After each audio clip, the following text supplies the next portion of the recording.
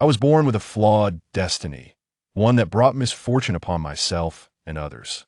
It was not until my grandfather arranged 80 marriage contracts that my fate began to alter, albeit gradually. Chapter 1. 80 marriage contracts. My name is Son Letien, a name bestowed upon me by my grandfather, who hoped I would align with the will of heaven and lead a carefree life. However, shortly after my birth, my parents vanished, and my uncles met tragic fates and perished, while others descended into madness.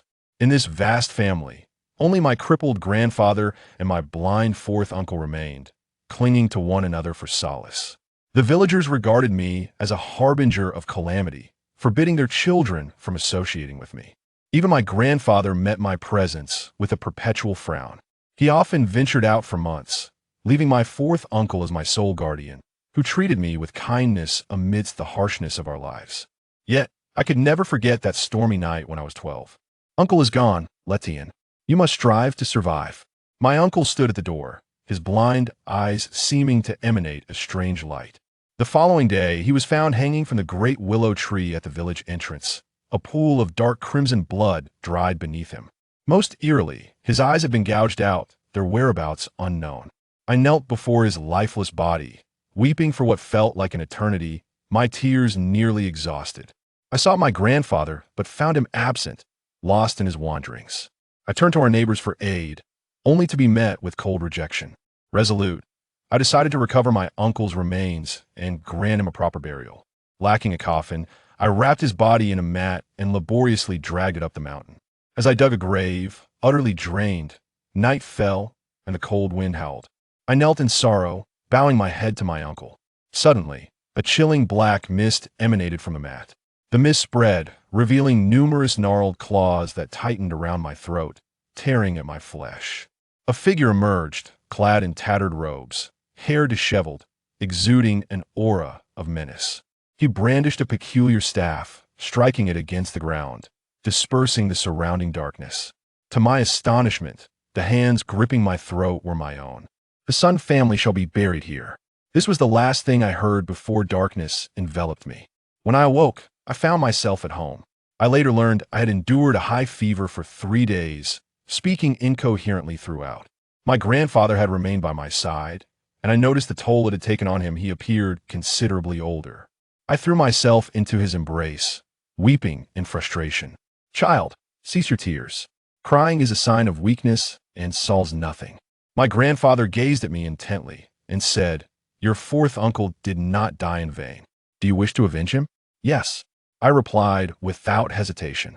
Very well, let us embark on a journey to acquire some skills.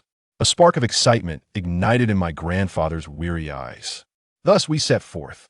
My grandfather was well acquainted with many, and in every place we visited, people greeted him with joy. However, their delight waned upon seeing me.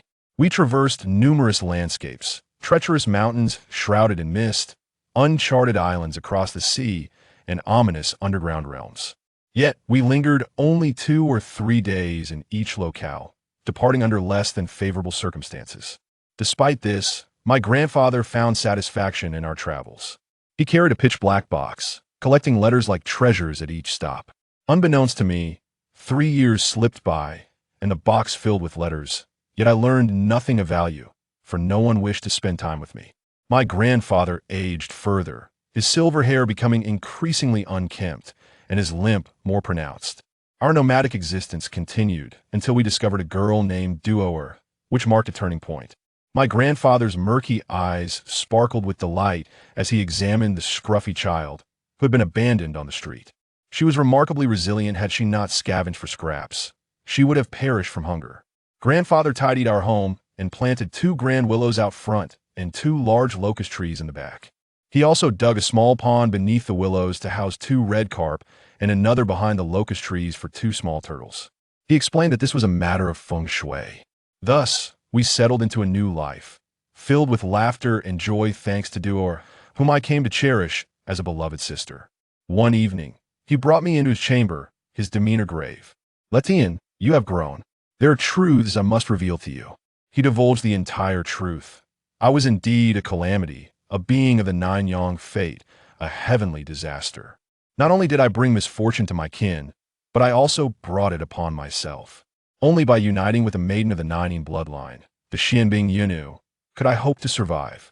Duo was the very embodiment of the Ninein bloodline.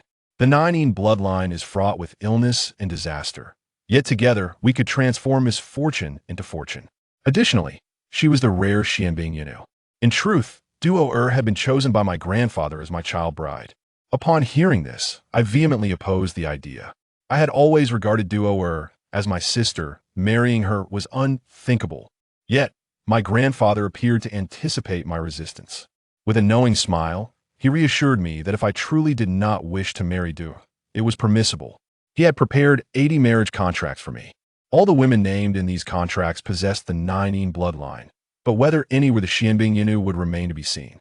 When I turned 18, I could seek them out. If I found the Xianbing Yunnu, Duo would remain my sister. However, if none of the 80 contracts contained her, I would ultimately have to marry Duo. I gritted my teeth and silently acquiesced. My grandfather revealed that there were aspects of my fate even he could not comprehend. This journey was to consult an esteemed sage. He instructed me to tend to the plants and animals around our home and to visit the 7 graves atop the eastern mountain on the 1st and 15th days of each month. He emphasized that I could only ascend the main path during daylight and must never linger at the graves after sunset. Should I have peculiar dreams, I was to follow them without fear. Lastly, he cautioned me explicitly, do not visit my 4th uncle's grave. I sensed that he was concealing something from me. After grandfather's departure, life with Duo became even more arduous, yet we relied on each other for support. Fortunately, we had some fields, ensuring we could at least eat and dress without worry. I diligently adhered to my grandfather's instructions, visiting the eastern mountain on the specified days.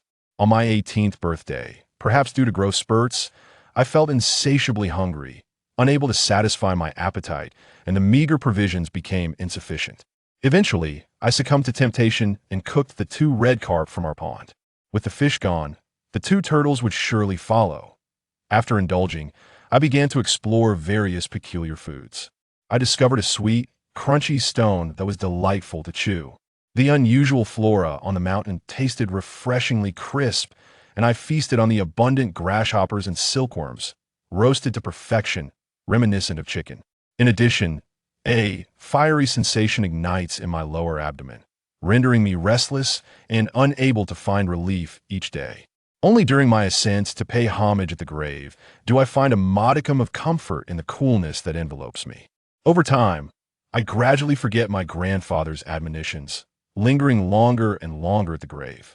One day, I become so absorbed in my thoughts that I lose track of time, only to realize it is already dark. In a state of panic, I hastened down the mountain. My grandfather forbade me from taking the narrow path along the mountainside. Yet, having consumed both carp and turtle, and having lingered until dusk, I reasoned that a brief venture down the small trail would pose no danger. Chapter 2. The delectable flavor, I take a deep breath and tread upon the narrow mountain path. The night breeze is cool, and the branches sway gently. As I reach the midpoint of the mountain, I hear a mournful cry of a woman emanating from the dense forest. The weeping is haunting, as if it reverberates right behind me. At the same time, a refreshing coolness washes over me, alleviating some of the heat in my abdomen. A woman in white bows her head, softly weeping. What troubles you? Why do you weep? I approach her, scrutinizing her features. For some inexplicable reason, the closer I draw, the more at ease I feel. The woman in white slowly lifts her head, her delicate visage adorned with teary eyes. She shyly replies, "It is dark, I am afraid. Where is your home?" I inquire. "Down the mountain," she responds, lifting her gaze to curiously regard me. "I'm just about to descend. You may accompany me," I offer. But she glances down at her feet. Hesitating, I have sprained my ankle. I look at her feet, but in the darkness, I see nothing. "Could you carry me?" The woman in white gazes at me with a pitiful expression. I initially consider refusing. However, the refreshing coolness stirs my heart, and I instinctively nod.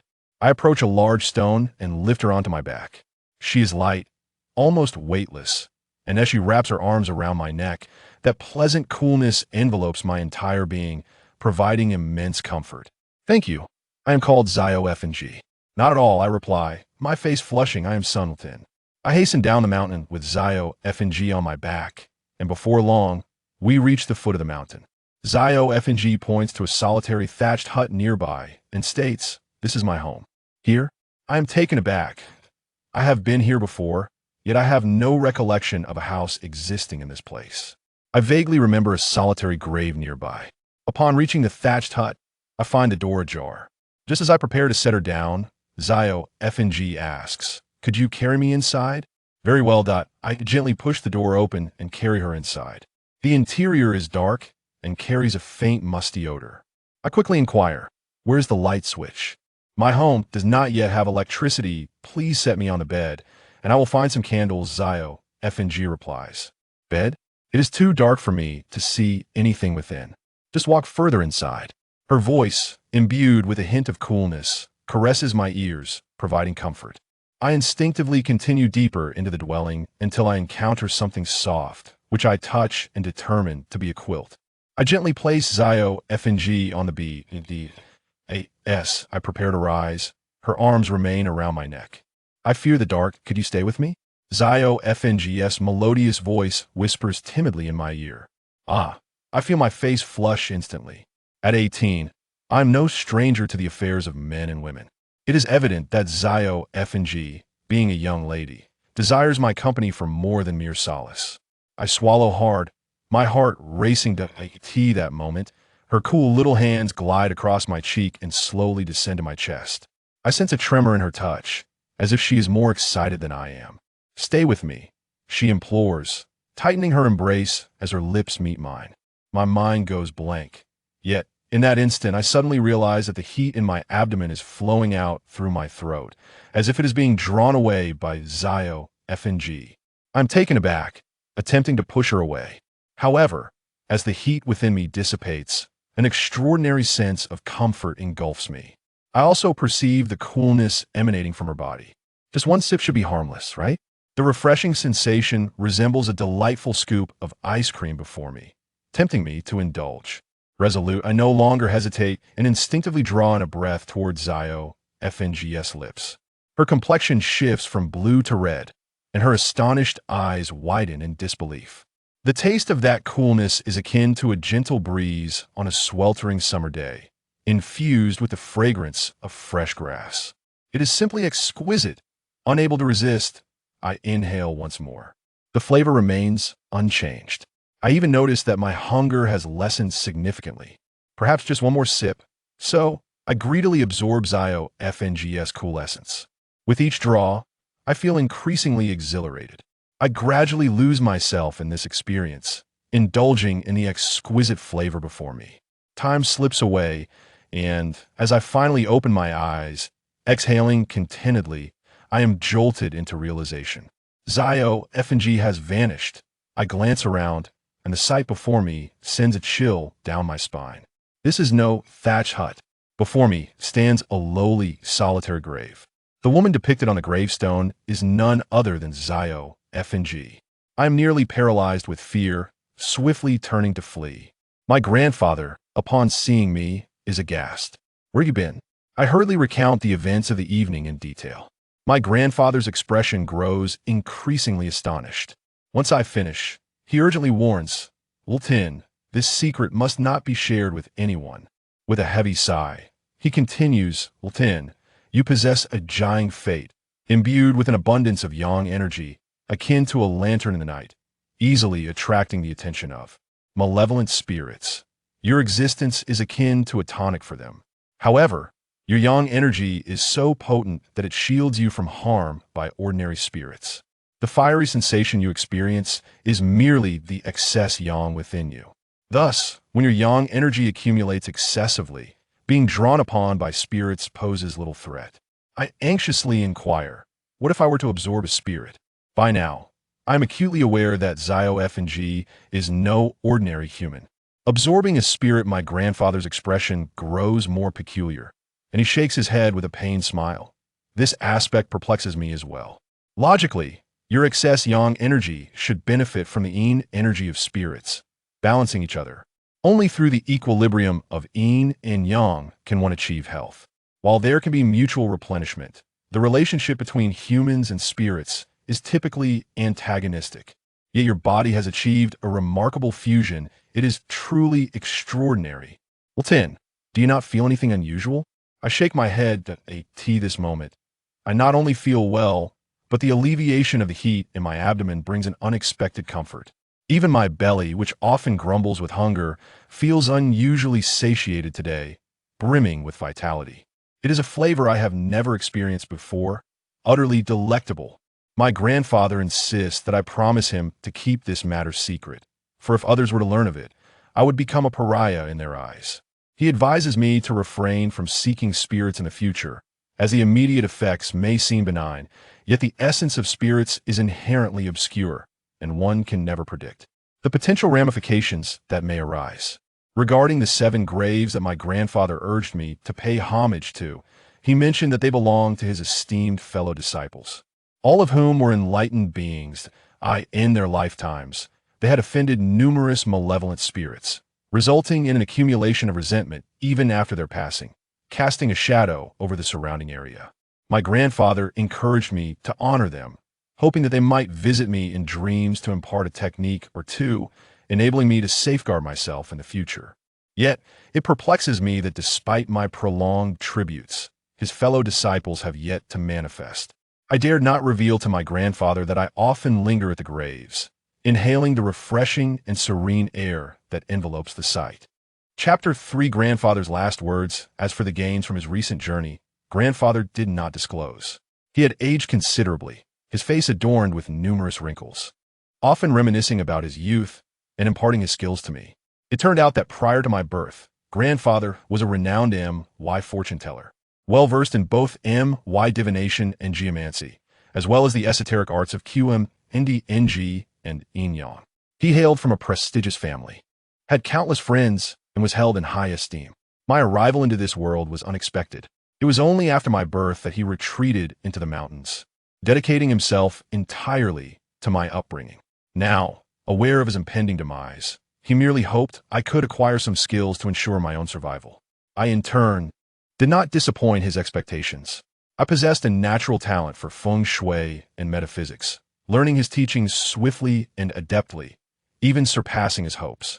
6 months later, grandfather passed away. He left me a box containing a letter addressed to me, a piece of jade, an ancient book without a cover, and 80 marriage certificates already inscribed with my name. I opened the letter. In it, grandfather first addressed the matter of the marriage certificates, expressing his concerns and urging me to find a suitable partner and marry soon, for only then could he rest easy. If that proved impossible, I should marry Dewar. Additionally, there was the round jade pendant. Grandfather mentioned that it had been present at my birth, its origins unknown, whether it was left by my mother or acquired from elsewhere. Upon my birth, both my parents mysteriously disappeared, leaving only me and that jade pendant. Regarding my parents, grandfather speculated that they might still be alive, as it seemed they had foreseen their disappearance, and even mentioned a sect unfamiliar to grandfather, Guim-In. As for the nameless ancient book, it was a relic from grandfather's sect, its contents indecipherable to anyone. Thus he passed it on to me without much significance. Grandfather advised me not to covet worldly riches, asserting that wealth comes from fate and should not be forced, nor should one be blinded by money. He urged me to care for my sister and not to worry about him, for he had accumulated virtue throughout his life and would be reborn into a good fate. Tears streamed down my face as I finished reading grandfather's letter, carefully wrapping and storing the items he had left me. After attending to grandfather's funeral, whispers about Dewar and me spread through the village. Villagers regarded us with disdain, as though we were harbingers of misfortune. Some even sought to expel us from the village, believing I had brought death to the SN family and that we were next in line. One day, while foraging for food in the mountains, a rude woman came to my home and hurled insults at Dewar. Without grandfather's protection, our lives grew increasingly difficult. At 14, Dewar had blossomed into a delicate beauty, yet her frail frame was a result of chronic malnutrition, leaving her health compromised. Having inherited grandfather's true teachings, I could certainly earn money by assisting others with feng shui and exorcisms. However, I heeded grandfather's advice and decided to wait another 6 months. Once I earned sufficient funds, I vowed to provide Dewar with a better life. 6 months later, someone finally arrived. It was my first encounter with Zhuling, a strikingly beautiful young woman dressed in a fashionable sundress, exuding a regal air akin to a little princess, albeit with an expression of disdain as she cast a scornful glance in my direction before pouting to her father, "Dad, are you truly heartless enough to marry me off to this bumpkin? Am I not your own daughter?" I was taken aback. Could she be? Zhuling ignored her, approaching me with an outstretched hand. "You must be Ltion. You and she have a marriage contract. Though this is our first meeting, we are not strangers. I have come to ensure that you and she can marry in the city." I had never anticipated a marriage proposal would come seeking me. I understood the underlying intention. The marriage was merely a pretext. His true purpose was to seek my assistance. I nodded. "Uncle, please tell me what you need." Zhuling was overjoyed, quickly responding, "It's urgent, Ltion. We must leave now." "Yes, you. Once this matter is resolved, I will allow you to marry Xiaoling. She is my only daughter, and if you become her husband, all my assets will be yours and hers." As he spoke, he grasped my hand, and then Zhuiling's, joining our hands together. Zhuiling's face contorted with disdain, eager to pull away. I looked at her, feeling a flutter of excitement. Could she truly be my destined partner? Suddenly, I recalled that through our birth dates, I could discern the presence of the G, Y, in Su Mi. Yet, I could not ascertain the identity of the Su in being YN. How then could I determine if she was the one I sought? Zhuing awkwardly remarked, "Ltion, don't overthink it. We have just met, and time will reveal everything." I nodded, yet my mind was consumed with thoughts of how to identify the Su in being YN. If Zhuling were indeed the Su in being YN, then regardless of her reluctance, I would find a way to marry her. This was not only to fulfill grandfather's wishes, but also for my own survival. However, if she were not, I would willingly relinquish the marriage, regardless of her feelings. I packed my belongings and locked the door, casting one last glance at the sorrowful abode. At last, I was leaving. I took Dewar and boarded Zhuing's vehicle. The car stirred up a cloud of dust as we departed the village, met with astonished stares from the villagers. On the road, Zhuing recounted his tale. The ancient mirror was exquisite, with a brass surface adorned with redwood and intricate carvings along the edges. However, one night, Zhuing awoke to find Lmi seated before the ancient mirror, laughing oddly at her reflection. He was instantly paralyzed with fear, hastily turning on the light and waking Lmi, who had no recollection of the incident. Zhuing and suspected the mirror was cursed and wished to dispose of it. Yet Lmi adamantly refused, leading to several quarrels until the mirror was moved from the bedroom to the living room. He thought that would resolve the matter. However, 3 days prior, the situation escalated. That night, Zhuing awoke to find Lmi missing from their bed.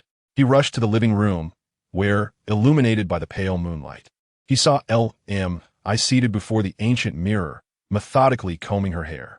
Blood was trickling down from her scalp, staining the comb, while she continued to giggle mindlessly. Chapter 4. I shall taste it. Since that day, Lmi fell into a deep coma. They had taken her to the hospital, but no ailment could be diagnosed. Ultimately, Zhuing recalled grandfather's words from a decade ago and hurriedly brought Xiaoling to seek my help. After listening to Zhuing's account, I understood the situation. The problem lay with the ancient mirror.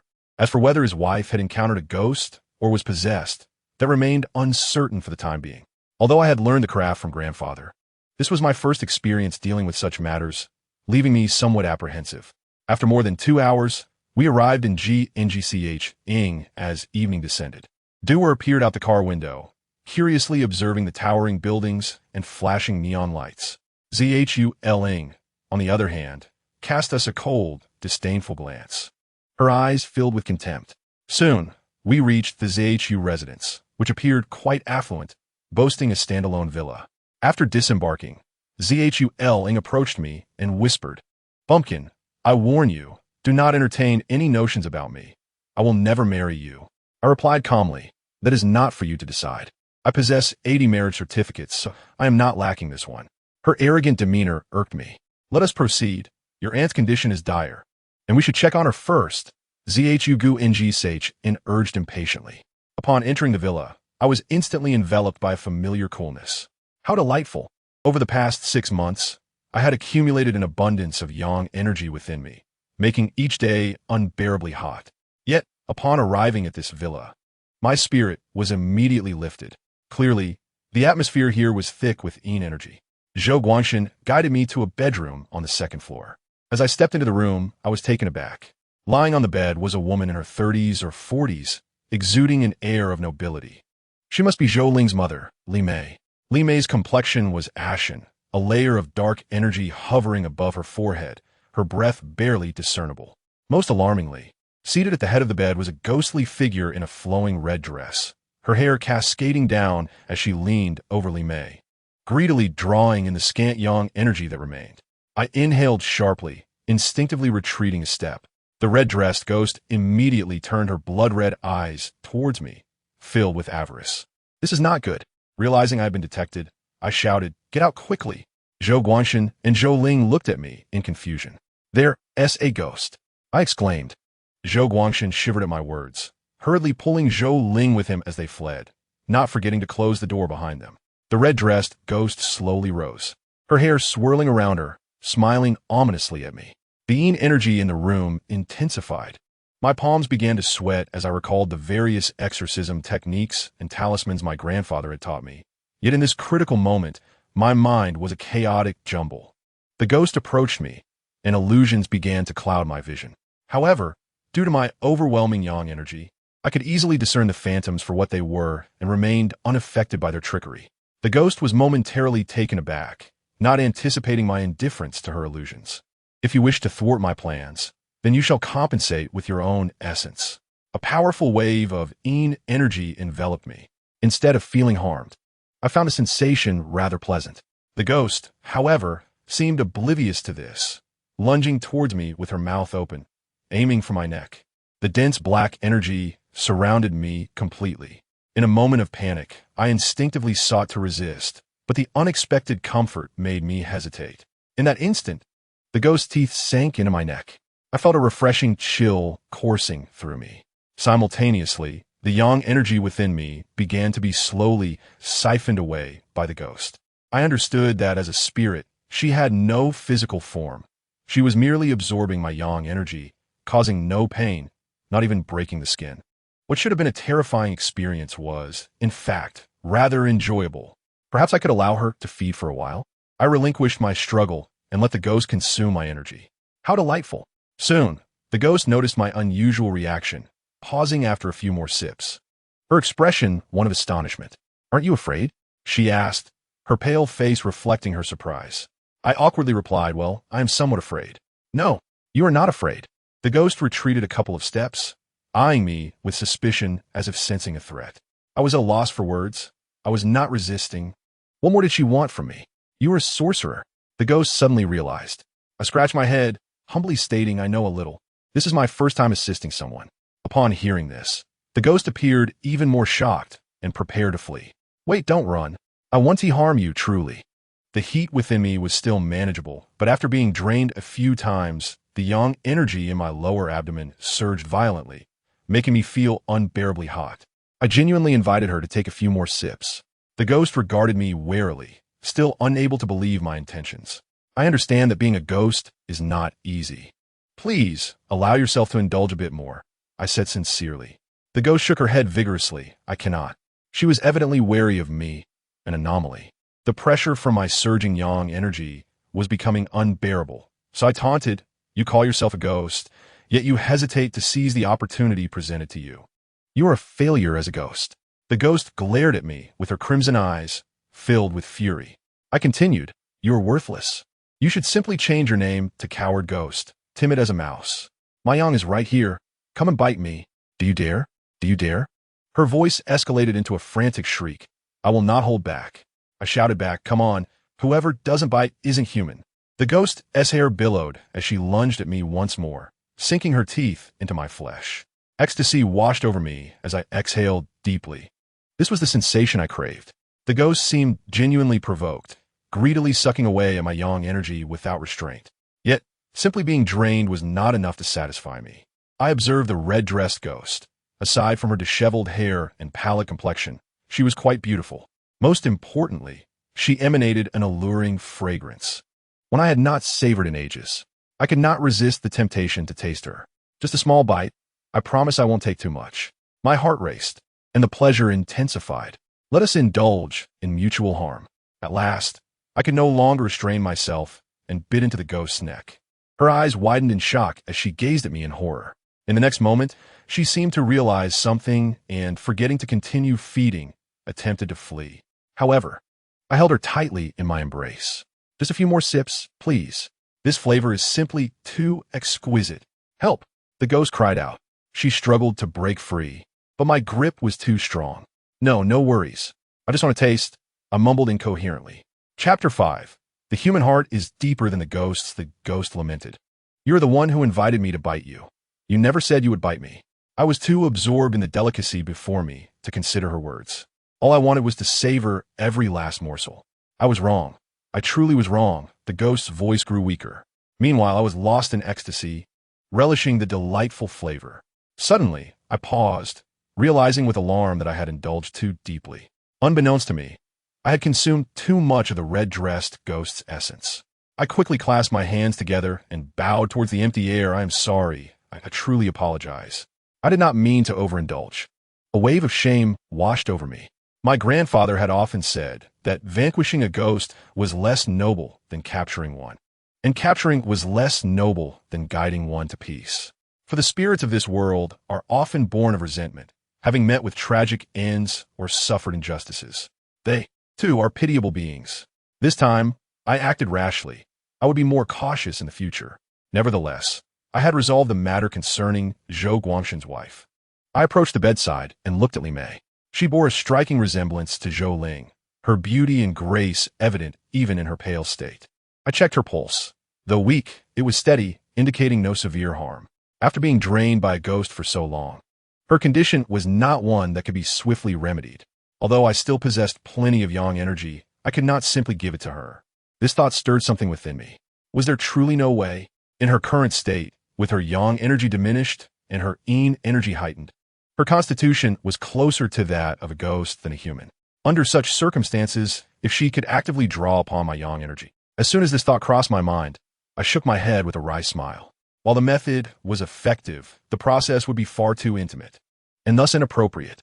There was, however, another approach.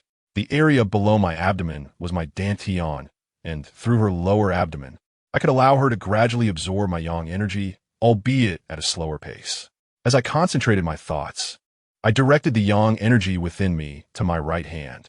Instantly, my palm flushed crimson, emanating a gentle warmth. I lifted the blanket and placed my hand on Li Mei's abdomen, allowing the yang energy to gradually nourish her. At that moment, the door swung open. Zhou Ling stormed in, her face flushed with anger, pointing at me and berating, "How dare you? You pervert!" With that, she raised her hand and slapped me. Duer ran in hastily, arms outstretched to block Zhou Ling, indignantly exclaiming, "You shall not hit my brother. Hit her. I would strike both of you." Zhou Ling retorted, raising her hand to strike Duer. Seeing Duer about to be hit, I could not afford to hesitate. I pushed Zhou Ling aside and tightly embraced Duer. Zhou Ling stumbled back, steadied herself, and then looked down at her chest, her face flushing, seemingly nervous. I was taken aback, suddenly realizing that the hand I had used to push Zhou Ling was the one infused with yang energy. So much energy had transferred to her, particularly in such a sensitive area. Surely, it could not be problematic. My heart raced. Zhou Ling, her face crimson, stamped her foot and glared at me, wanting to say something, but too flustered to articulate her thoughts. Just then, Zhou Guangshan rushed in, ready to inquire, only to see Li Mei slowly opening her eyes. "Darling." Zhou Guangshan hurried over, grasping Li Mei's hand with concern. "Mom," Zhou Ling exclaimed, rushing to her side. "What happened to me?" Li Mei questioned, as though awakening from a dream, gazing at them curiously. "It's all right. Everything is fine," Zhou Guangshan replied, his voice filled with excitement. "Thanks to Letian." He quickly approached me, hesitated momentarily, then pulled out his wallet, retrieving 200 yuan and handing it to me. "This is just a small token from your uncle. Please do not refuse it." Zhou Guangshan placed the money in my hand and continued, "Your aunt has just awakened, and there remains a plethora of matters to attend to, so your uncle will not keep you any longer. Do come over for dinner sometime. You're always welcome." Zhou Guangxin smiled, patting my hand gently, displaying the warmth of a caring elder. I raised an eyebrow but smiled and nodded. Thank you, uncle. And Zhou Ling, please do not misunderstand. I was merely treating Annie. After clarifying my intentions, I did not hesitate further and took Duer's hand, exiting the Zhou family villa. Night had fallen, and though it was a warm summer evening, my heart felt chillingly cold. Brother, where are we going now? Duer looked at me with concern. It's dark. We should find a place to stay, I replied, suddenly recalling that our luggage was still at the Zhou residence. Duer, wait here. I will go back to retrieve our belongings. Upon arriving in the Zhou family's living room, I overheard voices from the upstairs bedroom. Humph, a toad wishing to eat swan meat. Let him dream. Xiaoling, do not worry. How could your father possibly allow you to marry that poor boy? What I said earlier was merely to ensure he saved your mother wholeheartedly. As for the marriage certificate, the law does not recognize such things. Even if he took it to court, it would only bring him humiliation. Dad, I actually do not dislike him as much anymore. Dad, he may be a bit rustic, but that can be changed. Although he is poor, our family has wealth. No, Xiaoling, why have you suddenly changed your mind? I do not know. Perhaps it is love at first sight. He saved my mother, and I had misunderstood him. No, even if you do not dislike him, your father will not agree. He is merely a country boy, lacking family background and education. Even if he knows a bit of feng shui, he is unworthy of our family. You should forget him. Hearing this, I could only smile bitterly. My grandfather often told me that ghosts are the most deceitful. One should not trust ghostly words. Yet now, I understood that human hearts are even more inscrutable. I pushed the door open and entered. The Zhou family members were all taken aback. Zhou Guangxin's expression darkened, ready to scold me, but was restrained by Li Mei. Letian. Zhou Guangxin finally coughed lightly. Since you have heard everything, I shall speak plainly. It is not that I oppose this marriage, but you and Xiaoling are simply not suited for each other. Seeing Zhou Ling shaking her head vigorously, Zhou Guangxin sighed and looked at me with pity. I can grant you 2 years. If you can achieve something noteworthy, I will consider allowing you to join the Zhou family as a son-in-law. Without hesitation, I responded, no need. I pulled out the marriage certificate with Zhou Ling and threw it toward him, declaring, let us annul the engagement.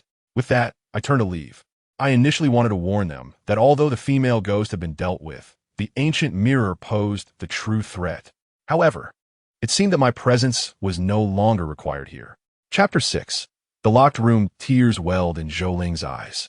She wished to chase after me, but was restrained by her father. Beneath the withered street lamp, Duer and I leaned against each other. Brother, I miss home, Duer said, gazing at me.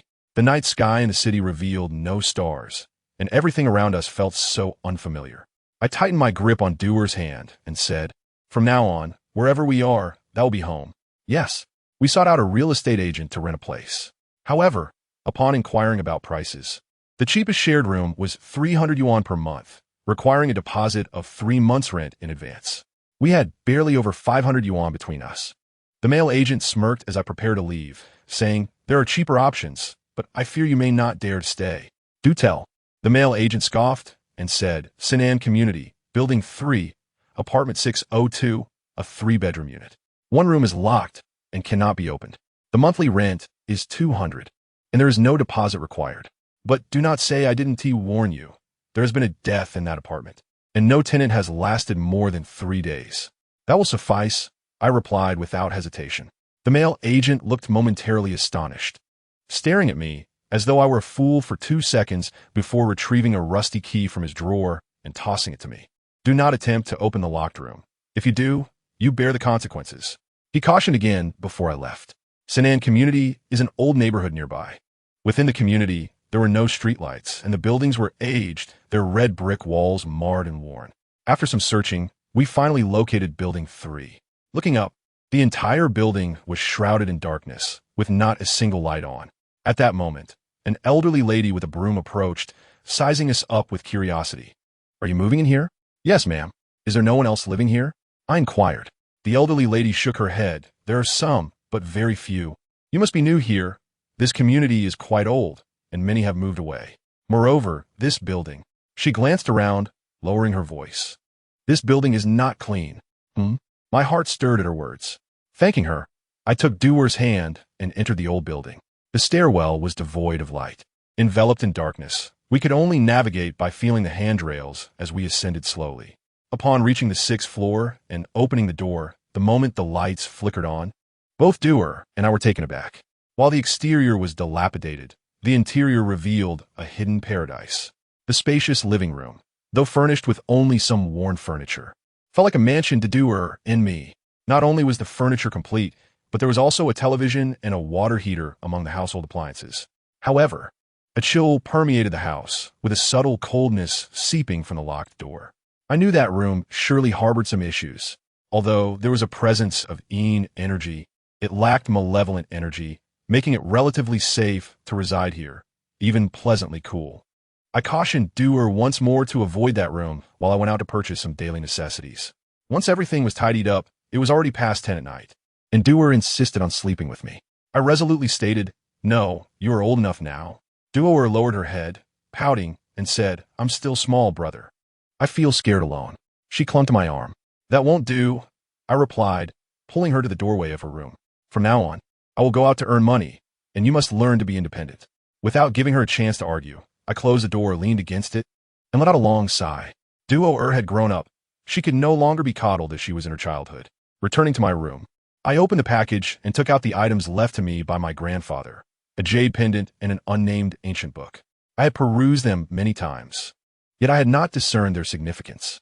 I organized 80 marriage certificates. Aside from the one with Zhou Ling, there were 3 others for Bai Xiaoting, Lin Yusin, and Su Xinyan. I set these 3 marriage certificates aside and reviewed the spells and incantations my grandfather had imparted to me before finally going to bed. Uncertain how long I had slept, I was suddenly roused by the creaking sound of a door opening. Could it be Dewar feeling frightened and coming to find me? No, the sound was emanating from the opposite side. Footsteps approached from outside, and a faint chill seeped through the crack of the door into my room. My heart skipped a beat. I squinted and gazed toward the door. With a creak, it swung open, and through the gap, I caught sight of a white nightgown. I could not see her upper body, but that white dress was certainly not Dewar's. My heart raced, and for a moment I found myself oddly intrigued. Having not eaten dinner, I was still quite hungry. Perhaps I could have a bite. With that thought, I feigned sleep, secretly observing the white dress specter as reaction. However, when I finally discerned the appearance of the white-dressed ghost, I was taken aback. She was simply too adorable. The ghost appeared to be around 18 or 19, with an oval face, straight bangs, and long hair cascading down her shoulders. Her delicate feet were bare, clad in a thin white nightgown that revealed her smooth calves, giving her an innocent and fragile demeanor. The little ghost rubbed her cheeks, took a deep breath, and floated toward me.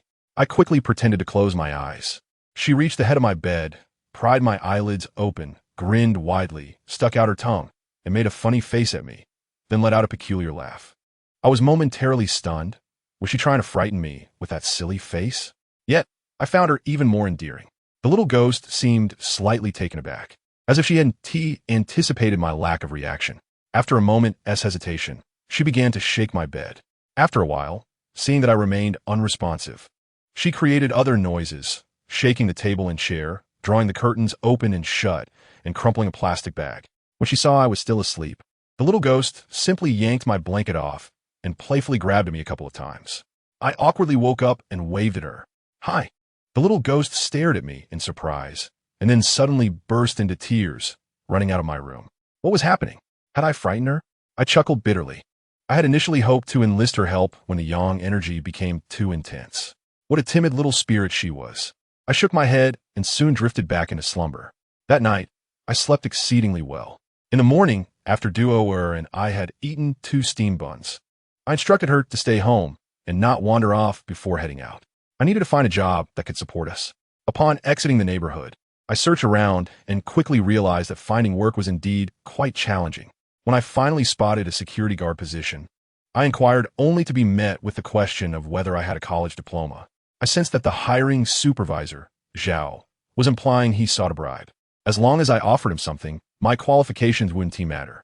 Seeing that I wasn't playing along, Supervisor Zhao grew disinterested.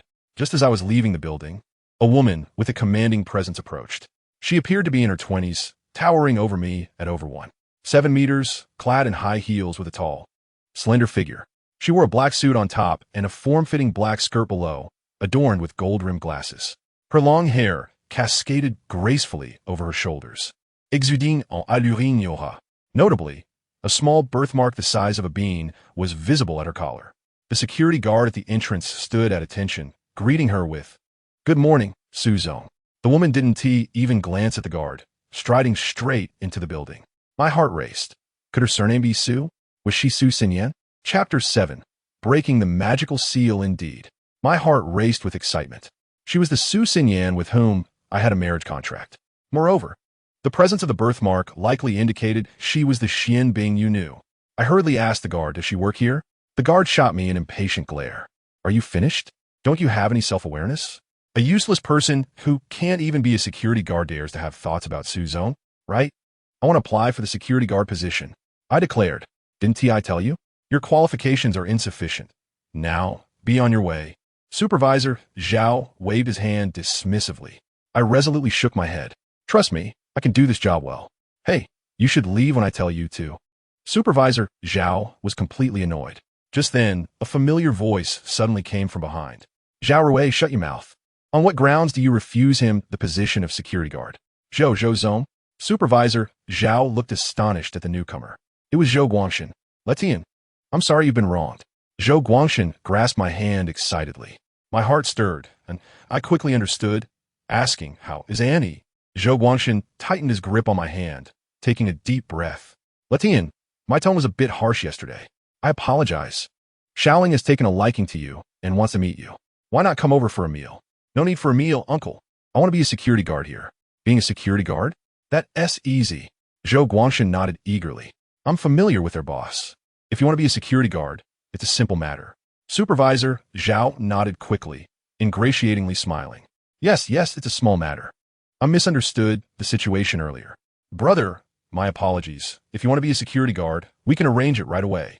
I understood clearly. There was no time for a meal. However, considering he had helped me secure a job, I could assist him once more, his wife being innocent in this matter. "Thank you, uncle," I replied calmly. It turned out that after I left yesterday, his wife had encountered another issue that very night. Initially, she had inexplicably fainted, but upon waking, she seemed like a different person altogether, exhibiting tremendous strength and causing chaos in the house. Both he and Zhou Ling were too afraid to approach. Zhou Guangshan had wanted to find me immediately, but had no idea where I had gone. Today, he visited the property management office, hoping to seek help from his friend, Liu, only to coincidentally run into me. "Letian, you must help uncle. I still have that marriage certificate.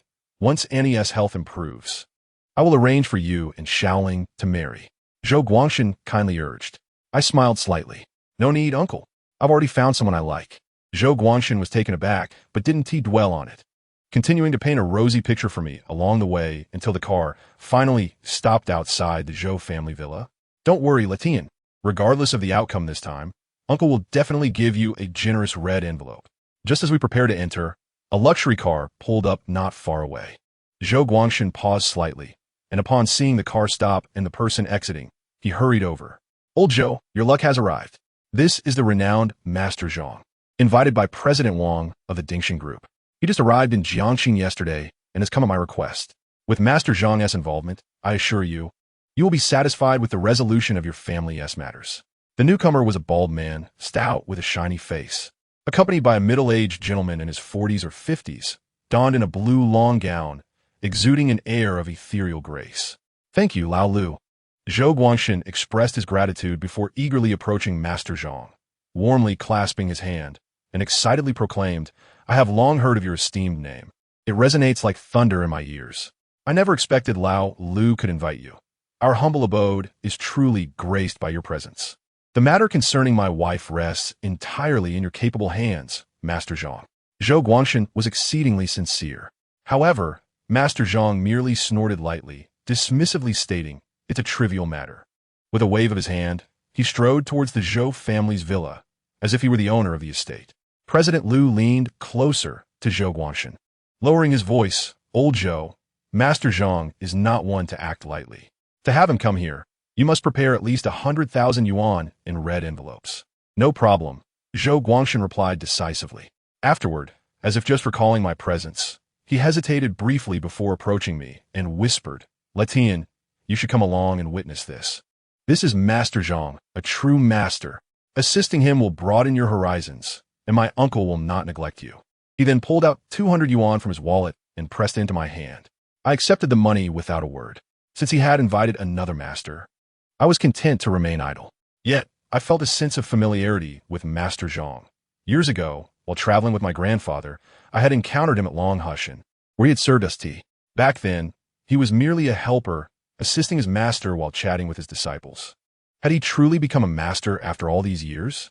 I did not dwell on it further and followed behind. Entering the villa, we arrived at the second-floor bedroom of the Zhou household, where Master Zhang immediately began to speak grandly, gesturing with authority. On the bed lay Zhou Guangshan's wife, Li Mei, who was in a faint. Upon seeing me, Zhou Ling's eyes brightened as she attempted to rush toward me, only to be halted by her father's glare. Master Zhang, stroking his goat beard, looked at Li Mei on the bed and coldly remarked, "Your wife is plagued by a malevolent spirit, which seeks to possess her body. If this continues for a few more days, she will no longer be your wife." "Huh? What should I do, master?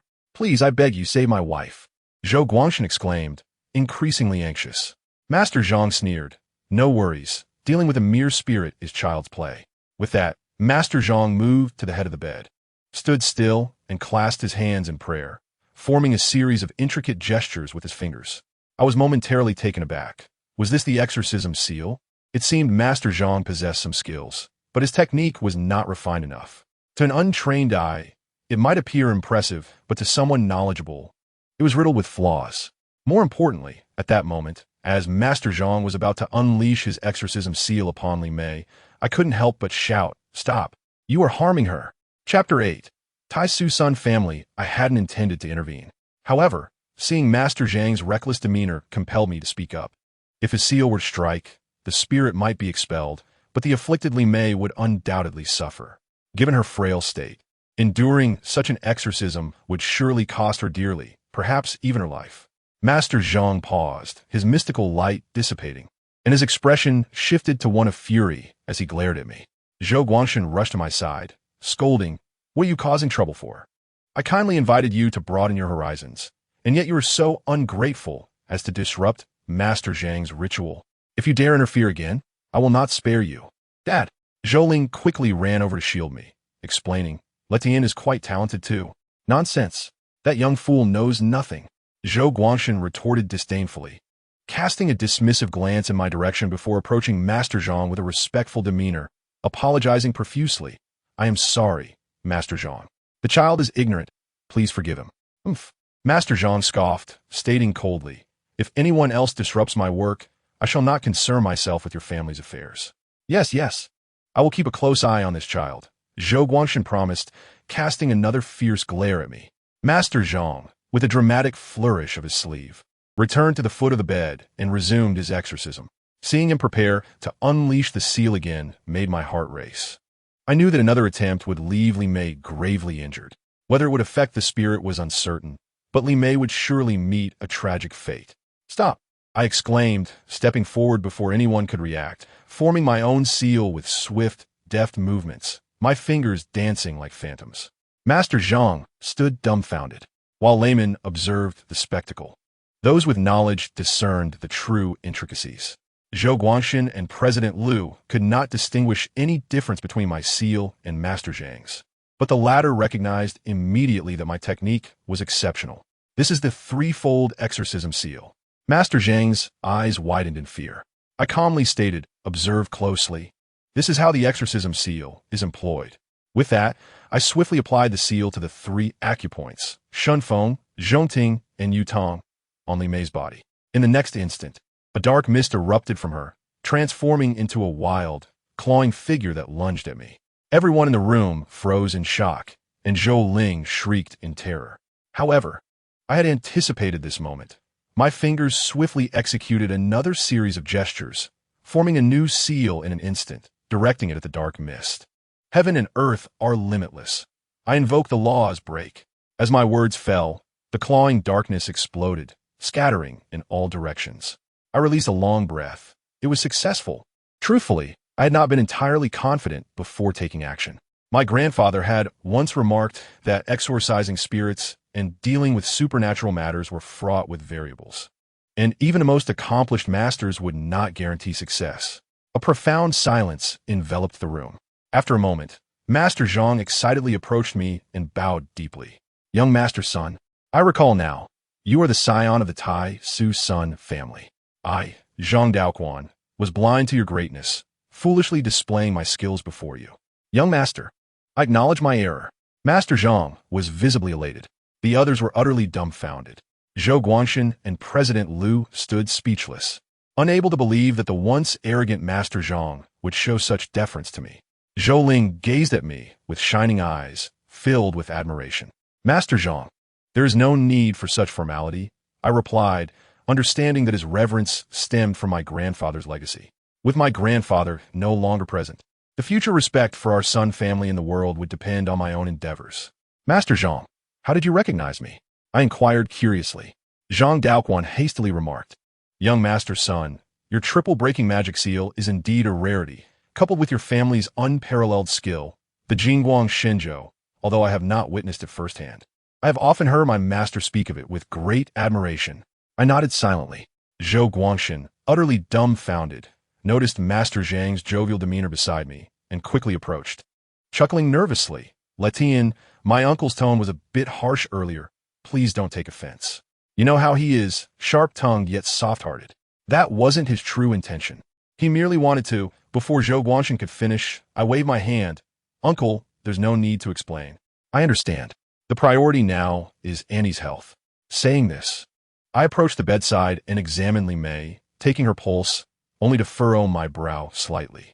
Seeing my expression, Zhou Guangxin grew more anxious. Letian, what's wrong with my aunt? I sighed. Annie was merely possessed by an evil spirit, which is not a grave issue. However, the power of Master Zhang's magic seal, just now, is indeed formidable. I glanced at Zhang Daoquan, who suddenly understood and slapped his forehead, exclaiming, Ah, young Master Sun is absolutely right. It was my oversight, my fault. He was indeed a person of considerable ability, and with a gentle reminder, he was able to comprehend the situation. Zhou Guangxin became even more agitated. What about the ancient mirror? I inquired of Zhou Guangxin, who stood there in a daze, stammering. I was told to throw away the ancient mirror. Chapter 9. The deadly ancient mirror, what? That is absolutely necessary. Zhou Guangxin, still in shock, hesitated to ask, what if we destroy the ancient mirror? Before he could finish, I interjected, if the ancient mirror is destroyed, Annie's consciousness will also be obliterated. She will lose her awareness for the rest of her life, lying in bed unresponsive. How could this happen? Zhou Guangxin was horrified. At that moment, Zhang Daoquan suddenly realized. I understand. She is not possessed by a ghost, but rather entangled by an evil spirit, which originates from that ancient mirror. I nodded silently. This Master Zhang was not entirely foolish. Observing Zhou Guangxin still standing there in shock, Zhang Daoquan glared at him and urged, Did you not hear, young Master Sun? If you cannot find the ancient mirror, your wife is doomed. Previously, I failed to recognize that your wife's issue was not due to a malevolent ghost, but rather an evil spirit invading her body. Now, her fate is intertwined with that ancient mirror. As long as the mirror is not resolved, no matter how far apart they are, it will come back to haunt her. Zhou Guangxin, finally awakening from his stupor, rushed out in a panic. I sighed inwardly. Zhang Daoquan was correct. Li Mei's condition was indeed more serious than I had anticipated. When I came last time, although I discerned the problem with the ancient mirror, I did not expect the evil spirit within it to be so ferocious. Countless vengeful souls had surely tainted that ancient mirror, and the ghost in red that I had dealt with was merely one of them. If the evil spirit within the mirror was not thoroughly resolved, there would be a continuous stream of vengeful ghosts seeking me out in the future. Zhou Ling approached me, tears streaming down her face, pleading for me to save her mother. I found it. Zhou Guangxin exclaimed excitedly as he returned to my side. Such heavy malevolent energy. Upon seeing the ancient mirror, Zhang Daoquan instinctively swallowed, taking 2 steps back. I stepped forward, taking the ancient mirror into my hands for careful inspection. The mirror was as large as a wash basin, with a mahogany frame and a brass mirror surface, exuding an antiquated charm and feeling weighty in my grasp. The malevolent energy visible to Zhang Daoquan was equally apparent to me. I could even see the distorted faces of ghosts reflected on the smooth brass surface. Find me an empty room. I will deal with this ancient mirror, I instructed. Oh yes, this way. Zhou Guangxin quickly led me to Zhou Ling's room. Is this suitable? Zhou Guangxin asked, looking at me. I scanned the room and nodded. Yes, you may leave now. Remember, no matter what sounds you hear, do not enter. Yes, yes. Zhou Guangxin nodded vigorously. The room was spacious, adorned with pink wallpaper, creating a beautiful and warm atmosphere, with curtains and bedding predominantly in shades of pink. I surveyed the surroundings, placing the ancient mirror on the vanity and then drawing the curtains. Instantly, the room grew dim, with sunlight filtering through the curtains, appearing hazy and desolate. The malevolent energy from the mirror began to release in this environment. Mirrors are inherently connected to the Yin realm, and this ancient mirror, whose origins are unknown, has absorbed countless vengeful souls. It has now transformed into a formidable weapon of malice. While spirits belong to the Yin realm, not all are malevolent. Whether a spirit is harmful depends on the malevolent energy it possesses. The danger does not stem from the Yin energy, but rather from the malevolent energy. The malevolent energy in this ancient mirror has already gained sentience, transforming into an evil spirit. Even without ghosts, this cursed mirror can inflict harm, especially since it is fused with the souls of the deceased. Thus, to neutralize this dangerous artifact, I must first liberate the souls trapped within. I sat cross-legged before the ancient mirror, beginning to recite the rebirth incantation. Those who have died unjustly, whether by daylight or night, depart now and be reborn elsewhere. As I chanted, the distorted faces on the cursed mirror became increasingly vivid, as if they were trying to break free from its confines. The Yin energy within the room intensified, soon filling the air with piercing cries of anguish. I furrowed my brow. The evil spirit was aware of my intentions, and these sounds were meant to disturb my concentration. I pressed my palms together, forming a seal, and focused my mind entirely on the profound essence of the rebirth incantation, which seemed to manifest as shimmering runes. However, illusions began to appear before me. Due to my strong yang energy, I remained acutely aware that these vivid visions were mere fabrications. Before me, scenes shifted rapidly. One moment a bone-laden hellscape, the next a radiant golden paradise. Countless skeletal hands reached out towards me, only to morph into enchanting beauties flaunting their allure. Though my powerful yang energy provided resistance, the malevolent energy should not be underestimated. Soon, beads of sweat began to form on my forehead.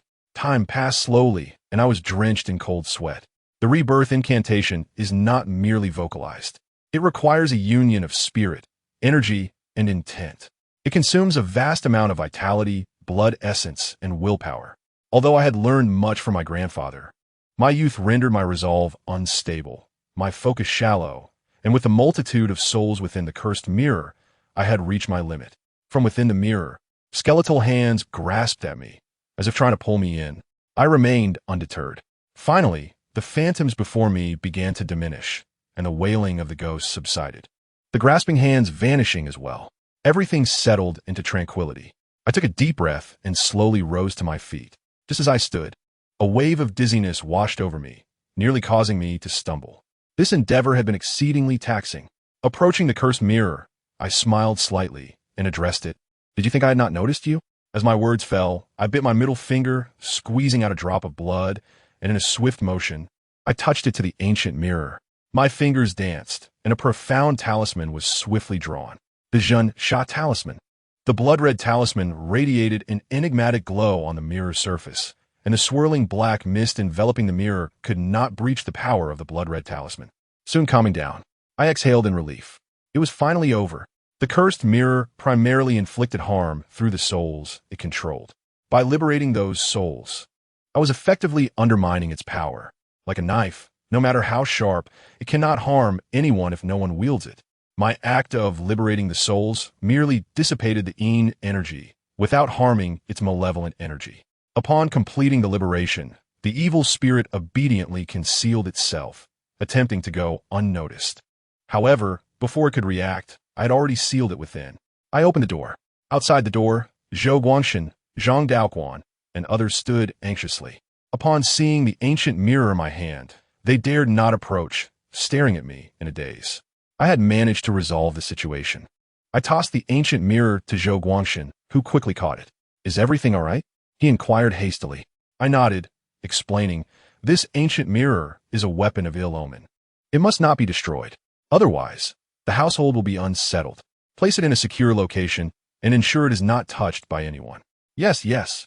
Zhou Guangshan nodded vigorously, then, with a quick glance, asked, will your aunt be safe from now on? She will be fine. That's good to hear. He sighed in relief, visibly easing his tension. Simultaneously, his eyes sparkled, and he promptly retrieved his wallet. Observing his familiar gesture, I quickly interjected, Uncle, I heard you were going to give Master Zhang 100,000? Zhang Daoquan waved his hand dismissively, saying to Zhou Guangshan, I do not accept rewards without merit. I shall not take this money. Zhou Guangshan, with enthusiasm, pulled me aside and lowered his voice, saying, Letian, we are family. How can we treat him, an outsider, the same way? Discussing money creates distance. Here, Uncle will give you 1,000. Please do not refuse. As he spoke, Zhou Guangshan opened his wallet, pulled out 1,000 yuan, and generously placed it in my hand, patting the back of my hand. You must keep it. If you refuse, it is as if you were disrespecting Uncle. Chapter 10. Xianbing Yinu, I chuckled inwardly. He understood that the matter had been settled, and I would no longer be of use to him, thus severing ties. I was indifferent, however. My grandfather once said that wealth should come naturally. In the pursuit of riches, one might undoubtedly lose their sense of purpose and succumb to greed. With everything resolved, I felt no need to linger and prepared to leave. Let me see you off, Zhou Ling called out, following me. I nodded in acquiescence, walking out of the Zhou family villa alongside her.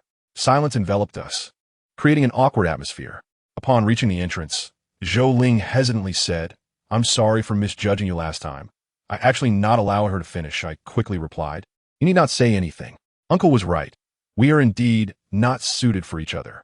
But I truly like you, Zhou Ling exclaimed suddenly, a spark of courage igniting within her. With that, she burst into tears. I sighed heavily. I understood that Zhou Ling's transformation stemmed from the last incident when I inadvertently infused her with yang energy. The balance of yin and yang had made her sensitive to my essence, leading to her inexplicable infatuation. Do not cry. We are not without possibilities. But my circumstances are somewhat unique. In my world, I'm not in a position to cherish anyone. My other half is left to fate. I do not even know if that could be you. Please grant me some time to contemplate, I said with a bitter smile. Fully aware of her feelings, yet neither accepting nor rejecting them. This is what one might call a scoundrel. Zhou Ling, however, nodded eagerly, looking at me with hope. Yes, yes. I will follow your lead. I believe I am your other half. She wished to keep my phone number, but I did not possess a mobile device. Instead, she hurriedly shared her number, urging me to contact her whenever necessary. After bidding me farewell, she reluctantly departed. Taking a deep breath, I left the premises. Brother, did you find money? Dewar said excitedly. I smiled. Let us cook. We shall have a good meal today. Yes, yes. I want 2 bowls of rice. Dewar exclaimed, rushing to the kitchen. Regardless of circumstances, at least for now, I would not go hungry. As for the security job, it was still necessary to pursue. Firstly, I needed a stable source of income. More importantly, Su Xinhui in that office building might very well be my destined partner. The bearer of the 9-yin absolute pulse is exceedingly rare, and combined with the Xianbing Yunu, they are even fewer. The Xianbing, if a virgin, bears a blue birthmark, if not a red one. Of course, those with a red birthmark cannot be deemed Yunu. Yet not every blue birthmark signifies a Xianbing Yunu, as some individuals simply have such marks unrelated to them.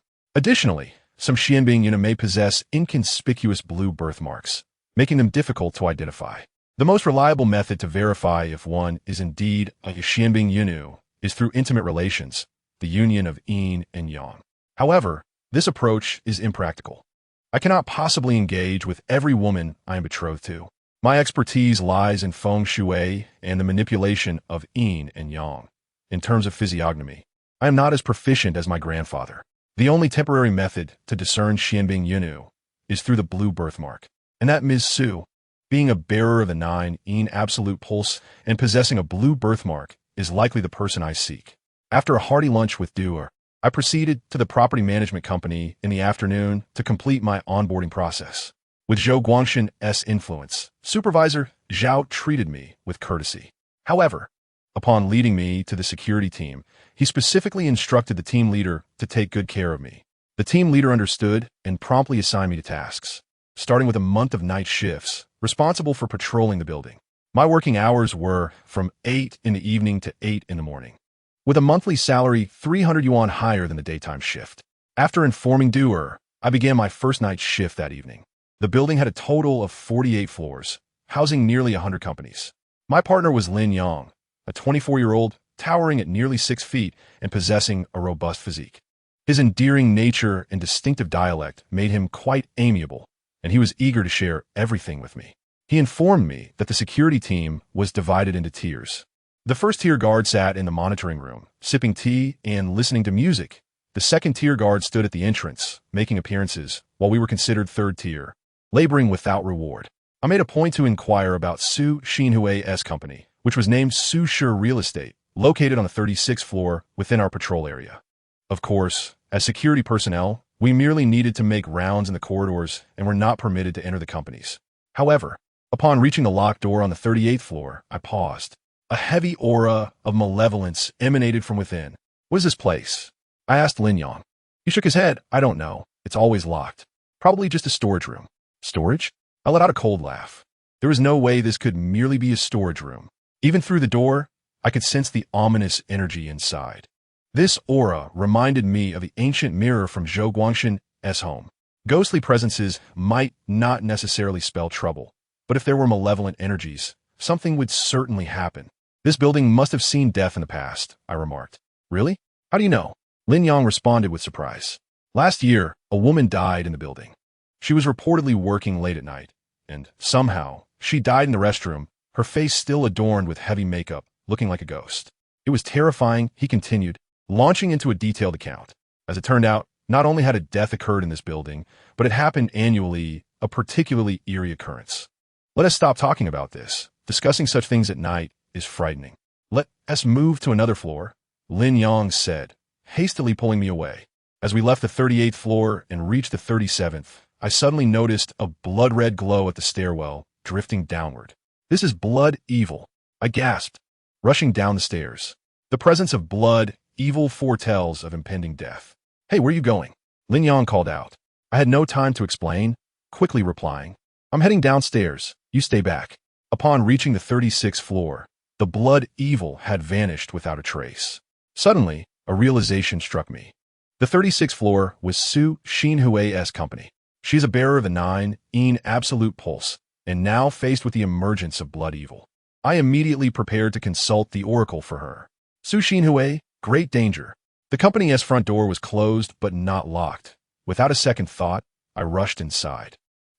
A woman's scream echoed from the innermost office. I hurried to the door of the president's office. The entire company was shrouded in darkness, save for this one office where the lights remained illuminated. Without hesitation, I boldly stepped inside. The office was spacious yet utterly deserted. A moment of surprise washed over me as I quickly noticed the sound of rushing water emanating from a door within. I rushed forward and kicked the door open. Then, I found myself in an awkward predicament. Chapter 11. Bloodshot enters the body. To my astonishment, it was a bathroom. I had never encountered such a situation, unaware that one could bathe in an office. Amid the steam, Su Xinhui screamed, hastily covering her modesty with a towel. I'm so sorry, I stammered. My face flushed as I repeatedly apologized. Exiting the bathroom, I hurriedly inquired, Are you all right? Get out, came Su Xinhui's furious roar from within the bathroom. I'll let you in. Leave. I'm going to file a complaint against you. Su Xinhui, please let me explain. I am Sun Letian, and we are bound by an engagement, I quickly interjected. A heavy silence fell within the bathroom. After a moment, Su Xinhui's icy voice responded, It's you? As she spoke, the bathroom door swung open, and Su Xinhui emerged. I know you, Sun Letian. Huh, you really have come knocking. Well, I don't know what you think, but I have nothing to say to you now. I will have my assistant discuss the engagement with you. With that, she gestured for me to leave, stating, I want to pursue today as incident, but I hope to never see you again. You may go. She exuded an alluring aura, composed, calm, and self-assured. Miss Su, I'm not here to discuss the engagement. You are in grave danger. I heard you scream. What has happened? I asked. I had no expectation that an engagement would lead to a wedding. My primary concern at that moment was the elusive Bloodshah. It's none of your business. Su Xinhui replied coldly, pointing toward the door. Leave. Su Xinhui. I raised my voice slightly, stating with urgency, "Do you not realize you are in danger? Blood Shah has entered. Your aura is dangerously strong." You. Su Xinhui's face flushed crimson as she lowered her head, gritting her teeth, and pointed toward the door.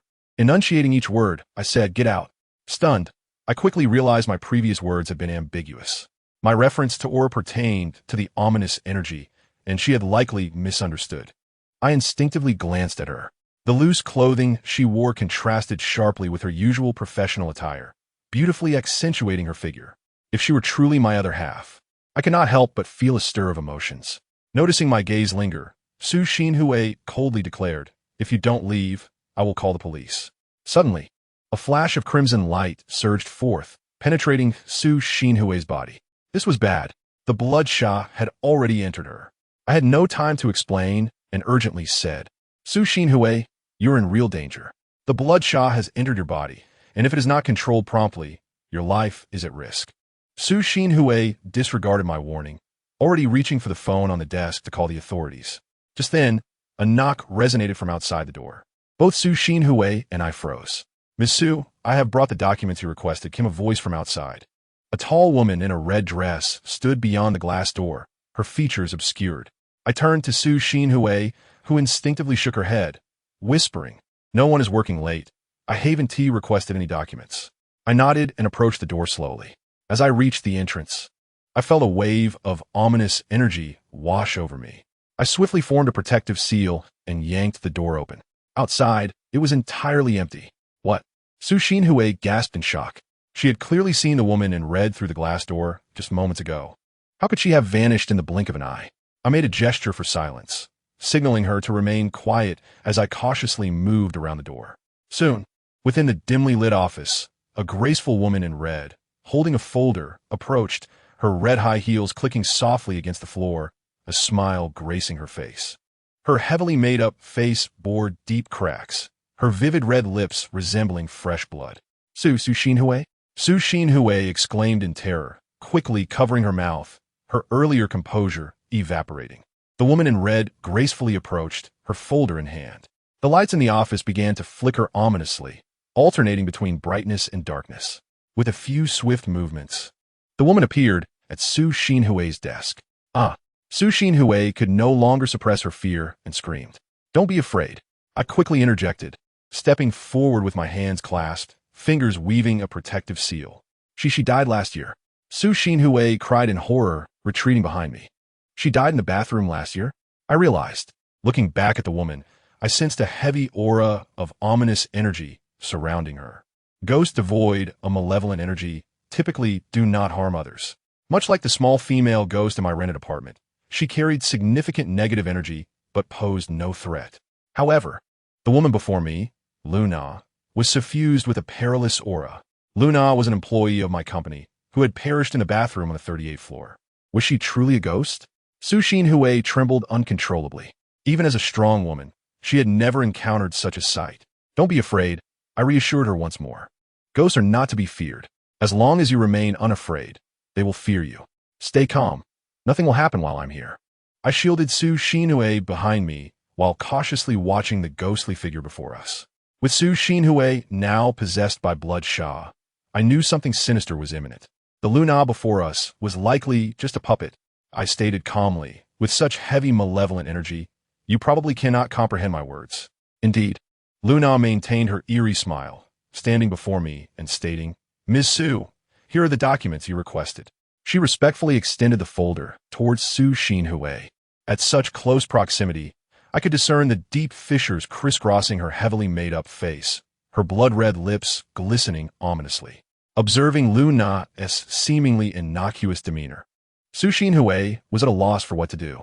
I realized something urgently and instructed, "You must always remember, she is a ghost. Guard your spirit and do not succumb to fear." Just as I finished speaking, Luna's mouth suddenly widened, revealing a gaping maw filled with sharp teeth. Her jaw stretched to her ears as she let out a chilling wail, lunging at us with malicious intent. A piercing scream echoed from behind. My heart raced. This was it. Su Xinhui's vital energy had been shattered by the sudden fright. Chapter 12. Opening the Yin-Yang ghosts are merely a form of energy. Few possess the power to kill directly. To harm, A ghost must instill fear, which weakens a person's vital energy. As the yin energy prevails, the yang diminishes, allowing the ghost to take advantage of the opening. Thus, in every haunting event, the initial act is to frighten. Only once the spirit has collapsed does the ghost find an opportunity to strike. As I prepared to unleash my protective seal, Luna's ghostly smile suddenly vanished, and she disappeared. I had intended to use it to draw out the source of the malevolent energy behind her, hoping to resolve the bloodshot afflicting Su Xinhui. However, it appeared that the forces at play were far more cautious than I had anticipated. At that moment, Su Xinhui appeared entranced, her expression blank as she walked toward the window. Alarm bells rang in my head as I raced after her. Su Xinhui moved with alarming speed, and by the time I caught up, she was already at the window's edge, half of her body leaning out as if trying to grasp something. Su Xinhui, I shouted, but she paid me no heed. At the pivotal moment, I embraced her hand, concentrating a surge of yang energy and immediately infusing it into her lower abdomen. Just moments ago, I had encountered my late grandmother, who beckoned me to her. I longed for her. Tears streamed uncontrollably from Su Xinren's eyes as she instinctively clung to me, sobbing softly. It's all right. It was merely an illusion. Remember, do not be afraid. Fear is tantamount to defeat. Su Xinren nodded, her demeanor strengthening, yet she still anxiously scanned the surroundings and whispered, "Where's Luna? She is still here." I assured her. Suinaran instinctive nasalt closer tome. I suddenly realized that by infusing yang energy into her lower abdomen, while it had helped dispel the malevolent force invading her body in this critical moment, my yang energy had also merged with hers. Could she too end up like Zhouling? I dared not dwell on the thought. Even if she reappears, do not succumb to fear. Do you understand? I understand. Su Xinren grasped me tightly. All right, I shall summon her now. With that, I clasped my hands together, my fingertips shifting as I recited the soul-calling incantation. Yin and Yang have their paths. The spirits manifest in all directions. The 5 elements return to their source. The 8 trigrams reveal their forms. Open. Upon completing the chant, my fingers, imbued with divine light, brushed against my forehead, and instantly, the world before me transformed. My yin-yang eyes opened, revealing the trails of yin and yang energies. However, as I surveyed the office, I found nothing. How can this be? I furrowed my brow slightly. Perhaps we should leave quickly, Su Xinren suggested anxiously. I shook my head. She has already found you. Unless we resolve this completely, avoiding today will not spare you tomorrow. Su Xinren shivered again, falling silent. I could sense that the malevolent aura lingered in the office, yet the figure of the red-clad ghost was nowhere to be seen.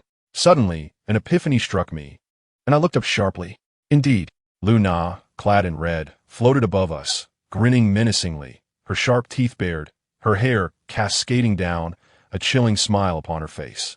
Su Xinren also caught sight of Luna. This time, she stifled her fear and refrained from screaming. Hee, hiding are we? I muttered, forming a breaking spell with my hands and pointing upwards. The red-clad ghost moved swiftly, transforming into a cloud of dark mist, vanishing in an instant. Her heavy malevolence was not easily dealt with. Thus, despite forming the breaking spell, I refrained from releasing it. As the red-clad ghost disappeared again, Su Xinren anxiously clutched my clothing, and I hurried to the office door, turning off the lights. What are you doing? Su Xinren exclaimed in shock. I offered no explanation. Instead, I focused intently, scanning the office. What my eyes perceived was not necessarily reality. Only in darkness could one discern the essence. With me present, she could not harm Su Xinren. However, this game of hide and seek was tiresome. I needed a definitive solution. In the darkness, I surveyed the surroundings, my mind already formulating a plan. She grasped me nervously, but nodded in agreement. I walked directly toward the office desk. Halfway there, I suddenly turned, approaching a large floor mirror and decisively biting my fingertip, letting the blood drip onto the mirror, swiftly drawing intricate symbols. The blood-red talisman materialized, radiating a golden hue upon the mirror surface. Su Xinren stood in stunned silence, as this scene defied all rational explanation. It was utterly supernatural. Soon, Luna's pale, ghostly visage emerged in the mirror. The ghost shrieked, attempting to break free from the mirror, but the blood-red talisman restrained her, trapping her inside. I intended to trace the source of the blood malevolence within Su Zinnerin through her, but found the ghost too cunning, always eluding capture. Exterminating the ghost was far easier than capturing it. I had no choice but to annihilate her. With my hands clasped together, I formed another spell, directing the divine light from my fingertips against the mirror. Heaven and earth without limits. The cosmos grants power. Break. The golden light surged forth, consuming the dark mist, and the face in the mirror twisted, emitting shrill, mournful wails. Soon, tranquility returned. I inhaled deeply. It's over. Luna had become a ghostly malevolence, devoid of reason, entirely reduced to a puppet. Since I could not find a breakthrough through her, there was no longer any point in leaving her alive. I turned on the lights. Under the illumination, Su Zinnerin's face was ashen, clearly still shaken. She swallowed hard, seemingly coming to her senses, and gazed at me. Did we just encounter a ghost? I nodded. The ghost is not the crux. What matters is the blood malevolence within you. Su Zinnerin's current condition mirrored that of Li Mei, though the malevolence within Li Mei was not as severe as the blood malevolence plaguing Su Zinnerin. Moreover, the critical difference was that the malevolence afflicting Li Mei originated from an ancient mirror, leaving a traceable path. However, the source of the blood malevolence within Su Zinnerin remained a mystery. Blood malevolence? Is it a ghost? Su Zinnerin inquired hastily. I shook my head. Malevolence is not a ghost, but it is far more terrifying. Blood malevolence is a formidable type of malevolence. Once it enters the body, it results in calamity, leading to death without respite. Su Zinnerin's complexion paled further. So does that mean I am doomed?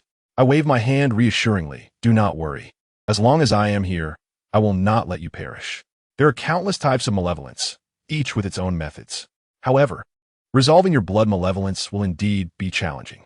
Su Zinnerin bit her lip, speaking coldly. Son Letian, you are not trying to use this matter to coerce me into. Before she could finish, I gestured for silence. What do you take me for? Rest assured, I will not take advantage of your plight. The matter of the marriage contract can wait. What is paramount now is to dispel the blood malevolence within you. All right. Su Zinnerin nodded resolutely. I entrust this matter to you. If you help me, I will give you 1 million. 1 million? My eyes widened in astonishment. To me, that sum was astronomical. However, I quickly composed myself. My grandfather once said that no matter how much money one possesses, it is merely a figure. In fact, an excess of wealth can lead to one's downfall. I replied, there is no need for such a large amount. Whatever you can give will suffice. However, Su Zinnerin shook her head. I know the worth of my life. 1 million is not excessive. Very well. My grandfather's words rang true. The pursuit of profit can be a double-edged sword. Now, the thought of 1 million made it difficult for me to remain composed. I have heard of your grandfather's abilities. My father mentioned that if not for your grandfather when I was young, I might have. Su Zinnerin continued, her voice tinged with unease. As for the marriage contract, it is a matter left by our elders. We must consider it carefully. Regarding your abilities, I trust you with my life. What shall we do next? After the recent encounter, she had placed her complete trust in me. In this moment, she regained her usual poise and confidence, though her cheeks flushed whenever she looked my way. Clad in a silk robe, she exuded an alluring grace, even more captivating than usual. Su Zinnerin might very well be the Xianbing Yanu, perhaps even my other half. Contemplating this, my heart raced. If that were the case, she would indeed be my future wife. Her affairs were now my own, and I needed to ensure her safety. I pondered for a moment and said, blood malevolence does not arise spontaneously. It must have a source, a lethal artifact, which is undoubtedly linked to blood. I have heard that in this building, a person dies every year. That artifact should be located within this very structure. With this thought, I immediately recalled the locked room on the 38th floor. The malevolence emanating from there was palpably intense. Su Zinnerin quickly asked, so, you mean the deaths in the building each year are due to that object? I nodded, indeed. Last year, it was Luna. This year, it was meant to be you. If you were to perish, your soul would fall under the dominion of that malevolent spirit. Much like Luna, losing all consciousness and continuing to harm others. Were it not for you, I might have been in grave danger this very evening. Su Sinan bit her lip, her eyes shimmering with tenderness. I hope nothing will happen to me tonight, she asked anxiously. I shook my head and replied, I shall draw a talisman for you that can temporarily suppress the bloodthirst within you. As long as we leave the building and step beyond the reach of that cursed object, you will be safe for the next 3 days. Thank you. Su Sinan expressed her gratitude. However, I quickly added, this talisman must be drawn directly on your body. I felt a tinge of embarrassment. What do you mean? Su Sinan asked with concern. I cautiously explained, it is too late to procure yellow paper or cinnabar, so I can only draw the talisman on your skin. Her face flushed, and she realized the implications. After a brief hesitation, she resolutely nodded and asked, where should I have it drawn? Though her expression was determined, her cheeks were still rosy. On your back will suffice, I instructed. All right. Su Sinan, with remarkable decisiveness, turned around and unfastened the ribbon at her waist without a hint of hesitation. Her clothing slid down, revealing her graceful figure. I swallowed hard, reminding myself to remain composed. Excessive thoughts could compromise the efficacy of the talisman.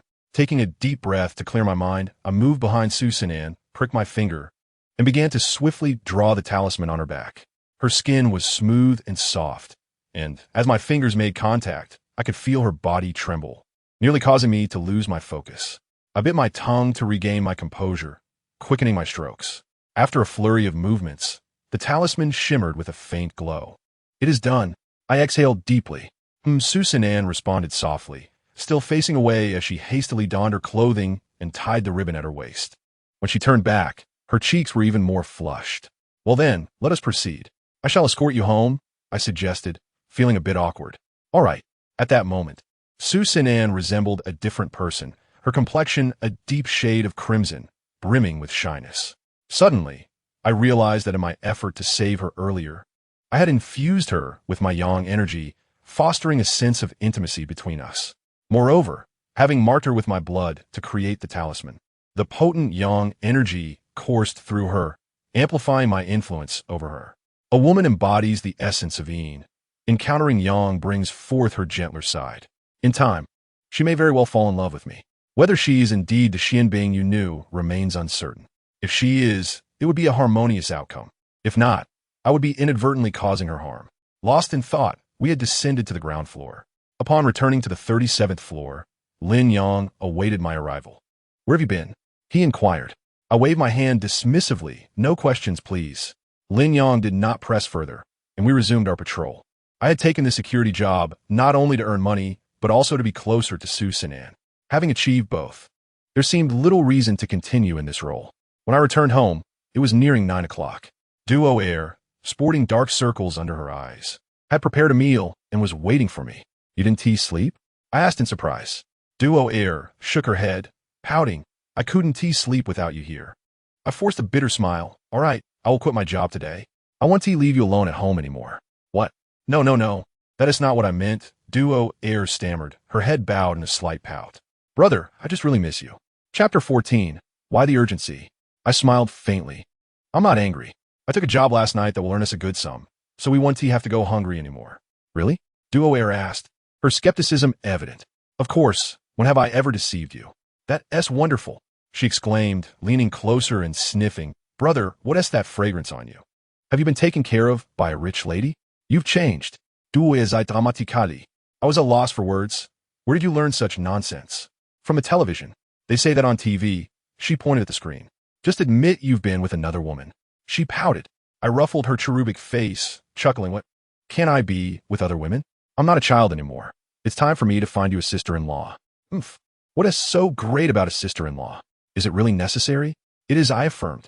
Duo Air rolled her eyes and sighed. You'll forget about me for a pretty face, brother. One day, you'll abandon me. I could only laugh helplessly. This girl has been corrupted by television. By the way, brother, Duo Air suddenly grew serious. Gazing at the locked door, is there really a ghost inside? Why do you ask that all of a sudden? Because I heard noises inside, like a girl crying. She whispered. Crying? My heart stirred. Could it be that little girl? Ghost was frightened by me. Are you scared? I inquired. Scared? Not all, she declared, puffing out her tiny chest proudly. Being around Grandpa and you, even if I haven't seen a ghost. I've heard enough stories. I just feel the crying sounds quite pitiful. I twitch my mouth. You don't need to worry about this matter. I will handle it. All right. Having traveled extensively with my grandfather, aside from long-term malnutrition, my physical condition was relatively robust. After a night without sleep, I had only rested for a few hours and had fully recovered. When I awoke, it was already noon. Duo Air was in the kitchen cooking. I entered the living room, recalling what she had said that morning, and approached the locked door, listening intently. There was no sound from within, but I could still sense a chilling aura seeping through the cracks. That little girl ghost was definitely inside. I gently knocked on the door, lowering my voice and pretending to be frightened. Actually, I'm quite scared. Please don't come to find me anymore. I'm afraid. This should put her at ease. To foster a harmonious relationship with this special neighbor, especially in critical moments when I might rely on her to quell my young fire. I needed to bolster her confidence, making her believe I was timid. Only when she no longer feared me could she take the initiative to approach me. After having lunch, I departed. I had arranged to meet Su Sinan at the security room at 2 o'clock. By the time I arrived at the property management office, it was already past 1 in the afternoon. Upon entering, the security captain Feng Chao was slightly taken aback, not expecting my early arrival. Yet, without hesitation, he declared, "Since you're here, go ahead and switch shifts." "Captain, I'm supposed to be on night shift," I protested. "I told you to go. What else with all the chatter?" Feng Chao shot me a fierce glare. "You're here, so what is the issue with changing shifts? Young people are so lazy. Since you aren't sleeping anyway, can't you just work a little in the morning? You have no spirit of labor. Do you even want to keep this job?" I shrugged. "All right then." Feng Chao smirked, thinking I had capitulated. "I don't want to work anymore," I added. "What? You don't want to work?" Feng Chao stared at me in disbelief. Once he realized, his expression turned grim, and he angrily retorted, "Fine if you don't want to work. Then go ahead and resign. Pay the uniform fee of 500 yuan. 500? Do you think the uniform is free? After wearing it for a day, it's all dirty. 500 is merely the cost price. Pay up." I frowned slightly. "What about my wages?" "Humph. You only work for a day and still want to be paid?" Feng Chao scoffed, pointing derisively at my nose. "If you want to work, go change your position now. If not, pay up and get lost."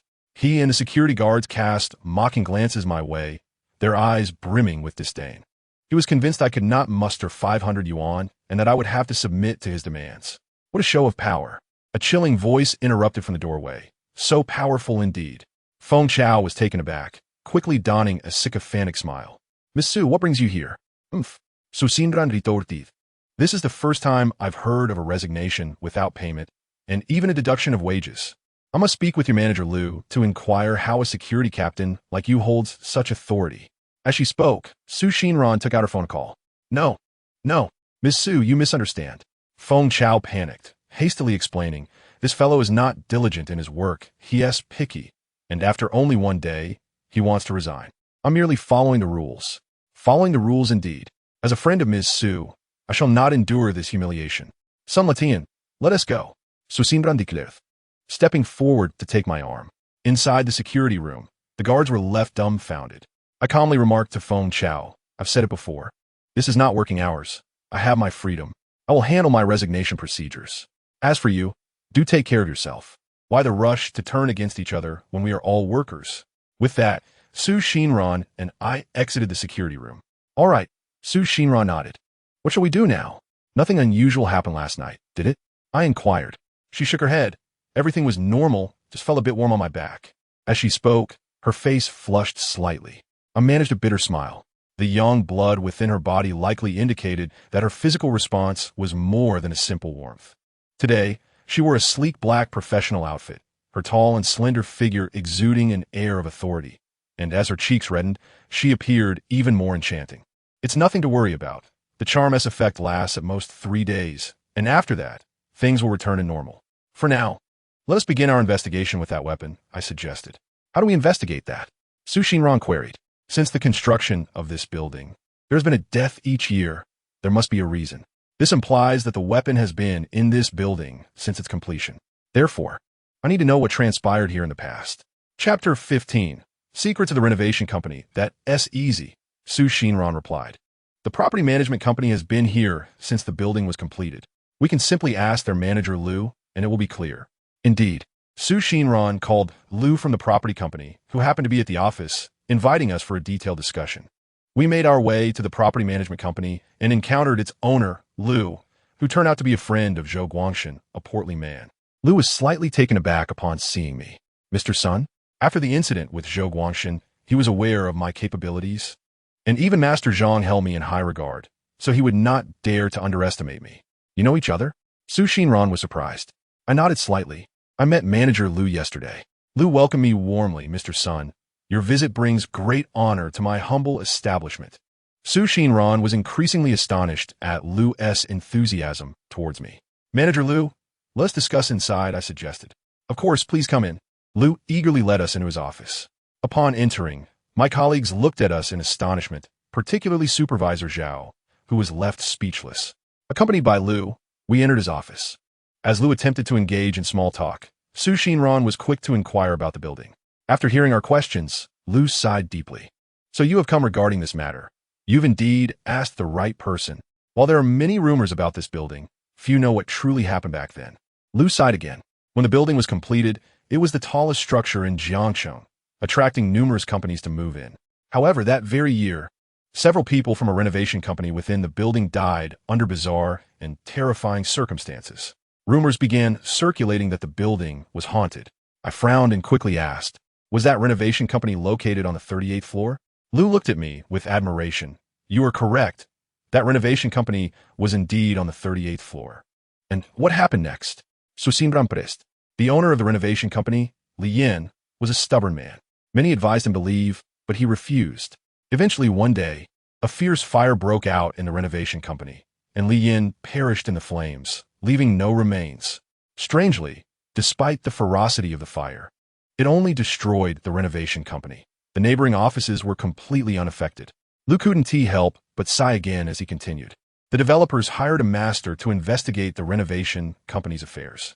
This master isolated himself in the ruins for several days, but emerged shaking his head, stating his limitations. He could only ascertain that a weapon existed within the company. All the incidents within the renovation company stemmed from that weapon. Yet he found nothing after days of searching in the ruins. His final decision was to seal off the renovation company. He was certain that the weapon was indeed within the company, although it couldn't be located at the moment. As long as it was sealed away and no one entered, there would be no further incidents. However, we later realized that every year there was a death in the building, indicating that perhaps the master's sealing was not thorough or some other issues arose, leading to what transpired later. After Lu's account, Su Xinran's brow furrowed deeper as she looked at me. She finally understood that the matter was far more intricate than she had imagined. I stroked my chin thoughtfully, pondering the causal relationships at play. A renovation company? An elusive weapon? A series of tragic deaths? A raging fire? The source must be that renovation company. Yet, I was convinced that the renovation company was not the ultimate source. Everything in this world is bound by cause and effect. Every cause has its consequence. What occurred at the renovation company was merely the result, not the cause. If we cannot find a cause, then even if we venture to the 38th floor and into the ruins of the renovation company, we would find nothing, just as that master did. I furrowed my brow, contemplating further, and then said to Su Xinran, please check whether the renovation company that worked on this building is indeed the one that encountered the incident. Huh? Both Su Xinran and Lu were taken aback. I had a strong intuition that the renovation company's matters were intertwined with this building in other ways.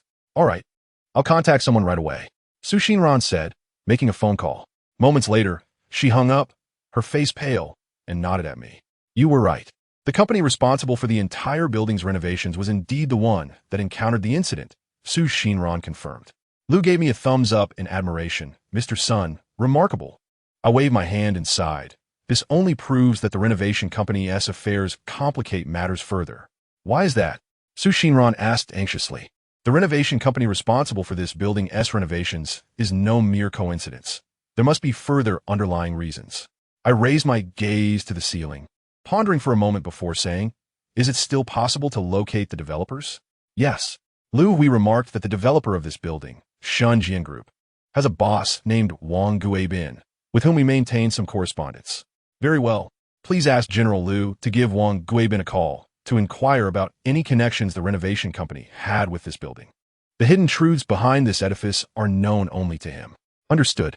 Lu Hui promptly picked up his phone and called Wang Guibin. However, as soon as Lu Hui broached the subject, the other party abruptly hung up. Hung up? Lu Hui gazed at me in astonishment. Call again. I will speak with him, I suggested. Very well. Dialing Wang Guibin's number once more, Lu Hui handed the phone to me. The call connected, and a middle-aged man's voice came through. General Liu, you need not inquire further into this matter. Without allowing him to finish, I interjected, Boss Wang, too many lives have already been lost concerning Wenwu Dasha. I do not know whether you feel any remorse, but if this matter remains unresolved, more lives will be lost in the future. Can you truly bear to let even more families be shattered by this building? Chapter 16. The coffin bearer. There was a moment of silence on the other end of the line. After a while, Wang Guibin finally spoke. May I ask who you are? I am Sun Letian. There are malevolent energies within the building, and I am here to address this issue.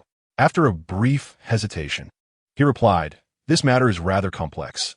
Let us discuss it in person. Very well, I agreed, returning the phone to Liu Hui. Liu Hui arranged to meet Wang Guibin shortly at the CAF in the adjacent mall, then ended the call. Is there indeed a hidden story behind this? Liu Hui looked at me in disbelief. I nodded. Let us go. We should gain clarity upon meeting him. The three of us promptly set off to the CAF next door. Although this matter did not directly concern Liu Hui, he wished to accompany us. Partly out of curiosity to uncover what had transpired years ago, and partly to ascertain whether this building would pose future dangers. After all, he operated a property management company, and if the situation were dire, he wanted to withdraw promptly. We did not wait long in the CAF before Wang Guibin arrived. In his 50s, dressed in a white shirt, his face bore the marks of time, and he appeared somewhat portly, with a rather disheveled demeanor.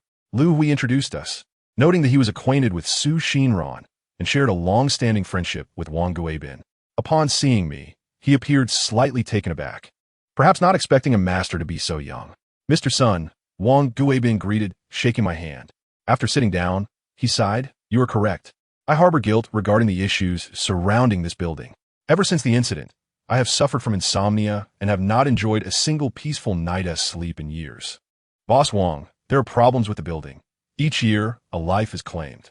If this remains unresolved, this year, misfortune will befall Miss Su. Therefore, I implore you to disclose the events of that time, sincerely. It was then that Wang Guibin realized that the individual in danger this year was, in fact, Su Xinran. He nodded earnestly, bowing slightly to Su Xinran. I am sorry, Su Zong. It is all my fault. Although Su Xinran appeared displeased, she gestured for him to sit. Very well. After taking a seat, Wang Guibin hesitated. General Liu, you likely know a bit about the events of that time. Liu Hui responded, What I am aware of. I have already shared with Mr. Sunday. He has informed me that there are hidden truths behind the issues with this building. So please, Mr. Wang, recount all that outsiders do not know. Sighing heavily, Wang Guibin began. All of this began with that renovation company. The owner, Li Yin, not only operated a renovation business within the building, but was also responsible for its interior and exterior decoration upon its completion. This Li Yin held another title. He was a feng shui master. I was taken aback. Su Xinran and Liu Hui were equally stunned, staring at Wang Guibin in disbelief. None of us had anticipated that the owner of the renovation company was also a feng shui practitioner. This complicated matters significantly. Wang Guibin continued. This situation traces back 11 years to when the construction of the building commenced. Shortly after the foundation was dug, a stone coffin was unearthed from over 10 meters underground. A stone coffin? Su Xinran and Liu Hui exclaimed in astonishment. Yes, a rather large stone coffin. I remember it vividly. The workers measured it, and it was 2.5 meters long, 1.5 meters wide, and over a person's height. It was made of stone, a deep gray color, adorned with strange patterns. Upon learning of this, the project manager reported it to me for guidance. Regardless of the coffin's origin, it had been buried for many years and was considered an artifact. The standard procedure would be to notify the Cultural Bureau. However, doing so would classify the construction site as a cultural protection area, requiring archaeological work that would inevitably delay the project. Furthermore, if the news leaked, even if the building were completed, it would give rise to various rumors and adversely affect property values. After much contemplation, I decided to keep the matter under wraps and ordered the coffin to be discreetly removed. But then, strange occurrences began. We assembled 20 workers and secured the coffin. Yet it remained immovable, as if rooted in place. Even after deploying cranes and encountering electrical failures, we could not lift the coffin. Su Xinran and Liu Hui listened wide-eyed. They had never imagined that such bizarre events transpired during the initial construction of this building. Wang Guibin continued. The situation was too eerie. After years in construction, I had heard tales of coffins that could not be lifted, requiring a professional coffin bearer. Thus, I sought out a renowned coffin bearer. Upon inspection, he informed us that this coffin was imbued with heavy death energy, so dense that even 100 men could not lift it. He claimed to possess a secret method that would allow us to raise the coffin, but all personnel on site would need to step back while he enacted his technique. Seeing his confidence, I believed we could resolve the issue. However, after we retreated, we waited for a long time, and there was no commotion. When darkness fell, I could no longer contain my curiosity and led a group to investigate. To my horror, the coffin bearer had perished. Blood flowed from his 7 orifices. He had been crushed beneath the coffin. Su Xinran and Lu Hui gasped in shock. My expression grew increasingly grave. The coffin bearer had indeed spoken of death energy. But if I surmised correctly, there was not only death energy within the coffin, but also a sinister aura. I refrained from interrupting Wang Guibin, allowing him to continue. The coffin bearer's demise, particularly in such a bizarre manner, instilled dread in those aware of the incident. I provided each of them with substantial red envelopes to ensure their silence, and began searching for a master to address the matter. After all, I dared not construct a building atop such a malevolent coffin. To my surprise, before I could find a master, someone approached me unbidden. My heart raced. Was it Li Yin? Indeed, it was Li Yin. Wang Guibin nodded, his gaze toward me filled with astonishment. Li Yin claimed he could resolve the issue. He informed me that the coffin had a significant background, and no contemporary feng shui practitioners could manage it. Moreover, he suggested that relocating the coffin was unnecessary. We could utilize it by arranging a feng shui layout around it, transforming it from a source of danger into the cornerstone of the building, ensuring everlasting peace. Chapter 17. Infusing malevolence. I did not think much of it at the time, and even now, I remain uncertain whether he was deceiving me. Wang Guibin glanced at me, seemingly seeking my perspective. I nodded in agreement, acknowledging the truth in his words. The art of feng shui fundamentally revolves around the manipulation of sha qi, which manifests in myriad forms, including yin sha, xiong sha, si sha, and shui sha, as well as kai sha, yin sha, sheng sha, and ju sha. Each type of sha qi wields its unique influence. If harnessed correctly, it can either cause harm or facilitate prosperity. Yinzhai feng shui specifically employs the energy of si sha to alter and activate the earth's qi, transforming it into a catalyst for wealth. Whether he intends to harm you depends on the arrangement of this feng shui setup. Wang Guibin, as if struck by a revelation, nodded vigorously and continued, Mr. Sun. He instructed me to find someone to forge 12 copper nails, each 3 feet and 3 inches long, to stake 12 paper figures around the stone coffin, anchoring them to the ground with the copper nails. He then directed me to connect these nails to the coffin with red thread, pouring black dog's blood over the 12 paper figures until it flowed along the red thread to the stone coffin. Before Wang Guibin could finish, I widened my eyes in disbelief, exclaiming, "This is no feng shui arrangement. This is clearly sorcery." "What? Mr. Sun, what do you mean?" Wang Guibin asked in astonishment. I replied coldly, "Good feng shui involves channeling sha qi to balance yin and yang. There is a saying in feng shui, good feng shui may not always be effective, but bad feng shui is invariably disastrous. A well-arranged feng shui setup can lead to calamity if even a single detail goes awry. What he has set up for you cannot merely be viewed as malicious intent. It is an unmistakable omen of doom. Copper nails, paper figures, red thread, and black dog's blood are all harbingers of great misfortune. When combined, they amplify the threat. Had you sought a feng shui master without haste, his scheme would not have succeeded." Wang Guibin was left speechless. "Then, what will happen because of this arrangement?" I shook my head. "I cannot predict the outcome.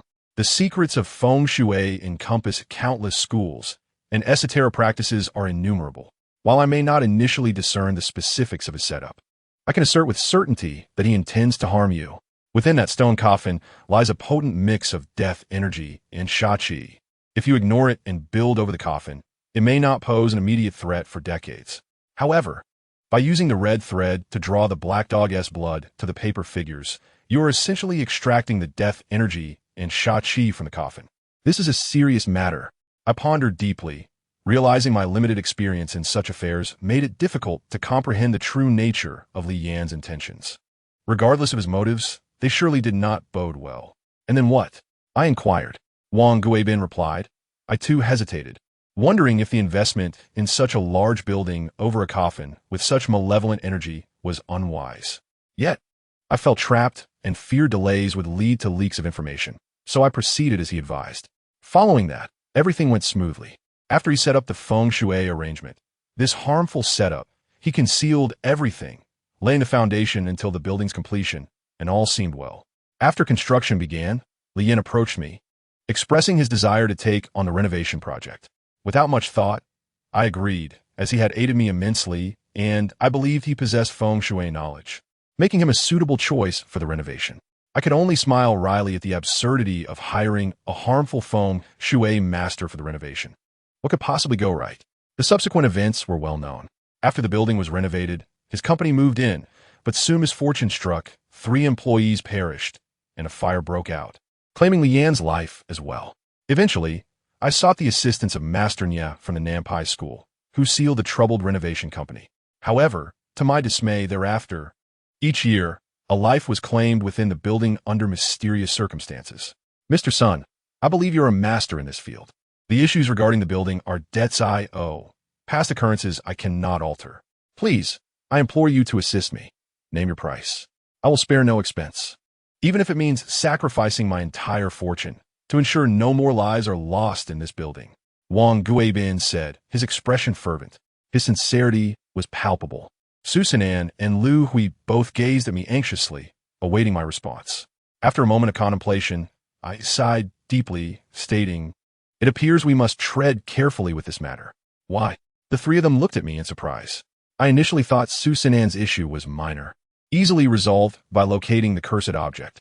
However, I recently learned from General Liu that the master you consulted, Mr. Wang, also sought that cursed object but ultimately found nothing. Yes. Wang Guibin nodded eagerly. Master Nya searched for several days and was equally perplexed. He claimed he could confirm that the cursed object was within the renovation company.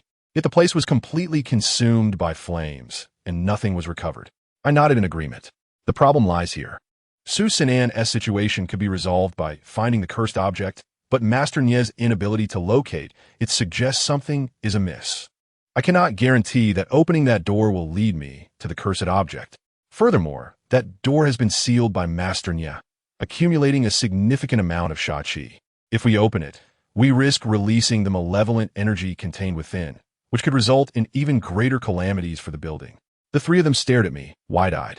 Su Sinan, her face etched with worry, remarked, if opening the door leads to disaster, and not opening it leaves us with no solution, does that imply this situation is a deadlock? Indeed, what shall we do? Lu Hui echoed, his anxiety mounting. I pondered, stroking my chin thoughtfully. My grandfather once said that the art of feng shui is an act of defiance against the heavens, a disruption of nature. Therefore, in matters of feng shui, there are no impossibilities, only unimagined solutions. Although this situation appears to be a dilemma, I am certain there exists a means of resolution. Should we seek a resolution? Absolutely. It not only pertains to the future of this building, but also to Su Sinan's very life. To resolve this, we must open the door. Suddenly, an idea struck me. We can draw the sha qi into your body. Miss Su, as you are currently afflicted by blood sha, we can, after opening the door, draw all the malevolent energy into your being. Me? Into my body? Su Sinan gazed at me in shock. I affirmed, this is the only solution. If the sha qi enters your body, the people within the building will be safe. However, until we locate the cursed object, you will remain in peril, constantly at risk of calamity. Therefore, you must carefully consider whether to accept this. Chapter 18. Yin-Yang Formation. Su Sinan clenched her fists. The gravity of the situation compelled her to hesitate. Yet, moments later, she forced a bitter smile and said, do I have any choice? I too smiled wryly, shaking my head. It appears not. If we do not proceed, you are certain to face imminent danger, a fate that is all but sealed. My life is entrusted to you, Su Sinan said, her eyes filled with hope as she looked at me. Wang Guibin quickly added, Mr. Sun, I assure you that I will not burden you without compensation regarding the building's matters. Name your price. I waved my hand dismissively. You may decide. Wang Guibin turned to Su Sinan. I will offer Mr. Sun 1 million. Very well. I too will contribute 1 million. Wang Guibin declared. I entrust you with the building's matters. I nodded, feeling the weight of responsibility grow heavier. Lu Hui promptly stated, "Mr. Sun, if you require anything, please do not hesitate to command me. I, Lu, will wholeheartedly support you." I nodded again. "Miss Su, Mr. Wong, please prepare some cinnabar, yellow paper, rooster blood, and ash from the incense burner in the temple. I will set up a yin-yang formation to draw the Sha Qi into Miss Su's body." "Understood," both responded, instructing their subordinates to procure the items. Meanwhile, I did not remain idle and took Su Sinan with me as we exited the building. I requested her to guide me to a location adorned with mountains or water, for I sought to collect a few yin-yang stones. To construct my formation, it was essential to gather items imbued with spiritual energy, such as crystals, jade, or consecrated artifacts, even spirit stones. My array, however, required the presence of yin-yang stones. The yang stone is one that has been consistently bathed in sunlight, characterized by an abundance of yang energy. In contrast, the yin stone dwells in perpetual shade, harboring predominantly yin energy. We arrived at a small river on the outskirts and, after a prolonged search, managed to uncover 16 yin-yang stones, 8 yang stones, and 8 yin stones. Upon our return, Wang Guibin had prepared Ju Sha, yellow paper, chicken comb blood, and incense ash, awaiting us in the building. "Let us proceed to dismantle the seal," I declared. Upon reaching the 38th floor, Lu Hui had already stationed security personnel at the stairwell. A squad of guards, led by Captain Feng Chao, stood resolutely, resembling a battalion prepared for battle, preventing anyone from approaching. When our group approached, Feng Chao's expression shifted to one of astonishment upon recognizing me, leaving him momentarily speechless. I disregarded him and made my way directly to the locked door. Even in daylight, the air before the door felt unusually cool, but it was not the refreshing chill I favored. The malevolence here was overwhelming. Casting a glance around, I assessed the situation. I pointed to a spot directly in front of the door and instructed, "Miss Su, please stand here. If you witness anything terrifying, do not move, understood?" "Yes." Su Xinhui nodded firmly. After providing my instructions, I began to set up the formation. I first cut the yellow paper, ground the Ju Sha, and mixed it with chicken comb blood and incense ash, adhering to specific proportions to concoct the talismanic water. I drew a guiding talisman, 3 stabilizing talismans, and 3 exorcism talismans. I affixed the 3 stabilizing talismans at either end of the corridor and directly opposite the locked door to prevent the malevolent energy from leaking. The 3 exorcism talismans were entrusted to Lu Hui and Wang Guibin, while I retained one for myself to safeguard against any malevolent energy infiltrating my body. Lastly, I arranged the 16 yin-yang stones in various positions. Then, within the formation, I walked the yin-yang path, channeling the dual energies into the stones. Wang Guibin and Lu Hui gasped in astonishment, for they beheld the once ordinary pebbles emitting a faint glow. Finally, the guiding formation was complete. With the guiding talisman pinched between my fingers, I approached Su Xinhui.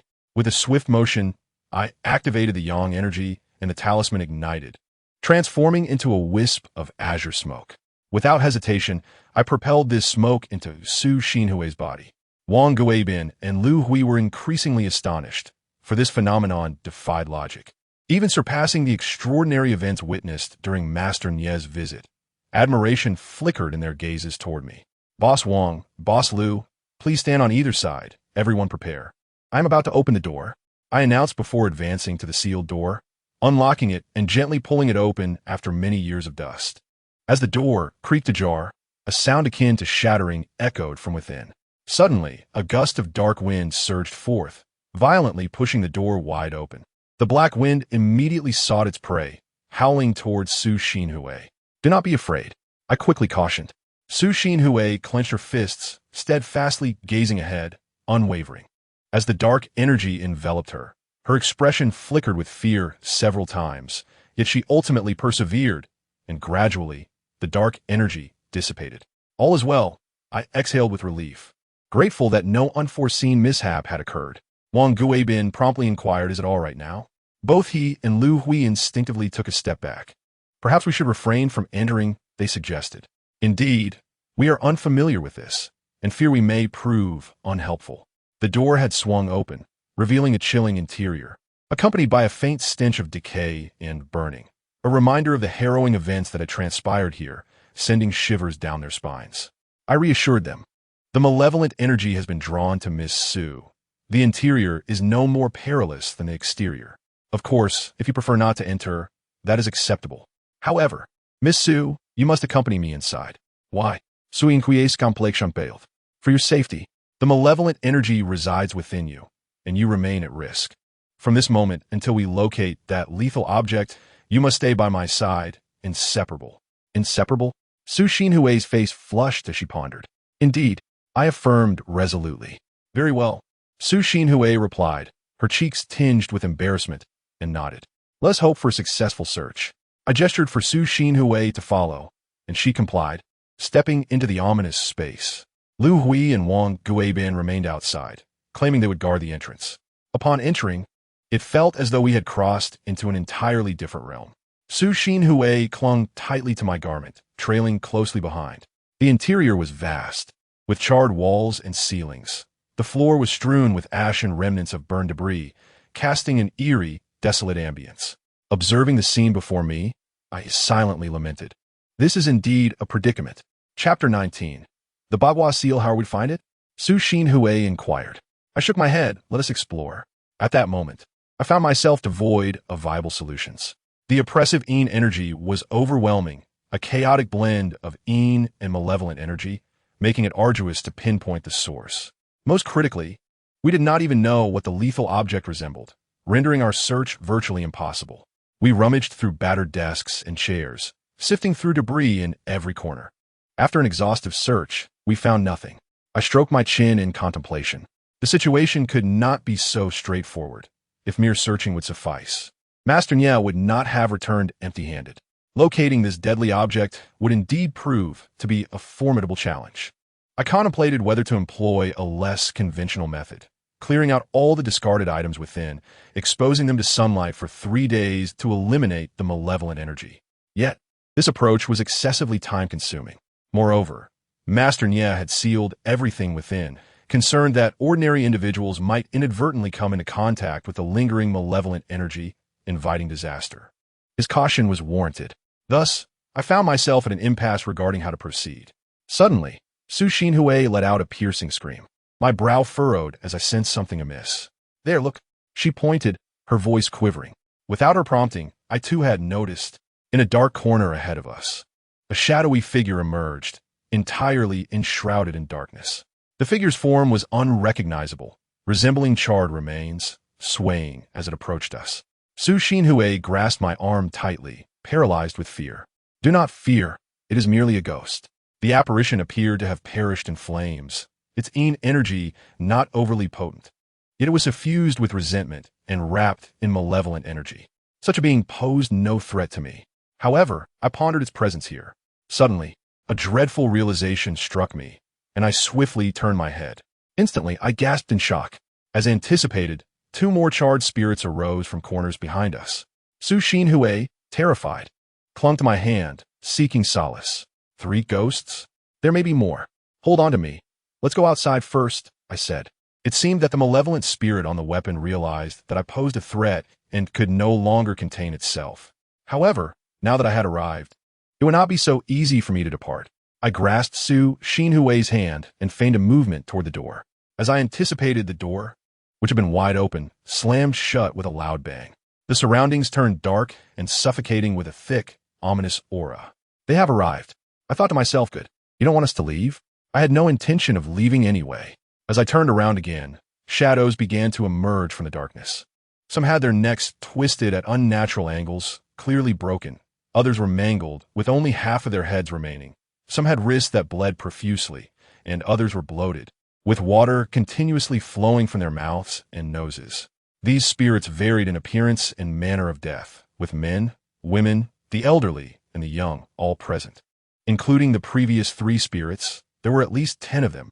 Beside me, Su Xinhui had already covered her mouth. Don't be afraid, I can handle this, I whispered reassuringly. Hum. She tightened her grip on me, though I spoke with an air of nonchalance.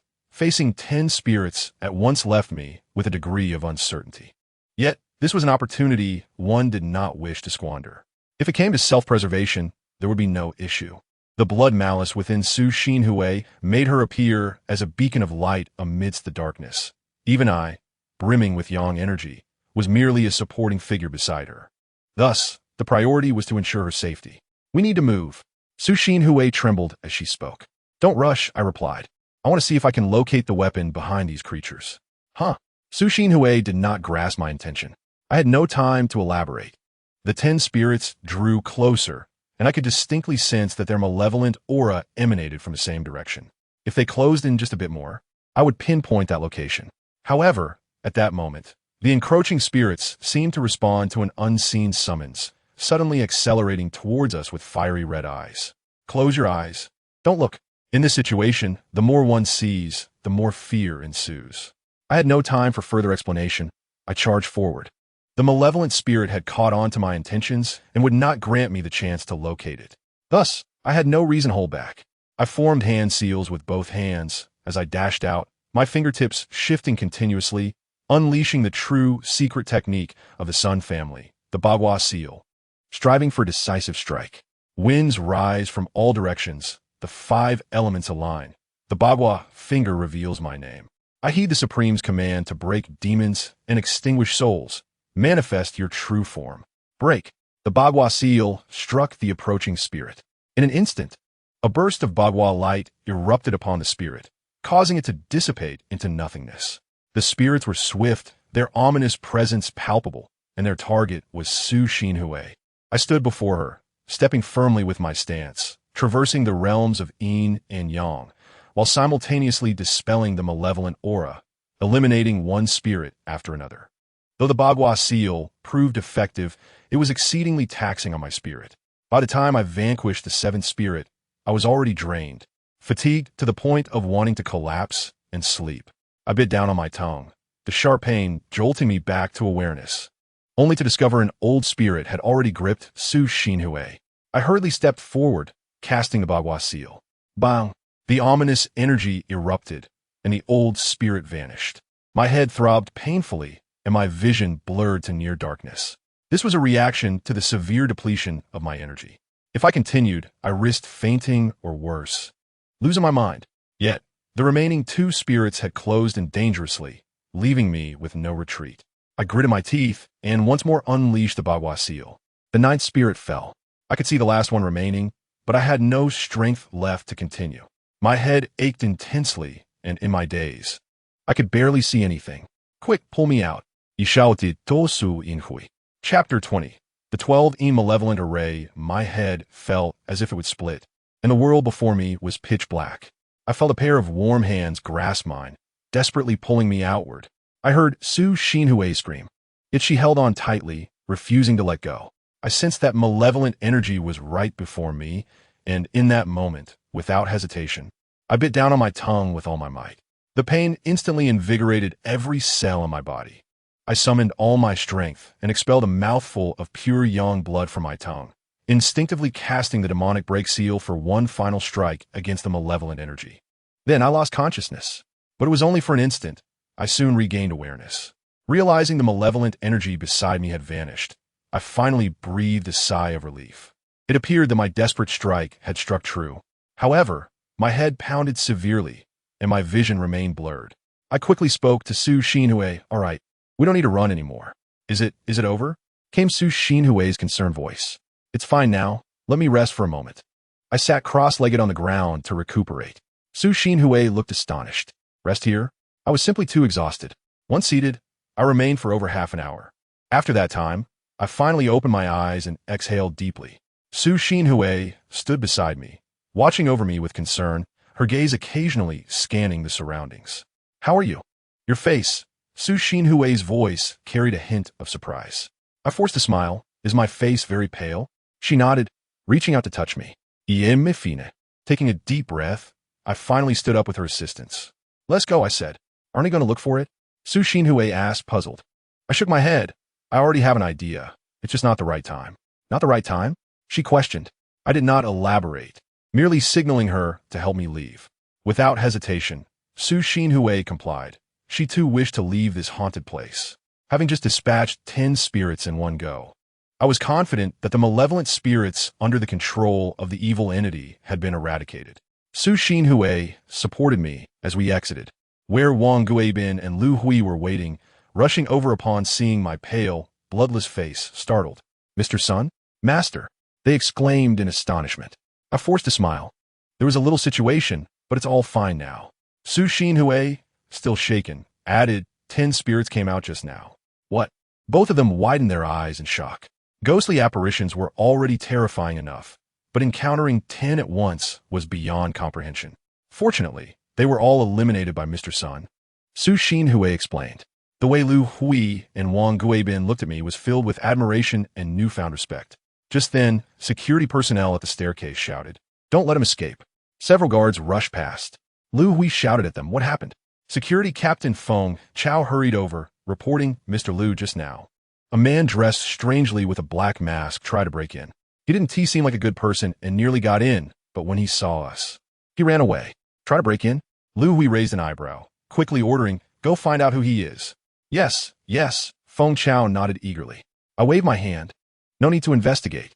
If I am not mistaken, the person is likely Li Yin." "Huh?" Both Lu Hui and Wang Guibin were taken aback, while Su Xinhui looked at me in surprise. Wang Guibin, confused, remarked, "But Li Yin, isn't he dead?" I offered a faint smile and remarked, "Even you have said it. He was burned to ashes, with not a single bone to be seen. How can we ascertain that he perished in the fire?" Wang Guibin hastily responded, "No, Master Sun. Although the remains are utterly unrecognizable, we did discover some bones at the scene." Upon this, Wang Guibin seemed to grasp something and quickly added, "Master Sun, do you mean to imply that he is feigning death?" I nodded in affirmation. "Indeed, Li Yin is a feng shui master who once guided you in matters of geomancy. Yet, after all the turmoil within his company, he remains unperturbed, refusing to leave this place. Do you not find that peculiar?" Wang Guibin agreed. "You have a point. I was also baffled at the time, unable to comprehend why he insisted on staying." I continued, "If Li Yin is not dead, then what could his motives possibly be? He is preparing a formation." I inhaled deeply and declared, "This thought just occurred to me. His unwavering presence here must be to guard something or await a particular event. The formation he intends to set up is known as the 12 Insha formation." I sighed heavily. "Boss Wang, your luck is truly unfortunate for having encountered such a person." Regarding the 12 Insha formation, I had only heard tales of it from my grandfather during my childhood. He once explained that the 12 Insha formation requires the control of 12 malevolent spirits to manifest, generating an overwhelming aura of resentment that transforms the surroundings into a realm of malevolent spirits, rendering it a forbidden ground for the living. Should the 12 Insha formation be successfully established, this entire building would become a death trap, and one cannot fathom how many lives would be lost. Naturally, Li Yin's intention in setting up the 12 Insha formation does not appear to stem from animosity towards Wang Guibin, nor is it an act of societal vengeance. I suddenly realized his true objective. He aims to release whatever lies within the stone coffin underground. Enlightenment washed over me. "Ah!" The crowd gasped in astonishment. "Indeed, it must be so," I asserted confidently, "when he instructed you to use 12 copper nails to secure 12 paper figurines in connection to the stone coffin. It was to draw forth the malevolent energy from within while simultaneously establishing the shell of the 12 Insha formation. Prior to the building's completion, it would be challenging to locate 12 malevolent spirits for the formation. Thus, he could only channel the malevolent energy from the stone coffin to that sinister object, subsequently concealing it. Furthermore, during the renovation, he covertly manipulated things to ensure that within this building, the 12 Insha formation could still be laid out. The 12 Insha formation requires 12 vengeful spirits. Initially, 3 individuals perished within his renovation company, and with the 8 deaths over the past 9 years in the building, that totals 11 vengeful spirits. If Miss Su encounters trouble this year, then the 12 vengeful spirits will be assembled, completing the 12 Insha formation. Moreover, because the shell of this formation is deeply buried underground, even if we are aware of these details now, we cannot excavate the building to unravel the formation. Even if we were to eliminate these vengeful spirits, as long as that shell remains, in the future, should 12 more lives be lost within the building, the 12 Insha formation can still be established. Chapter 21. The round bed. Everyone listened, dumbfounded. Wang Guibin exclaimed in shock. "So there's no way out?" I waved my hand dismissively, of course not. While we cannot deal with the shell underground, if we can locate that sinister object and sever its connection to the stone coffin, then the 12 Shah formation will naturally be disrupted. But what can we find inside? Su Xinyan anxiously inquired. I nodded. That is indeed a dilemma, but I have some ideas. The previous spell took a considerable toll on me, so I need a rest for a moment to reflect. Let us strive to uncover that sinister object by tomorrow. And what about the stone coffin? Wang Guibin pressed for clarification. I sighed. Regardless of what lies within the stone coffin, we cannot afford to concern ourselves with it now. Rest assured, Boss Wang, if whatever is within the stone coffin could escape, it would have done so by now. Li Yin has gone to great lengths to ensure that the contents of the stone coffin are released. As long as we thwart his scheme, whatever is contained within the coffin will remain undisturbed. Lu Hui curiously asked, Master Sun, what exactly is inside the stone coffin? I offered a wry smile. It is perhaps best if you remain unaware. Why is that? You be pissed. I fear it may frighten you. The others exchanged glances of surprise. And should he appear again, do your utmost to capture him. If we can apprehend him, everything will fall into place. Certainly, Wang Guibin nodded vigorously. Lu Hui added, Rest assured, Master Sun, I will dispatch personnel to ensure that not even a mosquito can enter this floor. I waved them goodbye and departed with Su Xinyan. Where are we going? Su Xinyan inquired. To your home, I replied. Oh, she responded, slightly taken aback. I nodded. I was indeed presumptuous. Let us find a place to rest outside. As long as we distance ourselves from this building, we will be safe. You currently carry blood malice, making this building the most perilous place for you. If we leave, we shall naturally evade danger. Su Xinyan hurriedly asked, Isn't there a way to dispel this blood malice? I shook my head with a bitter smile. While malice can indeed be resolved, we have yet to locate the sinister object. To dispel the malice now would merely treat the symptoms, not the root cause. And attempting to alleviate the malice from your body at this moment would be detrimental to your health. Once malice enters the body, it becomes intertwined with one's life. If we force a resolution, it would be akin to inflicting 1,000 casualties upon the enemy while suffering 800 losses ourselves. It is similar to treating an illness. A fever is merely a symptom, while the underlying cause may stem from a virus or bacterial infection. Simply administering antipyretics has limited effect. We must address the issue at its core. We cannot resort to such desperate measures unless absolutely necessary. Su Xinyan nodded, appearing to grasp my reasoning. Let's head to my house, I suggested. Your house? Su Xinyan's face flushed slightly, filled with confusion. My sister is still at home. I need to inform her that I will be staying out with you tonight to avoid causing her worry, I explained. Oh, I see. Perhaps we should make a phone call. I do not have a phone, nor does my sister, I shrugged. Very well. Su Xinyan regarded me as though I were a peculiar creature. Thus, I resolved to spend the night outdoors with her. As I opened the door, Duoer rushed forward. She nearly leaped into Su Xinyan's arms, but halted abruptly, gazing at me in astonishment. I quickly introduced, This is Miss Su. She is my sister. Hello. Su Xinyan extended her hand. Yet, Duoer remained cautious, gently shaking hands with Su Xinyan before swiftly pulling me aside and whispering, Brother, is this the wealthy lady? I chuckled in exasperation. What wealthy lady? She is my fiancée. Unsure of how to introduce Su Xinyan to Duoer, I simply mentioned our engagement. Duoer shot a glance at Su Xinyan and then rolled her eyes at me, pouting, Brother, so you prefer long legs? Duoer looked at me in surprise before glancing back at Su Xinyan. Are you going to share a room with her? It's not what you think. I hastily clarified. However, Duoer shook her head and sighed deeply. Brother, you have changed. With that, she pulled me to the entrance and, standing before Su Xinyan, clasped my hand and then grabbed Su Xinyan's hand, placing our hands together, and forced a smile, Brother, sister-in-law, I wish you both happiness. With that, Duoer slammed the door shut. Su Xinyan blushed, staring at the closed door in bewilderment. I chuckled in exasperation. Do not mind her. I have spoiled my sister. Su Xinyan, still blushing, remarked, I can't help but feel she is somewhat jealous. I was momentarily taken aback and shook my head, paid her no mind. Let's go find a place to stay. I noticed a decent hotel nearby. When we arrived, Su Xinyan suggested. A hotel? I was astonished. I do not drink alcohol, and we could simply find an inn. Oh, you do realize that hotels are for lodging, right? Su Xinyan exclaimed. My face flushed as I shook my head. I truly did not know. Although I had traveled extensively with my grandfather for several years, we often ventured into remote places, living a life of hardship, with only occasional nights spent in inexpensive motels within cities. "Let us go," I said, and upon arriving at the hotel described by Susanan, I was utterly astonished. The opulent decor was resplendent, akin to that of a palace in my eyes. The room was spacious, dominated by a large circular bed that felt as if it were buoyed by flowing water beneath, creating an oddly surreal sensation. Blushing slightly, Susanan explained, "It is late, and this is the only room available." Chapter 22. A sense of loss. The room contained but a single bed. Did this mean I would have to share it with Susanan for the night? I could feel my face flush and my heart race. We both sat awkwardly on the edge of the bed, enveloped in silence, unsure of what to say. It was only a little past 7 in the evening. Surely, we could not retire for the night just yet. "Should we do something?"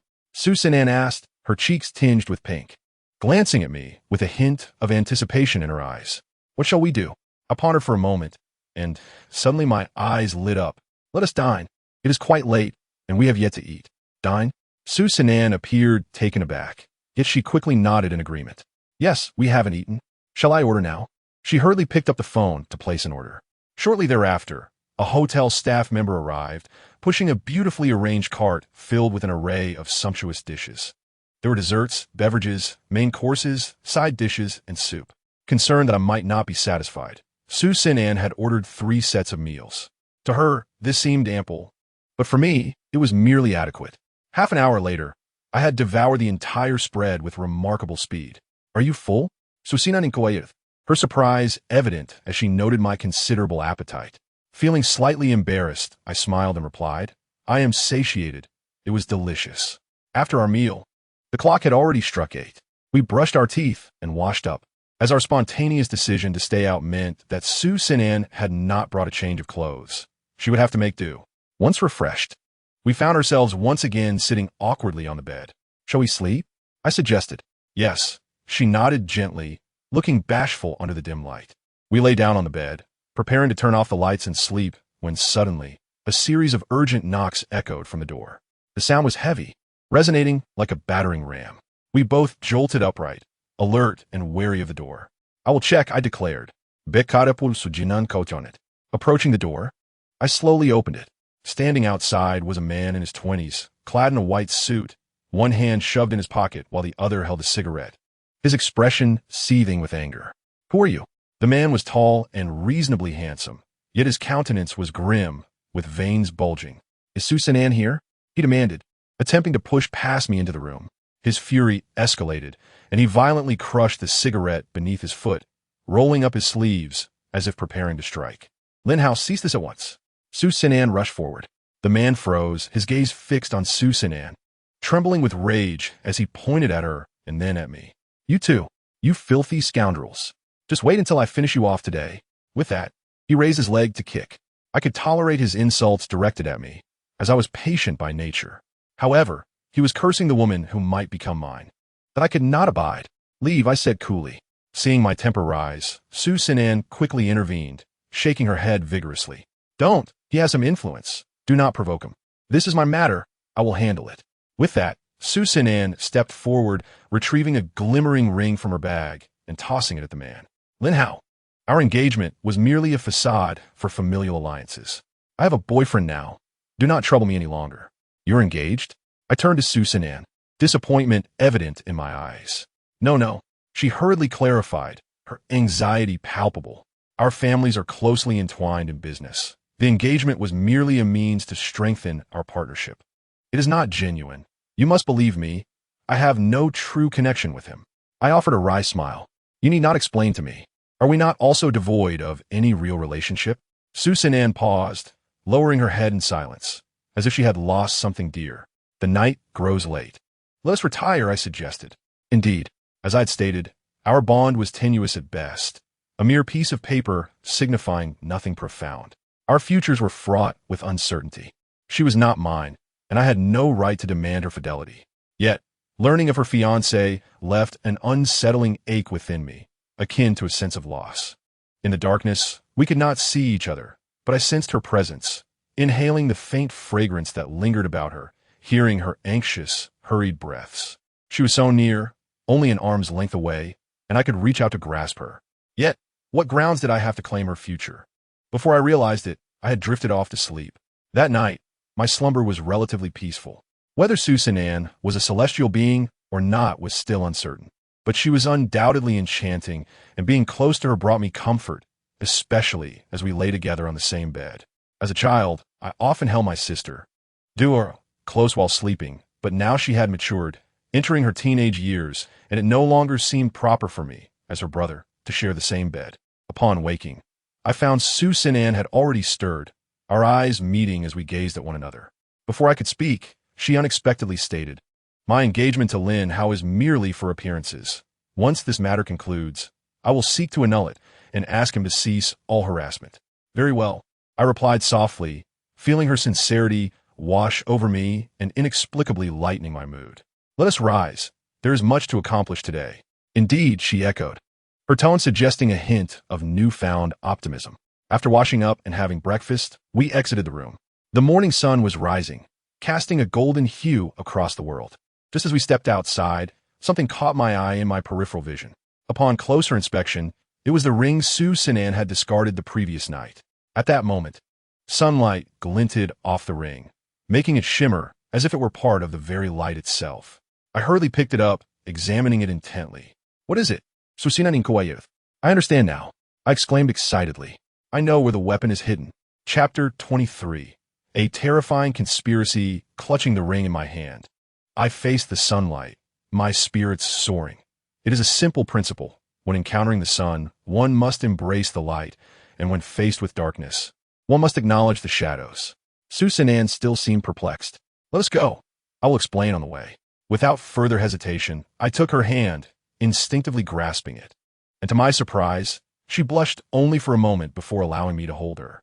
When I realized she offered no resistance, I felt emboldened and did not release her hand. As we made our way to her company, I recounted the events leading to this revelation. Yesterday, during our visit to the renovation company, we initially had the opportunity to leave, but I needed to navigate through those spirits to ascertain the approximate location of the murder weapon. Ultimately, I came to understand why that weapon had eluded us for so long. "Why?" "Sueki Sindra Nigerli inquired. "Because the weapon is concealed within the wall," I replied. "Within the wall?" Suek Sinran was taken aback. I nodded. "Do not forget, Li Yin operates a renovation company, and he is responsible for the entire building's renovation." "Oh, I see." Suek Sinran suddenly comprehended. "You mean he concealed the weapon during the building's renovation?" I nodded again. "Indeed, he hid it within the wall." I had already deduced this yesterday, but due to the multitude of walls in his company, I was unable to pinpoint its location. However, the events that just transpired have sparked inspiration within me. This time, we will certainly find it. Moreover, we had previously overlooked Li Yan's meticulous nature. In retrospect, this individual is truly formidable. Not only is he astute, but he also has an intricate plan and an impressive level of patience. If he had refrained from any foul play after the building's completion, there would likely be no issues at all. Every occurrence must have a cause, and the first incident within the building involved one of his employees. Thus, I suspect that the troubles originating from his company were orchestrated by him alone. This includes the subsequent feigned death, which served to exonerate him while enabling him to manipulate events from behind the scenes. I took a deep breath and continued. I even suspect that he anticipated that after the Great Fire, Wang Gaibin would consult a master to handle the situation, and that master would be unable to locate the weapon, leading to the company's closure instead. While the company's closure may seem to resolve the issue, it is essential to understand that obstructing a situation is never as effective as alleviating it. By utilizing the master's authority, he managed to close his company in a seemingly legitimate manner, thereby creating a claustrophobic environment within it. As a result, while the malevolent energy outside was contained, the energy within the sealed company would only intensify. Consequently, as the negative energy grew stronger and more potent, the seal would inevitably develop weaknesses, allowing the malevolent energy to escape, resulting in the annual demise of an individual within the building. He established the 12 Insha array, requiring 12 vengeful spirits, and he was cautious not to escalate matters too dramatically, limiting the fatalities to just one person per year. To outsiders, this would not seem significant, and he could exploit this enclosed environment to secretly cultivate spirits, thereby consolidating the 12-inch array. He devoted 10 years to orchestrating this formation. I furrowed my brow, pondering what lay within the stone coffin that drove Li Yin to such madness and obsession. Suddenly, an idea struck me, and I turned to Su X Sinrin, saying, "Regarding your fiancé, I observed his features yesterday. He possesses a strong romantic aura and likely has numerous women behind his back." Su Xinran's expression soured, and she quickly clarified, "He is not my fiancé, and how many women he has is irrelevant to me." I chuckled, "Well, that is up to him." However, I also detected malevolent energy surrounding him. If he is not cautious in the near future, he might fall into romantic troubles, leading to a peach blossom curse. It would be wise for you to advise him to keep his distance from women recently. Otherwise, there could be dire consequences. I can't be bothered with him," Su Xinren scoffed. I shook my head. "I am serious. Matters of life and death are at stake." Throughout our conversation, we held hands. And even as I sat in the passenger seat of the car, I instinctively grasped her hand, feeling that it was entirely natural. Upon arriving at the building, Wang Guibin and Lu Hui awaited our arrival. "Master Sun, have you truly found a solution?" Wang Guibin inquired earnestly. I responded, "Yes, I have a plan, but it must be executed tonight. Please prepare some tools for breaking walls, a flashlight, and a piece of red cloth, and return after dark." Breaking walls? Is that where the item is hidden? Wang Guibin asked, puzzled. "Must we wait until nightfall?" I affirmed with a nod. "Yes. It is imperative to wait until it is dark." After further instructions with Wang Guibin, Su Xinren took me to the bank to help me open an account. She transferred 1 million into my account and shared my account number with Wang Guibin, who promptly sent another 1 million. We then strolled through a shopping mall, where she selected several outfits for me, completely revamping my attire, and purchased a mobile phone along with a SIM card. Although I had never used a phone, I found it easy to learn, swiftly mastering its peculiar functions and saving Su Xinran's number in my contacts. After lunch, we watched a movie, and I bought her several gifts. Although I was uncertain whether they aligned with her taste, it was evident that she was thrilled to receive them. We spent the day joyfully, laughing with an innocence reminiscent of a couple in love. She confided in me that she had given up her passions for music and dance at the age of 18, being compelled to study business management and gradually take over the family enterprise. Although to outsiders, she appeared to be an accomplished entrepreneur, a strong woman, and the pride of the Su family. These accolades brought her no joy. Rather, they became a burden, as her thoughts were consumed by business efficiency and negotiations, subjecting her to daily stress. Especially after fully assuming control of Su real estate, she had scarcely smiled. Others regarded her as an icy beauty, unapproachable and taciturn. Yet, no one knew that she yearned for a life akin to that of her peers, a life filled with hobbies, aspirations, and the companionship of someone she loved, enjoying leisurely strolls, movie outings, and carefree laughter. Upon sharing these sentiments, tears streamed down her face as she instinctively buried herself in my embrace, sobbing. Chapter 24. The blood-colored jade pendant. I gently patted her back, offering solace. "It is getting late. We must resolve everything now." I took her hand and stood up. Su Xinren nodded, momentarily donning a mask of strength. That evening, as the offices within the building closed for the day, a profound silence enveloped the premises. Upon our arrival, Wang Guibin and Lu Hui awaited us, accompanied by a group of security personnel. "Are we all prepared?" I queried Wang Guibin. He nodded. "Yes, everything is ready. We have impact drills, electric drills, and jackhammers." He gestured toward the security guards carrying various tools. I glanced at the equipment and nodded. "This is sufficient. Let's proceed to uncover that weapon." Upon reaching the 38th floor, Lu Hui and Wang Guibin hesitated to enter, but agreed to send a security guard in to assist us. "One will suffice," I indicated toward Lin Yang. "Very well." Lu Hui quickly nodded, directing Lin Yang. "You will accompany Mr. Sun inside. Follow his instructions once inside. Understood? If you execute this well, you will receive a raise." "Yes, yes," Lin Yang exclaimed, his excitement palpable as he gazed at me with gratitude and curiosity. "Let us enter." I took the prepared red cloth from Wang Guibin and, along with Su Xinren and Lin Yang, ventured into the renovation company. The lights were operational, but as Su Xinren reached to turn them on, I halted her, saying, "Do not turn on the lights just yet." Su Xinren was taken aback. "It will be too bright, and we won't be able to see," I explained. Su Xinren looked perplexed, while Lin Yang appeared utterly bewildered. I led them to the innermost part of the company, gazing at the expansive wall. Yesterday, I had deduced that the weapon lay in this direction, though its precise location remained unknown. However, I now possessed a method to uncover it. I extended my hand to touch the grimy wall, its surface cool to the touch, almost chilling even in the summer heat. As I practiced my footwork, I adjusted the flow of energy beneath me to gather more of it in this direction, simultaneously sensing the currents of its movement. Su Xinhui and Lin Yang watched in quiet anticipation, uncertain of my actions but refraining from interruption. After an extensive half-hour, a spark of realization illuminated my mind. I'd found it. I pointed to an area on the wall that appeared utterly mundane. Here? Su Xinhui inquired, stepping forward with a hint of skepticism. Is it truly so? How did you discern this? I smiled faintly. Your ring inspired me. Once I understood the principle, it became easier to locate. Li Yin concealed the weapon here, shrouded by energy, much like a black loach hidden within a muddy puddle. Even if clear water is poured into the muddy depths, the loach remains elusive, for the mud still prevails. A touch of yang energy will not reveal the weapon. Rather, it enhances the deception.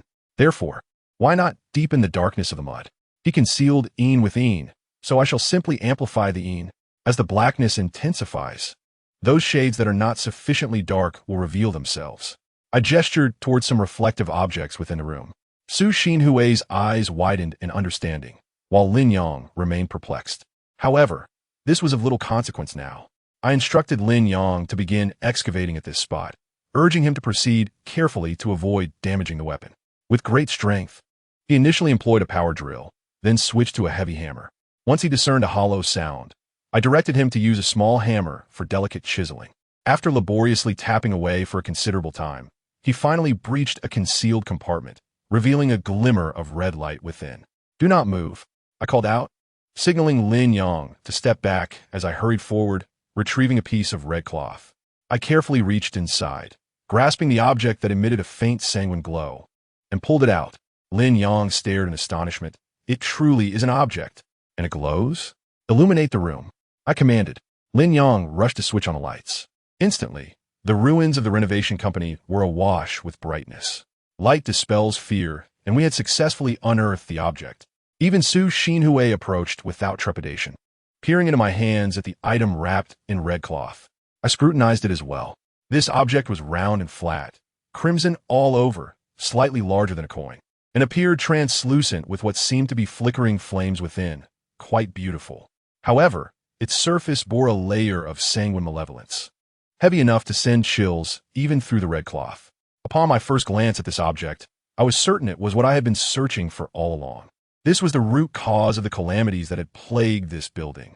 To label it as the sole culprit is not entirely accurate. It merely serves as a medium. The true source of the malevolence lay within the stone coffin. Years ago, it was Li Yin who infused the malevolent energy from the coffin into this sanguine jade pendant, thus endowing it with such ominous power. Had a malevolent spirit already formed upon it?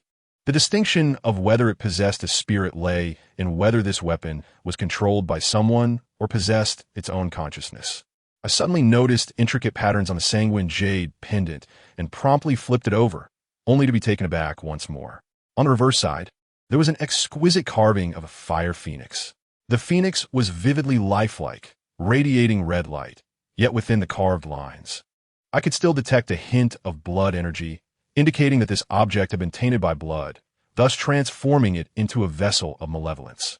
It was originally a fine object, regrettably manipulated into a harmful weapon. What should we do next? Destroy it? I shook my head. We cannot destroy it. The malevolence within you and it are intertwined. If we were to obliterate it, the repercussions would greatly affect you. Now that we have located it, the remaining task is manageable. Not only can we use it to dispel the malevolence within you, but we can also seal it completely and even trace the true culprit. However, as I pondered, a thought of Zhou Guangxin's wife surfaced in my mind. This sanguine jade pendant bore an uncanny similarity to the ancient mirror Zhou Guangxin's wife had purchased. Could there be a connection? Noticing my silence, Su Xinhui hastily asked, "What is it?" I shook my head. Nothing of significance. Perhaps I am overthinking. Let us proceed with handling this matter. All right. Su Xinhui nodded eagerly. Finding the weapon and dispelling the malevolence within her would be a straightforward endeavor. After alleviating Su Xinhui's malevolence and sealing it within the sanguine jade pendant, everything was finally resolved. Su Xinhui returned to her original self, expressing her gratitude once more. Yet, I could not shake the feeling that I had overlooked something. I quickly inquired of Lin Yang if there had been any unusual occurrences the previous night. Lin Yang assured me that everything had been normal, affirming that no one had entered. Li Yin was evidently a meticulous individual. Would he remain passive, knowing someone intended to thwart his plans? Or did he have other contingencies in place? A sudden unease washed over me regarding the sanguine jade pendant wrapped in red cloth. I had sealed the malevolence. How could this be? Just then, Lu Hui rushed in, breathless. Not good, Mr. Sun. Zhou Guangxin just called.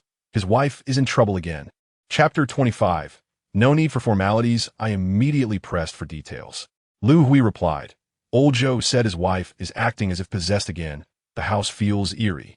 And the last time, the mirror was covered in blood-red hues, glowing ominously. My heart sank. This was disastrous. I glanced at the sanguine jade pendant in my hand. The protective talisman I had inscribed with my blood was dissipating at an alarming rate. In mere moments, it would completely unravel. How could this happen? Suddenly, an idea struck me, and I rushed to the balcony to gaze outside. The urban night sky was shrouded in gray, yet the moon remained visible. Upon closer inspection, I was taken aback.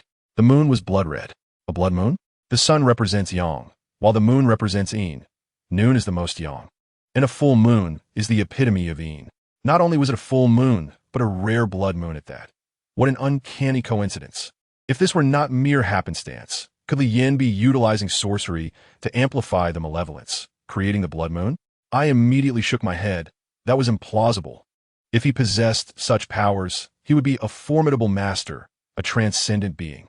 Moreover, to enact such a violation of natural laws would require immense energy, potentially leading to self-destruction upon completion of the spell. Even Li Yin, despite his madness, would not resort to such extremes. The moon loomed like a powerful signal transmitter. The malevolence from the sanguine jade pendant and the ancient mirror had been obscured by my efforts. Yet now, with the appearance of the blood moon, the malevolence within these weapons surged, becoming increasingly difficult to control. As the saying goes, on a blood moon night, unrest prevails, indicating that the emergence of a blood moon is often accompanied by bizarre occurrences, as the previously moderate malevolence becomes magnified.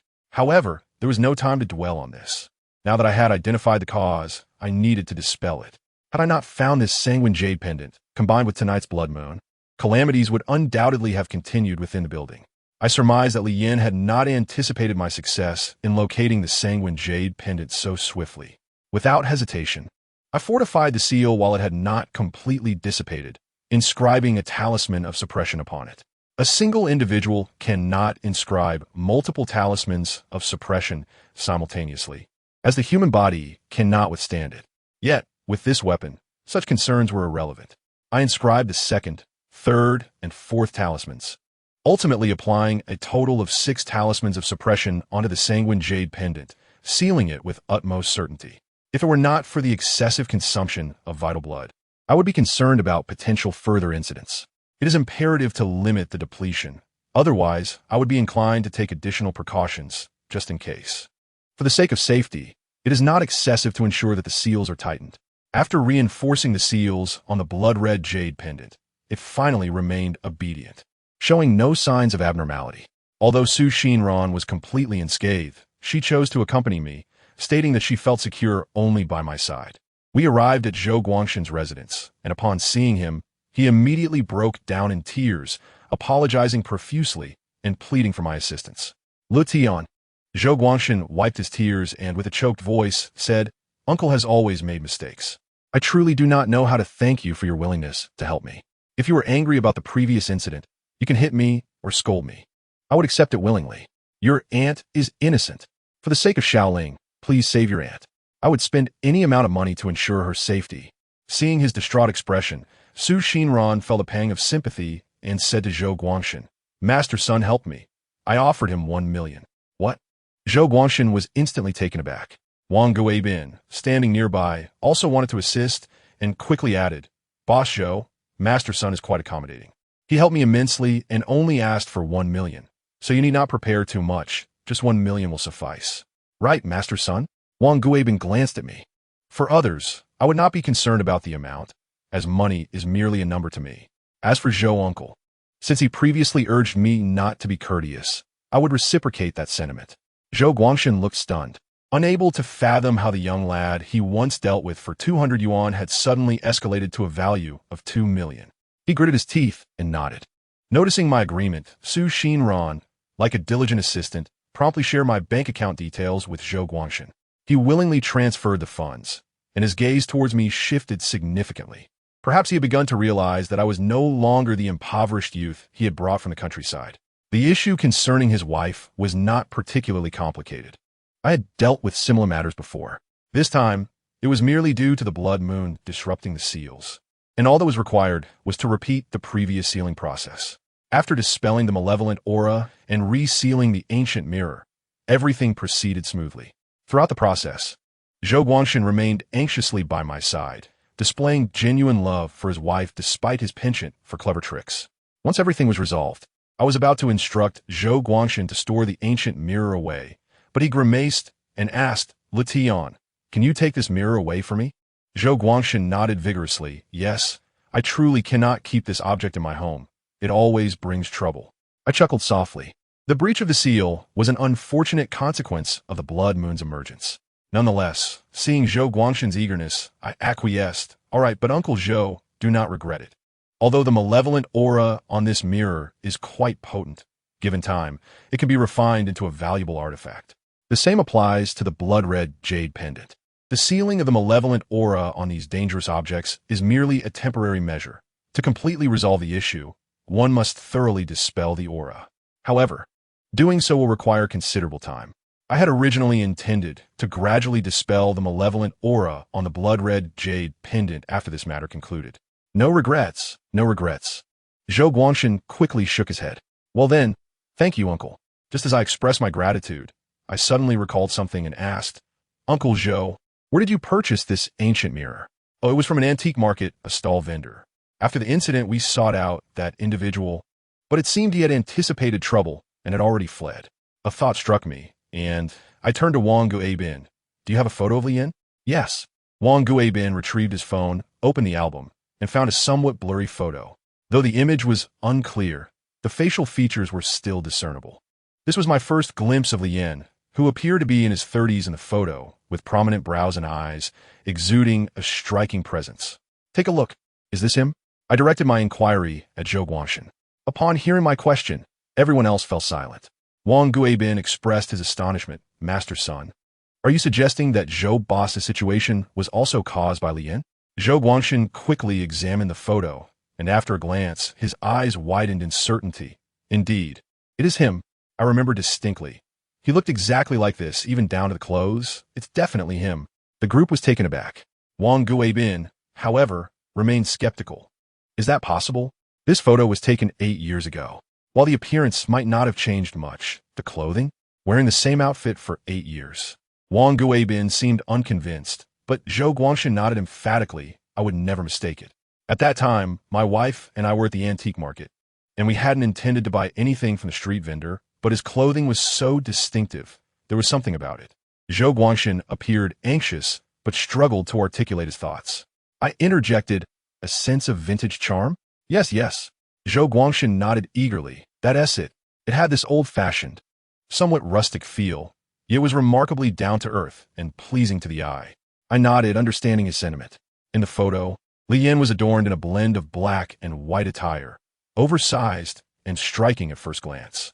I surmised that this resembled a particular Taoist robe, unique in its style. However, despite my extensive travels with my grandfather and encounters with various sects and masters, I had never come across such peculiar garments. I remarked, "For someone to wear the same clothing for so many years indicates that it holds significant meaning for him. It could represent a tradition or a form of identification, much like a student's uniform or a doctor's lab coat." Yet, these details were no longer of utmost importance. I devised a method to locate him. "Really?" Everyone appeared astonished. I affirmed, "Indeed, whether it be the jade pendant or the ancient mirror, the malevolent aura originates from Lian. If we were to find just one of these cursed objects, we might not be able to confront him effectively. But now that we possess two, I can devise a way to make the malevolent auras within these artifacts retaliate, thus forcing him out. That's wonderful. Wang Guibin nodded eagerly. That scoundrel has harmed so many people. Although this situation has been resolved, he cannot be allowed to roam free. He must face retribution. Exactly, Zhou Guangshan added vehemently. He has caused my wife such suffering. I will not rest until I settle this with him. Lu Tian, if you can find this scoundrel, I will give you another 1,000,000.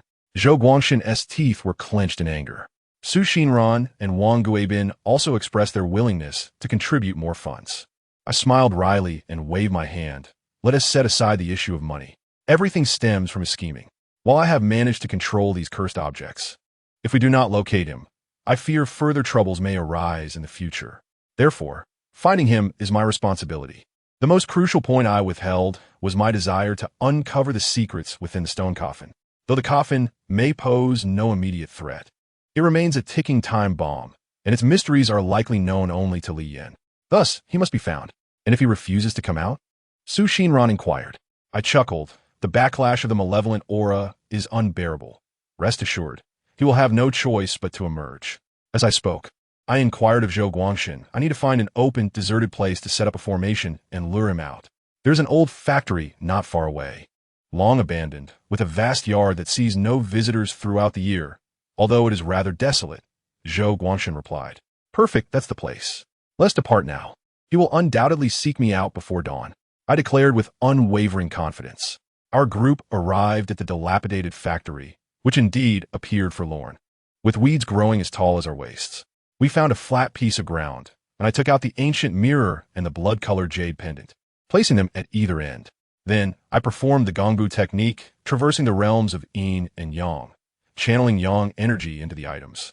Given that it was night, the yang energy was rather weak. However, I possessed ample patience, and, with the strength of my own yang energy, the spell was soon successful. These two sinister artifacts originated from Li Yan, each infused with his blood. If I had only one, I would be unable to confront him effectively. However, with both artifacts, once the yang energy surged and the yin energy rebounded, the consequences would be far worse than those for Su Xinran and Li Mei. The backlash of the yin energy would torment its master, causing excruciating pain akin to 1,000 knives gnawing at the bones, a sensation like being devoured by countless ants, leaving one yearning for death, yet unable to attain it. Now we merely wait. He will find us, I stated. The others nodded in agreement. Despite their initial skepticism, after all we had endured, they had come to trust my abilities. Thus, we settled in a wait. As time passed, it soon approached midnight. Zhou Guangshan, Wang Guibin, and the others were yawning and weary, yet Li Yan had still not appeared. I found this peculiar. Logically, the dread of the backlash should be more terrifying than any torture, and over 2 hours had elapsed since I initiated the spell. I could only imagine the torment he had endured during this time. I had to admire his resilience. However, I was not the least bit worried he would not come. At last, around 1 o'clock, a taxi came to a halt outside the factory, and a shadow alighted, staggering towards us. Su Xinran, Guangibin, Fo Wangxin, and Lu Hui instantly perked up. Is it him? Will there be danger? They voiced their concerns. I waved my hand dismissively. It's fine. No matter how formidable he may be, he cannot turn the tide now. Soon, the shadow drew near. Under the dim glow of the moonlight, we discerned his features. It was indeed Li Yan. He was clad in the same outfit as in the photographs, and remarkably, he had not changed one bit over the years.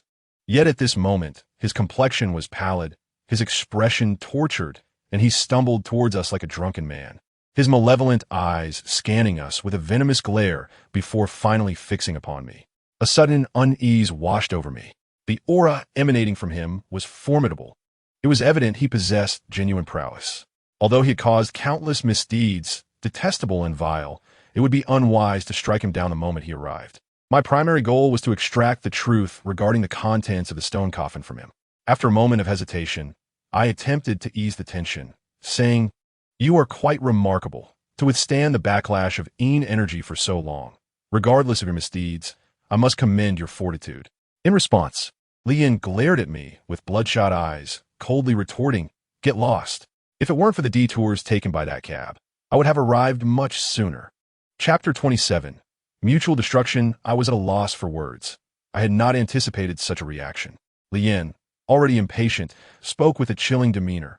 Listen, I don't care which faction you're from. I warn you, do not meddle in this matter. Hand over those two artifacts, and I will spare your life.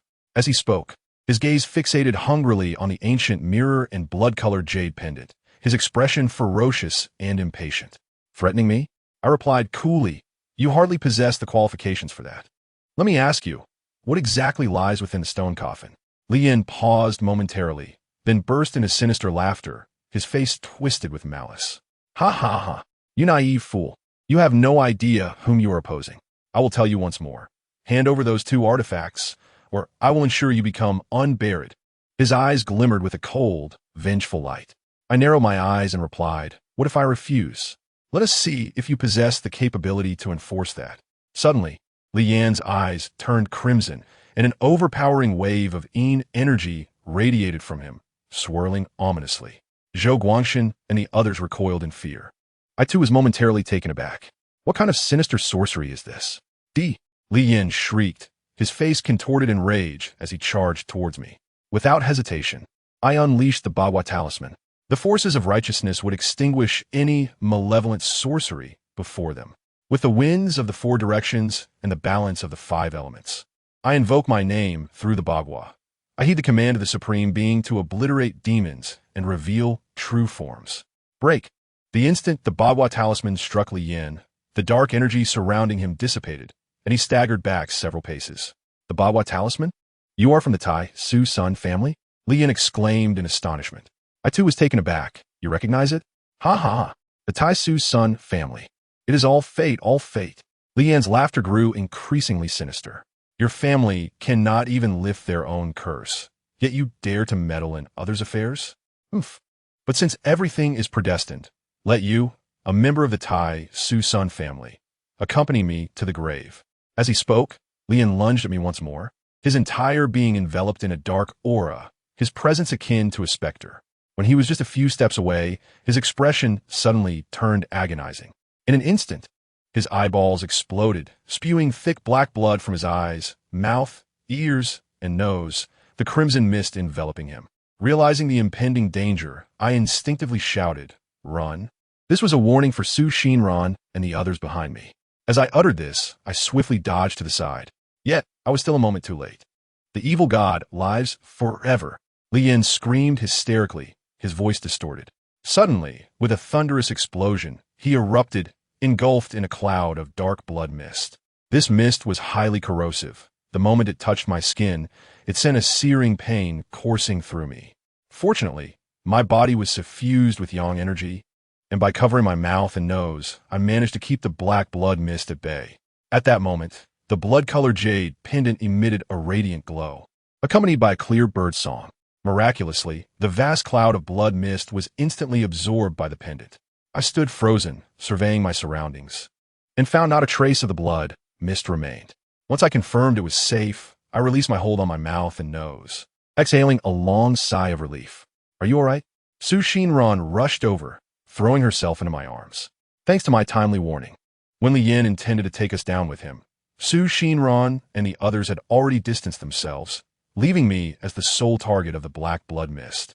I'm fine, I replied, shaking my head and offering her a faint smile as I stepped forward to retrieve the blood-colored jade pendant from the ground. This pendant was no ordinary item.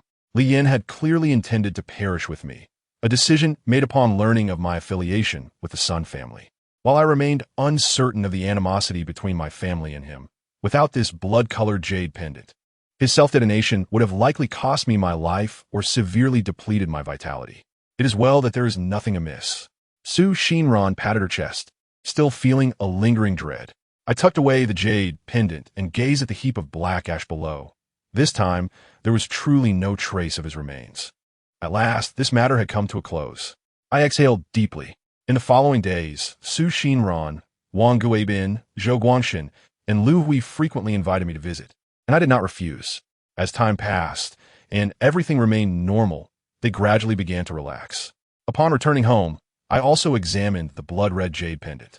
However, aside from the bizarre events of that one night, it returned to a state of tranquility, and no further strange occurrences transpired. I placed the blood-red jade and the ancient mirror on a rosewood shelf in the living room.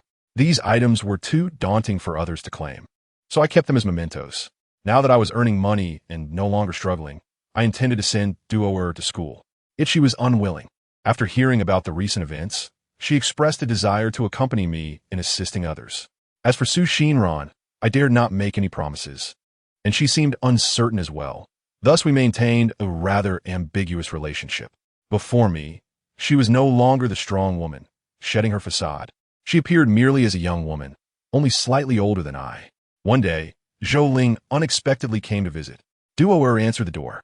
I shot her a glance, and upon stepping outside, I was taken aback to see Zhou Ling dressed in a lovely pink dress and silver crystal shoes. She looked elegant and charming, like a princess.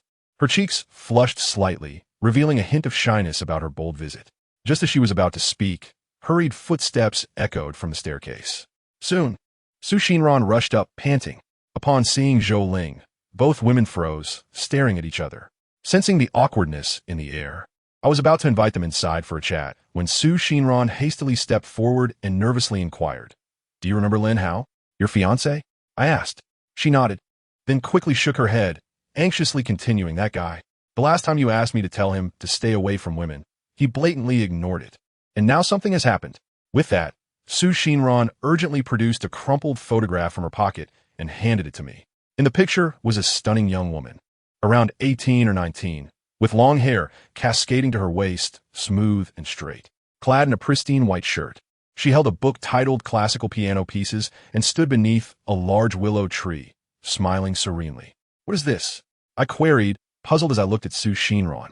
She lowered her head, biting her lip, and said, "Her name is Jiang Ro. She committed suicide. When she died, she was pregnant with Lin Hao's child." Chapter 28. The vengeful spirit returns. I furrowed my brow, while Zhou Ling beside me gasped in shock, gazing at the elegant young woman in the photograph. She instinctively covered her mouth. "Come in. Let's discuss this in detail," I urged, still frowning as I beckoned him inside. In the living room, Su Shinran and Zhou Ling took a seat, while Duoer sat beside me. "Miss Su, please continue," I prompted. Su Shinran nodded, her expression growing increasingly somber. "This is all the mess caused by that bastard Lin Hao. He has many women. He is a notorious flirt. Once he gets what he wants, he quickly discards them when the novelty wears off, compensating them with a little severance pay. Many women he has been with are experienced in love. Their relationships are ambiguous and unspoken." At this, Su Shinran glanced at me, and I felt a twinge of embarrassment. But this time it was different. Jiang Ro was a good girl, particularly innocent. She believed in love and trusted Lin Hao's sweet words. She fell deeply into the trap he laid for her, unable to extricate herself. Yet that scoundrel, no matter how good the girl is, will never cherish her. Su Shinran's expression turned pained as she inhaled sharply. I can imagine how utterly despairing it must have been for her when Lin Hao suddenly broke up with her for no reason. "And then?" Zhou Ling asked, bewildered. "Then," Su Shinran said, a hint of bitterness crossing her face, "Jiang Ro committed suicide. She was a sophomore in the arts department, only 19 years old. 3 days ago, she took her own life in the bathroom of her dormitory, having severed her wrist. By the time she was discovered, all her blood had drained, and resuscitation was futile. It was later revealed that she had been pregnant with Lin Hao's child." Zhou Ling clenched her fists in anguish. I sighed and asked, "So you came to find me because—" Su Shinran took a deep breath and spoke painfully. Lin Hao said, "Go die." Zhou Ling and Duoer widened their eyes in shock. I could only utter 2 words, "Beast." Su Shinran continued sorrowfully. "When Jiang Ro died, she deliberately donned a red outfit, tied a red string around her wrist, and clutched a crumpled piece of paper in her hand, which bore 18 characters. What did it say? Duoer inquirit instinctively. Hatred. Sulinan gritet hertit. 18 characters of hatred. My heart sank. It was clear that something was amiss, or else Su Shinran would not have rushed to seek me out. Both Zhou Ling and Duoer gasped in horror, and even I felt a chill run down my spine. Su Shinran looked at me, and I shook my head decisively. "This matter is beyond my control. I haven't even told you what happened." Su Shinran interjected hastily. She nodded vigorously, yes. "Since Jiang Ro's death, strange occurrences have plagued Lin Hao. For instance, every morning when he looks in the mirror, he sees his pallid face, devoid of color. Each time he turns around, he catches a glimpse of a white figure in his peripheral vision. But when he turns to face it, nothing is there. And at night, while he sleeps, it feels as though someone is blowing cold air into his ear. I was not surprised by what Su Shinran described. I coldly chuckled and shook my head. Grievances have their origin, and debts have their owner. The debts he owes should be repaid by him. Su Shinran nadith. I understand all that, but this matter also concerns me. Concerns you? I asked, astonished, gazing at Su Shinran. I know that Lin Hao is not worth lamenting, but please, help me completely sever ties with that man, will you? Su Shinran looked at me with hope. I sighed deeply and nodded. Very well. After this matter, you shall have no further connection with him. Naturally, Su Shinran quickly replied. The Lin family said that if you can resolve this issue, they will pay you 3 million in compensation. 3 million? I squinted, responding coldly. Tell him I want 5 million. Huh? Su Shinran was taken aback, but quickly nodded. All right. No problem. I did not care for the money. Yet Lin Hao's misdeeds were reprehensible, and they must pay a price. Furthermore, I continued, this matter is intricate and perilous. Although I agreed to intervene, I cannot guarantee a resolution. Huh? Su Shinran was once again stunned. Even you can't manage it? Last time, you eliminated 10 ghosts in one go. I paused, grimacing as I shook my head. I truly did not have complete confidence. My agreement stemmed not only from a desire to assist Su Shinran, but also from a fear that the vengeful spirit might transform into a maternal curse. Lin Hao was not worth mourning, but I could not allow the innocent to be implicated. Sensing the gravity of my words, Su Shinran grew anxious. Perhaps we should reconsider. Let them seek someone more capable. She gazed at me with concern. That would be best. Now I can feel at ease. Su Shinran sighed in relief. Su Shinran called the Lin family to discuss various matters. The Lin family responded promptly and without hesitation agreed to my proposal of 5 million. Su Shinran and I prepared to head over immediately to assess the situation. After a somewhat disappointed farewell from Zhou, Su Shinran and I set off. During the journey, Su Shinran shared some insights about the Lin family. The Lin family has followed a tradition of passing down their lineage through a single male heir for 3 generations. By the time it reached Lin Hao, his father had become a father later in life, having Lin Hao when he was 50. This has resulted in Lin Hao being excessively indulged, and with the family's vast wealth, he has been allowed to act recklessly. The decision to unite with the Su family was made by the elder Lin, who, recognizing his son's shortcomings, appreciated Su Shinran's business acumen. Thus, the Su and Lin families disregarded their children's feelings and quickly reached an agreement. Before long, we arrived at the Lin family estate. I had previously thought Zhou Guangshan was quite affluent, residing in a standalone villa. Upon arriving at the Lin family residence, however, I discovered that they own an expansive estate in the suburbs, and their villa appeared far grander and more opulent than Zhou Guangshan's. Additionally, the feng shui of this estate had been meticulously arranged by a master craftsman. To my surprise, as soon as we entered the Lin villa, I spotted Lin Hao lounging on the sofa with his legs crossed. Upon noticing my entrance, he paused momentarily, glanced at Su Shinran beside me, and venomously remarked, "So it's you?" Chapter 29. The third marriage contract. Lin Hao abruptly sprang from the sofa, his eyes radiating malice as he approached me. However, the elderly gentleman seated on the sofa also stood, rapping his cane against the floor, prompting Lin Hao to halt. Su Shinran quickly introduced me, saying, "Uncle Lin, this is Master Sunday." She further explained, "This gentleman is Chairman Lin Guangyao of Donyao Group, Lin Hao's father." "I am Lin Guangyao," the elder said, his expression darkening as he regarded me, seemingly weighing something in his mind. I stepped forward, intending to shake hands with the elder, but I couldn't help but raise an eyebrow at the strange atmosphere. Su Shinran sensed the tension and quickly intervened. "Uncle Lin, Master's son possesses genuine expertise. It was quite a challenge to invite him here." Before she could finish, Lin Guangyao waved his hand dismissively, indicating for her to remain silent. He sat poised, looking at me with an indifferent tone. "Master's son is quite young. I wonder how many years of experience he possesses?" Upon hearing this, I understood his skepticism regarding my youth and expertise. Since he harbored doubts, why should I humiliate myself further? I coldly retorted, "My abilities are none of your concern. I cannot assist with your family matters. Seek someone more accomplished." "Let him go. Let him go," Lin Guangyao sneered behind me. "Uncle Lin, do you realize how serious this matter is? I worked hard to bring him here. How can you be so? Su Shinran exclaimed, rushing after me. I managed to force a smile, saying, you saw their attitude. I am here to help your family avert disaster, not to beg for favors. I understand. Su Shinran replied quickly, this is not your fault. The Lin family has grown accustomed to arrogance. Let it be. We shall not concern ourselves with them.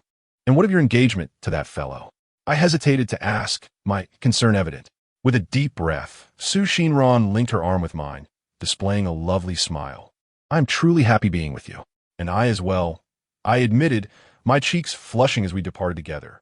That day, we spent the afternoon strolling through the streets, reveling in our newfound wealth. I found myself more willing to spend than she was. Anything that caught my eye was purchased without a second thought. We indulged in fine dining, entertainment, and shopping, thoroughly enjoying the day. In Jiangcheng, I held 4 marriage contracts, aside from Zhou Ling and Su Shinran. There were also Bai Xiaoting and Lin Yusin. While the future of my relationship with Su Shinran remained uncertain, we both cherished the connection we had. Thus, I resolved to address the remaining 2 marriage contracts. If Bai Xiaoting and Lin Yusin bore discernible birthmarks, that would change matters, but if not, I would proceed to annul the engagements. I was unsure if I might disappoint Su Shinran in the future, but for now, I wish to explore this relationship with her. The marriage contracts contain some basic information, and I enlisted Zhou Guangxin, Wang Guibin, and Lu Hui to help me investigate and uncover potential clues. To my astonishment, the next day, I received information about one of the parties by shouting. Lu Hui had uncovered leads and sent me the relevant details.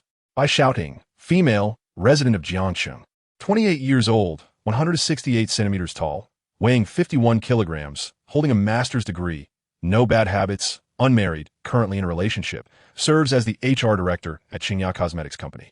Along with the details, a photo of Bai Xiaoting was included. While her beauty did not rival that of Su Shinran, she possessed an alluring figure and exuded confidence, indicating a strong-willed personality. However, it struck me as amusing that she was already 28 years old. I questioned how my grandfather had arranged these marriages for me, especially since Bai Xiaoting was in a relationship. Even if she were an enchanting beauty, it would not be right to pursue someone else's love. So my only option was to annul the engagement. The next afternoon, I arrived at Bai Xiaoting's company, armed with the marriage contract and the address provided in the information, and scheduled a meeting through the front desk. She agreed to meet, but preferred not to do so within her workplace, asking me to wait at the entrance.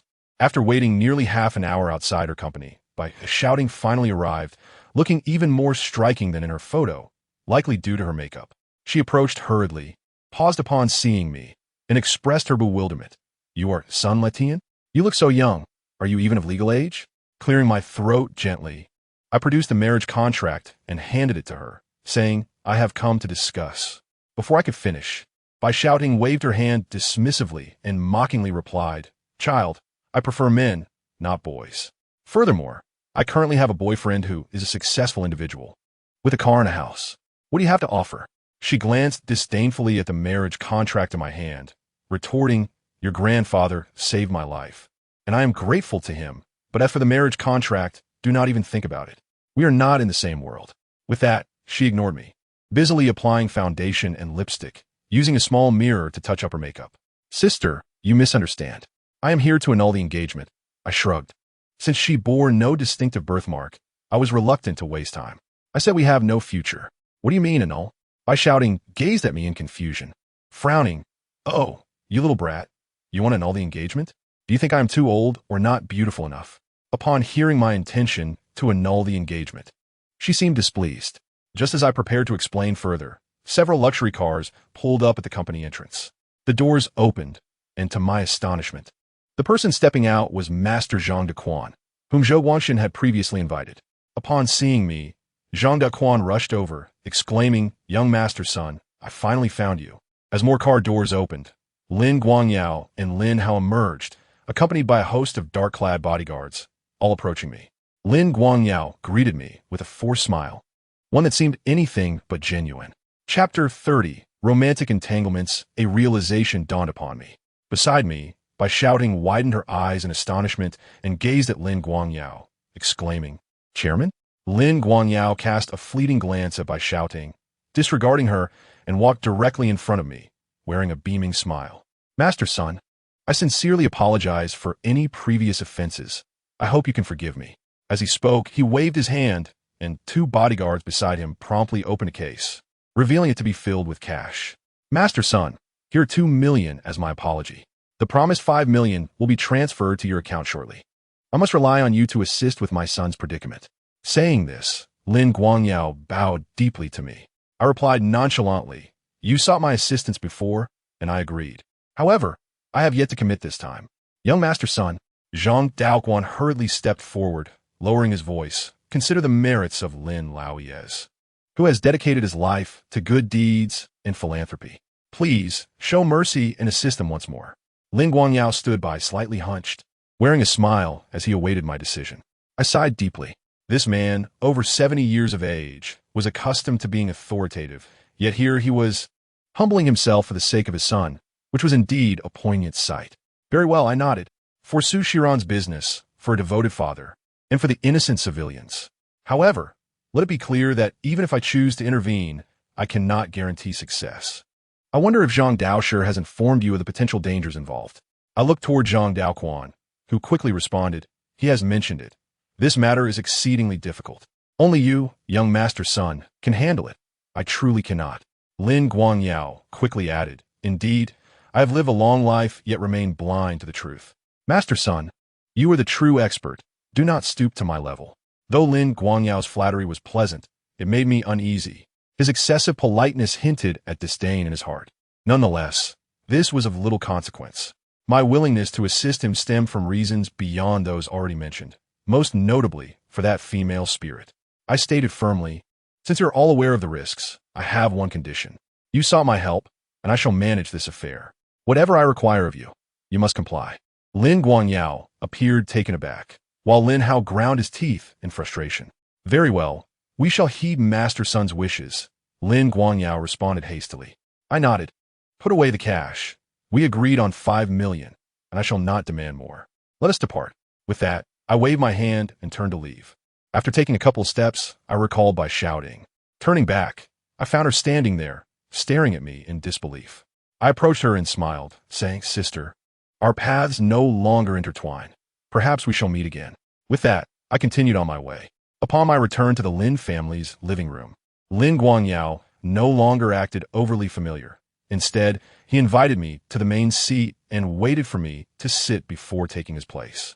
I had little desire for pleasantries, knowing these individuals were even more treacherous than Zhou Guangshan. However, none of that mattered. The essence of the situation was paramount. Lin Guangyao cleared his throat and promptly stated, Master Son, you are already familiar with the situation, so I shall not elaborate further. I wish to know, is my son truly in danger due to that female spirit? I let out a cold laugh. Not only him. If this matter is not handled properly, it won't just be Lin family blood that flows. The entire vicinity will suffer greatly.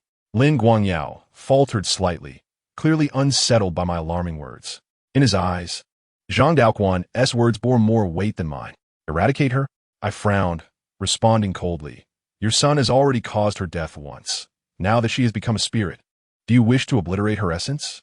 My inquiry left everyone in the room, including Zhang Daoquan, momentarily speechless. But Master Son, she is a ghost. She seeks to take Hauer's life. Lin Guangyao hastily explained. I narrowed my eyes, retorting, it was your son who first sought her demise. Although she succumbed to suicide, your son bears significant responsibility, even uttering those heartless words to go die. A life was lost, and yet you still wish to eradicate her spirit? Tell me, what crime did Jiang Ro commit? Lin Guangyao was rendered speechless. Lin Hao glared at me, grinding his teeth in anger, and retorted, I didn't force her die. I merely spoke carelessly. What could I do if she chose to listen? If she wished to die, so be it. Now that she is dead, why does she come haunt me? I did nothing to provoke her. Do I owe her any responsibility just because we were intimate? I abruptly stood, fixing Lin Hao with a fierce glare. Lin Guangyao quickly admonished, Hauer, what nonsense are you spouting? Apologize to Master Son at once. I did nothing wrong. Lin Hao scoffed, turning his head away. As I prepared to leave, Lin Guangyao clenched his teeth and suddenly knelt before me. Master Son, he is my only son. I beseech you, save him. Hauer quickly apologized to Master Son. Father, what are you doing? Lin Hao looked on in shock, trying to lift him. Witnessing this 70-year-old man kneel before me was indeed a disheartening sight. Lin Laoyes, I approached and gently helped him to his feet. Such a grand gesture is too much for me to bear. Alas, since I have already agreed to assist, I shall see it through. However, your son's attitude is quite concerning. Yes. How apologitsa? Lin Guangyao insisted firmly. Finally, Lin Hao gritted his teeth and said to me, I'm sorry. I replied, not to me, but to Jiang Ro. You owe her, not me. Lin Guangyao appeared ready to say more, but I raised my hand, stating, Lin Laoyes, there is no need for further discussion. Trust in me. I will ensure your son's safety. Also, I lifted my gaze, casually glancing at the striking female spirit behind Lin Hao. Smirking, Lin Gongzi, your debts of passion extend far beyond Jiangro. Chapter 31. The soul summoning talisman. Lin Hao paused. What do you mean? What do I mean? I looked at the alluring female spirit closely following him, saying, a height of 1.70 meters, an oval face, double eyelids, clad in white attire with red shoes, shoulder-length hair, and a rose tattoo on her wrist. Do you recall? At the start of my statement, Lin Hao appeared bewildered. However, by the time I mentioned the rose tattoo, his eyes widened in shock as he stared at me. How do you know this? Lin Gongzi, how many romantic debts have you accrued? As I finished speaking, the beautiful female spirit behind him offered me a faint smile before swiftly drifting away, disappearing from sight. Lin Hao trembled. Are you referring to Asian? No, I refused to believe it. Lin Hao stared in disbelief. Though reluctant to concede, he eventually nodded. The others in the room gasped in shock. I remarked, initially, I found it puzzling that Jiang Ro had only been dead for less than 7 days. Even with strong resentment, she would merely be a wandering spirit. Yet, you are ensnared by not just one ghost. Zhang Daoquan was equally astonished and quickly inquired, young master's son, is this true? But why can't I see them? I shook my head. That spirit bears no resentment and follows closely by him, harboring no ill will. Unless you possess yin-yang eyes, you cannot see her. He appeared perplexed but did not pursue the matter further. As a practitioner of Taoism, he understood that each sect has its own secrets that are not shared freely. Lin Guangyao gazed at Lin Hao in astonishment. You wretched child, what chaos have you brought into my life? Lin Hao, with a sense of grievance, lamented. The matter regarding Ajun truly has nothing to do with me. I have long since parted ways with her and even provided her with a severance fee. I only learned of her demise 2 months ago, apparently due to a heart condition. Her death is entirely unrelated to me. Lin Guangyao raised his cane. Prepare to strike Lin Hao.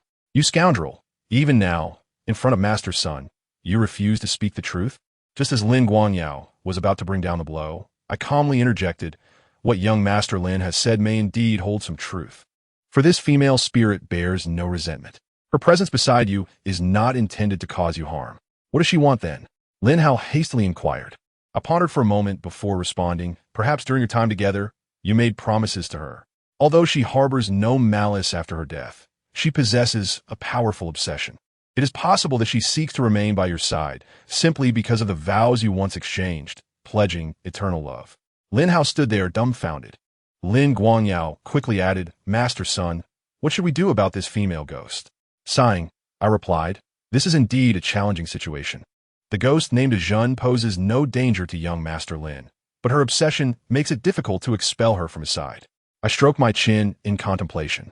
Master son, I will offer you more money. Lin Guangyao insisted. After some thought, I proposed, let us do this. I can sense that the female ghost is conscious. I will summon her forth, and you may speak to her directly. Her lingering presence is likely due to emotional attachment, and clearing the air should suffice. Lin Hao swallowed hard, astonished. You want me to negotiate with a female ghost? She is a ghost, yet was once your woman. Are you afraid? I scoffed. Lin Hao shook his head vigorously and exclaimed, Master son, you are the expert. Perhaps it would be best if you spoke with her. Whatever she desires, I will agree. I smirked. What if she wishes to take you with her? Lin Hao shuddered. Anything but that. I sighed. Very well, then I shall handle this. I instructed the Lin family members to prepare yellow paper for talismans, vermilion powder, rooster comb blood, and incense ash. Once everything was in order, I drew a summoning talisman. Summoning Ajun should be straightforward. I knew her obsession kept her close, and she was likely aware of the happenings around her. Thus, bringing her forth was merely a matter of a talisman. Of course, I could obliterate her, scattering her soul with ease. However, that was not the approach I wished to take. My grandfather taught me that it is better to capture a ghost than to destroy one, and better to guide a ghost than to capture it. Therefore, I intended to resolve not only a Jean's matter through negotiation, but also to ensure that the unfortunate Jiang Ro finds a fitting resolution. This was the most significant reason I chose to involve myself in this affair. With the summoning talisman completed, I silently recited the incantation, and, with a flick of my fingers, the talisman ignited, transforming into azure smoke. The smoke spiraled gracefully toward the balcony. Moments later, by the curtain of the balcony, a tall silhouette emerged, exactly as I had described. The occupants of the room were instantly astonished, their mouths agape.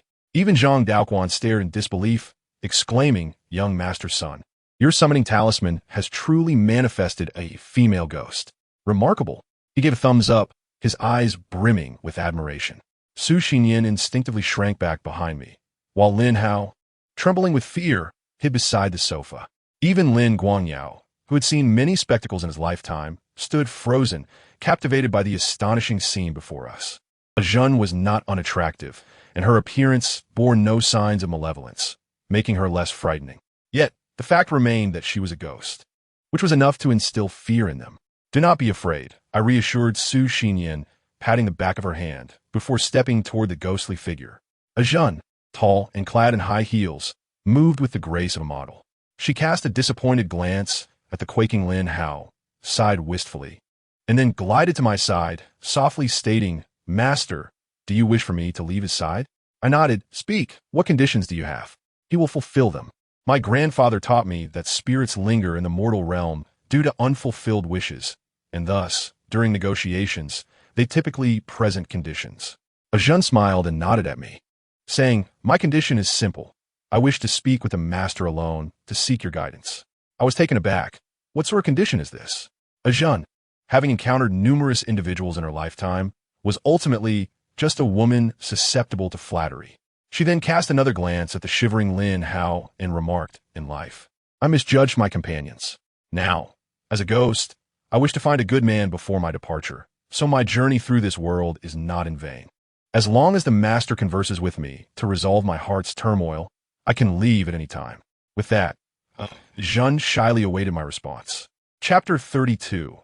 From Love Arises Hatred. Lin Hao also looked at me with anticipation. I sighed. "Very well. Elder Lin, prepare a room for me. I shall have a proper discussion with her." "Of course." Lin Guangyao promptly gestured upstairs. "Any of the rooms above are available for your use, Master Sunday." I gestured for Jun to follow me upstairs, and she nodded gently. Together, we ascended to the second floor and entered a study at random. "Speak. What do you wish to discuss?" I inquired of Ajun. However, she gazed at me with tender affection, her eyes brimming with emotion, and said, "I do not resent Lin Hao. I only lament my own lack of discernment. I am a model, possessing nothing but a good figure. I know I am not intelligent. I only wish to marry a good man and live without worry for the rest of my life." Yet Ajun forced a bitter smile. "I have encountered countless men. Yet I have always been deceived, never finding a true good man until I met you, Master." As she spoke, Ajun floated closer to me. "Master, do not be alarmed. I only wish to experience the sensation of a heartbeat." As she spoke, she pressed against me, one long leg wrapping around my waist, sending a refreshing chill throughout my being. I had never experienced such a sensation, and my heart began to race uncontrollably. Ajun was indeed attractive, with a slender and graceful figure, particularly her alluring long legs beneath her short skirt, which would captivate any man. However, I took a deep breath and gently pushed her away. Ajun looked at me in astonishment. "You are mistaken," I said. She stared at me in confusion. I continued, "You claim to have never found a good man because the men you sought were never truly good.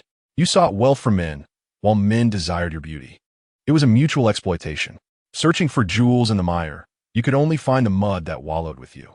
The reason you never found a good man is not that there are no good men in the world, but rather that you never escaped the mire." After my words, Ajun stood there, stunned. Moments later, she began to cry, her sobs filled with sorrow. As a ghost, her tears transformed into ethereal mist, dissipating into the air. I sighed in relief, for her obsession had been alleviated. However, before I could fully process this, Ajun suddenly lunged at me. enveloping me in her embrace and kissing me without hesitation. In shock, I attempted to resist, but she was evidently an experienced seductress, skilled in her craft. Having never encountered such an experience, my mind became clouded, and the prolonged lack of absorbing energy left me feeling hot. The refreshing chill that permeated my soul made it impossible to resist, and I inadvertently began to absorb her energy. Ajun was not drawing my yang energy. She simply kissed me, but upon realizing I was absorbing her energy, her expression shifted to one of alarm. I too realized that I had acted impulsively and hastily, quickly ceasing my actions and releasing her. She gazed at me with lingering trepidation. I promptly apologized, saying, "I am sorry. I was a bit impulsive." Ajun hurriedly shook her head, saying, No, it is my fault. Master, you are a good person, and I should not have treated you this way." As she spoke, she looked at me with affectionate eyes and softly declared, "Ajun has no further wishes. I only desire to follow Master in this life." Ajun's expression was somewhat melancholic, but she ultimately nodded. I performed a rite of liberation for her. With no lingering resentful spirits, the process was rather simple. Soon, her figure began to fade into the void, smiling as she waved goodbye, the tattooed rose on her wrist blooming in the pure light.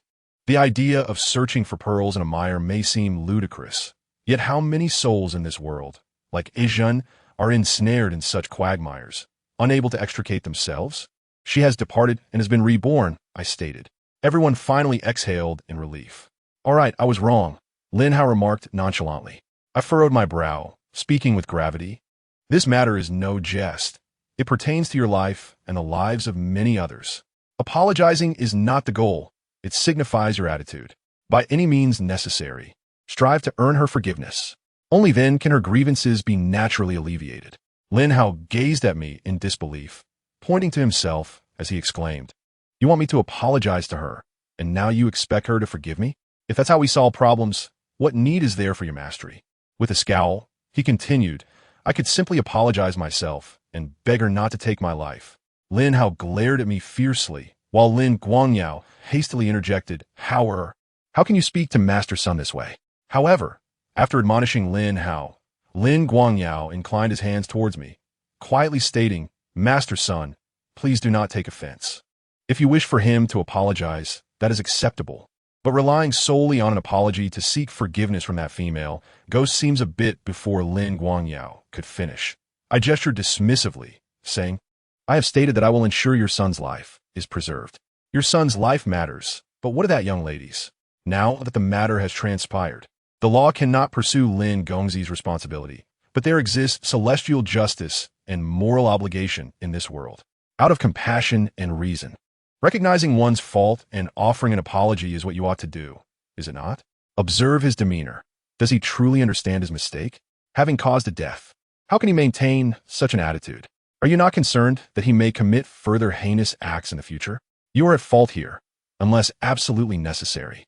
I will not confront the female ghost directly. My method is to act as a mediator to fulfill the ghost's desires and wishes. I seek to save not only your son, but also that female ghost." Lin Hao gritted his teeth, still wanting to argue, but Lin Guangyao nodded in agreement, saying, "Very well, we shall heed the master." It was clear he was reluctant. Lin Hao dismissively retorted, "Master Sun, there is a saying online that if apologies were effective, what need would there be for police? You must have heard this as well. Jiang Ro despises me so. Could she ever accept my apology?" I shook my head, replying, "How foolish of you, a veteran in matters of love, to not comprehend that love can breed hatred. Love and hatred are but a thought apart. Without profound love, how could there be heart-wrenching hatred? The depth of love directly correlates to the depth of hatred. The emotional debts you have incurred must be repaid by you." Lin Hao remained unconvinced, his hands buried in his pockets as he scoffed, "You speak so gravely. Do you think I was raised in fear? I have bedded many women, and none have been as troublesome as she. To seek death upon a breakup and drag me into it. Let me reiterate, I never truly urged her die. It was merely idle talk. Now, you all behave as though I have committed a grave sin. She is the one who cannot think clearly." Unable to contain my emotions any longer, I stood and delivered a resounding slap to Lin Hao. The sound echoed as he fell to the ground, stunned. At this juncture, still failing to sincerely repent, His attitude was no different from that of a beast. In the presence of Lin Guangyao, I admitted that my words towards his son were somewhat harsh. Furthermore, I should not have resorted to violence. Yet at that moment, I simply could not endure. Lin Guangyao's expression was quite unnatural, and it was evident that he was grappling with an internal conflict, but his composure made it difficult to discern his thoughts. So, Master Sun is correct. We must apologize where due and provide compensation. You must cease finding excuses. This is a debt of emotion you have accrued, and it is only right that you repay it. As he spoke, Lin Guangyao turned to me, stating, Master Sun, please do not be angry. I can take charge of this matter and compel this scoundrel to apologize to the female ghost. I took a deep breath and nodded, saying, Lin Laoi, to speak candidly, I can exorcise spirits. Even if it comes to a truly malevolent entity, there are means to resolve it, but that is not the way. Human society has its laws, and this world possesses its moralities. While I have accepted your payment, it does not imply that you can act with impunity. I faced Lin Hao once more, reiterating, I will act solely as a mediator to preserve your life. Apologizing is your responsibility. Even if you cannot fully earn her forgiveness, alleviating some of her resentment is beneficial. How to proceed from there is my concern. Lin Hao's eyes glinted with coldness, and just as he prepared to retort, Lin Guangyao shot him a fierce glare. Though Lin Hao struggled to quell his emotions, his expression remained fierce. Fine, you do as you see fit, he said with a sarcastic tone. I have come to see that all this talk of considering the ghost's feelings and that a ghost's life is just as valuable is merely an excuse. He then became agitated once more, exclaiming, Is it not merely money they desire? Speak plainly. Our Lin family has plenty. I was merely having fun. Who told her to take it seriously? Such shamelessness. His words caused the veins in my neck to throb, and my hand, raised in the air, hovered momentarily. Taking a deep breath, I declared, Very well, you possess wealth, then I demand you exhaust your family fortune in compensation for her. Lin Hao was momentarily taken aback. Even Lin Guangyao's lips twitched as he quickly shook his head, awkwardly chuckling, Master Sun, while compensation is feasible, we could offer Jiang Rou's family 1 million, 2 million, or even more, but to suggest exhausting our family fortune is rather excessive. The prosperity of the Lin family has been hard-won over decades. It is unreasonable to simply give it away. Your decades of toil are indeed commendable. Yet was it not equally arduous for her family to nurture their daughter from childhood? I replied, My insistence on exhausting your wealth is for your own good. Your son has wounded that girl's heart, inflicting pain upon her, and it has become clear to me that unless you also experience pain, none of you will genuinely repent. Lin Hao's character was not formed in a day or two. Expecting him to change in the short term was unrealistic. At this point, we could only take it step by step. Just then, Lin Guangyao's assistant hurriedly entered, whispering something in Lin Guangyao's ear. Lin Guangyao frowned slightly, and then said, Master Sun, Jiang Rou's parents have gone to the company to cause a scene. Should we offer them some compensation to placate them? Do as you wish, I replied, weary of further discussion. Spending a few million on compensation would be a mere drop in the bucket for them. Achieving compensation that truly pains them seems a daunting task. After all, I have already pointed them in the right direction. How they proceed is their affair. When we arrived at Dongyao Group, Jiang Rou's parents, clad in white cloth around their waists, were at the entrance, wailing heart-wrenchingly, and a considerable crowd had gathered. Lin Guangyao furrowed his brow, glaring at the head of security beside him, sternly commanding, Why have you not removed them? Their presence is an embarrassment. The head of security, looking quite troubled, replied, Chairman, you are unaware they are armed with knives. If we approach, they threaten to commit suicide. How could I dare provoke them? Suicide? Lin Guangyao frowned once more. Lin Hao coldly snorted, They're just a bunch of opportunists, merely seeking to extort a bit more money. Howard, be silent. Lin Guangyao chided, taking a deep breath to calm his emotions, forcing a smile as he approached Jiang Rou's parents. Jiang Rou's parents appeared to be in their 40s or 50s, with dark, gaunt faces that bore the marks of age, their clothing old and soiled. The wrinkles on their faces and the traces of hardship were evident. Esteemed couple. Lin Guangyao earnestly smiled. I am Lin Guangyao, Lin Hao's father. Upon hearing his identity, the couple wept even more fiercely, rushing towards Lin Guangyao. Return our daughter. Return our daughter. Zhang's father gritted his teeth. Zhang's mother cried out in agony. Just last week, Xiao Rou called us, saying she had found a boyfriend who truly loves her, claiming he treats her well. Who could have imagined my poor daughter? Lin Guangyao hurriedly stepped back as the bodyguards positioned themselves protectively in front of him. What is there to discuss? We do not wish to negotiate. We only seek the truth. Zhang's father, with bloodshot eyes, clenched his fists and declared, Xiao Rou has always been obedient and sensible. Had she not been bullied, how could she have taken her own life? My poor Xiao Rou. Witnessing Jiang Rou's parents crying once more, Lin Guangyao quickly whispered, Esteemed couple, let us converse privately. You must specify your desired compensation. Lin Hao, growing impatient again, interjected, Father, if you ask me, we should ignore them. Jiang Rou committed suicide, and regardless of where they take this, it has nothing to do with us. It was her own despair. Now, they come to our home to cause a scene, clearly just trying to extort money. Be quiet, Lin Guangyao reprimanded, inhaling deeply, once again adopting a more amiable demeanor. Esteemed couple, how about 5 million to resolve this matter? Zhang's father widened his eyes. Do you think I'm selling my daughter? I do not want a single cent, only justice. 6 million? No, 8 million. Lin Guangyao made an enticing gesture with his fingers. However, Jiang Rou's parents, refusing to even look at him, continued to cry out for justice. 10 million. This is my final offer. Lin Guangyao's expression turned cold. I must remind you, in this matter, my son bears no legal responsibility. Consider the 10 million carefully. Do not be greedy, or you may end up losing everything. You think money can buy everything? Zhang's father spat at Lin Guangyao, glaring at him. I do not want a single cent, only justice. Spit landed on Lin Guangyao's clothing, causing him to tremble with anger as he pointed a finger at Zhang's father. Rude.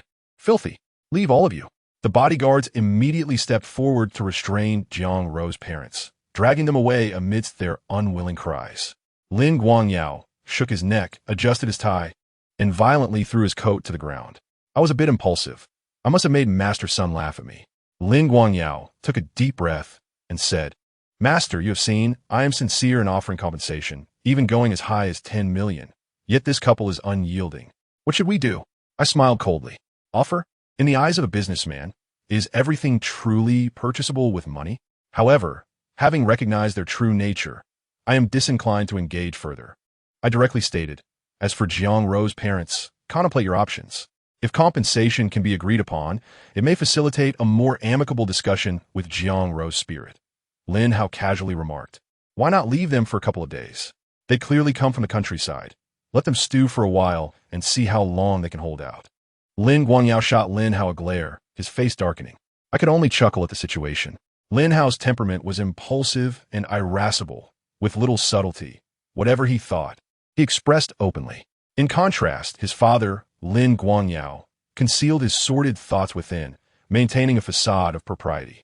As for the compensation, I merely offer suggestions. The final decision rests with you. Since an agreement cannot be reached here, we must approach matters from the perspective of Jiang Rou. Where's her body? I inquired. Oh, it is in the hospital's morgue, Lin Guangyao quickly replied. Let us go to the morgue at once and ascertain the situation. I declared. Lin Hao paused. Are we going to the morgue to apologize to her? I chuckled, young Master Lin. It has been 4 days since Jiang Rou's suicide. You hardly have time to waste. How can you appear so unconcerned? I sensed that Lin Hao had yet to grasp the gravity of the situation. Lin Guangyao quickly urged, let us heed the master's advice. Upon arriving at the hospital, we proceeded directly to the morgue. A human being is composed of both body and soul. Upon death, the soul departs, but does not immediately transform into a ghost, instead becoming a wandering spirit. Wandering spirits are exceedingly faint presences, imperceptible even to those with spiritual sight. Their influence on the living remains strictly at the mental level, minimal at best. Jiang Rou's resentment was immense, clad in red with her hands bound by red strings. She had perished in bitterness, intensifying her malevolence. Nevertheless, her wandering spirit must still linger within the morgue. The Lin family, utilizing their wealth, gained unhindered access to the morgue. Upon entering, we encountered a young man dressed in black, approximately my age, hastily exiting as we brushed past each other. I was momentarily taken aback. It did not dwell on it. As Lin Guangyao and Lin Hao stepped into the morgue, they involuntarily shivered. The cold within was unbearable. The chill in the morgue stemmed not only from the refrigeration equipment, but also from the pervasive energy. However, Ordinary people struggle to articulate the presence of yin energy. They merely feel a discomforting coldness. Upon entering the morgue, Lin Hao faltered. "Old man at the door," he called out, as the attendant led us to a gurney, pulling back the white sheet to reveal, "Here lies the person you seek. You may observe, but do not touch." With that, the attendant exited. This was my first time witnessing Jiang Ro, and it was a profound moment, feeling the essence of a life extinguished. The photo that Su Xinran had shown me depicted a sunny girl, poised beneath a large tree, engrossed in her book. Now, she lay before us, an expressionless, cold corpse. Jiang Ro was strikingly beautiful. Even in death, traces of her grace remained, though her face betrayed little animosity, merely a tightness of features, the final expression reflecting immense agony. Her skin was pale, devoid of any color, still clad in the red dress she wore at the time of her demise, with 3 wounds on her wrists, tied with red strings. Lin Hao dared not meet her gaze, retreating behind me. "Go on. These days, stay here and speak with her. Plead with her. Recall how you once made her smile. Now, do the same," I instructed. "Ah." Lin Hao gulped. Is she here? She should be. She is a wandering spirit. I cannot see her, but she will certainly hear your words." "Will she harm me?" Lin Hao glanced around uneasily. I then produced a piece of yellow paper I had brought along, tearing it into strips approximately 3 inches wide and 7 inches long, placing it upon Jiang Ro's forehead to seal her mouth and nose. I bowed gently before Jiang Ro's body and said, "Miss Jiang, Lin Hao has realized his mistakes. He comes to apologize and implores your forgiveness. If you can find it in your heart to forgive him, let this paper fall." Afterward, I bowed again and gestured for Lin Hao to take his turn. Lin Hao swallowed hard, stepping forward, attempting to muster a strained smile toward Jiang Ro's body. "Jiang Ro, I sincerely apologize for my actions. I never anticipated you would feel this despondent. You are magnanimous. Could you possibly forgive me?" As he spoke, his gaze fell upon the yellow paper above Jiang Ro's head, which remained utterly unmoved. I was at a loss for words. "Do continue. Do you think that uttering a few casual phrases will absolve you of a resentment?" "Very well." Lin Hao, with a tone fraught with fatigue, declared, "Jiang Ro, you're the most beautiful girl I have ever encountered. I have genuinely contemplated marrying you. Truly, I once harbored such thoughts, but upon reflection, I realize we cannot be together. Our backgrounds are too disparate. You are merely a rural girl with no notable lineage. How could a union between us yield a favorable outcome? I apologize for my initial impulsiveness. I truly did not know you were such a serious young woman. You take things far too to heart. In this day and age, does a romantic relationship necessarily culminate in marriage? If a mere breakup drives one to despair, I would have been haunted by vengeful spirits long ago. As Lin Hao's words grew increasingly nonsensical, Lin Guangyao could no longer contain himself and interjected. "Oh, right. The apology." Lin Hao softened his tone and continued, "Allow me to elaborate, Jiang Ro. Please let me go. If you're contemplating suicide, it is merely a stroke of bad luck. Your parents have come to cause a scene. Even in death, they still worry about you. Isn't that a tragedy? In my view, you should heed the wisdom of the master and seek rebirth. I will ensure your parents receive compensation, I assure you. We are already discussing 10 million, but they are far too greedy and never satisfied." Lin Guangyao's face contorted with anger as he repeatedly tapped his cane, his expression exceedingly grim. At that moment, the yellow paper above Jiang Ro's head suddenly ignited with a pale blue flame. The flickering light cast an eerie glow upon Jiang Ro's delicate features, rendering them grotesque and twisted as the smoke wafted into her mouth and nostrils. Lin Hao, taken aback, turned to me with confusion and asked, "Has she forgiven me?" I, with a stern countenance, shook my head and replied, "She is even angrier. What should I do then? You instructed me to apologize, and I did. Yet she refuses to listen and is even more incensed. I am at a loss." Lin Hao exclaimed, raising his hands in exasperation. My patience waned, and I glared at him, stating, "If once is insufficient, then try twice. If twice fails, attempt 10 times. If 10 times proves futile, then 100. You shall remain here for the next few days, and your apologies must be genuine. Remember, if you do not offer her sincerity, she will not reciprocate it." With that, I turned my back on him and departed the mortuary with Su Xinhui. "Are you all right?" Su Xinhui, noticing my pallid complexion, grasped my hand. "I am fine," I replied, inhaling deeply. I never anticipated encountering such individuals in this world. Alas, Su Xinhui sighed, shaking her head. He has been spoiled by his father. Whenever he caused trouble as a child, his father always cleaned up after him, instilling in him the false belief that money could resolve any issue, until the situation spiraled out of control. However, what are your intentions regarding this matter, Letian? I responded, firstly, I shall honor my word and ensure Lin Hao's life is preserved. Secondly, I cannot disregard Jiang Ro. She is far too pitiable. Unless absolutely necessary, I will not take action against her. The remainder shall be left to fate. I took another deep breath. My grandfather always taught me that perfection is unattainable.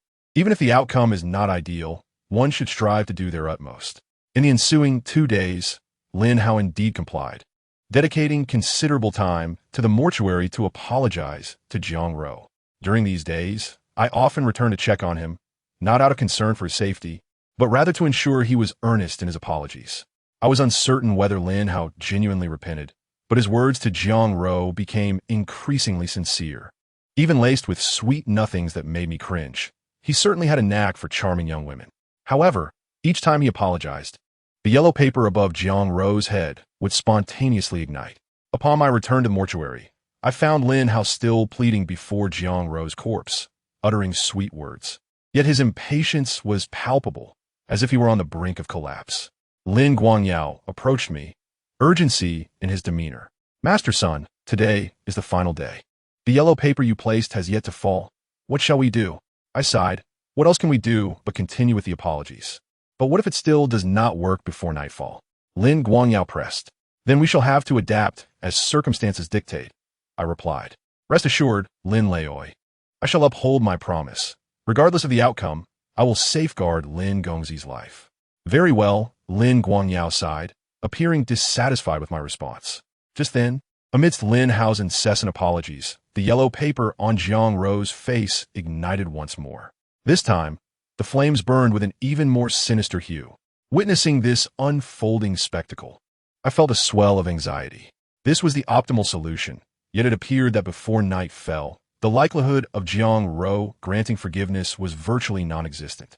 And when that moment arrived, I found myself devoid of a plan. I needed to protect Lin Hao while simultaneously wishing to spare Jiang Ro. Alas, such a delicate balance is seldom achievable.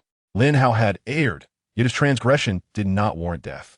Most critically, even without considering monetary implications, I could not idly watch as an innocent soul fell victim to malevolent forces. Though Lin Hao may deserve punishment, should Jiang Ro take a life, she would be irrevocably lost. I was filled with frustration. Lin Hao's apologetic tones grew increasingly feeble. His incessant murmurs only served to aggravate me further. His half-hearted apologies bore no semblance of sincerity. Listening to him, one would not only be disinclined to forgive him, but would likely become even more incensed. Unable to contain myself, I snapped, "Do you possess no genuine remorse whatsoever? If this continues, I shall be unable to save you." Lin Hao, undeterred, retorted, "You instructed me to apologize, and I have done so. It is she who refuses to accept it. What more can I do? You are the master. Our Lin family has offered you 5 million, yet you merely direct me to handle this in such a manner. Why is this not your fault?" I clenched my fists in anger. Were it not for the necessity of rescuing Jiang Ro, I would have long since abandoned this foolishness. At that moment, Lin Guangyao received a phone call. After only a few seconds on the line, his expression morphed into one of elation. After exchanging a few words, he hung up, radiating exhilaration. Lin Guangyao looked up, his previous joy abruptly extinguished as he cast a cold glance in my direction, stating flatly, "Master Sun, you need not concern yourself further. You may take your leave. However, we should depart." Chapter 36. Helplessness. I furrowed my brow slightly. It appeared that Lin Guangyao had been quite busy in recent days. He had never placed his trust in my handling of this matter. Was he now seeking the counsel of another master? However, the individual capable of instilling such confidence in him must surely be no ordinary practitioner. I replied coolly, "Very well, since that is the case, I shall withdraw." Yet Jiang Ro. I glanced at Jiang Ro lying on the mortuary table, exhaling deeply and shaking my head without uttering a word. At this juncture, further contemplation was futile. If the new master they had enlisted proved unreliable, Lin Hao would undoubtedly meet his demise. Conversely, if he were competent, Jiang Ro would be doomed. Ultimately, a perfect resolution eluded me. That will not be necessary. Lin Guangyao scoffed. Father has enlisted the renowned Master Nye. With his intervention, success is virtually assured. As he spoke, he cast a derisive glance in my direction, mocking, unlike certain individuals who sell sheep's heads while peddling dog meat, lacking genuine skill and merely relegating us to engage in these trivial endeavors. Nearby, Zhang Daoquan, upon hearing Master Nye's name, widened his eyes in astonishment, exclaiming, "Is that the southern sect Master Nye?" "Indeed," Lin Guangyao proudly declared. "Master Nye just happened to arrive in Jiangxing a couple days ago. I contacted him through someone, and I explained our situation. Master Nye's analysis was quite similar to that of Master Sun. However, his method of resolution is far simpler and more effective. Master Nye will arrive tonight to eradicate this scourge." As he spoke, Lin Guangyao cast a fierce glare at Jiang Ro, who lay on the mortuary table. "Ha ha!" Lin Hao erupted into a wild laugh, his exuberance spilling over as if he were unable to contain his excitement. Like a madman, he jumped in place, his eyes wide, and pointed at me, cackling, "Get lost. You useless wretch, having taken money from the Lin family, you can't even accomplish a single task. What a waste. You're no longer needed. Go as far away as you can, you piece of trash." Lin Hao unleashed a torrent of pent-up insults. Still unsatisfied after berating me, he turned to Jiang Ro's lifeless body and viciously spat. "You shameless creature. I offered you an apology, and you refused it. Very well. Now, I shall ensure that you have no resting place. I will obliterate your remains, scattering your ashes to the winds. Ha ha! Just wait for Master Nye's arrival. I will show you how I deal with you." Lin Hao's voice was hysterical and his laughter grotesque. Lin Guangyao frowned, but said nothing. After venting his anger, Lin Hao seemed still unsatisfied, raising his hand to slap Jiang Ro's lifeless face. "You don't know how to appreciate kindness." Slap, slap, slap. The sounds of slaps echoed, leaving Jiang Ro's pallid face bruised. Lin Hao grasped Jiang Ro's throat, violently shaking her corpse, even tearing away her crimson attire to reveal her fair skin beneath. "Enough!" Lin Guangyao could no longer bear to watch and scolded. "Howard, you must restrain yourself. You need to temper your actions in the future." He then glanced at me. Seeing my ashen face, he merely sneered and waved his hand, taking Lin Hao away. I clenched my fists, glaring fiercely at their departing figures, ultimately letting out a deep sigh, feeling as deflated as a punctured ball. I approached Jiang Ro and rearranged her clothing. Su Xinran, equally furious, gritted her teeth and asked, "What should we do now?" "Let them be. Those who commit wrongful acts will inevitably face their own demise. When a person loses their sense of reverence, they become deranged." "Let us leave," I replied, and together with Su Xinran, we exited the morgue. Just as we stepped out of the hospital, a young man clad in black approached us. I paused, suddenly recalling that I had seen him at the morgue entrance just days prior. His presence here made me uneasy. I felt no distinct aura emanating from him. So I shook my head, dismissing my thoughts as mere paranoia. "Still thinking about that?" Su Xinran sighed. "I never imagined the Lin family could be such people. It's truly terrifying." "Indeed, sometimes humans can be more frightening than ghosts," I replied with a bitter smile. Concern etched on her face, Su Xinran asked, "Are you worried that Master Nye won't be able to handle the situation?" I shook my head, saying, "I worry for Jiang Ro. Her fate has been too tragic. If she truly meets a tragic end, what sense does this world hold? They possess wealth and can summon renowned masters, yet these masters, without discernment, heed only the riches and act with impunity. Can money really grant one the freedom to act without consequence? Is it just that the impoverished must suffer?" As I spoke, I shook my head in despair. Su Xinran, visibly saddened, comforted me. "There are various injustices in this world. It is precisely because of this that it needs more individuals like you who possess integrity. Letian, you are truly admirable. You are unlike them.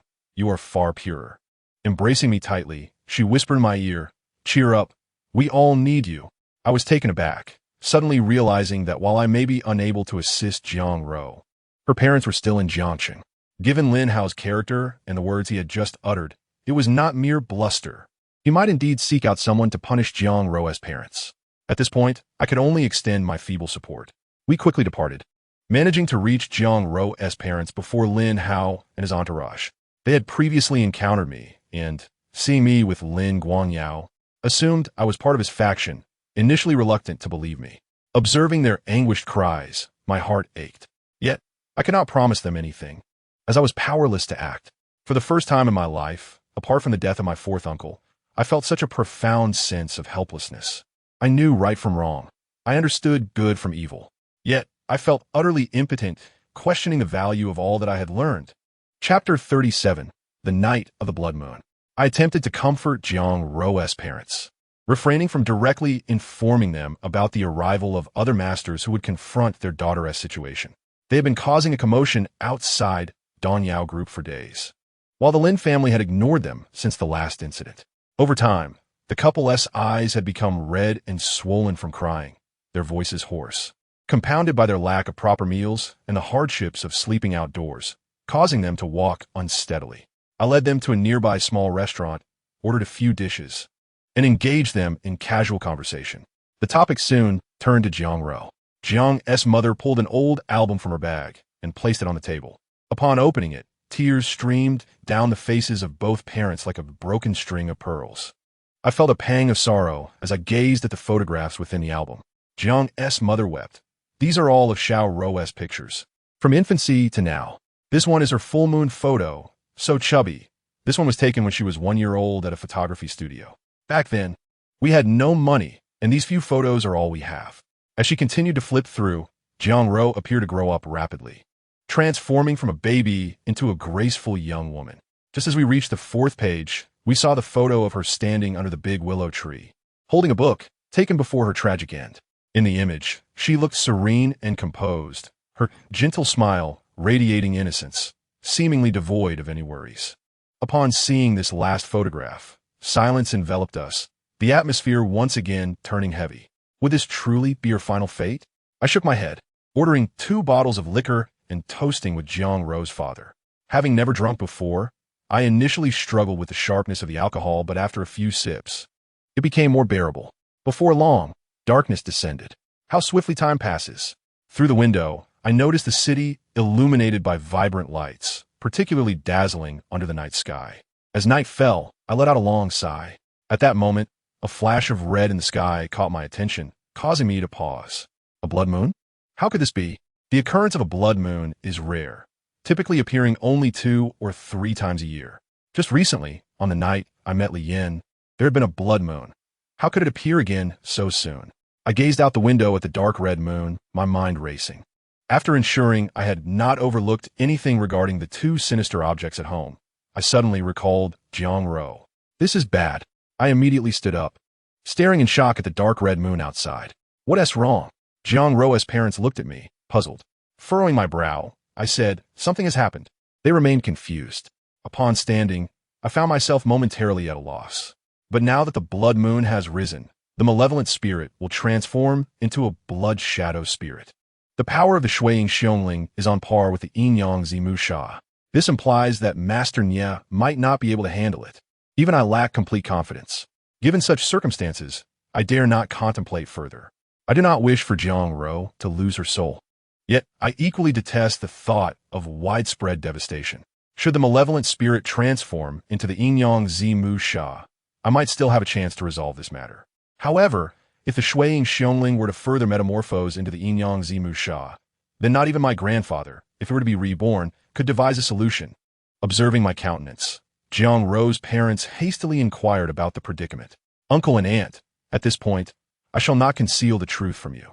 After the Lin family ceased to allow me to oversee this affair, they engaged other masters in an attempt to eradicate Jiang Roe's ghost. I stated solemnly. What? Jiang's father rose abruptly, his excitement palpable. Jiang's mother, after a moment of shock, burst into tears once more.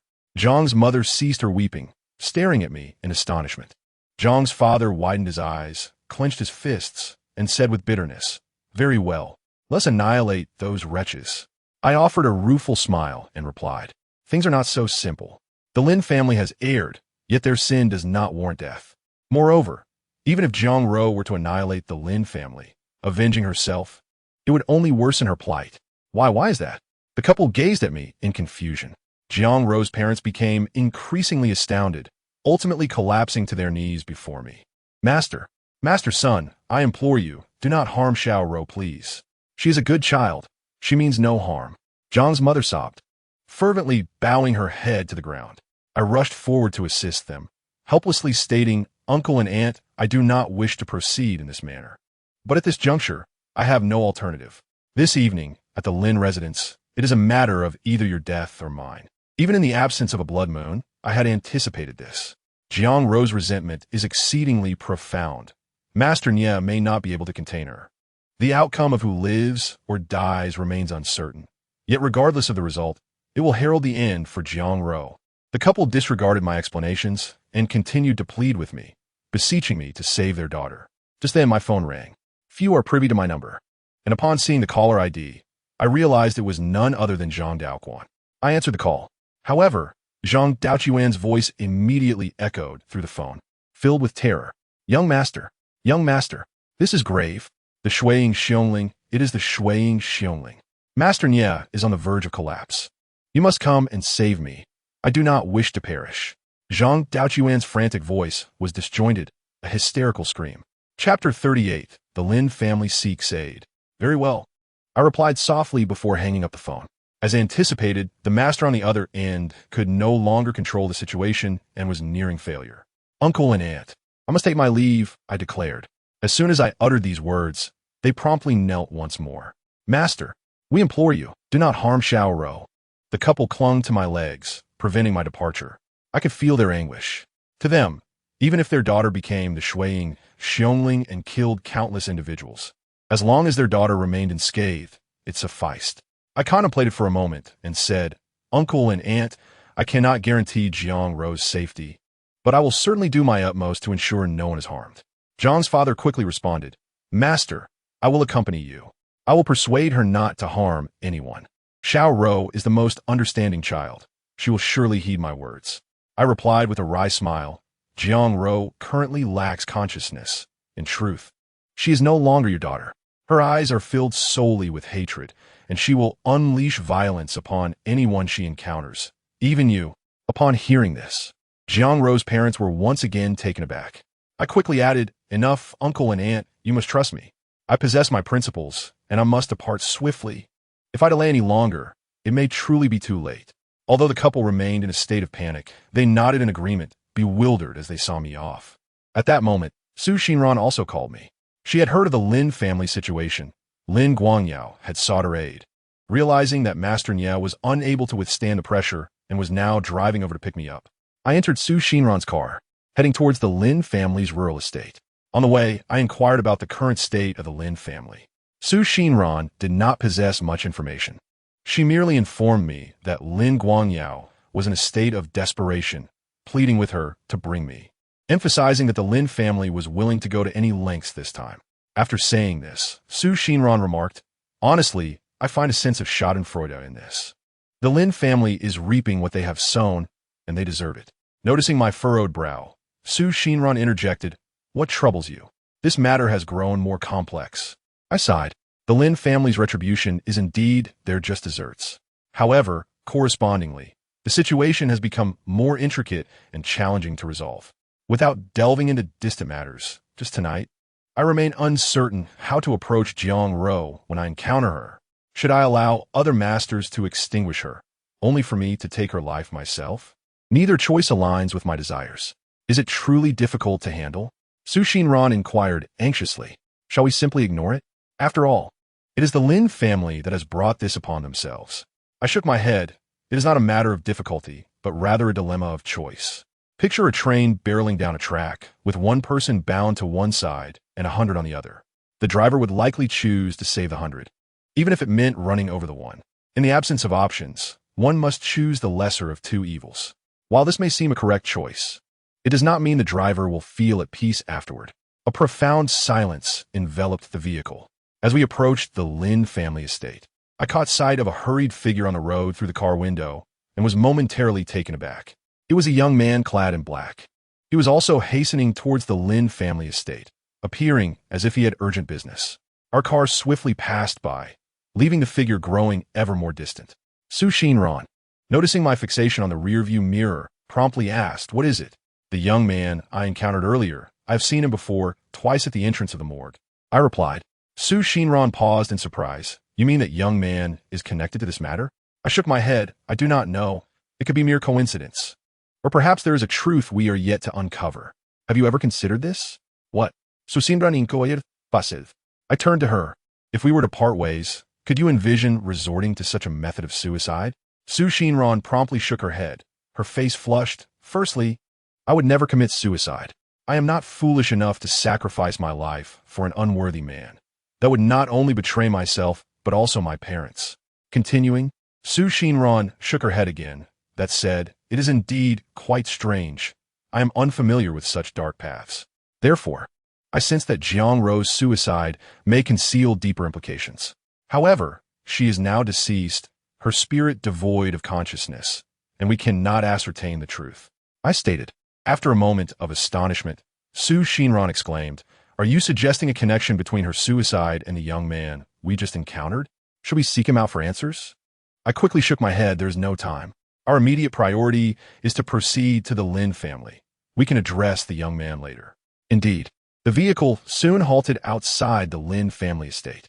Unlike previous days, the once vibrant Lin family estate now lay shrouded in a heavy silence, an air of desolation enveloping it. The entire villa loomed in darkness, resembling a monstrous entity intent on consuming all who dared approach. The atmosphere was thick with a sinister chill. Stay outside, I instructed. Be careful, Su Sinan cautioned, aware that her presence would be more of a hindrance than a help, so she remained in the car. The grand entrance of the Lin family villa stood ajar, revealing an abyss of blackness within. My heart raced with trepidation. Had I arrived too late?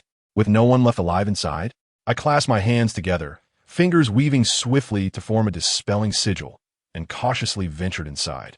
The living room was utterly deserted. I hurriedly ascended to the second floor. In the study up there, I felt an overwhelming presence of malevolence. It must be here.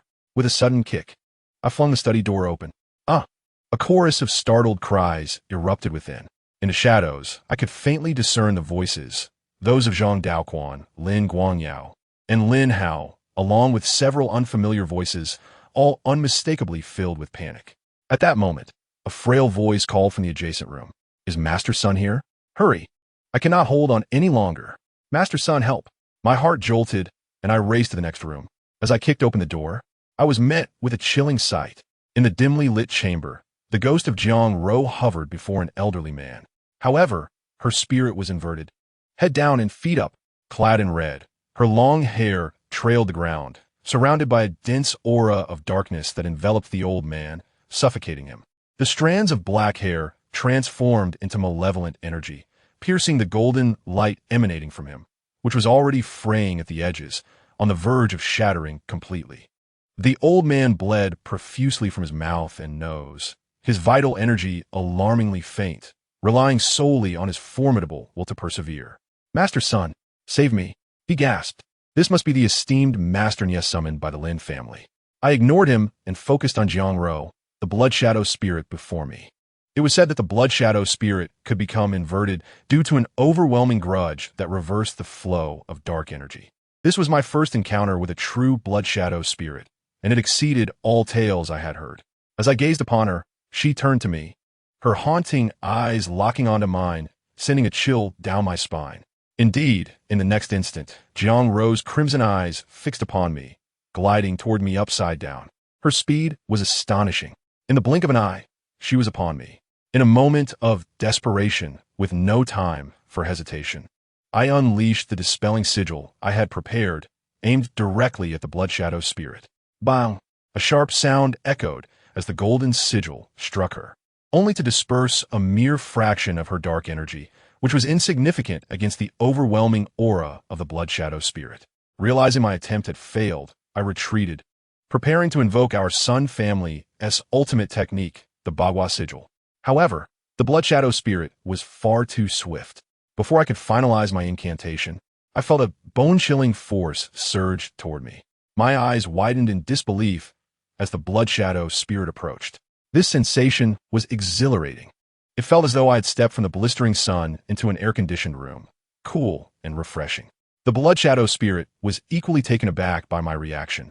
letting out a shriek as she transformed into a dark mist, charging towards me. Her malevolent energy was overwhelming. Bang! I was thrown back by the sheer force, catapulted from the room into the corridor. Rising quickly, I stumbled backward and formed another Bagua sigil. The Bagua sigil was composed of 9 layers, each more potent than the last. However, given my current capabilities and the urgency of the moment, I could only manage to form 5 layers. Surely this would suffice. Yet, just as I reached the 4th layer, the Blood Shadow spirit collided with me again, sending me crashing into another room. With a thud, I landed painfully, but I prepared to create another Bagua sigil. Time was not on my side. The Blood Shadow spirit was relentless, like a tempest, shrouded in darkness, imbued with immense strength and speed. In this dire situation, only my innate powerful yang energy allowed me to withstand the onslaught of her dark energy. Had it been an ordinary person, the mere presence of that dark energy would have been fatal. What to do? There was no time to ponder. There were dozens of exorcism techniques, yet none could combat the Blood Shadow spirit, and the preparation time was insufficient. As I saw the Blood Shadow spirit lunging at me once more, I steeled my resolve. I would risk it all. In that fleeting moment, as the Blood Shadow spirit collided with me, I gathered my yang energy and embraced her tightly. Bang! I was hurled once again. However, this time, the Blood Shadow spirit was pulled along with me. Spirits are typically insubstantial, expected to be weightless. Yet the Blood Shadow spirit was different. Her dense dark energy was heavy, and upon landing, I did not release her, but forcefully pinned her to the ground. Taking a deep breath, I boldly pressed my lips against Jiang Roes. At that moment, she was enveloped in sinister energy, her face a ghastly shade of blue and purple, a terrifying visage. Yet I could not afford to hesitate. In an instant, Jiang Ro trembled, her crimson eyes wide with disbelief as she attempted to struggle, but I held her firmly, pinning her down. After a moment, she ceased her resistance and began to absorb my yang energy. Her dark energy was so potent, it matched my yang energy. For a time, we achieved a delicate balance, alternating between absorbing each other's energies. I could not overpower her, nor could she overpower me. Though we were at a stalemate, I dared not relinquish my hold, while she glared at me fiercely, as if determined to drain me completely. I was not as resolute as her. I had no intention of harming her, yet I found no better solution and could not let go, so I maintained our equilibrium. Initially, I felt a surge of anxiety, for I was cradling the fabled and fearsome Blood Shadow spirit. However, as time passed, my tension eased, and I began to feel an unexpected sense of comfort. Jiang Ro's body was cool and soft, and holding her was surprisingly pleasant, especially in this intimate position. Though we were engaged in a mutual exchange of energies, I had never shared such a prolonged closeness with any other spirit before. Being an inexperienced youth, I found myself stirred by the experience, my yang energy surging within me. Unbeknownst to me, I began to gain the upper hand, taking the initiative, but I remained vigilant, continuing to embrace her tightly. Since I had no clear solution to this predicament, I resolved to persist with this simple approach. If I could diminish her dark energy and restore her consciousness, then everything would fall into place. I noticed Jiang Ro's complexion gradually improving. The once ghastly blue and purple hues began to fade, returning to the youthful beauty she possessed in life. Jiang Ro gazed at me, her eyes reflecting surprise and confusion. Chapter 40. Meeting the Shirshio, I am uncertain whether she is conscious at this moment. Regardless, I dare not let my guard down and continue to wholeheartedly absorb her Yin energy. Only with my unique constitution can I withstand such an abundance of Yin energy. Had it been another individual, absorbing this much would have resulted in their demise, even if they could control the spirits. Furthermore, after absorbing such a substantial amount of Yin energy, it would provide an opportunity for the spirits to take possession, potentially turning them into puppets. Of course, this is the case for others. For me, not only does it have no adverse effects, but I also find it rather soothing and refreshing. As Jiang Ro's condition improves, my heart gradually settles. However, what I did not anticipate was that I could feel Jiang Ro's tongue reaching out toward me. I was momentarily taken aback, staring at her in astonishment. From Jiang Ro's countenance, I could discern no emotion, nor could I ascertain whether she had regained consciousness. I could only sense that her resistance was not as fierce as before. Instinctively, I attempted to evade her tongue, but while I was diligently absorbing the yin energy, I found it impossible to do so. My heart raced with increasing intensity. How could this be? As the yang energy surged within me, my momentum exceeded hers. Yet we remained tightly embraced, albeit the sensation felt markedly different from before. I cannot comprehend why it had transformed in this way. At this moment, I felt a refreshing sensation penetrating my very core, an indescribable interplay of yin and yang. Moreover, I need not worry about inadvertently absorbing too much and causing her spirit to scatter. The yin energy within her is far more potent than that of ordinary spirits. And even after absorbing for several hours, I would not deplete her. Time passed incrementally, and I increasingly sensed that Jiang Ro in my arms was gradually returning to normal, allowing me to relax slightly. I cannot maintain this position indefinitely, so I slowly began to test the waters by loosening my hold on her.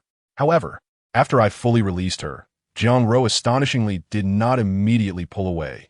She remained obediently lying beneath me, gazing at me in surprise. I gradually withdrew my lips from hers, incredulously asking, "Have you regained your senses?" Jiang Ro let out a sudden roar, as if something had dawned on her, and the yin energy around her surged once more. Yet this time, it was far more subdued than before. Without hesitation, I attempted to seal her lips again, but it was too late. In an instant, the yin energy within her surged violently, forcefully pushing me away, and then transformed into a shadow, drifting toward the window, vanishing in the blink of an eye. She fled? I was once again astonished. Without consciousness or rationality, even if her spirit were to scatter, she would still seek revenge on Lin Hao. But now she has escaped? Could it be that she has truly regained some awareness? My intention in absorbing her yin energy was solely to diminish her power. I never anticipated that it could also restore her consciousness. Nevertheless, I can be certain that even if she has regained a modicum of awareness, it is not substantial enough to communicate with her as one would with an ordinary spirit. I couldn't help but let out a sigh. Had I known, I would have absorbed for a while longer. Aside from yin energy, spirits also harbor resentment, death energy, and malevolent energy, and what I can harmonize with my yang energy is solely yin energy. The malevolent energy would accumulate within me alongside the yin energy, which is quite detrimental. An excess of negative factors can lead to a transformation in character, inciting anger and violence, or even plunging one into darkness from which they can never emerge. After checking my body, I found no injuries, and everything appeared normal both internally and externally. Master Nya was sitting cross-legged on the ground, staring at me in astonishment. "Master Sun, where's the blood shadow fiend?" I responded with a wry smile and a shake of my head. It fled. It fled. Master Nye's eyes widened in disbelief. Then he awkwardly clasped his hands in greeting. "Master Sun, a few days ago, I heard Wang Guibin speak of your exploits. My visit to Jiangcheng was primarily to inspect that building, and upon discovering that the malevolent energy had been completely dispelled, I could not help but feel ashamed of my own inadequacies." As he spoke, Master Nye struggled to rise, bowing deeply to me. I hurried forward to support him, considering he is a man over 70 years of age. Master Nye quickly waved his hand, his expression filled with self-reproach. "Master Sun, I must apologize for my earlier ignorance regarding the Lin family situation. I accepted the task without understanding the circumstances. By the time I arrived and learned the entire story, I'd also heard about how the Lin father and son had previously driven you away. I chastised them severely, but it was too late. I cannot simply stand by and watch the blood shadow fiend harm others." Master Nye coughed heavily, spitting out a mouthful of blood. "Isait, Master Ni, this matter cannot be entirely blamed on you. Our profession involves not only accepting payment to exorcise calamities, but also upholding righteousness. What you say is absolutely correct." Master Nye once again clasped his hands in greeting, then quickly added, "I have yet to inquire about your lineage, Master Sunday. At such a young age, you possess remarkable abilities. It is truly impressive. Lineage? I am aware of my grandfather's sect, and theoretically, I am the sole heir of that sect and its leader. However, in practice, neither my grandfather nor I have learned anything from that sect. It left behind only an ancient tome that no one can comprehend. And the knowledge I acquired from my grandfather is rather eclectic, incorporating the strengths of various schools while also developing the unique techniques of the Sun family. Therefore, I can only claim the name of the Sun family." I clasped my hands together and said, I am of the Tai Su Sun family. What? Master Nye exclaimed in shock, his eyes wide. You are a descendant of the venerable Sun Tianchi? I was taken aback as well. Master Nye, you know my grandfather? To my astonishment, Master Nye suddenly knelt before me. I am Nye Hai. Pay my respects to my Shirshio. You call me Shirshio? I quickly stepped forward to help him up, astonished. Nye Hai explained hastily, it is like this. I have some connections with Lord Sunday. My master is the senior brother of Lord Sun, and a few years ago, Lord Sun took you on a pilgrimage to various temples. I have heard of this, and since you are the heir of Lord Sun, it naturally makes you my Shirshio. Pilgrimage, I was struck like a bolt from the blue, suddenly understanding everything. Chapter 41. A hundredfold return. Initially, I believed that my grandfather's travels with me were solely to seek solutions, to find the Xin Bing you knew, and to hope to learn some unique skills. It is only now that I finally comprehend. Those journeys were not merely for those reasons. Most importantly, they were to introduce me to those esteemed predecessors, allowing me, as the heir of the Sun family, to stand upright in this field. The predecessors I encountered during those years were either of the same generation as Zhang Daoquan or of the caliber of Master Nye Hai. I still do not fully grasp the extent of my grandfather's renown in the martial world, as he has largely distanced himself from those matters since my birth. However, witnessing Master Nye Hai's respectful demeanor offers a glimpse into the glory my grandfather represented on behalf of the Sun family. In an instant, I cannot help but clench my fists. Now, as the face of the Sun family, I represent not just myself but the reputation of the Tai Su Sun family. Every action I take henceforth must not bring disgrace to the Tai Su Sun family. I supported Master Nye Hai, saying, Master Nye, please do not be so formal. And do not call me Shirshio. I am too young to bear such a title. Ah, Shirshio, you must not say that. In terms of lineage, abilities, and even the ways of the world, you surpass me greatly. It is only fitting that I call you Shirshio. Despite my repeated refusals, Master Nye insisted on addressing me as Shirshio, and after some compromise, he merely added a prefix, referring to me as Little Shirshio. I am acutely aware of my limitations, yet I have inadvertently garnered considerable attention, which is rather unfortunate. Thus, I resolutely refused to accept it. Just as we were engaging in mutual politeness, a series of lamentations erupted from the adjacent room.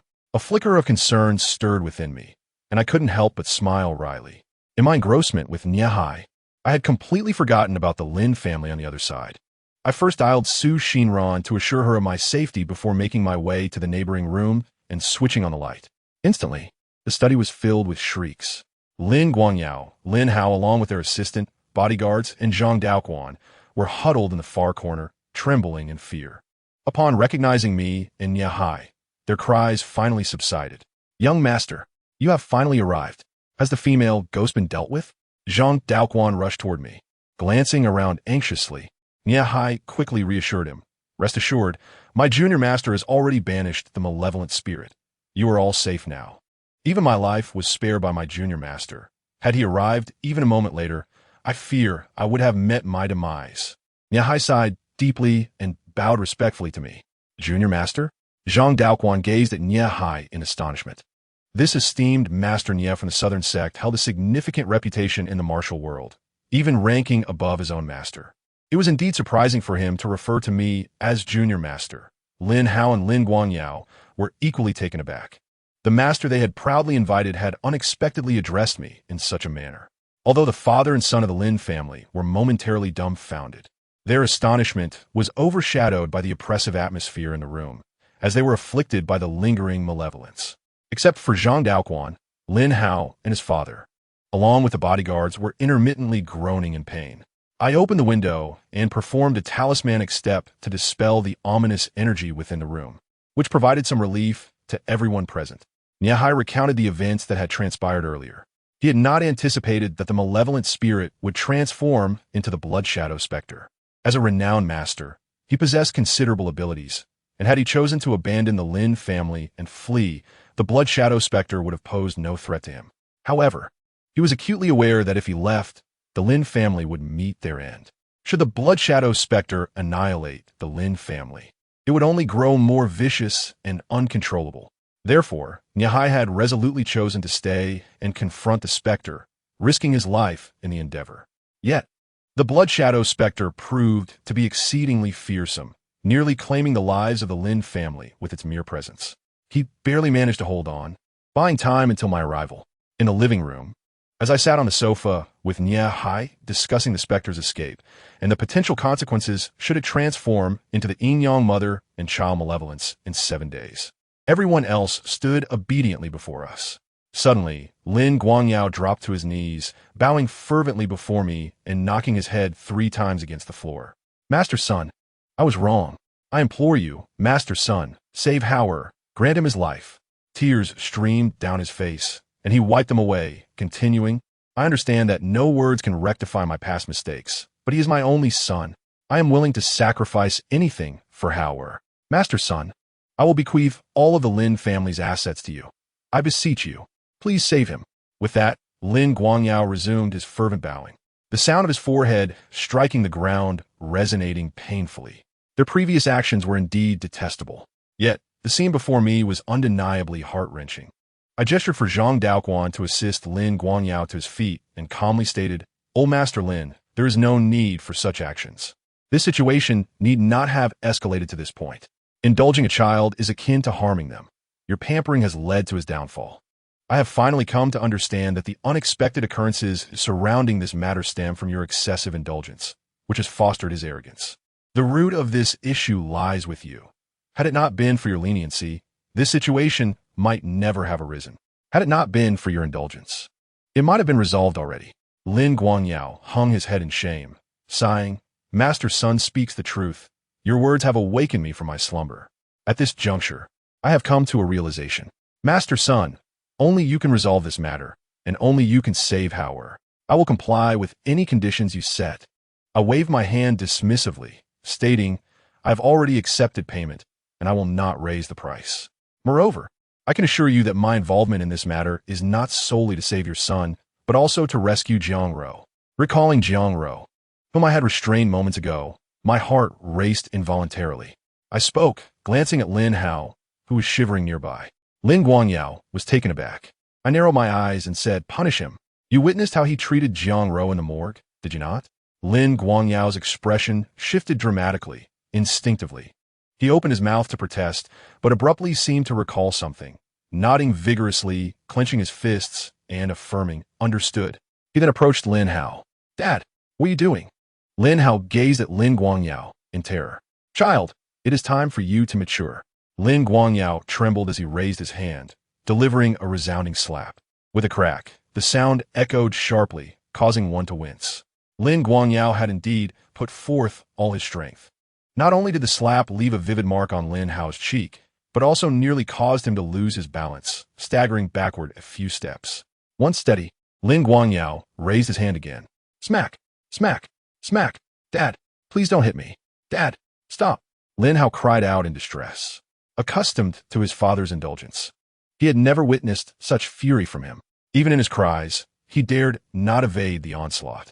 "I will beat some sense into you. You foolish child. It is high time for you to grow up." With each strike, Lin Guangyao's tears cascaded down. I couldn't help but reflect on the lengths to which this old man was willing to go for his son. Lin Hao's face became a vivid red, swelling as he wept pitifully, resembling a wronged child. "Kneel. Apologize to Master Sun," Lin Guangyao commanded. Terrified, Lin Hao complied, kneeling obediently. "Master Sun, I was wrong," he muttered. Head bowed. Sighing, I waved my hand, signaling for Zhang Daoquan to assist him back to his feet. The Lin father and son stood respectfully before me, awaiting my words. I addressed them, though the situation has escalated and the aftermath may be challenging to manage. We are not yet at a dead end. I will ask once more. In the future, how shall I instruct you to act? Before I could finish, Lin Guangyao interjected, "We will follow Master Sun's every command." Nya sighed deeply. Even if my master were alive, he might not be able to resolve the yin-yang mother and child malevolence. I nodded in acknowledgement. The Lin father and son appeared as pale as sheets.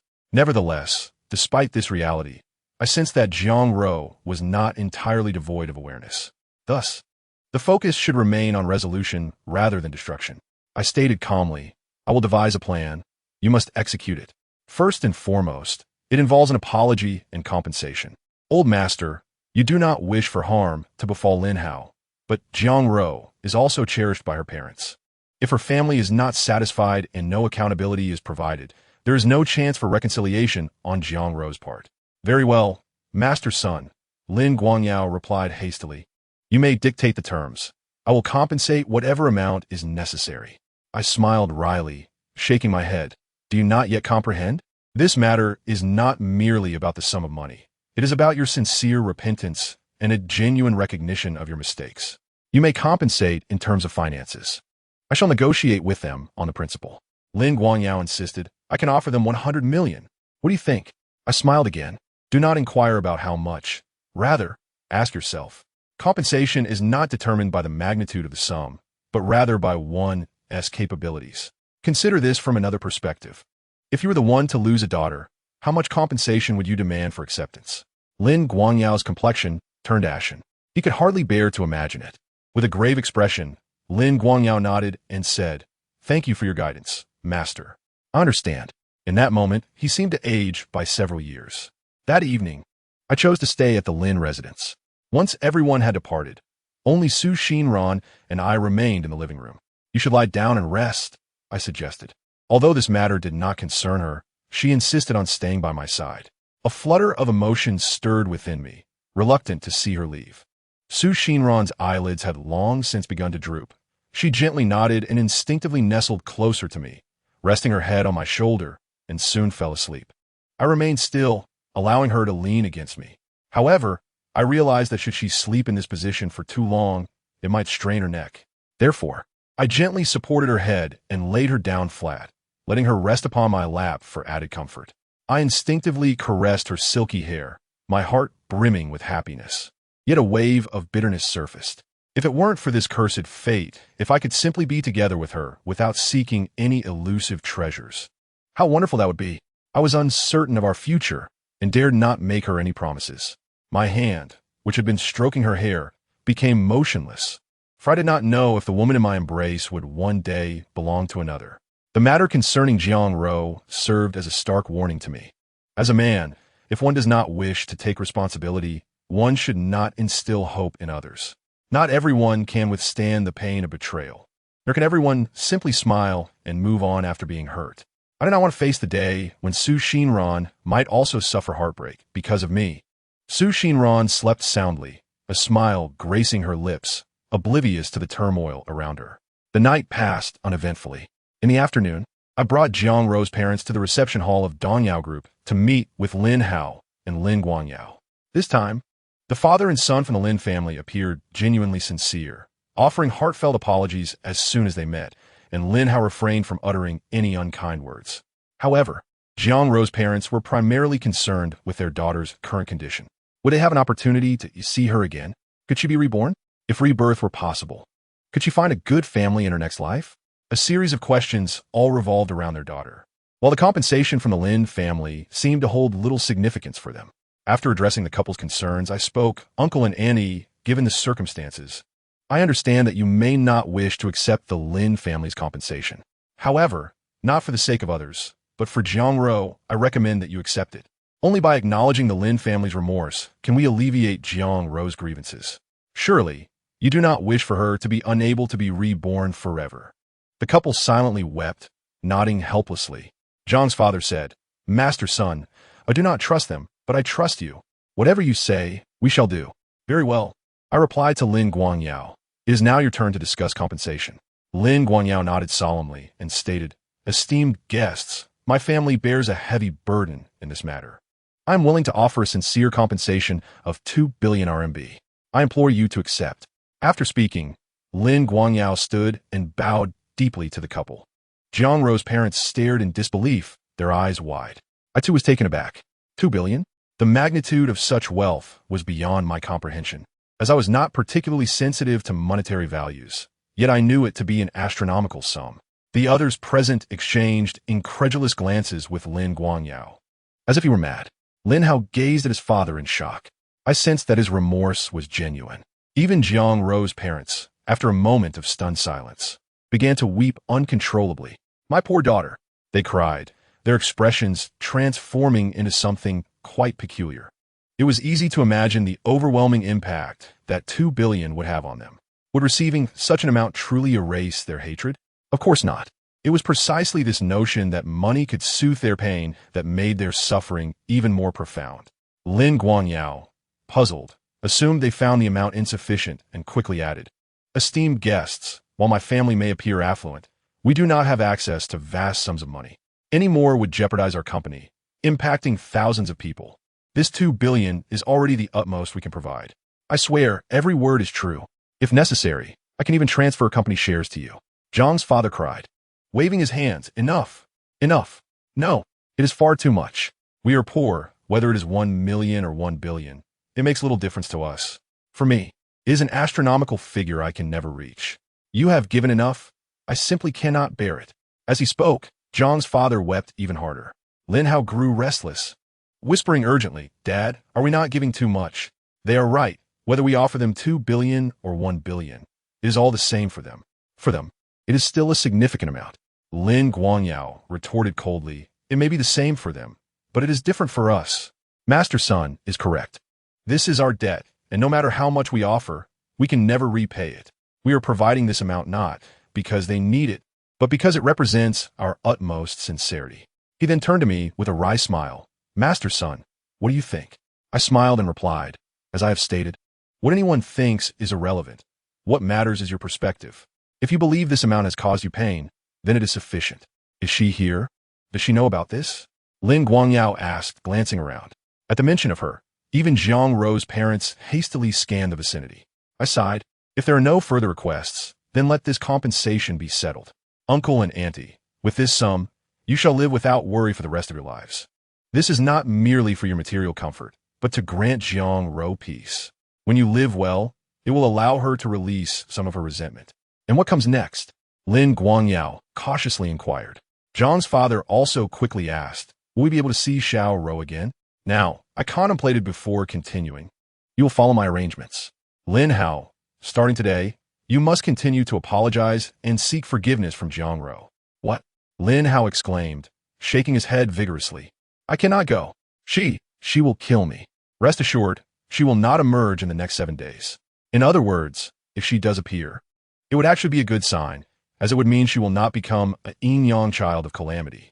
You must take responsibility for the apology, while I will handle the rest." The approach remains the same as before. The core of our efforts is to hope that Zhang Rou can forgive you. After 7 days, I will find a way to arrange a ghost marriage for you. Only in this way can we achieve a resolution that satisfies all. A ghost marriage? Lin Hao's eyes widened in disbelief. I replied calmly, "Do not rush to oppose it. You'll have the chance to voice your objections when the time comes." Lin Hao shivered involuntarily. "Old Master Lin," I turned to Lin Guangyao, "you should contact some respected monks to conduct a ceremony for Zhang Rou, to guide her soul and offer prayers. For 7 days and nights, they should chant the Diamond Sutra before her memorial. While the effects may be limited, it is a necessary measure. If it can truly alleviate her grievances, she may achieve a favorable rebirth." Lin Guangyao nodded eagerly. "Understood, Master Sunday. I will remember everything. Furthermore, it is essential to select a suitable burial site, ideally positioned such that both mountains and water are readily visible. Remember, both elements must be present and easily discernible. Additionally, prepare a substitute copper statue fashioned in the likeness of Lin Gongzi. It need not be an exact replica. Merely resembling him to a degree of 70 or 80% will suffice. The substitute statue should maintain a kneeling posture, akin to the statue of Qin Hui at the tomb of Yufei." Lin Guangyao was left speechless. "Must it be this way? Do not worry. The statue of your son will not remain in that position indefinitely. Once the malevolent thoughts afflicting Zhang Rou are resolved, the statue can be relocated." "Oh, understood very well." Lin Guangyao exhaled a sigh of relief, genuinely fearful that his son's kneeling statue would be left in place for millennia. For now, these preparations are sufficient. It is imperative to act promptly, aiming for Zhang Rou's burial to take place by tomorrow. Only after she is laid to rest can we leverage the ancestral tomb to dispel misfortune. Upon hearing this, Niahai suddenly realized the implications. "Ah, I understand now. Truly worthy of being my little master uncle. The method of utilizing the ancestral tomb to dispel misfortune. How could I not have thought of it?" Niahai exclaimed, slapping his own forehead.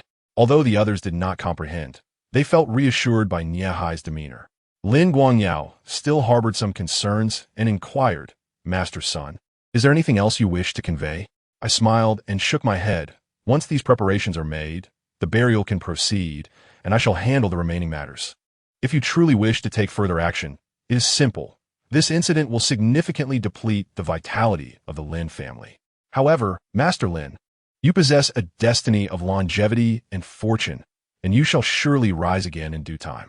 Just remember to accumulate merit. Consider donating some funds for bridge and road repairs, and engage in charitable acts. In summary, there is no need to rush. Time is on our side. Understood. I shall heed the master's teachings. Lin Guangyao rose and bowed to me. Jiang Rou's parents also hurriedly stood and offered their respects.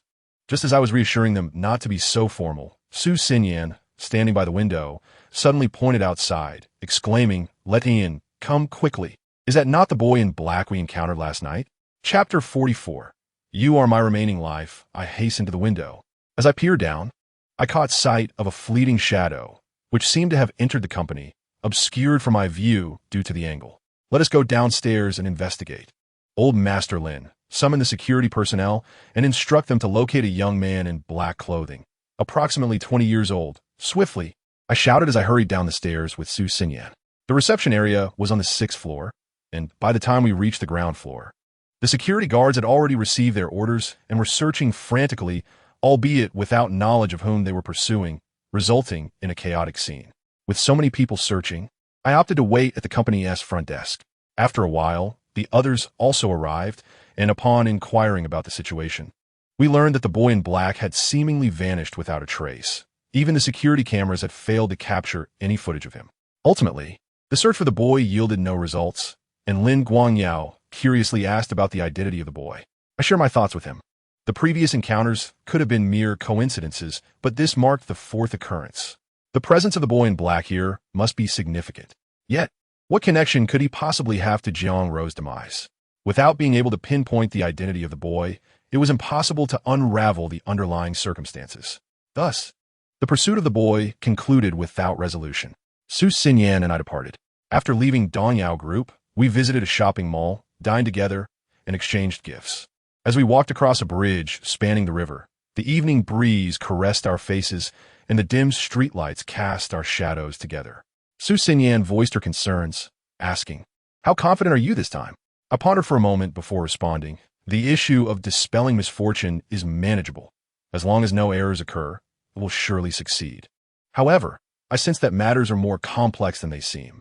The boy in black's repeated appearances and Jiang Rou's choice of suicide in such a manner remain enigmas. I believe there must be some underlying secrets. Alas, it is quite vexing. I rubbed my temples. Su Xinyan expressed her regret. I had not anticipated that things would become so complicated, drawing you into this. Ultimately, that girl Jiang Rou was truly foolish. For the sake of a man, she relinquished her own life, causing so much distress. Who does she owe this to? Seeing her parents' sorrowful expressions fills me with sadness. I am certain that if they had a choice, they would prefer not just 20 billion, but even 200 billion to have their daughter back. Indeed, young people are often unable to withstand adversity. Perhaps they have been too sheltered by their families, never experiencing setbacks. When confronted with such a profound life change, their beliefs may crumble. Without proper guidance and values, they may easily stray from the path. Death appears to be the simplest choice, opting for cowardice, evading all troubles, leaving their grieving parents to bear the pain of losing their child. If given another chance, would she still make the same choice?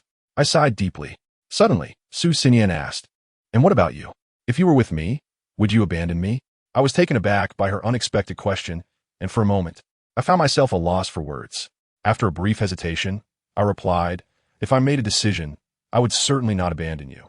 But," I let out a bitter smile, "you are unaware of my circumstances, are you?" "What is it?" Su Xinyan asked, puzzled. "I am of the Jiuyang fate, a star of misfortune. This fate is too rigid. It not only harms those around me, but also myself. Only someone with the Jiuyin bloodline, particularly a Xin Bing you knew, can be with me without suffering from my affliction. I must find such a partner to survive." Su Xinyan covered her mouth in astonishment, gazing at me in disbelief. "So, my life may be a tragedy. I am unworthy of speaking of love, nor can I dare to make hasty decisions. For both my sake and my partner's, I hold no right to choose. I can only passively accept."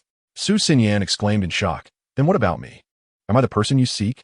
You possess the Jiuyin bloodline, but whether you are the Xian Bing you knew remains uncertain, I responded. How can I find out? Su Xinyan inquired eagerly. My cheeks flushed, and I struggled to articulate. My cultivation is insufficient. I cannot discern from appearances alone. It can only be determined through direct contact. I gulped and whispered. It requires two individuals to truly engage with one another. You understand? I mean, in the most intimate sense. Finally, Su Xinyan comprehended, her face turning a deep shade of red. Having spoken the words, I felt a weight lift from my shoulders and continued. This is also the reason I have always hesitated to attempt it. While there are ways, I would rather refrain from using them. I cannot deceive a girl like Lin Hao did, obtaining what I desire only to cast her aside. I cannot bear to do that. However, just as I finished speaking, Su Xinyan suddenly embraced me and kissed me, silencing my words. I was astonished as our gazes locked, witnessing the affection in her eyes, akin to gentle spring waters, feeling the warmth of her lips. In that moment, I could not help but embrace her, losing myself in a passionate kiss. Dressed in her black professional attire, adorned with high heels and black stockings, wearing gold-rimmed glasses and a black skirt, she exuded the aura of a powerful woman, far surpassing the standard image of a corporate professional. Standing beside her, it was evident that we hailed from different worlds. She was mature and captivating, resembling an older sister, while I appeared youthful and inexperienced. We looked more like siblings than lovers. Yet in that moment, as we kissed, she clung to me like a little woman, enveloped in bliss. I am aware that her deep infatuation with me stems from the fact that I had previously infused her with Yin energy and inscribed a protective talisman upon her. Her affection for me arises from the natural affinity between my yang energy and hers, born out of solitude and yearning, as well as the choices I have made. And what of me? Must I shamelessly take advantage of this? Our kisses are fervent, yet my heart is a tumult of confusion. Just as I am lost in my thoughts, she abruptly breaks our embrace, gazing earnestly into my eyes and declares, I wish to be your girlfriend. Come what may in the future, I shall have no regrets. I desire to follow you like a devoted partner, for you are my future. She tilts her head, looking at me with hopeful anticipation. Chapter 45. The substitute paper figure. Su Xinhui's words set my heart racing. I never imagined she would take the initiative to confess her feelings. Her unexpected boldness leaves me utterly astonished. It is not that I fear to agree, but rather that I dread the possibility of her being hurt. After a moment, I slowly respond, and if you were not, then I would still have no regrets. Su Xinhui replies without hesitation. With that, she delicately cradles my hands and gazes at me with gentle affection, saying, to genuinely love someone and be together is sufficient. I do not yearn for eternity. Even if it is fleeting, I willingly accept it. After a pause, she adds earnestly, rest assured, if that day ever comes, I will not weep or rage, nor will I be foolish like Jiangro. I will wish you well on your journey to find happiness. For your well-being is my contentment. Her heartfelt declaration moves me deeply. I embrace her tightly and whisper those 3 words in her ear, I am willing. We stroll across the Jiang Bridge, savoring the sweetness of love for the first time, reluctant to part even for a moment. In my heart, I fervently hope that she is the missing piece I have been searching for. Upon returning home, Duoer glances at me, furrowing her brow and teasing. Which sister did you frolic with today? I explain I was attending to important matters. Important matters, indeed? Brother, you have changed. She scoffs. Enough of your nonsense. It is late. Get some rest, I retort. The following morning, Lin Guanyao calls, informing me that he has selected a burial site and invites me to inspect it. In recent days, Su Xinhui has become my devoted chauffeur, always driving me wherever I need to go. She even suggests I obtain a driver's license to drive myself in the future. Upon arriving at the location chosen by Lin Guanyao, I survey the surroundings. Mountains to the front, water at the back, a flat terrain, sunlit yet shaded, and lush vegetation. A commendable choice indeed. This will suffice. The burial plot is set. Prepare the coffin for the interment, I conclude. As for the funeral arrangements, discuss them with Jiang Ro's family. Keep it simple and expedite the proceedings. Once she is laid to rest, we can attend to more pressing matters. Understood. Lin Guanyao nods eagerly. I meticulously measure the area again, selecting the exact location for the grave, and provide further instructions. since this grave serves to dispel negative energies. It is imperative that no individuals born under the signs of the rooster, monkey, dog, or dragon are present until the soil is sealed. Additionally, the bearers of the coffin must not include those aged 31, 33, or 35. Lin Guangyao diligently takes note. Acquire some everlasting lamps. Your family is affluent, so buy as many as necessary. 10 or even 100 will suffice, as long as they remain lit from the start of the ritual until its conclusion. Furthermore, procure ample joss paper. After sealing the grave, have your son apologize at the site and burn paper offerings every 2 hours, 3 stacks at a time, continuously day and night. As I speak, I produce a talisman and hand it to Lin Guangyao, who promptly acknowledges, understood, I will remember everything. Following my directives, Jiang Rou's funeral is conducted with simplicity, and after selecting the burial site in the afternoon, she is hastily interred. Her body had lingered in the morgue for too long, and now she finally finds peace in the earth. Jiang Rou's parents weep uncontrollably, nearly fainting from grief. The subsequent arrangements are executed with precision. The next day, Lin Hao's substitute bronze figure is cast, transported to the burial site, and placed before Jiang Rou's grave. I then take a strand of Lin Hao's hair and a drop of his blood, infusing the bronze figure with a fragment of his essence. The substitute is complete. Observing the bronze figure, Lin Hao, who has been kneeling for a significant time, rushes over to me. Master Son, does this mean I can stop kneeling now? Of course not, I reply, casting him a sidelong glance. You are responsible for this. The substitute cannot bear the burden alone. Continue kneeling and take breaks when necessary, but return to kneel again afterward. Young Master Lin, remember to offer your sincere heart. When you pursued her, you did not exhibit such passivity. You must invest your heart to win her over. Though I am prepared to utilize the Yin residence to dispel negativity, Lin Hao's apology is not without significance. If he can fully earn Jiang Rou's forgiveness and help her let go of her resentment, it would be ideal, sparing us the need for the ritual. If not, then at the very least, his efforts may alleviate some of her grievances, making the dispelling process more manageable. Lin Hao dutifully kneels and apologizes without incident. However, complications arise with the paper figure. As I suspected, finding a usable paper figure is no easy task. Lin Guangyao has dispatched individuals to scour every papercraft and funeral supply shop in Jiang City, yet not a single one can recognize my talisman. As days pass and the date of the ritual approaches, the absence of a suitable paper figure becomes increasingly urgent. The craft of paper figures is particularly specialized. Nearly lost to time, true artisans are rarer than feng shui masters, making them difficult to find. The dispelling ritual I have arranged relies on the substitute to absorb the dual energies of yin and yang, filtering out the negative energy and thereby altering the feng shui of the yin residence. This requires a truly spirited paper figure to serve as the substitute, one that must be used in conjunction with the substitute talisman. If the paper craftsman does not recognize the talisman, they cannot produce a qualified substitute paper figure. As the final day approaches, with no suitable paper figure in sight, Lin Guangyao is becoming increasingly frantic. He has sent people out and provided ample funds. Yet the search yields nothing, leaving him at his wit's end. I too find myself in a quandary. We cannot allow the entire endeavor to falter over the absence of 2 paper figures. Master Son, please, I implore you to think of another solution. I nod with a wry smile. Of course, there is another way. However, this solution necessitates using a living person as a substitute. Chapter 46. The Young Maiden and Young Man. The purpose of a substitute paper figure is to undertake tasks unsuitable for a living individual, with the most common being the dispelling of negativity. Essentially, it involves transferring the yin and yang energies that would otherwise burden a living person onto the substitute. The energies within the dispelling formation are intensely potent, overwhelming for an ordinary person to endure, which is why substitutes are typically employed. However, now that a substitute paper figure cannot be found, utilizing a living person would be counterproductive.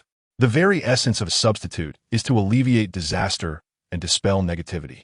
Reversing this to have a living person bear the brunt of the yin and yang energy from the yin residence is beyond the capacity of an ordinary individual. I explained the predicament to Lin Guangyao, who becomes even more bewildered.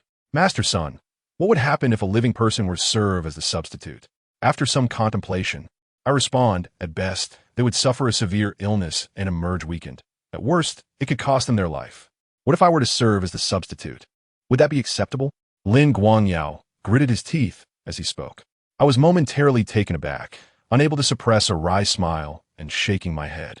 This old gentleman was truly willing to go to great lengths for his son. However, even if he disregarded his own life, it would not suffice. Why? Lin Guangyao hastily inquired. Because you're not a boy, I replied. A substitute requires an untainted purity. A newly crafted paper figure is the most pristine and can easily absorb various energies. If a living person is to be substituted, it must be an untouched youth, a maiden or young man. At this point, an idea struck me, and I said I could act as the substitute. Huh?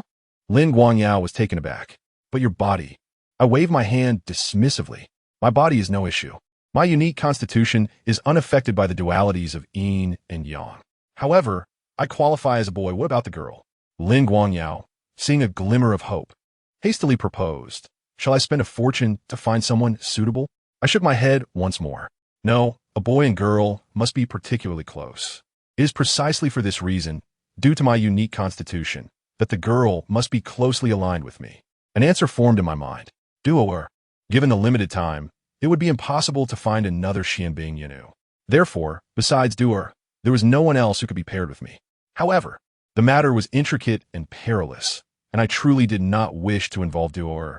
Observing my contemplative expression, Lin Guangyao eagerly pressed, Master Son, have you devised a solution? I nodded, stroking my chin thoughtfully. My sister could serve as the girl, but to be honest, she is not part of our world. This endeavor carries risks, and I do not wish for her to be entangled in it. Master Son, Lin Guangyao knelt before me.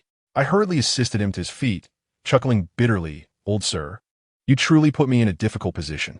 In truth, summoning Duoer for assistance was indeed a viable solution. I possess the Zhuyang fate, while she embodies the Jiuyin bloodline. I am the Tiansha solitary star, and she is the Xianbing Yunu. The formation we could create together would far surpass any crafted using a paper substitute. Furthermore, my body harbors ample yang energy, while hers is predominantly yin. As I absorb the yin energy and she absorbs the yang, this exchange would be not only harmless, but also extraordinarily beneficial. However, I genuinely did not wish to involve Duoer in this. Yet, despite my reluctance, it was evident that no other alternative existed. With circumstances having reached this point, we could not simply halt here. Lin Guangyao implored, Master Son, I beg you. The compensation for your sister is negotiable. I can offer her shares. I gestured for him to cease. A merchant sees only profit, whereas for me, engaging Duoer was not merely a monetary matter. My concerns for her safety were paramount. More importantly, I feared she might become drawn into this line of work due to this opportunity. Let me first call her and inquire about her thoughts. I respect her wishes. I stated. A few days prior, Su Shiran had purchased a mobile phone for me, and I had also acquired one for Duoer, making communication significantly easier. Once the call connected, I briefly explained the situation to Duoer. To my surprise, she eagerly agreed. It was evident that she was thrilled at the prospect of participating. Yet, I remained uncertain whether this venture would ultimately benefit or harm her. Regardless, the situation had progressed to this point, and there was no room for regret. Su Shiran personally drove to fetch Duoer, and Lin Guangyao, visibly excited, expressed his gratitude to her, assuring her that her efforts would not go unrewarded. Upon hearing that she could earn money, Duoer's eyes sparkled as she triumphantly waved her fist at me, promptly asking, Boss Lin, how much can you give me? Lin Guangyao swiftly replied, Miss Duoer, feel free to name your price. Anything is acceptable. Duoer hesitated. Anything? Indeed. Lin Guangyao nodded emphatically, with her hands clasped behind her back. She feigned an air of superiority, declaring, though I am Master Sun's sister, I am far more capable than he is. My appearance fee is quite substantial.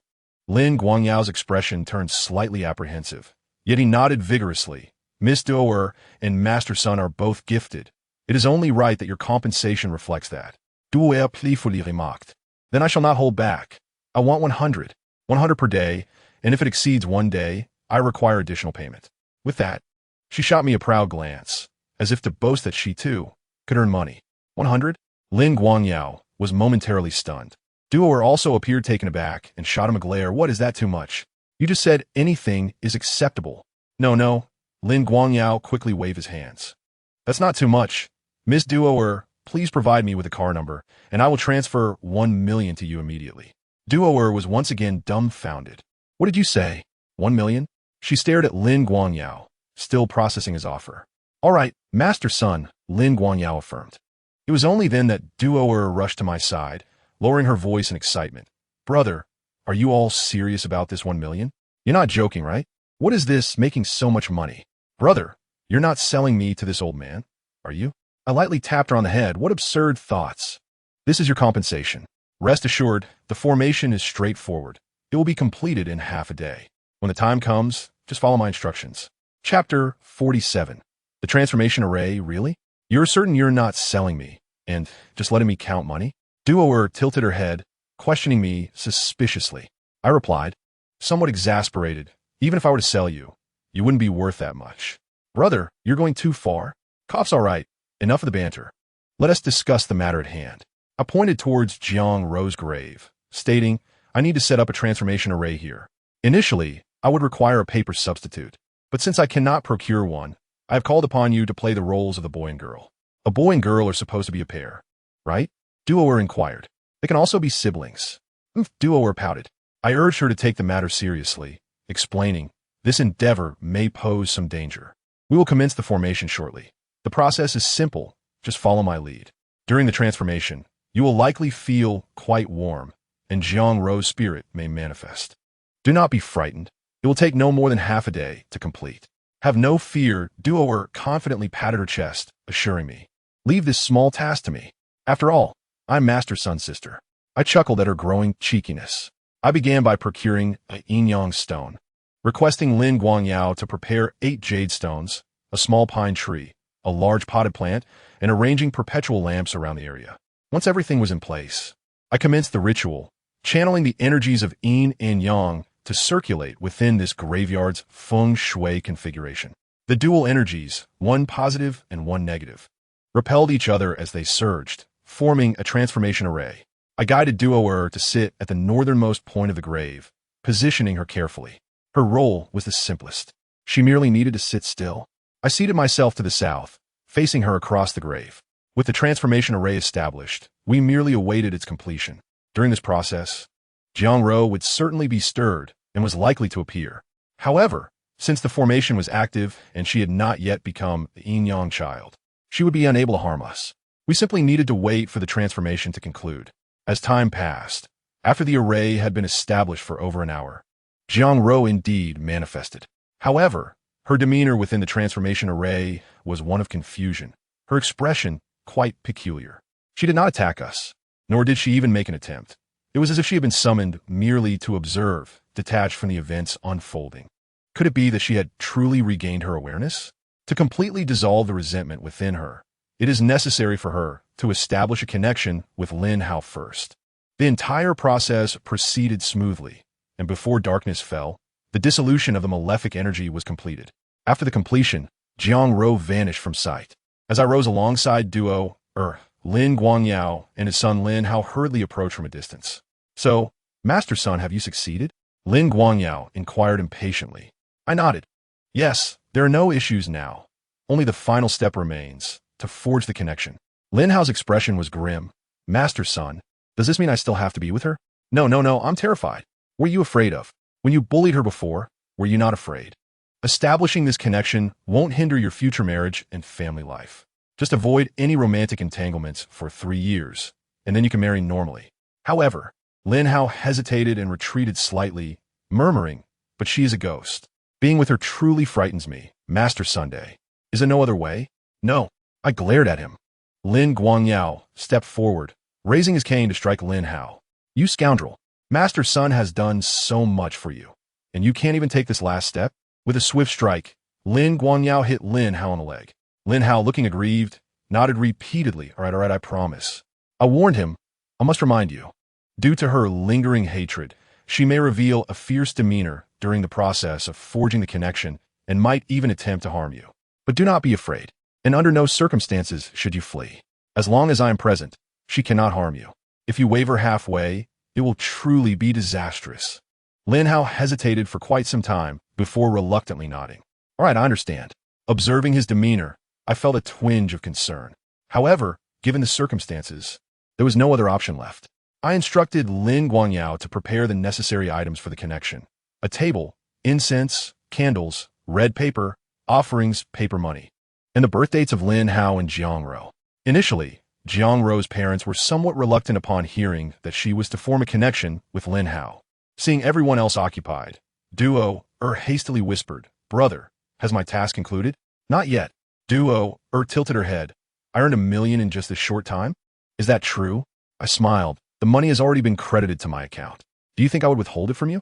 "Oh my, I can hardly believe it. Earning money so swiftly? What did I do?" "I merely sat for a while and nearly fell asleep, and I made $1 million. Brother, hit me." Duo seemed dazed. I patted her shoulder and smiled. "What is this? Have you not seen the news? There is a woman who can earn 2.08 million in a day. We are genuinely engaged in a serious endeavor. Compared to her, you are still far behind." Yes, Duo nodded vigorously. "Brother, you are right. I shall accompany you in earning money from now on." "No," I quickly interjected. "Leave the money-making to me. You're still young. Stay at home." Chapter 48. The connection. Duo pouted, appearing unwilling. "Staying at home is too boring." "Brother, you are rarely at home.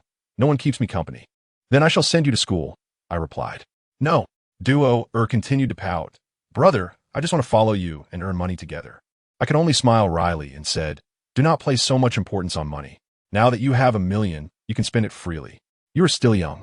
Do not let money consume your thoughts." Duo sighed. "Are we not afraid of being poor? Now that we finally have an opportunity to earn, of course. I want to make the most of it."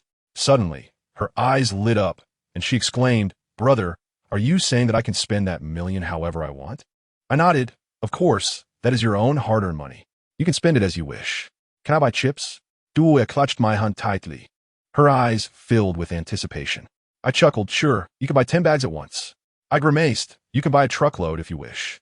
But do not eat too many, you might gain weight." Duo's laughter grew brighter, yet as she smiled, tears began to stream down her cheeks. "What is wrong?" I exclaimed, startled. "Brother, has the chips changed?" Duo looked up at me. I gently patted her back, feeling a wave of sadness wash over me. I sighed. Grandfather endured much hardship for us in his lifetime. Now that we have the means, we lack the opportunity to show our filial piety. Duo, we need not be disheartened. Grandfather weathered storms and faced great challenges. He departed without any regrets. He was a good man and will be rewarded. Yet as I spoke, a thought struck me. Did grandfather truly have no regrets? Duo nestled in my embrace, nodding, tears brimming in her eyes as she murmured, "Brother, I still want to eat the chips that grandfather bought." I sighed deeply, holding her tightly. We shared a moment of sorrow, while Lin Guangyao had nearly prepared all the necessary items. However, Duo still did not want to leave. She wished to stay and watch the proceedings. I did not acquiesce, insisting that Su Xinyan escort her away. Tonight, as we forged the connection, Jiang Ro would be uncontrollable, and I feared that unforeseen events might occur. I did not want Duo to be involved. At 8 o'clock in the evening, everything was ready. We set up the incense table before Jiang Ro's grave, arranging offerings, incense burners, and white candles. I handed Lin Hao the connection talisman inscribed with his birth date, observing his pallid countenance. Lin Guangyao and Jiang Ro's parents sat on either side of the incense table. I had already instructed them to remain calm, regardless of what transpired, and not to speak out of turn. I specifically advised Jiang Ro's parents that they could only speak to Jiang Ro once the ceremony concluded and she regained consciousness. Once everything was confirmed, I cast a summoning talisman to invite Jiang Ro. In the darkness, the candlelight flickered. As the smoke from the summoning talisman dispersed, the surroundings became enshrouded in mist. Sensing the shift in atmosphere, the Lin family and Jiang Ro's family looked around in alarm. Amidst the swirling energy, Jiang Ro, clad in a bright red garment, approached slowly. She appeared considerably better than before, seemingly indistinguishable from an ordinary person.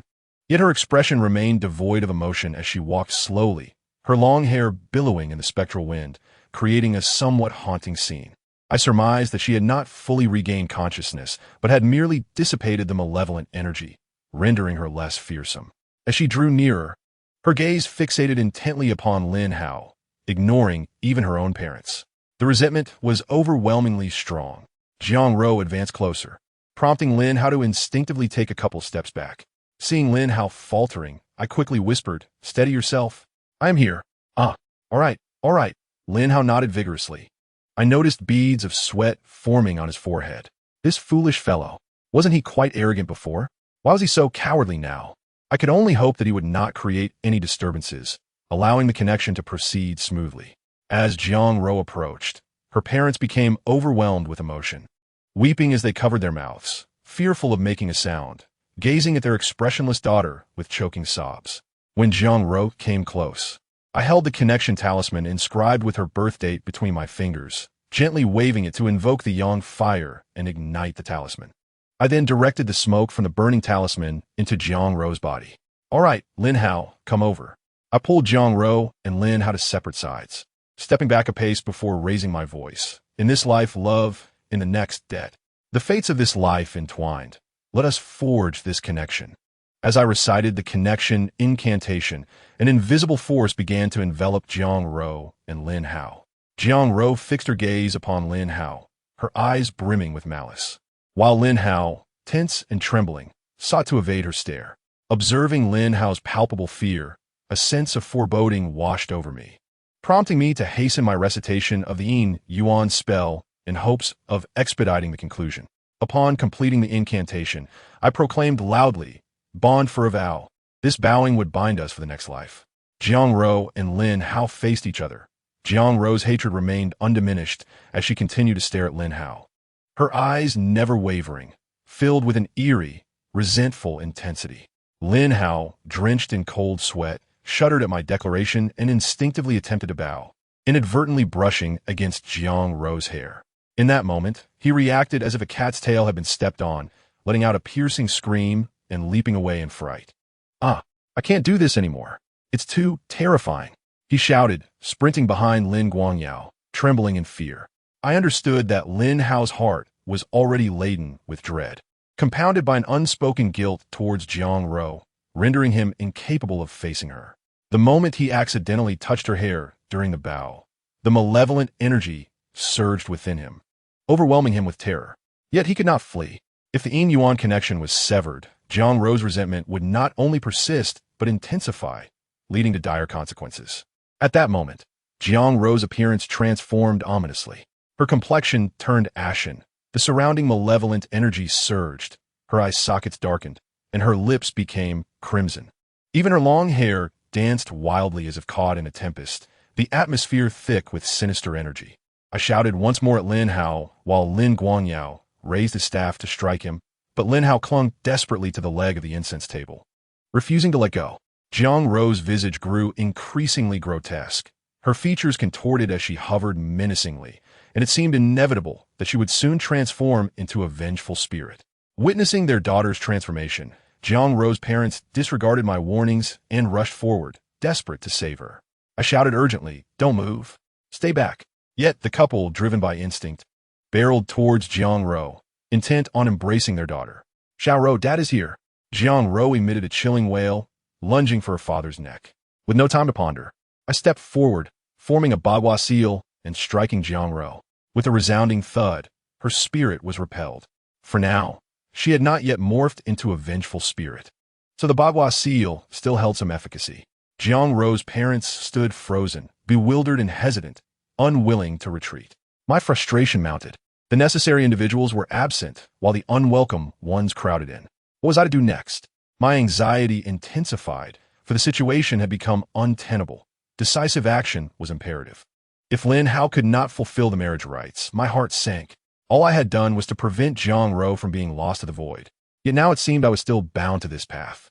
The situation was spiraling out of control, and I had no time to deliberate. Action was required. However, just as I prepared to intervene, a man's voice echoed from afar. "Jiang Ro." The voice, resonant and urgent, drew my attention. I turned to see a young man clad in black racing toward us. It was he. My heart stirred with recognition. The individual was the one I had encountered several times before. He had finally arrived. I kept my focus on Jiang Ro while observing the young man in black, hopeful for a breakthrough. He soon reached Jiang Ro, panting heavily. "Jiang Ro, I love you," he shouted with fervor, as if fearing his words would not reach her. Tears streamed down his face as he spoke. Jiang Ro, enveloped in malevolent energy, advanced toward him, Yet the young man stood unfazed, his eyes filled with deep affection. Jiang Ro, I have missed countless opportunities, but today I finally have the chance to express these words. Though it may be too late, I must tell you. I like you, I love you. For reasons unknown. Jiang Ro paused, her expression blank as she fixed her gaze upon the young man, devoid of any discernible emotion. A flicker of hope ignited within me. Could she be regaining control? Jiang Ro, what is wrong? Do you not recognize me? I am Tianyu. The young man exclaimed anxiously before turning to me. What has happened to her? I stared at him in surprise, then glanced at Jiang Ro, noticing that her resentment was no longer intensifying. Are you your boyfriend? I inquired. Boyfriend? Tianyu faltered, then shook his head with a wry smile. No, I am Tianyu. I have merely harbored a secret affection for Jiang Ro. She is too perfect, and I never dare to hope I could be her boyfriend. What has happened to her? Secret affection? Another flicker of realization struck me. What is your relationship like? Does she like you? Huh? Tianyu appeared taken aback, hastily shaking his head. I realized he was a lovesick young man. Her condition is critical. She is unconscious, but I sense she must have some memory of you. Earlier, she attempted to bite her parents, yet she did not harm you. Really? Tianyu's eyes sparkled with surprise. I nodded. I want you to try speaking with her, recounting your shared memories, and see if she can regain some awareness. Yes, yes. Tianyu eagerly agreed, turning towards Jiang Ro. Jiang Ro, do you know? When I heard about your suicide, I nearly shattered. I cannot comprehend why you chose that path, and it fills me with sorrow. Recently, I bought cigarettes for the old man guarding the morgue, visiting you every day. I wished fervently that the supernatural existed, allowing me to see you once more, to confess my feelings, even if we could never be together. I wanted you to know that someone in this world silently guards and loves you. As he continued, his tears flowed freely. His voice trembled as he spoke of their shared past, and his emotion only deepened. Even I, an outsider, felt a stirring within. Jiang Ro was likely unaware of the steadfast presence that had quietly sheltered her from life's storms, asking for nothing in return but her happiness. As Tianyu recounted their memories, I noticed the resentment emanating from Jiang Ro beginning to dissolve, her gaze softening, gradually returning to her former state. It was effective. I quickly turned to Tianyu. There is one more crucial task for you, one that will benefit Jiang Ro. Are you willing? I am. Tianyu responded without hesitation. What must I do? Marry her, I replied simply. Tianyu stared at me in astonishment, his eyes brimming with uncontainable excitement. I can be with Jiang Ro? His face radiated exhilaration. I nodded slightly and reminded him, Indeed, but you must consider carefully. She is currently a ghost. Are you not afraid? Of course I know she is a ghost. Tianyu exclaimed, his excitement rendering him somewhat incoherent. What I like is her, regardless of whether she is human or ghost. What does it matter? He was so thrilled that he reached out to touch Jiang Ro. Wait, don't touch her just yet. She is not fully recovered. Be cautious. She might bite you. Speak with her after a while, I advised. All right. Tianyu eagerly nodded, observing his exuberant demeanor and then glancing at Lin Hao. Trembling beside the incense table, I could not help but sigh. I had not anticipated that the mysterious boy who had appeared before was indeed Jiang Ro's secret admirer. Nor did I expect his timely arrival to serve as a substitute. Tianyu continued to gently recount his unrequited love story to Jiang Ro, and gradually, it seemed she began to comprehend. Emotions flickered across her face, filled with confusion, yet indicating she was listening intently. This revelation truly broadened my horizons. Throughout history, whether in exorcising spirits or dispelling malevolent forces, Taoism has always possessed corresponding methods. Yet, to resolve the resentments of a ghost through heartfelt sincerity is a notion found only in ancient legends. Witnessing it firsthand today has undeniably opened a new door to my understanding. The power of genuine emotion has long been overlooked. Having listened to Tianyu for some time, I approached Jiang Ro and softly said, Jiang Ro, you must have heard this. There are so many who sincerely love, care for, and cherish you in this world. While there is a dark side to life, there is also a radiant one. If you welcome the light, the darkness will naturally recede. The past is behind you. Let go of your obsessions. Your existence is not meant for those who have forsaken you, but for those who genuinely care about you. Can you bear to cause them pain? Must you truly abandon those who silently protect you? I spoke slowly, attentively observing Jiang Ro's reaction. As I concluded, I noticed a spark of color in her gaze, She looked at me curiously and after a moment of hesitation, slowly opened her mouth, finally uttering, "I recognize you." There was an uncanny glimmer in Jiang Ro's eyes as she regarded me. Tianyu watched her with a mix of tension and anticipation. Jiang Ro nodded slightly. "I am willing. In the past, I was foolish." "Tianyu, you are a good person." I suddenly recalled a question and asked Jiang Ro. "There's one thing I've been pondering. How did a girl like you know to change into a red dress, tie a red string around your wrist, and write the character for hate before dying? Such esoteric practices should be beyond your understanding, correct? Your roommate?" I was taken aback. Jiang Ro's astonishment increased with each word, ultimately covering her mouth in disbelief. I furrowed my brow deeply. It now appeared that Jiang Ro's death was not merely an accident. It was influenced by that Ma Xiaohong. But why would Ma Xiaohong want Jiang Ro to die? From where did she acquire such forbidden knowledge? Just as I was pondering this, a figure clad in red emerged from the shadows. It was a girl, around 20 years old, with a ponytail, walking towards us in a red dress, her expression grim. "Ma Xiaohong!" Jiang Ro exclaimed, her eyes widening. I was startled. Ma Xiaohong had come as well. I rushed forward, warning, "Hey, stay there, don't come any closer." Ma Xiaohong coldly chuckled, casting a glance at Jiang Ro, her voice dripping with mockery. "I never expected that even such secret arts could be unraveled by you. The blood shadow, evil spirit, that was so hard to conjure has also been dispelled. If I hadn't seen it with my own eyes, I truly would not have believed it." My heart raced again. When Ma Xiaohong spoke, I had sensed something was off about her voice.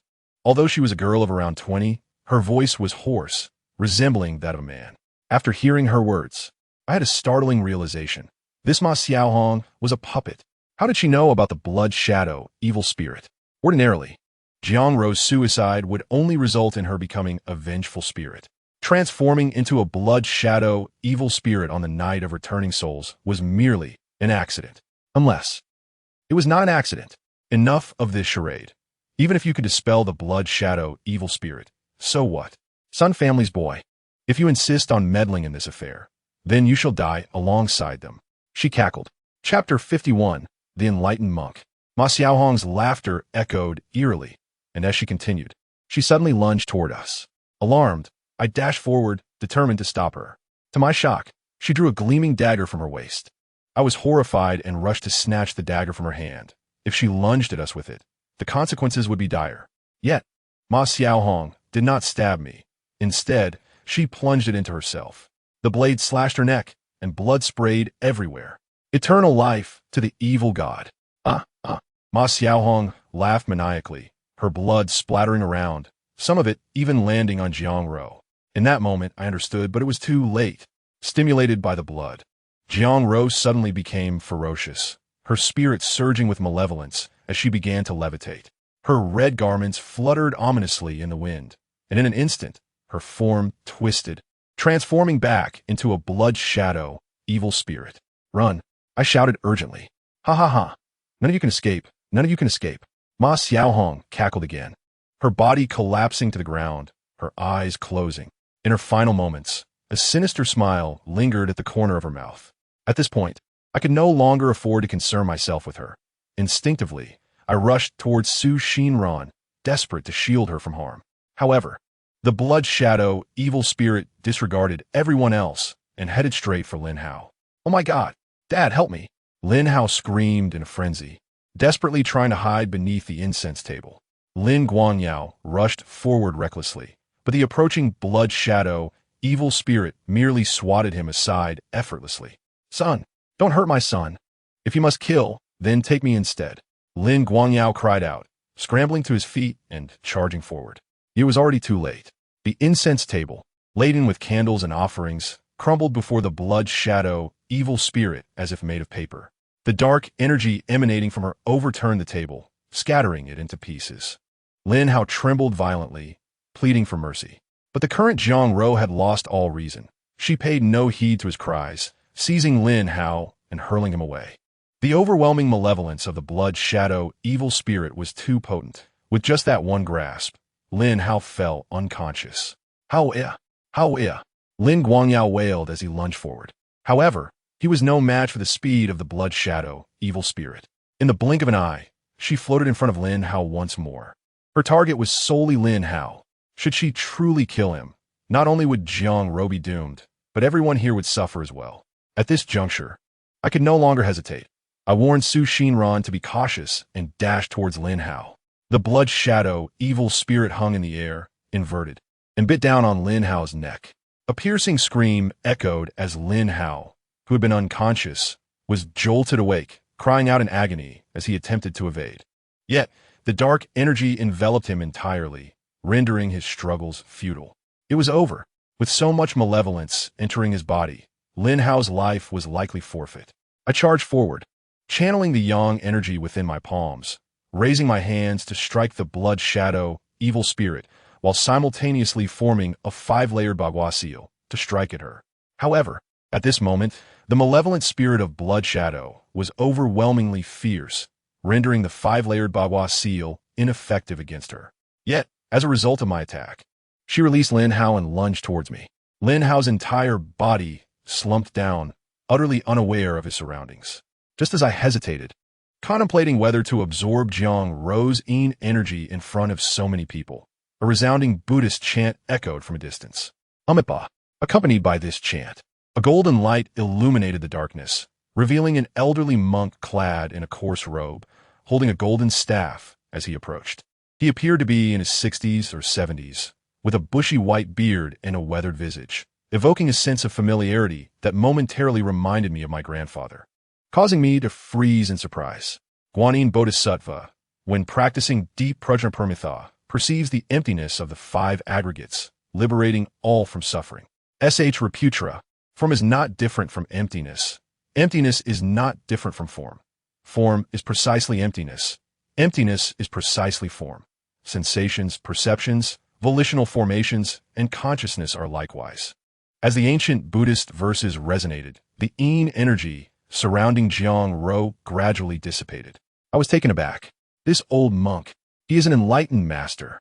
Many people casually refer to enlightened masters or sages. Yet true enlightenment is a rarity. Enlightenment signifies a profound understanding of all worldly principles, enabling one to wield the forces of nature. Attaining enlightenment does not necessarily indicate immense power. For instance, a scholar may achieve enlightenment and become a sage, embodying righteous spirit. This old monk may not be adept at capturing spirits, but he possesses the ability to purify malevolence through the power of Dharma. The path to enlightenment is arduous. Even among contemporary masters, the truly enlightened are few and far between. My grandfather once remarked that if he could dedicate himself to cultivation for another 20 or 30 years, he might have a chance at enlightenment. And here is this old monk, a rare and genuine enlightened master. In no time, Jiang Ro appeared to awaken from a dream, gazing around in confusion. Amipa. The old monk exhaled deeply, approaching Jiang Ro and softly saying, "Benefactor, your fate is as such. May you attain bliss in the Pure Land." Amipa. Jiang Ro looked on in bewilderment. The old monk turned to me with a gentle smile, saying, "Little benefactor, I am the abbot of Qixing Temple, known as Ku Rong. I have come on behalf of a late friend to visit you. Since all is well here, I shall take my leave. Should you encounter any insurmountable difficulties in the future, you may come to Qixing Temple to seek me." As he spoke, Master Ku Rong clasped his hands together and nodded at me, his eyes full of compassion. "Master," I exclaimed hastily, "who was that late friend?" Master Ku Rong smiled faintly and shook his head, saying, "The Buddha says it cannot be spoken of. Some matters are not meant to be known until the right time. It is better for you, little benefactor, to remain unaware. The journey ahead is long. Take care." Having said this, Master Ku Rong turned to leave. Master, Lin Guangyao, as if seeing his savior, quickly knelt before Master Ku Rong, pleading, "Please save my son." Chapter 52. The foolish son. Master Ku Rong gazed at Lin Hao, seemingly pondering something. After a moment, he nodded slightly and said softly, "He is fine, but what?" Lin Guangyao inquired urgently. Master Ku Rong smiled and said, "This young benefactor has a connection to the Buddha. I wonder if this old benefactor would be willing to allow him to become my disciple." Huh? Lin Guangyao was taken aback. Become a monk? This? He was momentarily at a loss.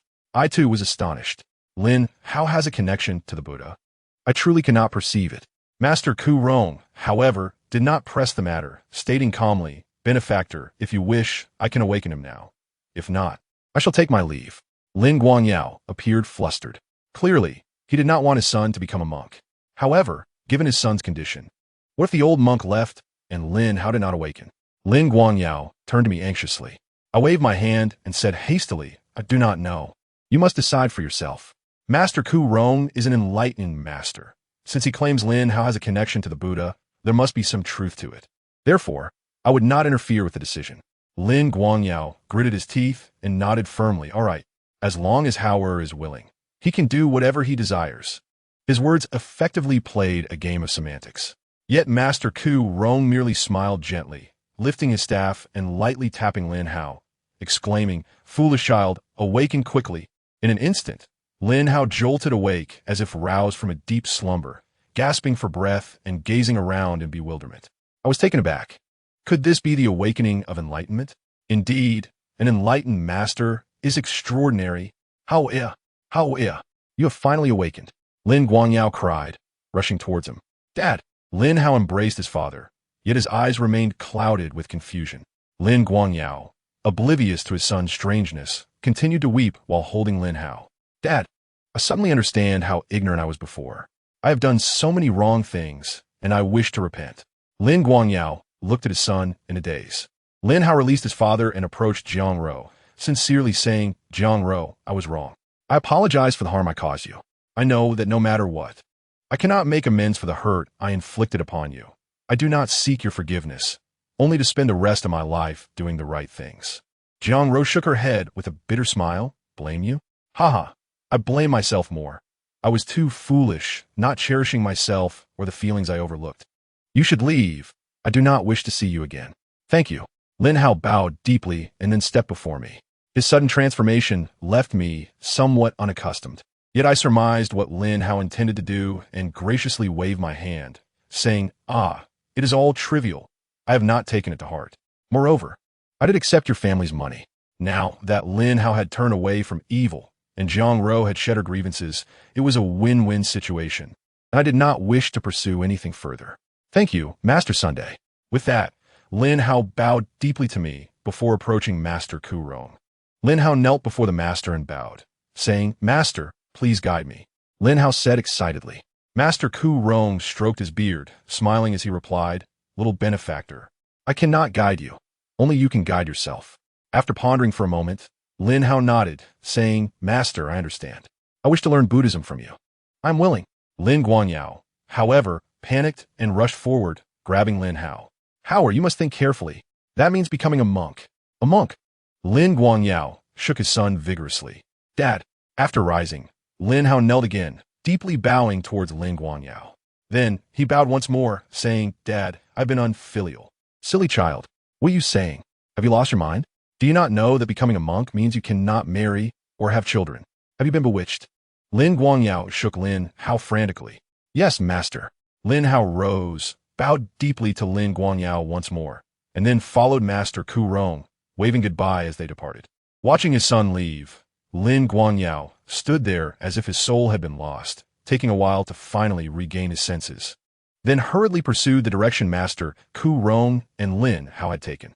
He stumbled forward, frantically calling out, Hao, my son, until he gradually vanished into the darkness. Sighing heavily, I thought perhaps this is the best outcome for Lin Hao. Lin Hao and Master Ku Rong departed, while Lin Guangyao hastily followed them. Ma Xiaohong had passed away, and the grave of Jiang Ro fell into silence once again. Jiang Ro regained consciousness. Tian Yu, initially startled, was now filled with exhilaration. The two embraced tightly, their faces beaming with joy. I proclaimed, from this moment on, your fates are intertwined in this life. In the next life, your destinies will reunite. Extend your hands, and I shall mark your bond. Chapter 53. Our conclusion, both were momentarily taken aback, quickly extending their hands. I lifted a vermilion brush and delicately traced a line in the palms of Jiang Ro and Tian Yu. This mark shall bind you in this life and the next. Tian Yu, brimming with excitement, exclaimed, Master, do you mean in our next lives we will be together? I smiled and replied, She will be in the next life, but you need not wait. If you are willing, you may see her grow up in this life. However, you must wait another 20 years to be together. I will wait. Tianyu joyfully embraced Jiangro. Jiangro gazed at the vermilion mark in her palm, her eyes filled with tenderness as she looked at Tianyu. I am sorry, Tianyu. In this life, I was blind to the truth. I will find you in the next. Jiangro, I will wait for you. The two clung to one another. Jiangro's parents were also in tears, overwhelmed with emotion and gratitude. Sushiran instinctively took my hand and whispered, "It is wonderful to witness lovers finally unite. Indeed, while it may not be perfect, it is the best outcome for them." I sighed. After a moment of reluctant conversation, the two finally parted. Jiangro bowed deeply. Her parents wept loudly, quickly pulling her into their embrace. The family of three lingered in their farewell until Zhang's father seemed to remember something and rushed toward me. "Master Son, will we be able to see Xiao Rou in her next life?" Zhang's father looked at me with hopeful eyes. Upon hearing his question, Zhang's mother and Tianyu hurriedly gathered around, their faces filled with anxiety. I smiled. "Of course you will." As I opened Jiangrou's palm for them to see, it was evident that she and Tianyu had formed a bond. In her next life, she would still be a girl. Moreover, with the Lin family's blessings and accumulated virtue, Jiangrou would be reborn into a favorable circumstance. You simply need to remember this, Mark. Within 3 years, she will surely be born, I declared. They were all elated. Tianyu eagerly asked how he would find her then. I chuckled. You need not worry about that. Even amid the vast sea of humanity, your fates are intertwined in this life, and you shall meet again in the future. However, when you do, you will have grown up, and she may still be a child. You must consider whether you can truly wait another 20 years for her. I can. I will wait for her to grow up, Tianyu affirmed.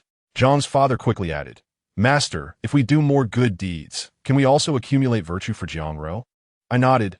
Theoretically, yes, but you need not force yourselves. Allow everything to unfold naturally. Good intentions must arise from the heart to be genuine. Selfish motives lead to ulterior gain. In truth, there is no need to rush Jiangrou's rebirth.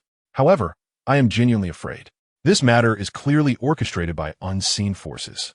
With Ma Xiaohong's death, the puppeteer manipulating her to deceive Jiangrou will be difficult to identify in the near future. They lurk in the shadows, while we are in the light, unaware of what may happen next. Only by allowing Jiangrou to be reborn soon can we truly rest easy. Upon learning that Jiangrou was to depart, their hearts were heavy with sorrow, filled with endless words. They understood that despite their reluctance, separation was inevitable. I began to cast the spell, enveloping Jiangrou in a sacred white light, her form becoming increasingly ethereal. Mom and Dad, I am leaving. Tianyu, wait for me. Jiangrou waved goodbye to everyone. Within the pure white light, a single tear fell from Jiangrou. This tear, though imperceptible, transformed upon touching the ground into a crystal-like bead. Jiangrou's parents wept uncontrollably, while Tianyu cried with a heart-wrenching sorrow. I stepped forward to pick up the bead, which was the size of a bean, teardrop-shaped, and felt incredibly cool in my palm. I turned it over in my hands, fascinated by its rarity. What is it? Sushiran inquired. This is a tear of a ghost. I marveled, for such a thing was non-existent in this world. It was a rare manifestation of affection. Is it a treasure? Sushiran questioned, puzzled. I smiled. Common treasures cannot compare to it. Approaching Jiangrou's parents, I stated, This is Jiangrou's tear, and I wish to keep it as a memento. I wonder if Uncle and Aunt would. Before I could finish, Jiangrou's parents nodded eagerly. Master Son, thanks to your help, Xiao Rou has met a good end, and our family is eternally grateful. Please take this tear as a token of our appreciation. Furthermore, the Lin family has gifted us 20 billion. We are simple folk and do not know how to spend such a fortune. We are willing to give half to you. Master, oh no, that is unnecessary. I quickly waved my hands, smiling. This tear is enough for me. Jiangrou's affairs were finally resolved. None of us knew what the future would hold. That day, she and I decided it was time to bring our matters to a close. We agreed to meet at the entrance of the hotel where we first cohabited. She wore a black professional outfit, adorned with gold-rimmed glasses and perched on black high heels. Walking alongside me, she resembled an elder sister guiding her younger brother. The night breeze was cool against our faces. Have you truly made up your mind? I asked, my heart racing with excitement. Yes, I have decided. Regardless of the outcome, I will not have any regrets, Sushiran affirmed. Very well. I summoned my courage and led her into the hotel. Coincidentally, only one circular bedroom remained available that night. Without hesitation, I booked the room, holding Su Shiran's hand as we entered. The room was quiet, as if only our heartbeats could be heard. Once the door was closed, we could no longer contain ourselves, embracing and kissing passionately, tumbling onto the bed, lost in our affection. "It hurts," Su Shiran murmured, her words muffled. The dim light cast a warm glow, and the soft waterbed rippled gently. "How is it? Am I the one you were searching for?" After our intimate encounter, Su Shiran anxiously and expectantly gazed at me. Chapter 54. Before haunted locations with a heavy heart, I lowered my head and shook it gently. The mark on her neck remained unchanged. The pure yang energy within me had also seen no improvement, remaining as it was. This meant she was not the Xianbing you knew. Su Shiran's expression shifted from anticipation to despair. "Hiran." I held her tightly, unsure of what to say. However, Su Shiran seemed prepared for this. She took a deep breath, and after a brief moment of sorrow, she regained her composure. Looking into my eyes, Su Shiran said earnestly, "Letian, I do not want you to blame yourself. This was my choice." But my heart still ached. Su Shiran, in turn, comforted me. "We may be fated but not meant to be as a couple, yet we can still remain friends." I forced a smile. Can we truly still be friends? If we had not taken this step, it would have been no problem. However, now, after sharing such an intimate moment, how can we simply return to being just friends? Seemingly sensing my doubts, Su Shiran bit her lip and continued, "Letian, I have thought this through for a long time. Before coming here today, I pondered what I would do if I were not your destined partner." This question occupied my thoughts for quite some time. I gazed at her in astonishment. I had also contemplated parting ways with you, never to meet again. However, I found myself unable to do so. Su Sinan tightly embraced me, whispering softly in my ear, "I, Su Sinan, vow today to never marry. I shall be your lover for life." A shiver coursed through me, and I hastily sought to dissuade her. Yet, she swiftly pressed her warm lips against mine, silencing my words. I could see the tenderness and reluctance in her eyes. In that moment, I found myself at a loss for words, merely nodding in silence. The following morning, hand in hand, we stepped out of the hotel, greeted by the rising sun. Su Sinan wore a tender smile. "Letian, rest assured, I am not an unreasonable woman. I understand my place and shall not burden you or make things difficult. Call me when you need me, and when you do not, I promise to stay away. One day, when you find your true partner, I will quietly withdraw from your life and wish you both well." My heart ached at Su Sinan's terrifying rationality and calmness. "Goodbye," she said, smiling faintly as she turned to leave, composed yet resolute. I clenched my fists, feeling a tumult of emotions within, yet powerless to change the situation. How wonderful it would be if she were indeed my other half. Since parting with Su Sinan, several days passed without our meeting. Instead, Zhou frequently visited my home to spend time with me. As we spent more time together, I realized that although Zhou could be somewhat headstrong and willful, her heart was not unkind. She spoke with remarkable candor, lacking any ulterior motives, expressing whatever came to her mind, which suited Duo Air's temperament perfectly. Thus, even though I often isolated myself in my room, engrossed in the books left by my grandfather, she and Duo Air enjoyed their time together immensely. One day, I received a call from Lu Hui, who spoke urgently. "Master Sun, my niece seems to have encountered something supernatural. Could you come and take a look?" "Oh, what are the symptoms?" I inquired hastily. Lu Hui replied, "She is currently in a deep coma, and crucially, she attends the same school as Jiang Ro. I wonder if there's a connection." My heart sank at his words, and without hesitation, I agreed to help. How did Ma Xiaohong become a puppet? Apart from her, could there be other malevolent forces at play within the school?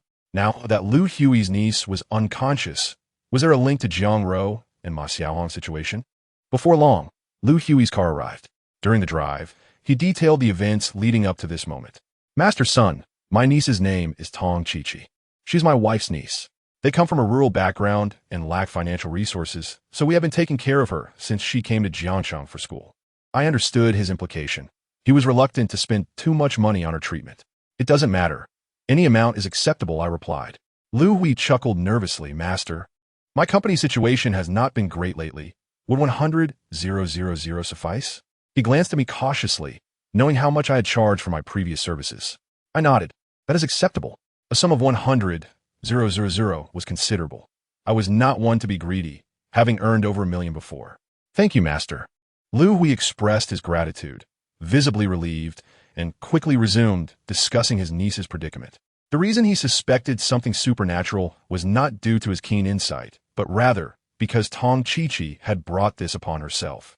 She had joined a club at school called the Supernatural Society, consisting of dozens of enthusiasts. On the night of the incident, she and 9 classmates explored the school's 4 reputed haunted locations. After a series of examinations at the hospital, everything appeared normal, yet she remained in a coma. The hospital was anxious and had consulted specialists, trying various methods to awaken her. Listening to Lu Hui, I nodded thoughtfully. They must have encountered something that night. But to understand what truly transpired, I needed to meet his niece. Soon, we arrived at the hospital. In the ward, I met Tong Chi-Chi and her fellow students who had accompanied her on that fateful night. Tong Chi-Chi, in her early 20s, had an oval face, short hair, and wore a light yellow short-sleeve shirt paired with dark blue jeans, exuding youthful vitality. Yet, she lay on the hospital bed, pale and barely breathing. Lu Hui informed me that she had been in this state for a day and a night. Master Son, what do you think? I took a quick glance and coldly remarked, she has lost her soul. Lost her soul? What should we do? Lu Hui's wife asked anxiously. Tong Chi-Chi's classmates looked skeptical, clearly not believing my words. Lu Hui's wife quickly wrote down Tong Chi-Chi's birth date and time. Summoning a soul was straightforward. I swiftly drew a summoning talisman, inscribing her birth details on the back, and wrapped one of her strands of hair within. Holding the talisman, I gently shook it. The talisman ignited suddenly. However, the students were dismissive, scoffing at the sight. We didn't skip chemistry class. If you apply dissolved nitrate, it can create a self-igniting effect. Phosphorus works too. Ignoring their skepticism, I twirled the talisman, directing the emerging smoke towards Tong Chi-Chi. Yet, an unusual occurrence unfolded. The smoke seemed incompatible with Tong Chi-Chi's body, being repelled by an invisible force upon contact. After several attempts, the smoke remained unable to penetrate her being. I furrowed my brow, sensing something was amiss. What is it, Master Son? Lu Hui inquired anxiously. Something is wrong, I replied, my expression tense. Typically, this summoning talisman would draw her soul back, yet her body resists. Could it be that her soul? I pondered aloud, glancing at the students. What exactly transpired that night when you sought out ghosts? One tall boy stepped forward, dismissively stating, nothing happened, of course. In my opinion, there are no ghosts in this world. All those horror tales are simply fabrications. Lu Hui shot him an admonishing glance, but the boy remained unconvinced. Master Son, what is to become of Chi-Chi? Lu Hui's wife asked, her anxiety palpable. I shook my head. Her soul appears to be lost, or perhaps trapped by something. Lost? Lu Hui echoed, astonished. The students, however, shook their heads in disbelief. Several regarded me with skepticism, as if viewing a charlatan, unwilling to engage further. These students had previously embraced supernatural legends, risking everything to uncover their mysteries. Now, having not encountered any ghosts, they had become entirely disbelieving. As silence enveloped the room, Lu Hui's wife urged, everyone please, what truly happened that night? Master Son is quite capable. He wishes to save Chi-Chi. I implore you to share everything that occurred that night. Lu Hui urged eagerly. Yet, it was the same tall boy who scoffed again. Uncle and Annie, we are friends with Tong Chi-Chi, and we are just as upset by her condition. We wish to help, but frankly, this expert you brought seems a bit unreliable. I assure you, that night, we truly did not encounter any ghosts. The other students nodded in agreement. Uncle, we have already turned over a new leaf. Let's place our faith in science and give Tong Chi-Chi a thorough examination. In our youthful ignorance, we believed in such absurdities, but after this experience, we will no longer subscribe to these fanciful tales. Indeed, Uncle, I suggest you send this charlatan packing. The notion of summoning spirits is utterly ludicrous. The students chimed in unison, voicing their condemnation of me. Lu Hui, in a state of agitation, sought to argue with them. Allow me to handle this. I stepped forward to face the students and calmly said, it seems you do not believe me, and I have no obligation to prove myself to you. However, this matter concerns Tong Chi-Chi's life, and I must insist that you reveal the truth of that night. Humph. The tall boy scoffed. Why should we trust you? Unless you can show us a ghost with our own eyes. See a ghost? I replied with a faint smile. That is quite simple. I concentrated my mind and scanned the surroundings, immediately spotting a feeble old ghost huddled in the corner, trembling. Look over there. Everyone turned to look. There was nothing there. Indeed, there was nothing at all. Do not engage in theatrics. We have seen through your tricks, so be gone. Lu Hui and his wife stared intently at the corner. Yet they saw nothing, casting puzzled glances in my direction. I coldly remarked, in broad daylight, how could I simply let you see it? With that, I approached the window, drew the curtains, and performed a technique to dispel the yang energy and summon the yin energy. Soon, the room became suffused with a chilling atmosphere. The students, who had been on the verge of mocking me, suddenly sensed that something was amiss in the room. I pointed to the corner and declared loudly, "Open your eyes wide and take a closer look. What do you see?" They looked again and were immediately stricken with fear, their faces turning pale. A cacophony of screams erupted. "There's a ghost. Oh, help!" Lu Hui, too, was frightened, tightly embracing his wife. Enough. I stepped forward, pulled back the curtains, allowing the yang energy to dispel the yin energy, and the old ghost vanished from the corner. "Now, do you believe?" I smiled. The tall boy hastily nodded, and terror gleamed in the eyes of the students. Soon, their excitement surged. "Master, this is truly remarkable. Indeed, there are ghosts in this world. Today has been an eye-opening experience. Master, does our school really have ghosts? What will happen to Tong Chi-Chi? Will we be able to see a ghost again?" They all began to chatter once more. I signaled for silence and said, "Once again, I need to know what truly transpired that night." Chapter 56. The Paranormal Society. I fixed my gaze intently upon their eyes. However, the group continued to shake their heads.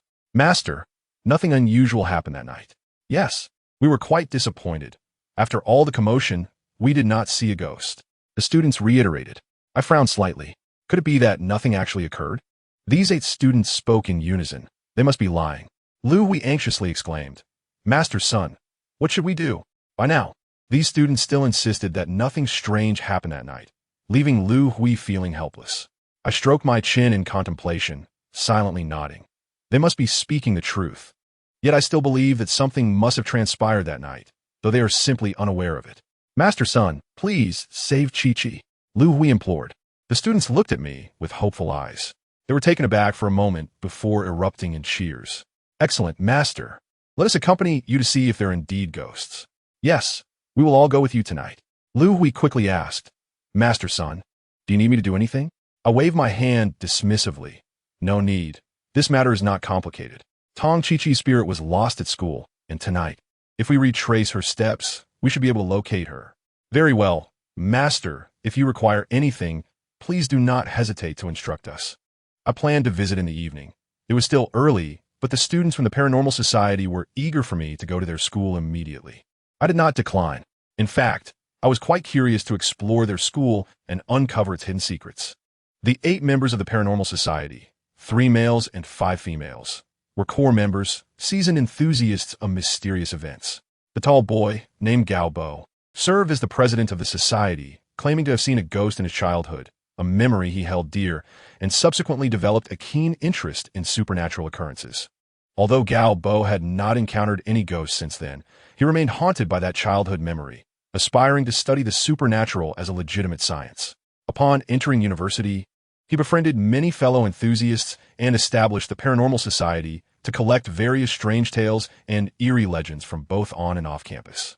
Throughout our journey to the school, the group chattered excitedly, eagerly recounting their society's achievements. Listening to their tales, I could not help but smile wryly. These individuals certainly had a penchant for theatrics. Prior to this exploration of the school's 4 major haunted locations, they had undertaken numerous adventurous quests. They had visited graveyards, haunted houses, and murder sites, engaging in various ghost summoning games, such as writing spirits, Ouija boards, the Four-Corner Game, and Bloody Mary, more times than I could count. Yet, they had never encountered a ghost. This exploration of the school's 4 haunted sites would be their final attempt. If they failed to see a ghost this time, they would conclude that ghosts do not exist. Even Gao Bo began to doubt whether his childhood ghost sighting was merely a figment of his imagination. But today, I had unwittingly made their dreams come true. They were as excited as Columbus discovering a new world. By the time we arrived at the school, it was already dusk. The entrance to the school was worn and weathered, exuding a sense of history. "Your school seems to have some history," I inquired. Gao Bo quickly replied, "Master, this is our new campus, which is relatively decent, having been built only 20 years ago. You have yet to see the abandoned old campus." is in a state of disrepair. Where did the supernatural events you investigated occur, in the new campus or the old campus? How May adjusted her thick glasses and eagerly chimed in. One incident occurred in the new campus, while 3 others took place in the old campus. How May was a short-haired girl, not very tall, yet full of vigor. She had previously been the most vocal in her skepticism, but was now filled with excitement after witnessing a ghost. And what about the old campus? I asked. As we spoke, we entered the school. During the evening, the setting sun cast its golden rays upon the pathways of the campus. Not far from the entrance stood a familiar old willow tree. Upon closer inspection, it was indeed the very tree featured in Jiang Ro's photograph. Sigh. In comparison to nature, humanity seems so insignificant. I remarked, there is still time. Please tell me about the 4 haunted locations. How May spoke animatedly. Master, there are actually more than a dozen ghost legends in the school, but based on our selection in the Paranormal Society, we have identified these 4 as the most likely to be haunted and the most terrifying. Gao Bo quickly added. These locations include the music classroom where a girl is said to roam, dormitory 406, the ancient well haunted by a vengeful spirit, and the headless ghost in the sports field. Only the music classroom is located in the new campus. The other 3 are in the old campus. I nodded. What time did you go that night? At 8:30, Gao Bo replied. Well then, we shall return at 8:30 tonight and retrace your steps. I stated. Good. In the evening, they insisted on treating me to dinner and warmly invited me to join their Paranormal Society, offering me the honorary position of president. I found their enthusiasm both amusing and perplexing, as it seemed to me that they were indulging in frivolities. I pursued this line of work due to family tradition and the necessity of providing for my family. Yet, they had the luxury of time to engage in such perilous hobbies instead of focusing on their studies, which I genuinely envied. Were it not for my unfavorable fate, I would long to live as they do, carefree and untroubled, relishing a life of happiness. After dinner, the time drew near, and they led me to the first sight of a haunting legend, the music classroom. Chapter 57. The girl in the music classroom as we wandered toward the indistinct classroom. I inquired about the haunting legend of the girl in the music classroom. Gao Bo explained that the tale of the girl in the music classroom was quite chilling. It was said that every night, after the classroom doors were closed, a girl dressed in red would sit inside, engrossed in a book. I nodded, asking, and then? Gao Bo appeared taken aback, replying, what do you mean, and then? I was equally surprised. Is that all? The 8 of us were somewhat at a loss. Gao Bo chuckled. Master, isn't that already quite frightening? I was left speechless, as I had anticipated some eerie legend to unfold within the music classroom, only to discover it was merely a girl reading. Even if it were a ghost, what significance did that hold? Noticing my indifference, How May quickly remarked, Master Sun has encountered many ghosts, so naturally he is not frightened, but we have never seen one. The others nodded in agreement. I remained bemused, unable to grasp the fascination with a ghost merely reading a book. Let's go inside and take a look, I suggested. As I spoke, we had already arrived at the entrance of the music classroom. It was now past 8 in the evening. The power had been cut in the classroom, and only the dim emergency lights in the corridor cast an eerie glow, enhancing the atmosphere. As we approached the music classroom door, a sense of trepidation enveloped us. Master Sun, is there really a ghost? I smiled and replied, to know whether there's a ghost or not, we must enter. Rest assured from what I've heard, even if there is a ghost, it is merely a book-loving spirit, harmless to others. After my reassurance, the group felt somewhat more at ease. They all huddled behind me as I stepped forward and gently pushed open the door. The creaking sound echoed clearly in the night. Peering inside the music room, I was taken aback, and then I chuckled, there is indeed someone here. The group gasped, and their eyes widened in surprise. A girl clad in red with long, flowing hair sat in the back row of the tiered classroom, engrossed in her book. Upon hearing the commotion at the door, she looked up, visibly startled. I smiled and said, apologies for the disturbance. We're searching for someone. Have you seen a girl in a yellow short-sleeve shirt? The girl in red shook her head and timidly replied, no, I haven't seen anyone. It's rare for anyone to come here. I scanned the room, but did not find the spirit of Tong Chi-Chi. Thank you. I waved goodbye to the girl in red, intending to leave. However, Gao Bo and the others were not satisfied and asked in astonishment, Master, isn't he a ghost? I smiled. What do you think? Gao Bo tilted his head, scrutinizing her, and shook his head. I don't think so. The girl in red quickly stood up, indignantly stating, of course. I'm not a ghost. The members of the paranormal society were momentarily taken aback. The girl continued, I love reading, but my dormitory is too noisy. And the library closes at night, so it's quieter here. But, Galpo interjected, Haven T, you heard the legend of the girl in the music classroom? Aren't you afraid? The girl in red chuckled. Afraid of what? The legend is about me. Once, I had just washed my hair and hadn't tied it up, and I came to read. Around 9 in the evening, I heard noise at the door, looked up and saw a boy. I was so startled that I ran away. And soon after, the ghost story emerged. She shrugged. I know they're talking about me, so why should I be afraid? After that, I just kept coming here to read. Her words left the members of the paranormal society dumbfounded. It turned out to be a fabrication. The last time they visited, they were nearly terrified out of their wits. See, I told you there are no ghosts in this world. It's all hearsay and paranoia, I remarked. Had we not been with Master Sun, we might have mistaken her for a ghost based on her appearance. Indeed, it seems one should not rely on hearsay. Came the agreement. I wonder if there are any truths left among those haunting legends. As the members of the paranormal society discussed animatedly, they failed to notice that under the moonlight, the girl in red cast no shadow. I waved goodbye to her, sharing a subtle smile, and led the group away. I certainly would not disclose that the girl in red was indeed a ghost. She was unaware of her own spectral nature, her fixation on reading anchoring her to this realm. Yet, her attachment bore no malevolent energy, and thus, there was no need to disturb her. Such truths were best left undisclosed, allowing them to retain a sanctuary in their hearts.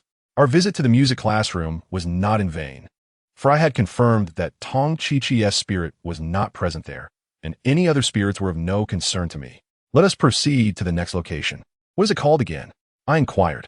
Oh, it's the headless ghost at the stadium, Galbo replied, somewhat disheartened. I smiled. What? Are you worried that the stadium will also lack ghosts? The group nodded in unison. I said earnestly, why do you all insist on encountering ghosts? There are many spirits in the world, yet few are visible to the human eye. This is a good thing, as it signifies a balance between the realms of life and death and a peaceful world. If one could casually encounter demons and ghosts, it would be a dire situation indeed. Among the members of the paranormal society, only Hao Mei maintained her excitement, clutching her notebook as she eagerly proclaimed, Master, the headless ghost at the stadium is truly terrifying. That stadium is located in the old campus, and this tale is a legend from over 20 years ago. It is said that during an event at the old campus stadium, a sudden fierce wind blew down the corrugated steel from the roof, which was razor sharp and sliced through a boy's neck, decapitating him. Chapter 58. The Evil Spirit of the Ancient Well. Later, one night, a couple who were on a date at the stadium noticed someone bending down beneath the seats as if searching for something. They approached and asked, What are you looking for? The person replied, My head is missing. I am looking for it. Then, the individual who had been crouching beneath the seats stood up, revealing that there was indeed no head upon their neck. The night was ominous, although we had just encountered a false ghost. Many students still felt a chill as Hao Mei recounted this story, instinctively wrapping their arms around themselves. I nodded. It made sense that after a fatal incident, a soul would linger, unwilling to depart, thus giving rise to hauntings. However, whether there truly were ghosts at the stadium remained to be seen. The stadium was located in the old campus, which has been completely sealed off and abandoned for over a decade, rarely frequented by anyone. Upon traversing the wall with the members of the Lingyi Shi, we arrived at the old campus, immediately sensing an overwhelming aura of darkness. Although merely separated by a wall, it felt as if we had entered two distinct realms. The area was stark and desolate, with weeds towering over us, while the surrounding structures were weathered and dilapidated. Given the environment of the old campus, aside from enthusiasts like us, it is hard to imagine anyone willingly venturing here. Navigating along a desolate stone-paved path, we soon reached the stadium, which was in an even more ruinous state. The grandstands were largely damaged, and the ground was overrun with weeds. However, upon our arrival, I was struck by an eerie chill that permeated the air. I frowned and scrutinized the surroundings. It seemed this place indeed held a spectral presence. I glanced around, but found nothing. No ghosts, nor the spirit of Tong Chi-Chi. The crumbling stands, the forlorn playground, and the surrounding barbed wire were all in severe disrepair. Let us inspect the grandstand, I suggested. Legend spoke of a headless ghost searching for its head in that vicinity. Thus we had to investigate. Despite our prior encounter with a false ghost, The members of the Ling Shi followed me apprehensively as we made our way to the stands. We climbed up, inspecting row after row. The grandstand area was not extensive. It could be surveyed at a glance. I meticulously examined every inch, ensuring nothing was overlooked. Even in the end, I activated my yin-yang eye, yet still I discerned nothing. Master, there are no ghosts here, right? Galbo inquired anxiously. I nodded affirmatively. Indeed, I can assure you, there are no ghosts. Then, Master, what does this mean? Galbo asked, puzzled by my furrowed brow. I shook my head, saying, the aura here is thick with darkness, and if there were ghosts, it would be expected. However, the absence of any spectral presence is rather peculiar. The members of the Ling Shi were taken aback by my assertion that the lack of ghosts was abnormal. I was well acquainted with the nature of spirits. There are countless ghosts in this world, yet the majority possess weak auras and no resentment, coexisting peacefully with humanity. Even I, without the aid of my yin-yang eye, would fail to perceive them. Such spirits are ubiquitous in shadowy locales, nooks, and crannies, found wherever history lingers. These ghosts pose no threat. They remain invisible, living alongside ordinary people in the same temporal space, akin to another parallel world, with neither influencing the other. Yet here, in the old campus, with its historical significance and tales of haunting, how could it be devoid of even a shadow of a ghost? This was indeed troubling. Let us proceed to the next location. Although the absence of ghosts surprised me, our mission remained to locate the spirit of Tong Chi-Chi. Having confirmed that her spirit was not present here, we had no choice but to continue our search elsewhere. Hame quickly interjected. The next haunted legend is known as Gu Jing Xiong Ling. Exiting the stadium and heading west, you will reach the southwestern corner of the school, which was once barren land and has grown even more desolate. I asked, puzzled, is there an ancient well on campus? Yes. Hame responded eagerly. The tale of Gu Jing Xiong Ling is even more bizarre and frightening. Long ago, this place was a village with a landlord. When the landlord discovered his concubine's affair with a servant, he ordered her limbs to be severed and cast into a dry well, leading to her slow demise from starvation. Following this, the landlord's household was beset by hauntings, resulting in their demise, and soon, villagers began to perish as well.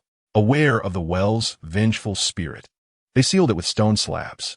Later, when the Japanese invaders arrived, the villagers fled. Decades ago, during the construction of the old campus, someone claimed to have seen the ghost of the woman in the well, attempting to fill it in. However, to everyone's astonishment, every bit of earth added brought the ghost nearer to the surface. Terrified, the workers ceased their efforts, ultimately sealing the well with stone slabs, which remain to this day. After hearing Hao Mei's account, I nodded. When you visited, did you see any ghost? The members of the Ling Shi shook their heads in unison. Doubt crept back into my mind. If it were true that a ghost with severed limbs resided in the well, they would surely have perceived its presence. At this moment, I was less concerned about encountering a ghost and more anxious about arriving at the well only to find no spectral entity present. A ghostly presence would be normal. Its absence indicated something amiss. Let us proceed. We shall soon discover the truth. After traversing the overgrown, desolate path, we finally reached the southwestern corner of the old campus. Indeed, it was an expansive wasteland, overgrown with weeds. Had we not been familiar with the area, one might easily stumble into the well before locating it. Accompanied by Gao Bo and Hao Mei, we arrived at the corner of the southwestern wall and successfully located the ancient well. A large slab of stone lay atop the well, sealing it tightly. I approached, running my fingers over the stone, which felt cool to the touch. Upon closer inspection, I was taken aback to find intricate and esoteric symbols carved into the seemingly ordinary stone. It was evident that this stone was intended to suppress the malevolent presence beneath. While the legends shared by Hao Mei may have had discrepancies, I was certain that something sinister lay beneath. Let's move it aside, I commanded. With my presence, their fears began to dissipate, and together we lifted the stone slab covering the well. Gao Bo handed me a powerful flashlight, and, as I directed its beam downward, the members of the Ling Shi quickly took shelter behind me. However, upon gazing into the depths, I was momentarily stunned. The interior was thick with an oppressive aura, a musty odor wafting forth, yet there was not a single ghostly figure to be found. This was indeed peculiar. Master, what do you see? Are there any ghosts? Gao Bo and Hao Mei could not contain their curiosity. I shook my head, none. The members of the Ling Shi collectively sighed in relief and eagerly peered into the dry well. Perhaps due to prior attempts to fill it, the well's bottom appeared shallow, with only 3 to 4 meters in height, allowing us to see clearly that it contained merely green moss and nothing more. Was the legend a fabrication? The girl from the music classroom, the stadium, none of these locations harbored ghosts, and it seemed these tales were mere fabrications. Sighing, the members of the Lingy she hung their heads in disappointment. Yet a thought struck me. The so-called 4 haunted locations cataloged by the Lingy she included 1 in the new campus and 3 in the old campus. I knew the music classroom in the new campus indeed harbored a ghost, while the 3 locations in the old campus appeared to be steeped in darkness and haunted tales. Yet there was nothing to be found. There was something truly strange afoot. Let us move on to the next site, I declared decisively. Galbo, still unwilling to accept the outcome, quickly suggested, Master, why don't we try filling the well with dirt? Perhaps that would coax the ghost out. I shook my head. There is no need. I'm certain there are no ghosts within, at least not at this moment. Moreover, have you forgotten our purpose? Galbo paused, suddenly smacking his forehead. Oh dear, I almost forgot the main objective. He promptly added, Master, Tong Chi-Chi's spirit is not here either. I sighed deeply, shaking my head. The situation regarding Tong Chi-Chi, while seemingly a simple case of a lost spirit, was proving to be far more complex than anticipated. As I journeyed to this point, I have increasingly realized that this is far from a mere loss of spirit. The matter at hand is infinitely more intricate and enigmatic than the affairs of Su Sinan and Jiangrou. The old campus bears the weight of time and history, and according to the eerie legends meticulously compiled by the members of the Lingy Society, I cannot claim that all are true. Yet a significant portion undoubtedly has its roots in reality. For instance, the malevolent spirit of the ancient well may contain elements of exaggeration and fabrication. Its origins are surely not mere figments of imagination. How else could such a vast campus possibly harbor a dry well? In a school that has existed for decades, countless tragedies, accidents, and the inevitable passage of life have unfolded. Could it truly be that not a single ghost remains within such a storied institution? Yet now, inexplicably, there is not even a shadow of a ghost to be seen. We departed from the ancient well at the southwest corner of the school, making our way northward. Along the route, the members of the Lingy Society appeared sullen, save for Hao Mei, who remained animated, recounting to me the most terrifying of the 4 haunted locations, the harrowing incident of room 406. Master, room 406 is the most dreadful of all the haunted tales, Hao Mei exclaimed, adjusting her thick glasses, fearing I might doubt her sincerity. Taking a deep breath, she continued, years later, as the school expanded, the dormitories became insufficient. The incident had faded from public memory, and the school decided to reopen room 406. However, that very night, the 4 new students who took residence there heard chilling laughter and wails echoing from within, and glimpsed a shadow swaying from a noose by the window. The next day, the frightened newcomers fled, unwilling to return to room 406. Unfazed, the school sent a teacher to stay there, but within days, that teacher descended into madness. Since then, room 406 has been permanently sealed up to this very day. I listened intently to Hao Mei's account, nodding silently without uttering a word. According to her narrative, the eerie occurrences within room 406 were assuredly real. I fear not the presence of ghosts. Rather, my greatest concern is that upon reaching room 406, I may find no specter at all. Traversing the darkened, unlit path, we arrived at the boys' dormitory. Galbo wielded a flashlight, directing its beam toward an ominous, dilapidated building, illuminating a row of windows boarded up with wooden planks. Master, this is room 406. Following the incident, its windows were sealed shut, Galbo informed me. I observed that the windows of the surrounding dormitories remained intact, while only those of room 406 were covered. As we approached the base of the boys' dormitory, I suddenly noticed a nearby, low building basking in abundant yang energy, starkly contrasting with our current location. What is that place? I inquired. Oh, that is the library. Galbo replied promptly. The library? Is there anything remarkable about it? I furrowed my brow. Remarkable? Galbo hesitated, then recollected. In front of the library's main entrance stands a centuries-old peach tree, rumored to be several hundred years old. Would that be considered remarkable? Ah, I see. I nodded gently. The peach tree, rich in yang energy, possesses the ability to ward off evil spirits, Peachwood struck by lightning can be fashioned into talismans, such as peachwood swords, while ordinary peach wood can be used to create talismans known as peach talismans.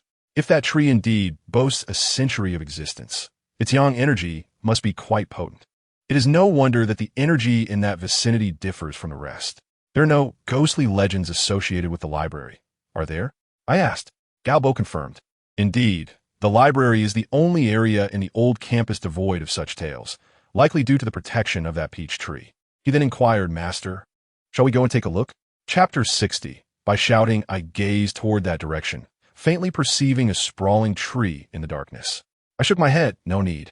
The peach tree naturally dispels malevolent spirits, and given that we have yet to encounter any specters in the other haunted locations, it is unlikely we shall find any near the great peach tree. The dormitory was shrouded in darkness, the floor thick with dust, bearing the imprints of their previous visit. I asked, when you visited last time, did you see any ghosts? Galbo nodded. No, the door to room 406 was boarded up, and we could not see inside. We mustered our courage and removed the boards to open the door, but found nothing. I nodded, having little hope for this excursion. We traversed the pitch-black corridor, ascending to the 4th floor, and soon stood before the door of room 406. A heap of discarded wooden planks lay beside the entrance. The door, though closed, was not entirely sealed, leaving a narrow gap. Without hesitation, I approached and pushed open the door to room 406, peering inside. At first glance, the room appeared empty. There were no beds, just a barren space littered with debris. Beyond that, there was nothing. No ghosts, yet an unmistakable aura of malevolence lingered. This only confirmed my suspicion that there had once been spirits present here. Still nothing? Galbo asked anxiously from outside. I shook my head. No, there's nothing. The dormitory was devoid of life, and throughout our journey, I had yet to encounter the spirit of Tong Chi-Chi. The members of the Lingyi Society remained silent, and I furrowed my brow, struggling to comprehend why this was the case. Although I did not know the answer, I was certain that our inability to find ghosts in these supposedly haunted locations was no mere coincidence. Among the 4 sites cataloged by them, one in the new campus indeed housed a ghost, while the 3 in the old campus did not, which defies logic. Furthermore, based on my assessment of the intensity of the malevolent energy at these sites, I believe that they once did harbor spirits. However, these spirits had departed not long ago, leaving behind a residual aura of malevolence that persisted despite their absence. It truly is a perplexing phenomenon. Master, what should we do now? Galbo could not contain his curiosity. Let's retrace the path you took that night, I replied. We continued until we reached the boundary between the old and new campuses. Galbo remarked, it was here that Tong Chi-Chi collapsed that night. She had been perfectly fine until this point, and suddenly, she fell unconscious. I nodded, surveying the surroundings with a sigh. I clasped my hands together in a gesture of respect. Master, please do not mention it. We are merely fulfilling our duty. Indeed, we are all quite concerned about Tong Chi-Chi's condition. If anything were to happen to her, we would carry that guilt for a lifetime. The others chimed in, bidding me farewell before departing. I took out my phone, instinctively preparing to dial Su Sinan's number. Yet, just as my finger hovered over the digits, I halted. Given the current delicacy of our relationship, I found it difficult to reach out to her. I had not yet resolved whether I had truly wished to maintain such a connection moving forward. Silently, I closed my contacts and scaled the wall to leave the old campus. During my time in my hometown, I would run up and down the mountains daily in search of food. Since moving to the city, however, I have exercised far less, and my body feels as if it is rusting. Taking advantage of the deepening night, I decided to engage in some physical activity. By shouting, I paused, squinting to confirm. And indeed, it was her. By shouting donned a white shirt paired with denim shorts, her long and graceful legs appearing remarkably slender and enchanting beneath the streetlight. She possessed a splendid figure and had a knack for dressing well. However, her current state seemed somewhat off, as if she were intoxicated. I initially had no intention of intervening, considering that my connection with her had long since faded. Just as I was about to depart, a group of unruly youths staggered towards by shouting, their faces adorned with lewd grins. I furrowed my brow slightly. By shouting was in a dazed state. If those ruffians got too close, it could spell trouble for her. By shouting, I shouted. She paused, her dazed gaze turning towards me, her eyes sparkling with joy as she reached out her hand. Son Letian, I drink too much. The young thugs glared at me, their expressions menacing. I dismissed them and quickly steadied by shouting, "Are you all right? I feel so sleepy," she murmured. No sooner had she spoken than her eyes fluttered shut, her head tilting as she leaned against me, succumbing to slumber. The scent of alcohol wafted from her, and though she was intoxicated, it seemed excessive. "Hey, wake up." I gently shook her, but she remained fast asleep. The thugs encircled me. "Wise up and leave the woman. Scram. Mind your own business, or I'll make you regret it." They threatened, wielding makeshift weapons and glaring at me. I cast a cold glance their way. By shouting was in such a severe state of inebriation, and their appearance was far too coincidental. "She's my girlfriend. You should be the ones to leave," I stated calmly. Their laughter erupted. "Huh? She is clearly Long Xiao's girlfriend. You have some nerve." Long Xiao. This situation was indeed suspicious. Even if they were prepared, I could not stand by and watch them take by shouting away. "I advise you all to leave," I reiterated. They exchanged glances, smirking coldly. "So you want to play tough?" One of them swung a punch at me. I raised my hand, channeling my energy, and met his strike. The sharp sound of impact echoed, followed by a scream as he collapsed to the ground, clutching his arm and wailing. The punch appeared unremarkable, yet it was imbued with a fierce energy. His arm was likely broken. The remaining thugs were taken aback, and seeing one of their own felled, they hastily lifted their injured companion and fled. They were undoubtedly after by shouting. I had no desire to linger, so I called out to her again. She remained deeply asleep, unresponsive to my calls. Reluctantly, I infused some energy into her, hoping to dissipate the alcohol's effects within her. Just as my energy coursed through her, I suddenly realized something. My energy was unique. Previously, when infused in a Zhou Ling or Su Xinran, it had led to them developing feelings for me. Now, injecting it into by shouting, would it have the same effect? I slapped my forehead in frustration. Oh dear, how foolish. By shouting had a boyfriend already. I neither wished to take responsibility nor for her to fall for me. If she developed feelings for me, it would only result in heartache for her. Wretched fate. At that moment, by shouting stirred awake, still a bit dazed, clutching her head. Where are they?" she asked, her gaze scanning the vicinity. "Those thugs? I scare them off?" I reassured her. Her eyes brightened at my words, and her gaze softened towards me. This was troublesome. I recognized that look all too well. I had seen it in Zhou Ling and Su Xinran's eyes. I was in trouble. Should I warn her not to develop feelings for me? But what if she didn't feel that way? And I appeared conceited. Just as I wrestled with my thoughts, by shouting suddenly embraced me tightly, bursting into tears. "What's wrong?" I asked hurriedly. She sobbed, "Brother, I was deceived. That scoundrel promised to love me alone for life, but he cheated on me." As she spoke, she buried her face against me, weeping uncontrollably. A heartbreak? At that moment, all I wanted was to get her to a safe place and then leave, never to see her again. However, as soon as I voiced my intention, I noticed she had fallen silent. "Sister?" I nudged her. She had cried herself to sleep on my shoulder. "Sister?" By shouting, she was sound asleep. I was at a loss for what to do. The street was eerily quiet. I couldn't just leave her there. After several unsuccessful attempts to wake her, I resigned myself to carrying her. I planned to take her to a hotel and secure a room for her. However, upon arriving at the hotel, the staff, seeing by shouting unconscious in my arms, refused to provide a room, fearing liability, and even threatened to call the authorities. When I finally returned home, it was already midnight. Duo opened the door, her eyes widening in disbelief at the sight of by shouting in my arms. "Brother, have you changed your girlfriend again?" she exclaimed. No, she's by shouting." I clarified. Duo's eyes sparkled with mischief as she smirked. "Is she another one you're betrothed to?" I nodded reluctantly. "Oh, brother, you've changed," Duo said, shaking her head in disappointment, mimicking an adult. "Go away," I retorted. This girl was exasperating. With a pout, Duo scoffed. "Is that so? You're so eager to get rid of your sister?" With that, she turned to leave. "Really?" Duo eyed me skeptically. "Of course it's true. Well, have I ever lied to you?" I assured her earnestly. "You have lied before. You still owe me the 1 million from Boss Lin," she countered, lifting her chin defiantly. "You're still young. I'll keep it safe for you," I chuckled. "Shameless. You should keep this new sister for yourself. After drinking so much, I certainly do not want her in my bed." I laughed bitterly. This girl. Reluctantly, I lay by shouting on my bed, tucked her in, and after turning off the lights, I settled down on the sofa. After a long day, I quickly drifted off to sleep on the soft couch. I lost track of time, but eventually I felt a familiar chill that jolted me awake. I heard faint footsteps approaching the locked room. My heart raced with anticipation as I quietly peered in that direction. To my delight, I spotted a pristine white nightgown and smooth little legs approaching me.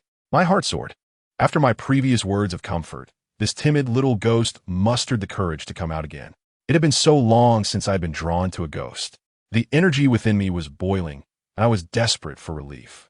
As the little ghost drew closer, I hastily closed my eyes, regulating my breathing to feign deep sleep. The footsteps drew near, and soon I felt a refreshing chill brushing against my face. The little ghost was testing to see if I was truly asleep. A tingling sensation unexpectedly enveloped my neck, akin to a cool, delicate kiss upon my skin. A refreshing chill penetrated my being, invoking a sense of comfort. However, the little ghost only drew in 2 breaths before pausing, leaving me bewildered. What was happening? Moments later, the little ghost bit into my neck once more, indulging in a few sips before halting again. Was she testing my reaction? I found myself in a state of amused disbelief. Clearly, this little ghost had never before consumed the yang energy of a living person, hence her cautious demeanor. Today, I resolved to indulge her, allowing her to drink her fill. The little ghost continued her gentle rhythm of sipping and pausing, her approach tender yet torturous for me. Though I understood her intentions were innocent, her excessive gentleness was almost excruciating. The sensation, reminiscent of a fleeting touch, was a torment of its own. Finally, unable to bear it any longer, I enveloped the little ghost in my arms. I froze, suddenly reminded of her timid nature. My sudden embrace must have startled her. Seeing her distressed expression, I felt a pang of guilt and refrained from continuing. "I'm sorry, I couldn't help myself," I said. The little ghost gazed at me with a pitiful look. Her eyes filled with grievance as she shrank back. Her forlorn demeanor tugged at my heartstrings, evoking a sense of compassion. Yet, she shook her head and stammered. "I also have mistakes. I won't dare again." The little ghost fervently shook her head. I couldn't help but chuckle. Was this little ghost naturally stuttering? Or had I frightened her into it? "What is your name?" I inquired, aiming to ease the tension. After all, we were neighbors and ought to maintain a cordial relationship. I am Tion," she replied, her cheeks flushed with embarrassment before she swiftly turned and vanished from sight. I sighed with a wry smile. This little ghost had come in the dead of night to stir my yang energy, only to disappear without a care. A wave of heat washed over me, leading my thoughts to Bai Xiaoting. I snapped myself out of it with a sharp pinch, exhaling deeply. Ever since that fateful night with Su Xianran, I had shed my innocence and was now burdened with desires, easily swayed by inner demons. With my path to enlightenment still in its infancy, a single misstep could lead to ruin. Reciting the calming incantation, I soon found tranquility and, unbeknownst to me, drifted into slumber. The next morning, upon encountering Bai Xiaoting, she appeared flustered. "Thank you for yesterday," she said, her cheeks slightly flushed. Seeing her blush, I felt a wave of panic. I truly wished to avoid entanglements of the heart. "All right," I replied, taking the initiative to open the door for her. Bai Xiaoting looked at me in surprise, her expression tinged with sadness. "I'll take my leave now. Let us have a meal together next time," she said. "Sure," I responded, promptly shutting the door behind her. In the living room, Duo Air remarked sarcastically, "This new sister-in-law seems quite lovely. Why chase her away just as you've captured her heart? Brother, you've truly changed." I shot her an annoyed glare. After breakfast, I returned to school where Gao Bo, Hao Mei, and other members of the Paranormal Society were already waiting. "So, have you discovered any new leads?" I inquired. Everyone nodded in unison. Hao Mei eagerly opened her notebook, saying, "Master, we've compiled some ghostly rumors. Some are not far from the 4 major haunted spots. Please take a look." She handed me the notebook. As I flipped through its pages, I was astonished to see it filled with meticulous writing. That night, they had unearthed 8 new ghost stories. Tales of floating corpses in the artificial lake, the final restroom, a ghostly security guard, bloodshed at the Confucian scholar's spot, the 13th step, a head in the water tank, and haunted dormitory red shoes. There was even a rumor of an ancient tomb beneath the old campus.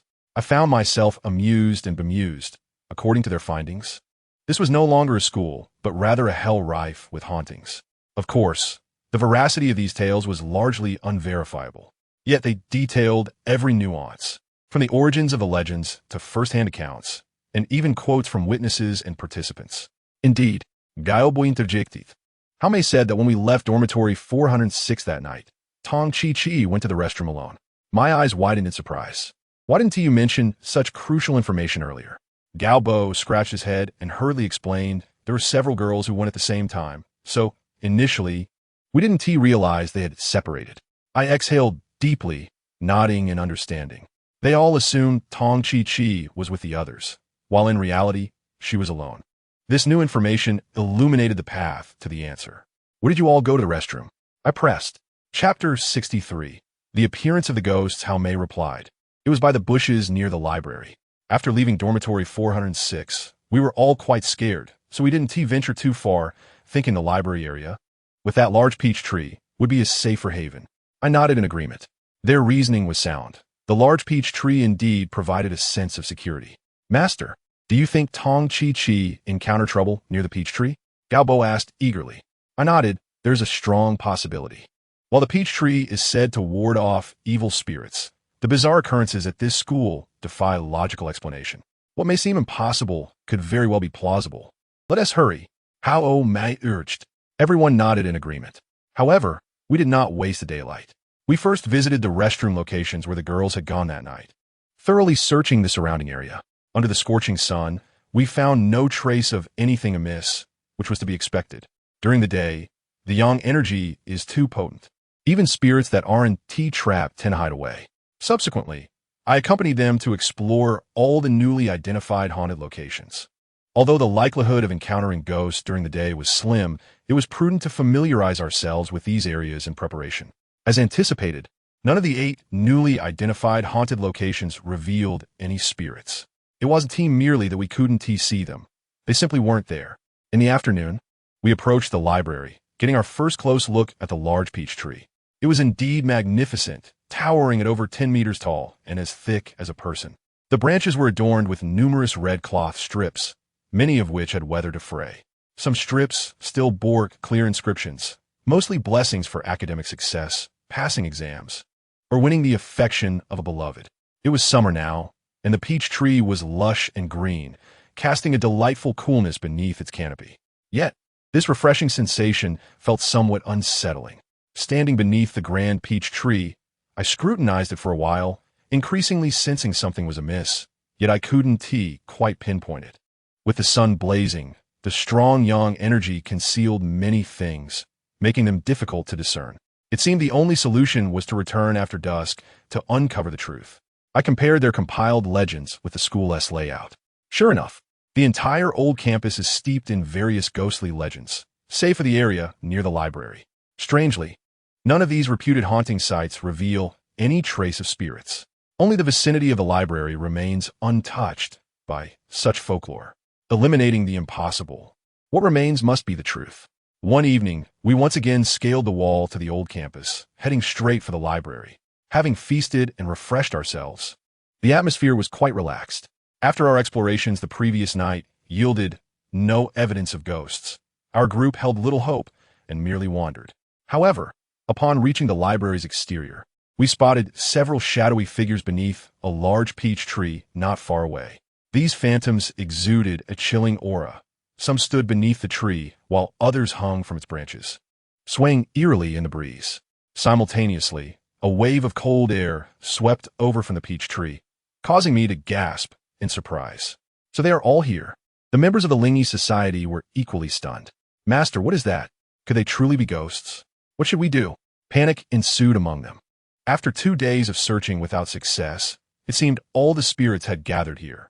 The members hesitated, fear gripping them, yet none wished to leave.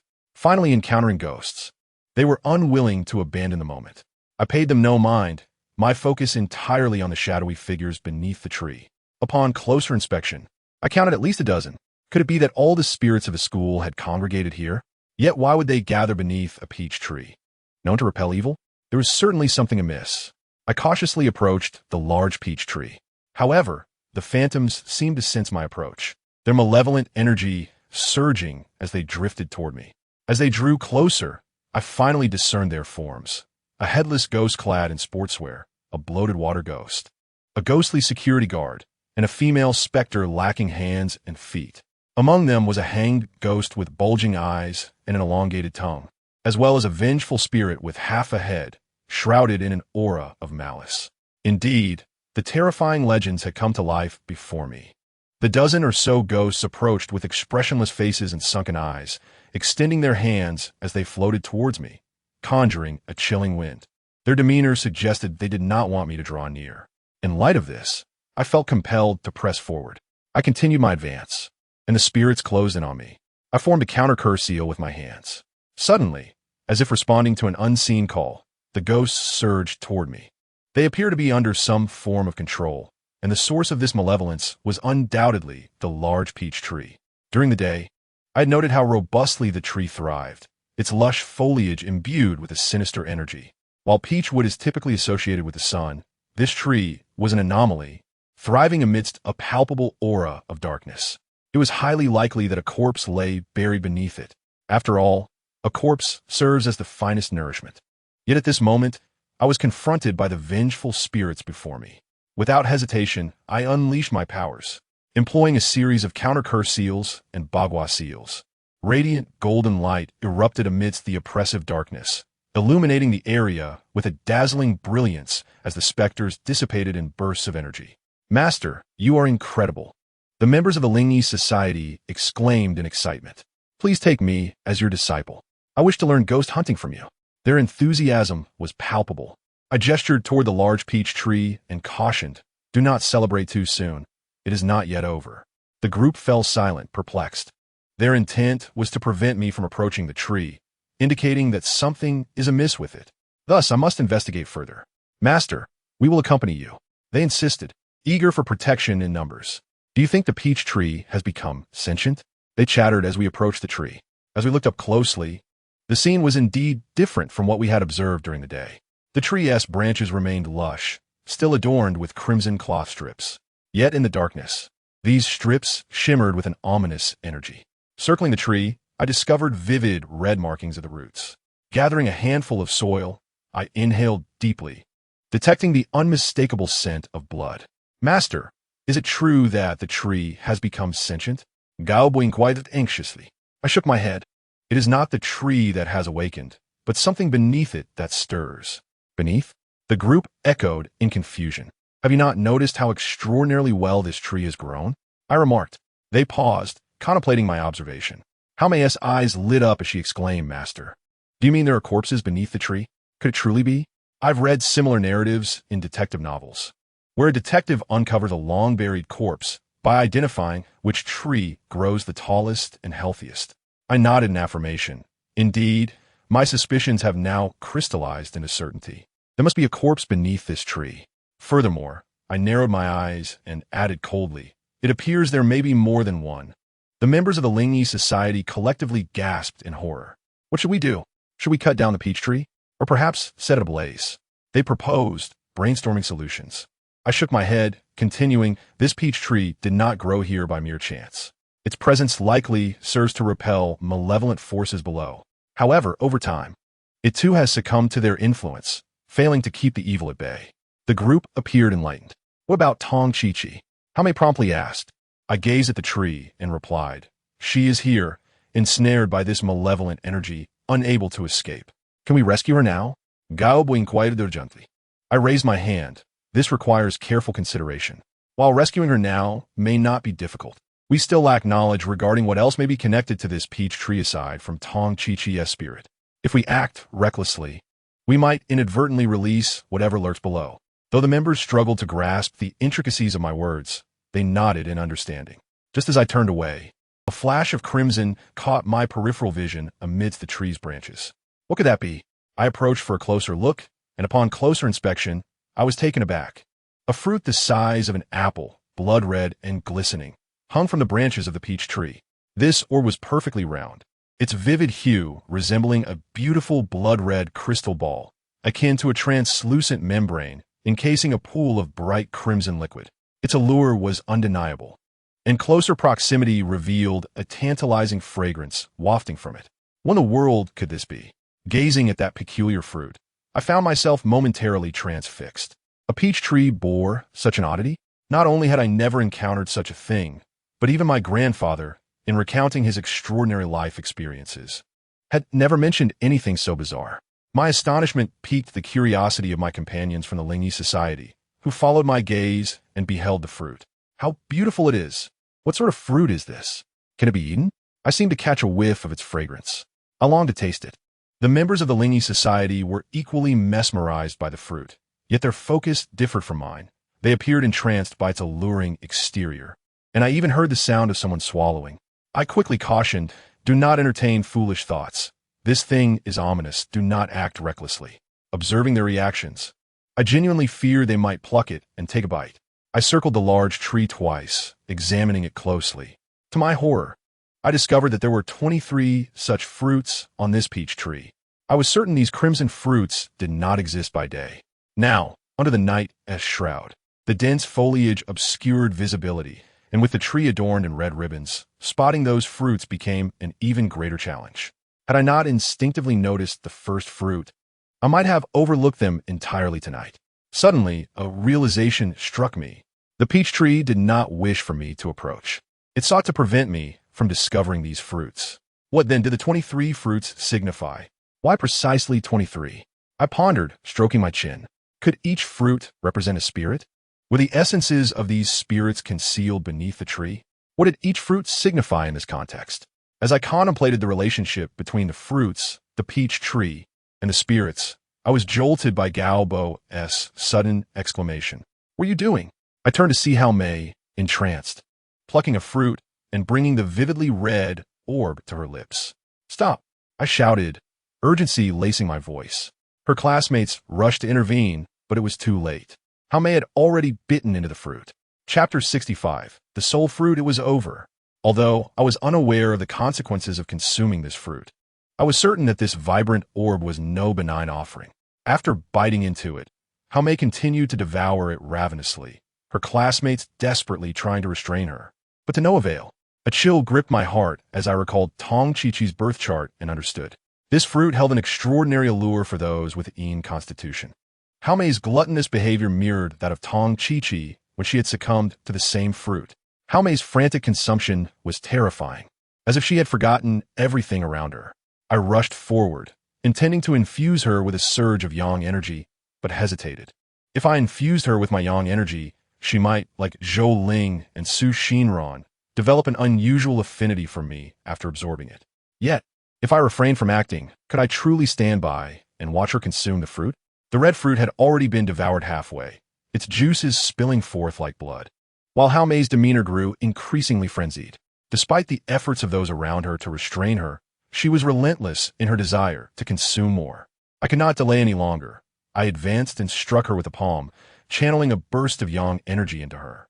As the energy surged within her, she seemed to awaken from a trance, halting her frantic gnawing and gazing bewilderedly at us. Looking down, she recoiled in horror, casting the fruit away and bursting into tears. How Mei, what has happened to you?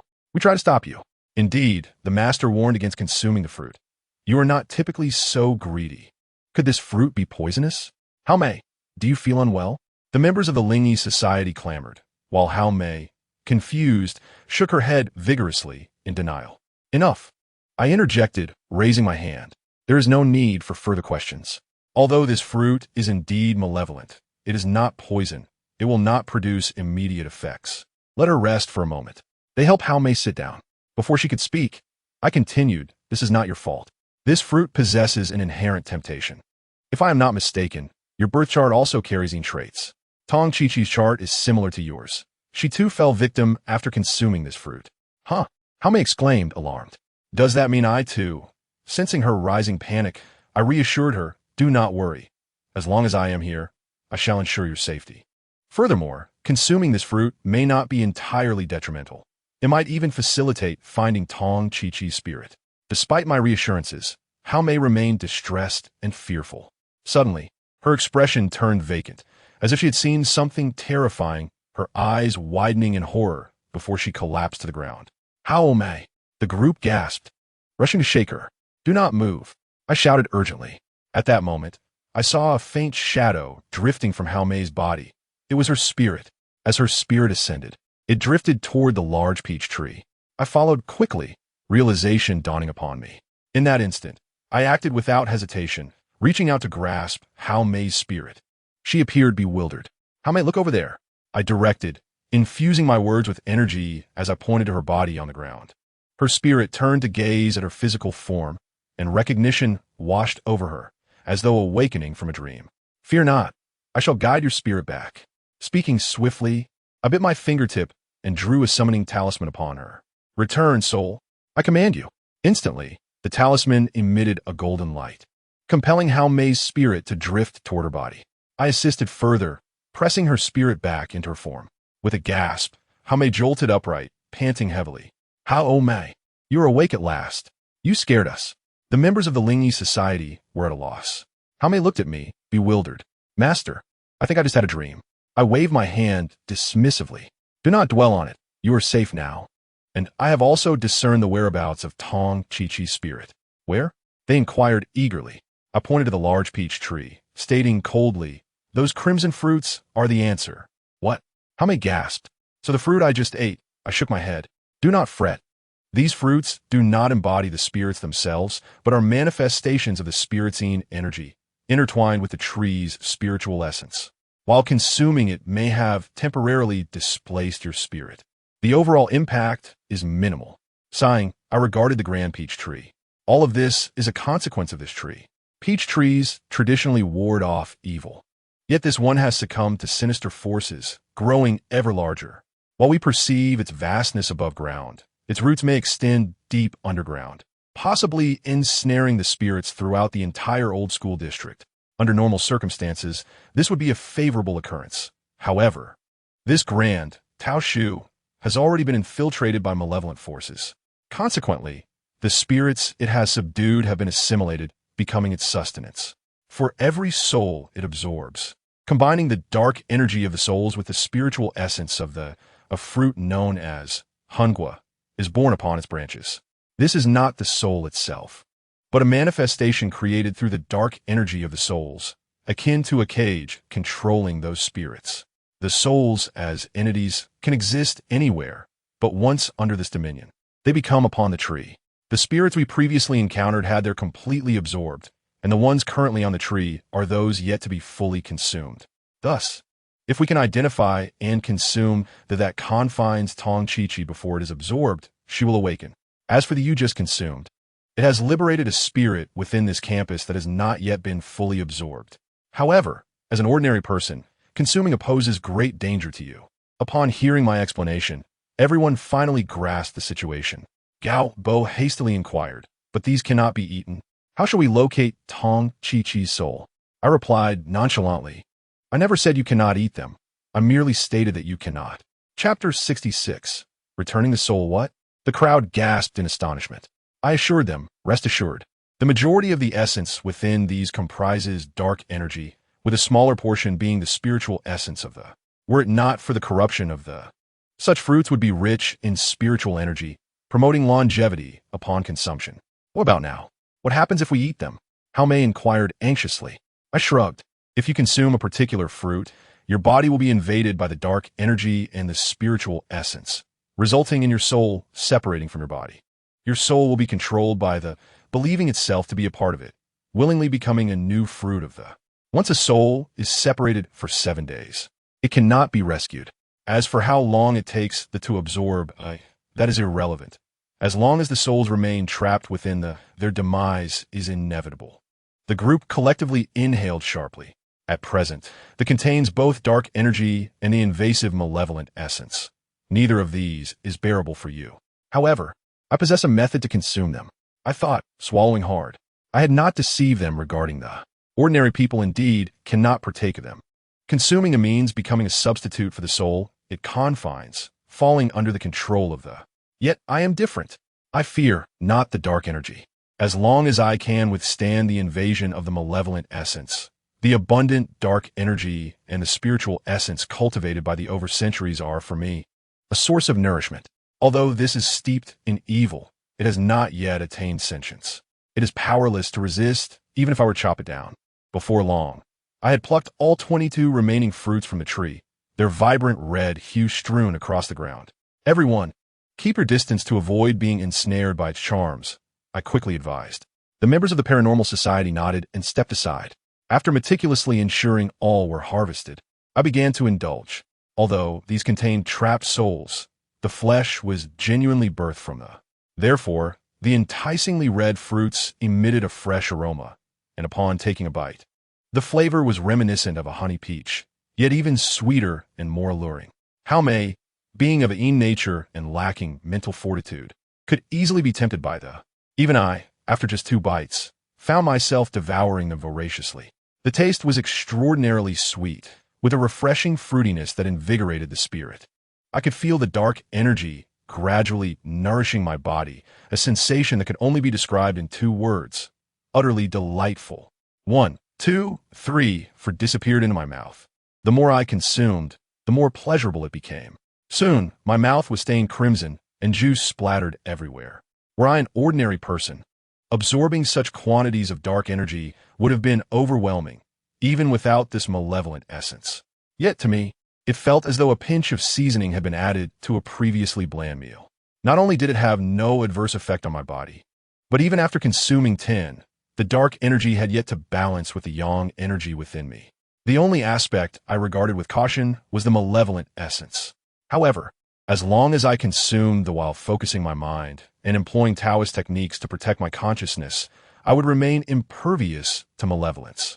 Such trivial dark energy could not harm me. I savored the fruits, while the members of the Paranormal Society looked on, wide-eyed in shock. I realized that I had frightened them by consuming so much. Nevertheless, what were these fruits in comparison? Back when Duo Air and I were deprived in our hometown, I could devour an entire tree's worth of even the most sour and astringent fruits. These being so delectable, I could easily consume them all. Upon reaching the 18th, a sudden brightness caught my eye. In the grass not far from the library, a faint figure emerged. Renning, clad in a light yellow short-sleeved shirt, stood out distinctly. Tong Chi-Chi. I quickly pointed in that direction. Amidst the grass stood Tong Chi-Chi, disoriented. I finally let out a sigh of relief. I'd found her at last. Currently, Tong Chi-Chi's state was merely that of a wandering spirit, her dark energy faint.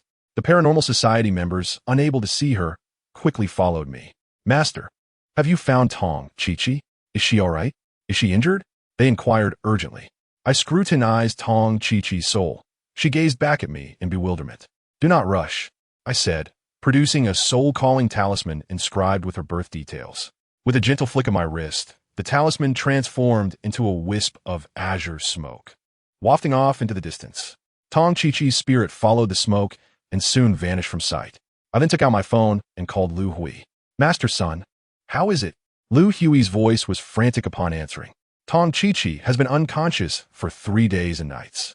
Although she is receiving nourishment in the hospital, it merely sustains her breath. The 2 of us have been frantic these past couple of days. All right, Lu Hui exclaimed with excitement. Gao Bo, puzzled, asked Master, since Tong Chi-Chi has been found, do you still need to consume them? Yes, I do, I replied, continuing to eat heartily. Why? Gao Bo questioned in confusion. I shrugged. Because they are delicious. The expressions on the faces of the Paranormal Society members instantly became a tapestry of emotions. I paid them no mind and devoured every last. By consuming the remaining, I also freed all the spirits within this campus. While malevolent spirits can wreak havoc, most ghosts are merely ordinary souls, uncontentious with the world. Releasing them would restore balance between yin and yang within the school. Master, what should we do about the? Gao Bo inquired. I sighed. This is indeed a dilemma. It is likely suppressing something beneath it. If we were to recklessly deal with the, it would mean releasing whatever is contained below. Yet, if we do nothing and allow that to be corrupted, it will continue to control the spirits within the old campus. As it absorbs more souls, it will grow stronger. Ultimately, when the spirits can no longer satisfy it, it will begin to absorb the souls of the living. Chapter 67. The landlord's grave the matter was resolved. Yet it was not entirely satisfactory. To disregard it was equally untenable. The esteemed master. Members of the Lingyi Society nodded in agreement. After bidding farewell to the members of the Lingyi Society, Lu Hui soon called, informing me that Tong Chi-Chi had awakened and expressed her profound gratitude. However, I did not share their ease. I sensed that the truths revealed thus far were merely the tip of the iceberg. What was the true origin of that grand peach tree? Was Tong Chi-Chi's incident truly an accident? What secrets lay beneath that grand peach tree? It was entirely plausible that a hidden hand was orchestrating events within the campus. I would never forget that the incident involving Jiang Ro had occurred not long ago. The following morning, Galbo called, reporting that their investigation had progressed rapidly, yielding new leads overnight. They discovered that the library had indeed been the site of a tragic incident. Decades ago, when the old campus was under construction and the foundation was being laid, a worker fell into the mixing station while pouring cement. Another worker attempted to rescue him, only to meet the same fate. They perished in the concrete, their bodies ground to pieces and mixed into the very substance. Even more horrifying was the fact that the worker at the front, unaware of the calamity, loaded that batch of concrete, now tainted with remains, onto a transport vehicle. By the time the disaster was discovered, the concrete, laden with bones, had already been poured into the foundation. The concrete that had been poured into the well-prepared foundation could not be removed, and even upon learning of the bones within, there was nothing to be done but entomb them within the foundation. Following this incident, strange occurrences began to plague the library. Initially, some heard eerie creaking sounds emanating from beneath the foundation, akin to the grinding of teeth. Later, others reported hearing mournful cries from underground. Even during the library's completion, workers claimed to have seen shadowy figures flitting in and out of the mixing station. Subsequently, the grand peach tree was planted, and its origins remained elusive for the time being. Master, could this be the cause? Galbo inquired after sharing the rumor. I responded with certainty, it cannot be. While the library's events may be related, I am convinced that there is something else beneath the grand peach tree. Continue your investigations. The timeline can be extended further, and you shall surely uncover more clues. Excellent, Master. We shall proceed with the investigation. Galbo replied with enthusiasm. The experiences of the past few days had invigorated every member of the Lingyi society. For them, these occurrences not only fulfilled their long-held desires, but also provided a thrilling and novel experience, prompting each member to immerse themselves fully in the investigation. To my surprise, in the afternoon, Galbo and his team uncovered another lead that astonished us all. This new information revealed a connection between the Grand Peach Tree and one of the 4 haunted locations on the old campus, the legend of the ancient well's malevolent spirit. According to the tale, the landlord had severed the limbs of his concubine and cast her into the well, leaving her to starve. Consequently, the landlord's family became tormented by hauntings, ultimately meeting a tragic demise. The legend concluded there. However, their investigation revealed a shocking truth. After the landlord's family perished, no one buried them properly. The villagers simply dug a shallow grave and interred the family's remains at the very site of the Grand Peach Tree. As for the origins of the Grand Peach Tree, it was indeed not as previously investigated. Shortly after the landlord's family died, hauntings intensified in the village. The villagers sought the guidance of a sage, who advised them to plant the Grand Peach Tree atop the landlord's grave to quell the restless spirits. From that point onward, peace returned to the village. When the old campus was under construction, the school administration learned of this legend. Although skeptical of the supernatural, they decided to respect local customs and preserve the Grand Peach Tree. Master, after recounting this story, Galbo exclaimed, this incident occurred over a century ago, and the landlord's family consisted of more than a dozen members. Does that mean beneath the peach tree? Yes. I sighed heavily, acknowledging the implications. There are indeed over a dozen century-old spirits. Fortunately, we did not act impulsively. The consequences could have been dire. Now, these spirits have not wreaked havoc upon the living, as they are suppressed by the Grand Peach Tree. Though the tree has been infiltrated by malevolent forces, it simultaneously keeps the spirits at bay, a mutually beneficial relationship. Should the peach tree be removed, those suppressed spirits would undoubtedly wreak havoc. Galbo urgently asked, Master, what should we do now? Cutting down the peach tree is not an option, yet neither can we leave it be. What course of action should we take? Really? That is splendid. Master, how may we assist you? We wish to join you in rectifying this situation. Galbo responded with excitement. Certainly, I replied without hesitation. Please procure some iron wire, shovels, gasoline, and ignition tools. Prepare these, and I will notify you when to act. Very well. Galbo replied eagerly and then inquired, Master, what is your plan? I responded calmly. It is quite simple. I intend to summon heavenly lightning to strike the peach tree. thereby vanquishing the nest of century-old spirits. Heavenly lightning? Gao Bo was astonished. Master, you possess such formidable magic? I paused, then chuckled. You misunderstand. I do not possess such extraordinary powers. What do you mean? I explained. It is straightforward. You must be familiar with the principle of a lightning rod. By erecting a lightning-attracting antenna on the grand peach tree, we can harness the summer storms. We need only monitor the weather forecast and wait for a thunderstorm. The weather forecast? Gao Bo's voice took on a peculiar tone. I smiled. Surprised, are you? Yes, indeed. Gao Bo chuckled ruefully. We thought you could simply summon lightning with a gesture. I sighed. You have overestimated the situation. Matters of the supernatural are not so mystical. Whether it be formations, talismans, or the powers used to capture and dispel spirits, they primarily harness natural forces. We have merely learned to wield these forces. Modern science, in its ability to utilize the powers of nature, is equally adept. Given the scientific natural forces at our disposal, why seek distant solutions? Chapter 68. Heavenly Fire Peach with Gao Bo seemed to have a realization and hurriedly asked, Master, is this truly feasible? Even if a thunderstorm occurs, how can we ensure it strikes precisely this grand peach tree? Is the probability not exceedingly low? I chuckled. Of course, it is not that simple. Without control, simply relying on natural forces would indeed be a matter of luck. One might wait decades without attracting a single bolt of lightning. Thus, I will complement it with a lightning talisman, ensuring that when the time comes, the lightning will strike as intended. Ah, I see. You are indeed remarkable, Master. After concluding the call with Gao Bo, I checked the weather forecast. As fortune would have it, a thunderstorm was predicted for the following evening in Jiangxing. At that time, we would be able to summon heavenly lightning and set the tree ablaze. Though I spoke lightly of summoning heavenly lightning to strike the peach tree, I cannot afford to be careless. I prepared 3 lightning talismans, 3 soul-calling talismans, 3 soul-binding talismans, as well as 3 yang talismans and 3 talismans for contingencies. With all preparations made, I awaited the arrival of the heavenly lightning.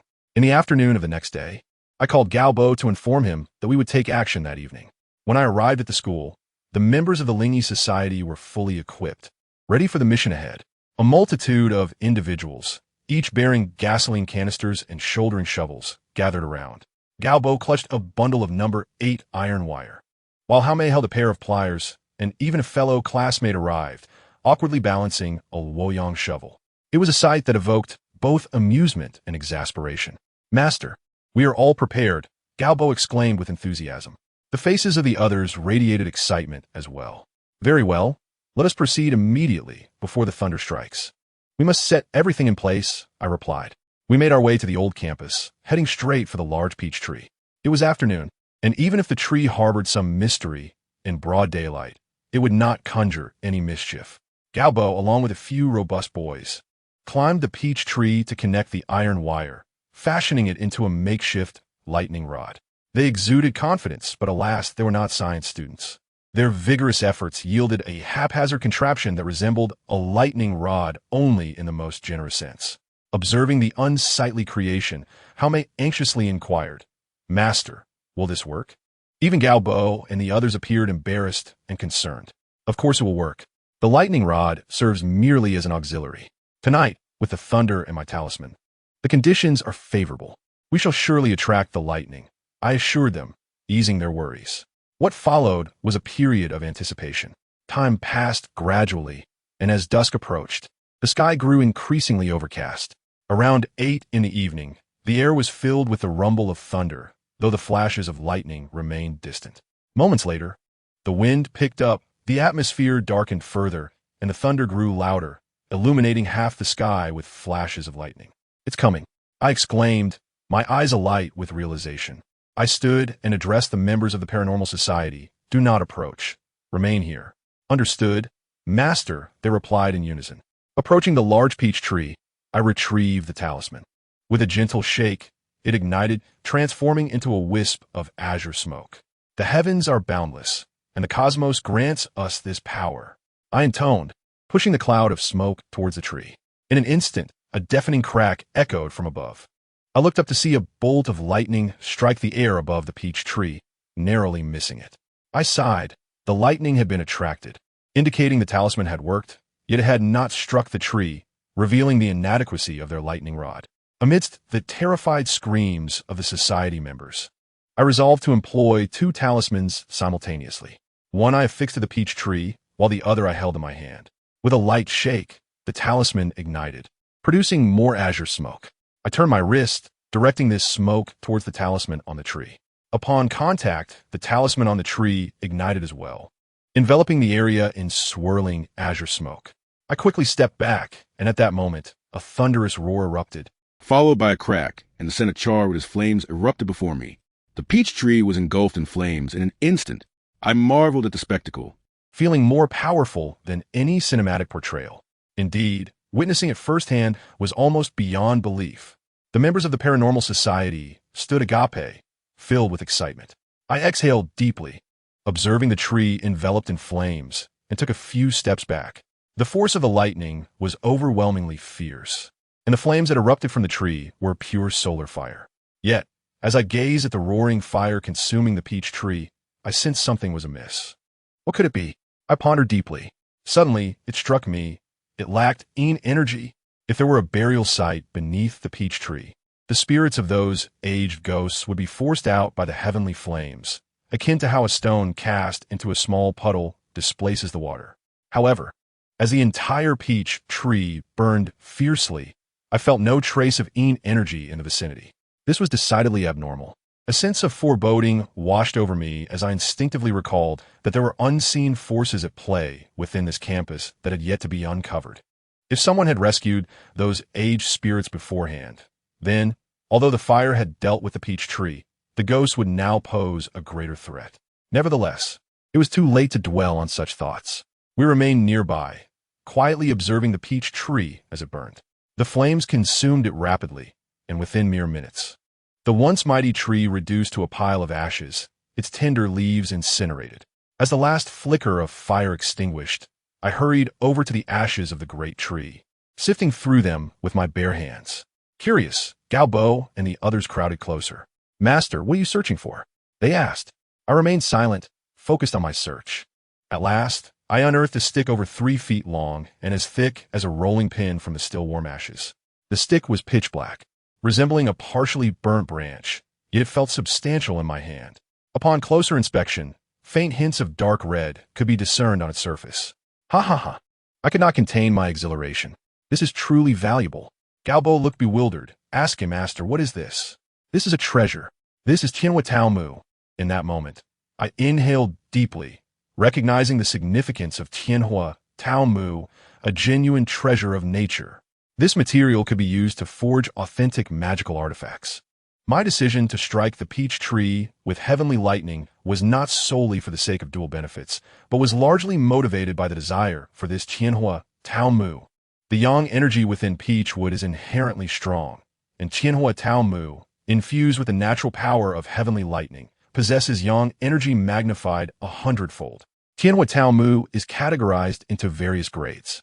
The most common form arises when peach wood is struck by lightning and lightly scorched, resulting in a majority of the trunk being preserved as Tianhua Tao Mu, though this variant is only marginally stronger than ordinary peach wood. A slightly superior form is produced when the wood burns, leaving only a fraction behind, suitable for crafting Taoist artifacts. The piece I held, however, required the complete combustion of the peach wood, concentrating the power of heavenly lightning along with the essence of the tree into this singular fragment. Such a feat necessitates both the tree and the lightning to reach a certain caliber. If the tree were too small, it would either burn inadequately, yielding subpar Tianhua Tao Mu, or burn too thoroughly, leaving nothing but ashes. What I held was an extraordinary find, yet it remained merely a raw material. To unlock its true potential, it required refinement. I refrained from disclosing too much about this treasure and quickly instructed, "Everyone, dig here and locate the bones. Then set them ablaze." "What?" Galbo and the others were taken aback, finally understanding my earlier intentions for the gasoline, shovels, and fire-starting tools. How may I express their concern? "Master, could the spirits within escape?" "Rest assured, there are no spirits left." I sighed deeply.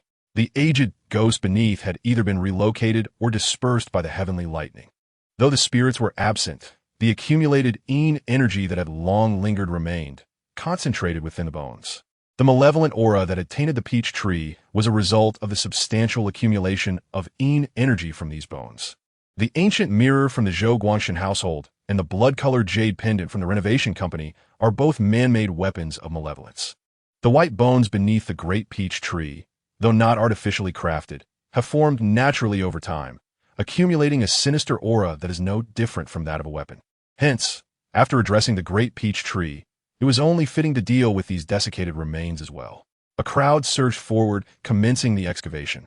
After considerable effort, we finally unearthed bones that had turned yellow and black from the earth. We gathered all the bones together, doused them in gasoline, and set them ablaze. Although this fire could not completely incinerate the bones, it was sufficient to dissipate the malevolent energy surrounding them. I pointed at the freshly filled pit and spoke. Gao Bo and the others were reluctant to leave, yet they ultimately complied with my directive and departed. Upon returning home, despite the late hour, sleep eluded me. The Tianhua Taomu, such a treasure, had never graced my grandfather's possession. Now that I had acquired such a precious item, my thoughts turned to crafting it. The most traditional approach would be to refine the peach wood into a peach wood sword. In sword form, combined with the wood's masculine energy, it would be remarkably effective against malevolent spirits. However, the piece of material I held was only a little over 3 inches long, dark, and somewhat curved. It was utterly impossible to forge a beautiful peach wood sword from it. The crux of the matter was that materials used for crafting peach wood swords are typically of lesser value, allowing one to invest extra effort in the refinement process. Yet the material in my possession was far too precious. It could even be deemed a magical artifact in its own right. Forcing it into a sword would not only waste half of the material, but also yield a sword that was not significantly more practical than what I currently possessed. Thus, after much contemplation, I decided against forging a magical artifact for now and instead focused on the refinement of this material. The most notable characteristic of Tianhua Taomu is its abundant yang energy. This energy instills fear in half of the spectral entities. Even formidable spirits like the Blood Shadow would be wary of it. Therefore, I aim to enhance its yang energy further, thereby strengthening its ability to restrain malevolent entities. The method of refinement was simple. Ignite the yang talismans and use the yang energy within to nourish the wood. 49 yang talismans would yield a minor success, while 81 would achieve a major success. In essence, the process was not difficult, but was certainly time-consuming, from drawing the talismans to the lengthy refinement. Even if I devoted all my thoughts to it, it would take several days to complete. Thus, I was in no rush. Having obtained such a divine material, I found myself restless in bed, unable to sleep. Reflecting on the events of the night, I increasingly felt as though I had overlooked something. The great peach tree, the invasion of malevolent energy, the unseen hand, the spirits in the old campus, the landlord's grave, the century-old specter. I ran through all these clues in my mind, pondering their connections. Suddenly it struck me. I bolted upright in bed, eyes wide open, mouth agape in disbelief. If my conjecture was correct, someone intended to set up a 12-yin Satan array within the school. Though I could not be entirely certain, the events within the building bore an uncanny resemblance to this scheme. Previously, Li Yin had spent a decade attempting to establish the 12-yin Satan array within the building. The invasion of malevolent energy in the old campus's great peach tree was likely not a coincidence, but rather a deliberate act. Upon my first encounter with the great peach tree, I had noticed a pool of dark red blood at its roots, indicating that someone had tampered with it. Perhaps this was why the great peach tree absorbed all the spirits within the old campus. Moreover, this incident might be unexpectedly linked to Jiang Rou's death. At that time, I had exhausted every effort to dispel the resentment surrounding Jiang Rou, and on the night of the ghost marriage, Ma Xiaohong, the unseen hand, had come forth with a clear intention to thwart my plan and prevent Jiang Rou from returning to normal.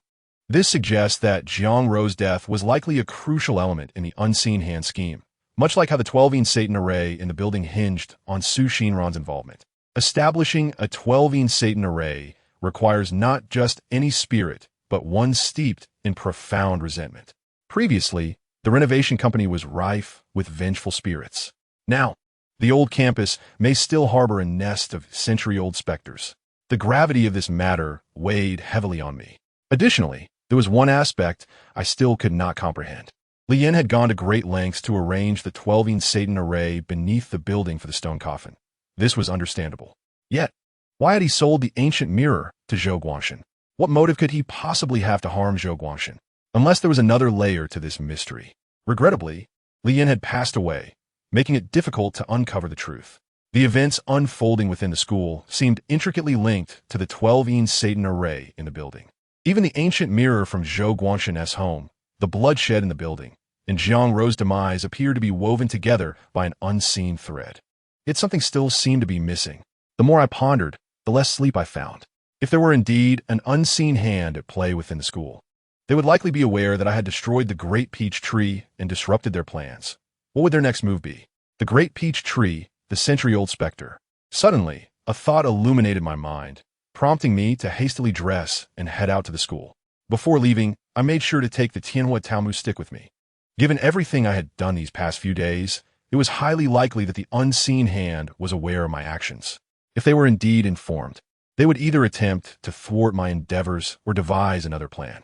Besides the night, I discovered the great peach tree, when I encountered numerous spirits attempting to obstruct me. My other activities with my classmates from the Paranormal Society had met with no resistance. This implied that if there were indeed unseen hands at work within the school, they would wait until I believed I had completed everything, until I thought the matter was resolved, before they struck. Now that the great peach tree had been consumed by fire and the malevolent energy from the landlord's grave had been thoroughly eradicated, this should have signified the resolution of the issue. Typically, this would mark the end of the ordeal. Yet, I had a foreboding sense that this was merely the beginning. Although I remained uncertain about the secrets still concealed within the school, I was certain that the unseen hand lurking within had ulterior motives. Finding this unseen hand might present the best opportunity to uncover the truth. At midnight, the streets lay eerily quiet as I hailed a taxi and made my way to the old campus. The old campus had been entirely abandoned, devoid of any valuable items, leaving the area deserted, even lacking a security guard. After scaling the wall, I headed straight for the great peach tree. It had barely been a few hours since our departure, and the ground, along with the ashes of the peach tree, remained as we had left them. However, these were merely appearances. I crouched down to closely inspect the soil beneath me and soon made a discovery. The pit where we had reburied the bones bore a new set of footprints. I was certain that after we filled the pit, no one had stepped on it. Thus, these footprints, upon closer examination, were coming from the east and moving towards the west, circling above the pit as if lingering for a moment before continuing westward. I began to follow the footprints step by step. After a thunderstorm in the evening, faint traces remained visible on the ancient stone path. However, as I ventured further, these signs gradually faded, soon becoming indistinguishable. Yet, this detail ceased to matter, for I had followed the footprints and discerned the destination of the individual who left them. To the west of the library lay a desolate expanse, devoid of a school gate, with towering walls that made it impossible for anyone to leave in that direction. The individual had approached this way for a purpose. I distinctly recalled a particular site in that direction, Gujing Xiongling.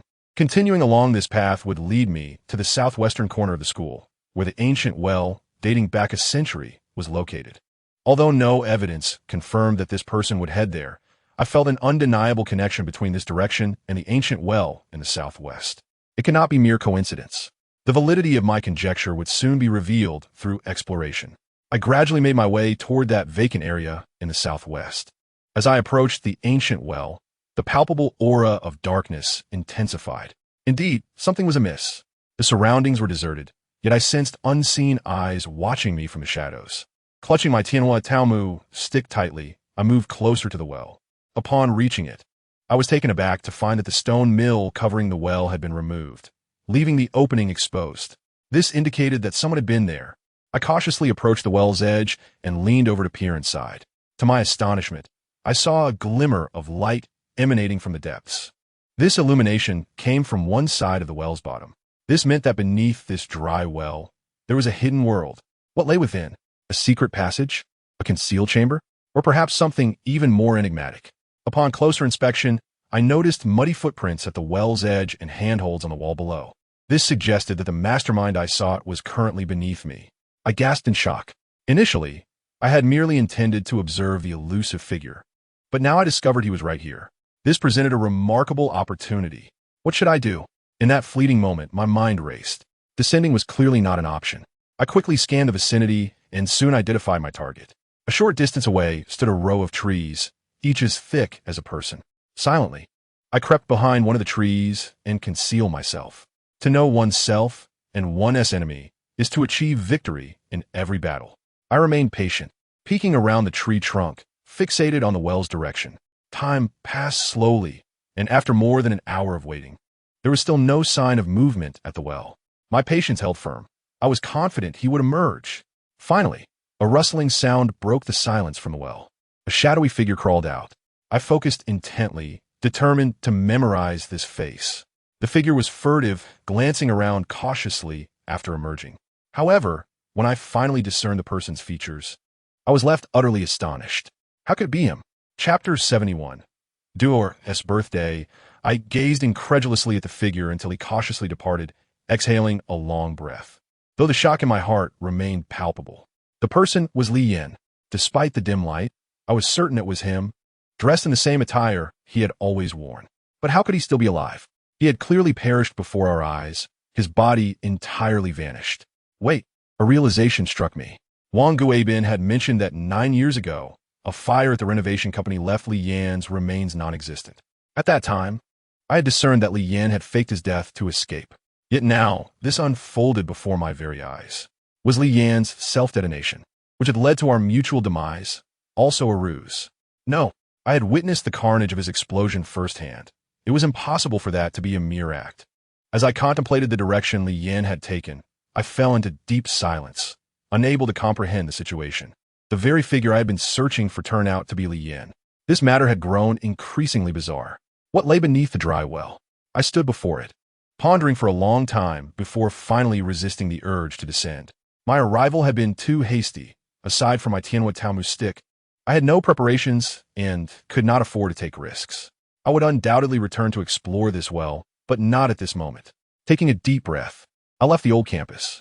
On the way home, I continued to mull over the situation. It was nearly certain that the mutation of the large peach tree was no coincidence, and that Li Yan was the orchestrator behind it.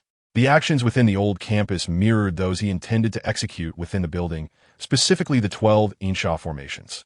Therefore, could he also be the mastermind controlling Ma Xiaohong?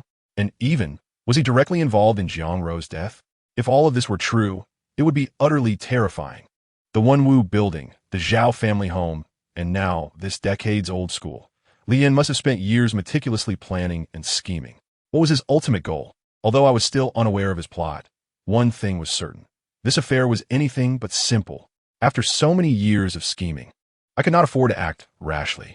I needed to wait for the opportune moment and gather more clues. Upon returning home, the night passed without incident. The following day, I called Gao Bo to advise him and the others to avoid the old campus for safety and to collect any news from within the school, so I would be informed promptly should anything arise. "Brother, it's time for dinner." Duoer's voice called from outside. All right. When I emerged, Duoer had prepared a meal: egg soup, shredded potatoes, stir-fried greens, and a bowl of peanuts. Although these were simple dishes, the generous portions were heartwarming. Only at home could one enjoy such generous meals. While eating, Duoer casually inquired, "Brother, which sister-in-law are you accompanying today?" I smiled. "Do you really think I would forget your birthday?" "Yay." Duoer instantly leaped with joy, rushing over to give me a kiss on the cheek. "I knew you wouldn't forget, brother." Her face radiated happiness. Then she extended her hand. "Gift." Duoer glint mischievously, tilting her little head as she looked at me. From my pocket, I retrieved a grasshopper crafted from leaves and placed it in her palm. "Here, a birthday gift for you. My little sister is a year older now." I smiled. Indeed, Duoer accepted the grasshopper and began to play with it excitedly. I continued, "After we finish eating, we'll go out. Today, brother will accompany you. You can eat whatever you want, buy whatever you desire, and play whatever you wish." "Yay!" Duoer cheered again. After our meal, we stepped outside. Our first stop was the shopping mall. Although Duoer was only 14, the difference between a 14-year-old girl and a 24-year-old woman while shopping was almost negligible. Clothes, skirts, bags, shoes, cosmetics, and masks. She purchased a plethora of items. Despite my repeated warnings that, given her skin, these cosmetics would not only be ineffective but also potentially harmful, she paid no heed. Regarding those facial masks, They are nothing but deceptive products, far inferior to the skincare concoctions I prepare for her. However, she insists on purchasing them, so I must acquiesce to her whims. As long as she is happy. After acquiring clothes and cosmetics, she then asked me for jewelry. When we arrived at the jewelry store, she adamantly demanded that I buy her a diamond ring. I was left in a state of amusement. After much explanation, I informed her that diamond rings are traditionally given to wives during marriage. Reluctantly, she settled on a petite platinum ring. Once adorned, Dewar beamed with delight, linking her arm with mine as she skipped joyfully. Upon returning home, it was already evening. Despite a day of bustling activity, Dewar showed no signs of fatigue. Excitedly, she placed candles on a small cake and pulled me to blow out the candles together and make wishes. As I closed my eyes, when I reopened them, Dewar was eagerly gazing at me. "Brother, what did you wish for?" "I won't tell you," I replied nonchalantly. "TCH if you won't say." "Then I will tell you what I wished for," Dewar exclaimed with enthusiasm. "I don't want to hear it," I continued. "Brother, that's too much," she protested, shaking her tiny fists. However, she was no match for me. Before she could reach me, I had already taken a piece of cake and smashed it into her face. "Brother!" The living room erupted with Dewar's shriek. "Ha ha!" I laughed heartily as I savored a piece of the cake. It was truly sweet. That night, we playfully bantered, reveling in joy. It was not actually Dewar's birthday. Many years ago, when my grandfather and I first met her, she maturely informed us that this day was her birthday, her rebirth. Suddenly, my phone rang. Upon seeing the number, I was momentarily taken aback. It was SXNRN calling. Since that day, we had seemingly maintained an unspoken agreement to refrain from contacting each other. Nevertheless, seeing her name flash on my phone, I answered without hesitation. As soon as I picked up, I heard SXNRN's anxious voice. "LTN, the Lin YX, and you asked me to find has been located, but like G-ing are you? She has encountered trouble." Chapter 72. The fourth marriage contract. My heart sank, and I quickly replied, "Don't panic. Take your time and explain what has happened." SXNRN continued. "I found Lin YXN. She and G-ing are you are students at the same school. Last night, she collapsed on campus, clutching a small knife, seemingly attempting to take her own life. Fortunately, her roommate discovered her in time, and she is now safe. Lin YXN's situation was brought to my attention by my cousin, who is friends with her. My cousin relayed her concerns and requested my assistance. I did not realize it was the very Lin YX and you were searching for. I felt this incident is eerily similar to G-ing or you situation, so I hurried to inform you." SXNRN paused, as if cautiously probing. "I hope I'm not interrupting anything." "No, where are you?" "I'm coming over now," I replied. Lin YXN is in distress, and this is undoubtedly no coincidence. She is from the GYN family, and the likelihood of her encountering supernatural occurrences is significantly greater than that of an ordinary person. Moreover, this incident transpired yesterday. Things have been quite tumultuous at the school lately. "I'll come pick you up," SXNRN offered. "All right," I agreed, though my emotions were somewhat tumultuous. "Brother, are you going out again?" After hanging up, Dewar gazed at me with wide, pleading eyes. "Oh," she nodded sadly. Before leaving, I took 2 talismans and secured a T and Who Peachwood talisman on my waist. Though my intention was merely to check on the situation, having some protective measures on hand seemed prudent. Soon, SXNRN arrived in her crimson BMW, stopping outside the dilapidated apartment complex. "I'm here." "Okay, let's go." SXNRN, clad in a black trench coat and fitted jeans, her long hair cascading over her shoulders, exuded an air of elegance and vitality that contrasted sharply with her usual professional attire. She drove while I occupied the passenger seat, despite our proximity. The atmosphere felt somewhat awkward. "How'd you been these days?" I inquired. "What's wrong?" I felt a wave of nervousness wash over me. SXNRN cleared her throat lightly and, with a mock-serious tone, stated, "I'm pregnant." I widened my eyes in shock. "Just kidding," she laughed. "Did I scare you?" I chuckled, shaking my head. I wasn't scared. In that moment, I thought of so much. I wondered if it would be a boy or a girl. What name would be lovely? Would the child resemble you or me? And she stared at me, pausing slightly before saying, "I miss you." "I miss you too," I blurted out. I noticed her eyes glisten with unshed tears. As she looked at me again, she whispered, "It seems that only when I'm with you do I feel at ease and joyful." But we, A hint of bitterness crept into SXNRN's voice. Seeing her in such a state, I couldn't help but say, XNRN, let S leave the future for another day. Let S cherish the present. I clasped her hand. SXNRN firmly gripped my hand in return. By the time we arrived at the school, it was already 10 o'clock at night. The dormitory building had turned off its lights, and we encountered Lin YXN at the school gate, accompanied by SXNRN's cousin, TNGG. This was my first encounter with Lin YXN. She was of average height and build, dressed in a white t-shirt, blue jeans, and white canvas shoes. Her complexion was pale, and she appeared unwell, nervously clutching TNGG's hand as she gazed at us, clearly unaware of my identity. She only knew from TNGG that I was there to assist. Both Lin YXN and TNGG looked surprised upon seeing me, particularly TNGG, who looked at SXNRN in confusion.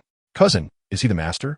TNGG, a short-haired girl with a somewhat androgynous appearance, was holding Lin YXN closely, and the two looked almost like a couple. TNGG seemed taken aback, but quickly nodded, "Hello, master. I'm TNGG, and this is my friend, Lin YXN." TNGG appeared to be quite talkative, while Lin YXN was more reserved, merely nodding when introduced. "Hello." After a brief handshake with TNGG, I hastily stated, "I've already heard a general overview of the situation from your cousin during the journey here. Could you please recount the specifics of what transpired?" TNGG nodded eagerly. "It was Wang Ting. It must have been her. Wang Ting practices sorcery. Last night, I saw her lurking around, seemingly speaking to YXN. When I approached, she quickly fled. Later, I saw YXN with a knife heading to the bathroom. Sensing something was amiss, I rushed after her, but by the time I reached the bathroom, YXN had fainted." TNGG's eyes burned with intensity as she declared, "Believe me, it was definitely Wang Ting. I've seen her with a book filled with strange things." After she spoke to YXN that night, YXN changed completely. It's certainly related. Besides, she and YXN have conflicts.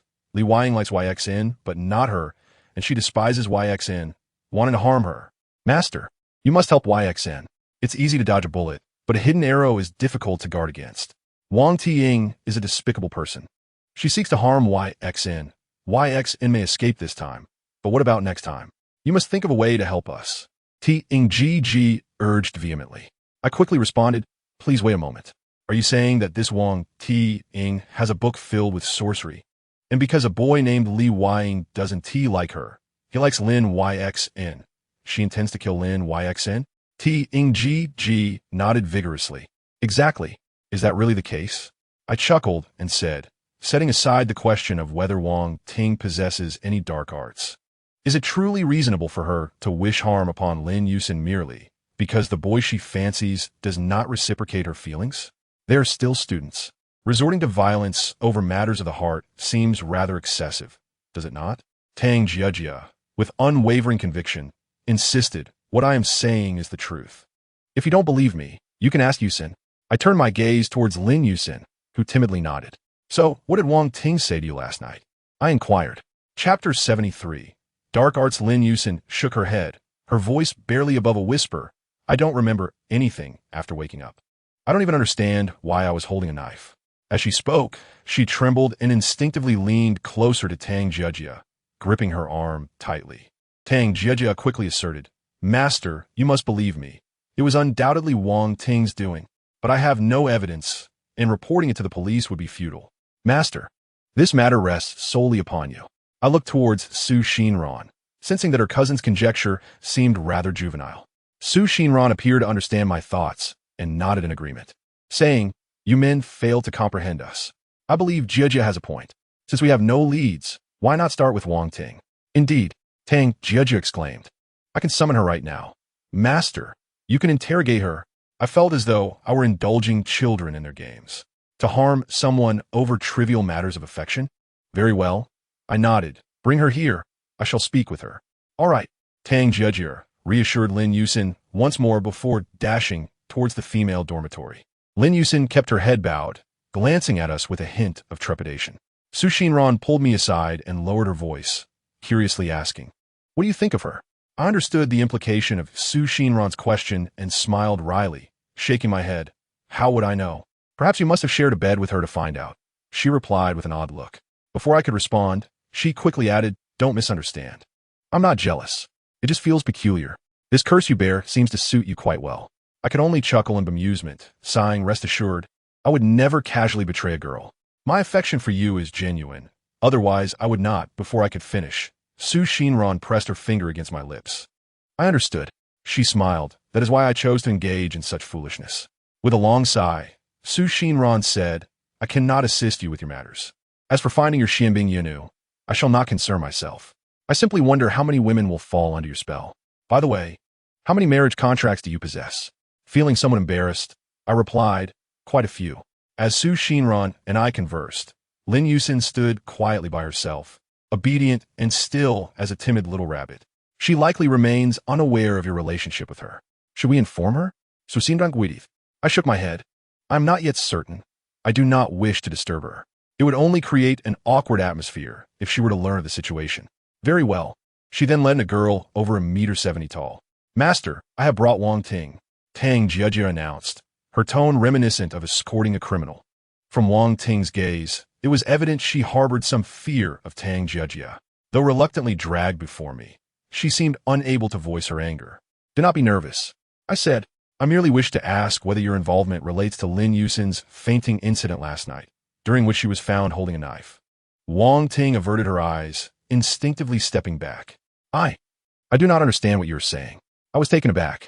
Initially, I had dismissed Tang Jiejie's wild assumptions as mere conjecture.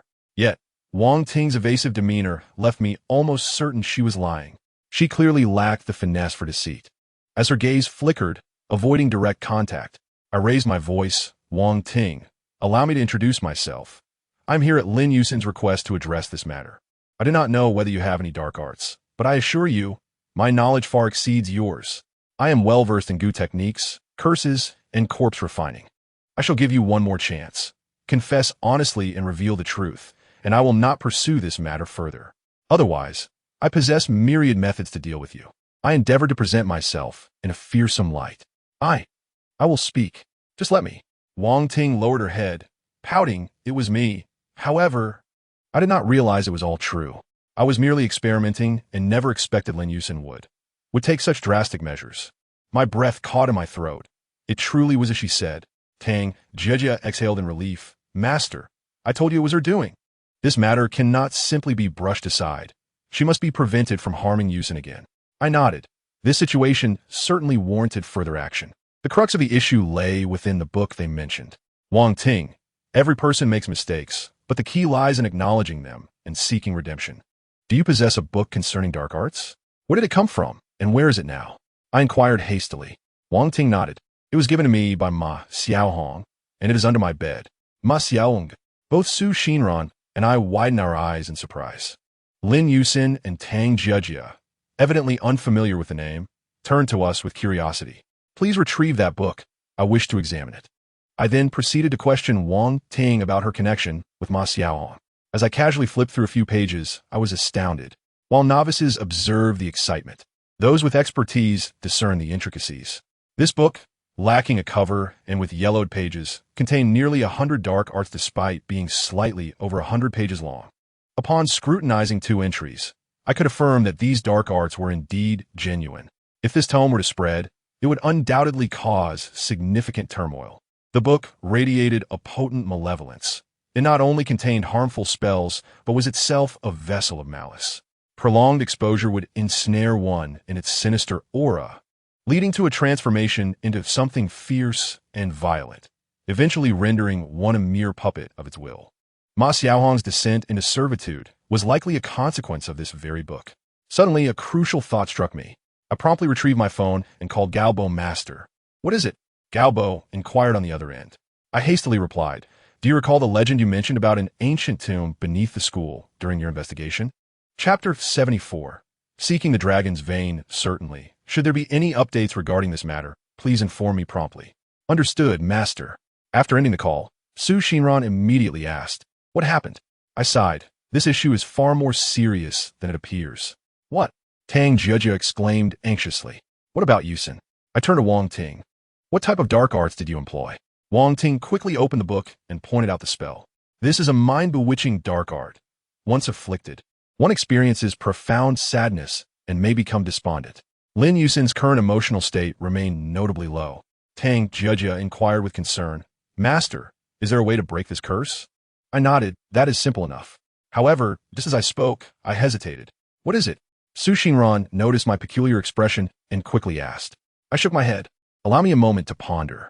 Breaking a dark art typically involves using yang energy to counteract yin. The dilemma now was that if I utilized my yang energy to dispel the dark arts from Lin Yusin, it could inadvertently lead her to develop feelings for me due to the influence of my yang energy. "Master, I implore you." Tang Jia grasped my arm, her excitement palpable. I sighed and nodded. The value of human life is paramount, and I had to act out of necessity. The process of unraveling the dark arts proceeded smoothly. However, after Lin Yusin returned to her senses, the glances she cast upon me were tinged with a subtle change. "Wang Ting, in the future, think carefully before you act. Do not let hatred govern your actions, as harming others ultimately harms oneself as well. I shall keep this book for you." Wang Ting lowered her head, acknowledging her mistake. Lin Yusin gazed at me in confusion. I gently cleared my throat and said, "We have now acquainted ourselves. Should you encounter any issues in the future, do not hesitate to seek me out." Just as I finished speaking, Tang Jia furrowed her brow and quickly pulled Lin Yusin away, waving goodbye to her cousin as they departed. I nodded in agreement. Indeed, the discovery is rather significant. I suspect there lies an ancient tomb beneath this school. "What?" Su Xinran exclaimed in astonishment. "Why do you think so? Do you remember Li Yin?" I inquired. Su Xinran nodded. The events were still fresh in her mind. "He is not dead," I stated. Su Xinran's expression turned to one of shock and disbelief. I continued. "Previously, his intention was to set up a 12-insha formation in Wunwu building. It now appears he aims to establish a similar formation here, within this school." Su Xinran's astonishment deepened. "What on earth does he intend to accomplish?" I shook my head. "I do not know, but it is certainly not for any good. Moreover, I sense a connection between the events occurring in the school and those within the building. Recently, I overheard a few friends at school mention that there might be an ancient tomb beneath. If this is true, then Li Yan's objective is likely related to that tomb." Su Xinran anxiously grasped my arm. "This is too frightening. It would be best if you do not involve yourself in this matter. That Li Yan is a true devil. Let us avoid him and not concern ourselves with his affairs, shall we?" I shook my head resolutely. That cannot be. Knowing that a conspiracy lurks, yet choosing to stand idly by while he preys upon the innocent is something I cannot abide. "Very well," Su Xinran acquiesced. Holding my hand tightly and speaking with concern, "I understand I cannot dissuade you, and I realize that if you could turn a blind eye, you would not be yourself. Therefore, whatever decision you make, I shall support you. But you must be cautious. If danger arises, ensure your own safety. Promise me." Su Xinran held my hand firmly. "All right. I will heed your words," I replied earnestly. "What are your plans next?" "The company has been rather quiet these days. I can accompany you." Su Xinran Segistiv. I smiled. "Just a moment ago, you mentioned the company was busy. How is it that it is now quiet?" "Do not worry. Focus on your work at the company. I can handle matters on my end. Tomorrow, I shall return to the school to investigate further, to see if there truly is an ancient tomb." Very well. That night felt like a passionate romance, akin to a newlywed couple, enveloped in love and fervor, as the night slipped away unnoticed. By the time we gathered our belongings and had breakfast, it was nearly afternoon when we departed the hotel. Su Xinran insisted on accompanying me, and I could do little but acquiesce. Soon, we arrived at the school and encountered Gao Bo and the others. After I inquired about the ancient tomb last night, they took the matter seriously and spent the morning investigating, uncovering some intriguing leads. Firstly, they had learned from the old man who tended the boiler that the rumors of an ancient tomb beneath the school originated during the initial construction of the old campus. It was said that when the foundation was being dug, some human bones were uncovered, which were later authenticated by experts to be from 200 to 300 years ago. At the time, specialists asserted that there was an ancient tomb from the Qing dynasty beneath. Subsequently, there were efforts to excavate and explore, but after much searching, no trace of the tomb was found, and the matter faded into obscurity over time, with fewer and fewer people aware of the legend. From their investigation, it was almost conclusive that there might indeed be an ancient tomb below. However, Its precise location remains unknown. The old campus spans a vast area covering several hundred acres. In such a large expanse, searching for a tomb whose location is uncertain, if it even exists, is akin to searching for a needle in a haystack. Galbo eagerly asked, "Master, do you have a way?" "I do," I replied. "Are there any vantage points nearby that provide an overview of the school?" Galbo quickly responded, "Across the road, there's an office building that stands 4 or 5 dozen stories tall. If we find a right angle, we should be able to see the entire area." "Excellent. Let's go there now." We promptly made our way to the office building. Upon reaching the top, we found a suitable vantage point and, indeed, could see the whole campus in its entirety. The entire grounds resembled a large garden, complete with artificial hills, small lakes, varying heights of buildings, and lush trees. As I scrutinized the view, my brow furrowed further. I possess a modicum of knowledge about geomancy and the art of locating dragon veins and burial sites. However, the alterations made to the school were so extensive that even the topography had changed significantly. Under such circumstances, locating a tomb that dates back centuries is an insurmountable challenge. Nevertheless, if it once existed, it must have left some traces behind. I refused to give up and diligently observed the flow of feng shui within the campus area. Suddenly, a realization struck me. While the terrain may have shifted, the flow of feng shui would not differ greatly. Although I could not pinpoint the exact location of the potential ancient tomb, I could deduce from the feng shui's direction that it should be situated near the southwest corner of the school. And that southwest corner corresponds precisely with the library area. That open space harbors many significant elements: the landlord's grave, the large peach tree, and that very dry well. Could it be that beneath the dry well lies a passage leading to the ancient tomb? Chapter 75. Beneath the ancient well, Master. Have you made any discoveries? Galbo inquired eagerly on our way back. I nodded. You shall find out shortly. Before long, we arrived at the old campus and headed straight for the ancient well. Upon reaching its edge, the others looked on with confusion. The members of the Supernatural Society were familiar with the terrifying legends surrounding this well.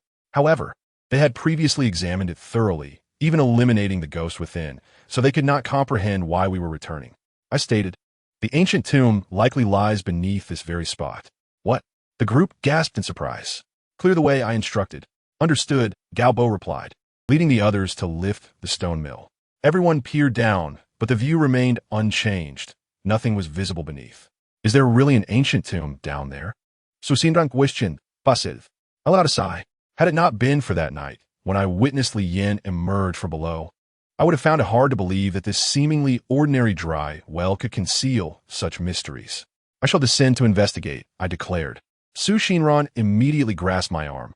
"That is too dangerous. Please be cautious." She remained visibly anxious. I nodded in acknowledgement. Galbo quickly offered, "Master, may I accompany you down?"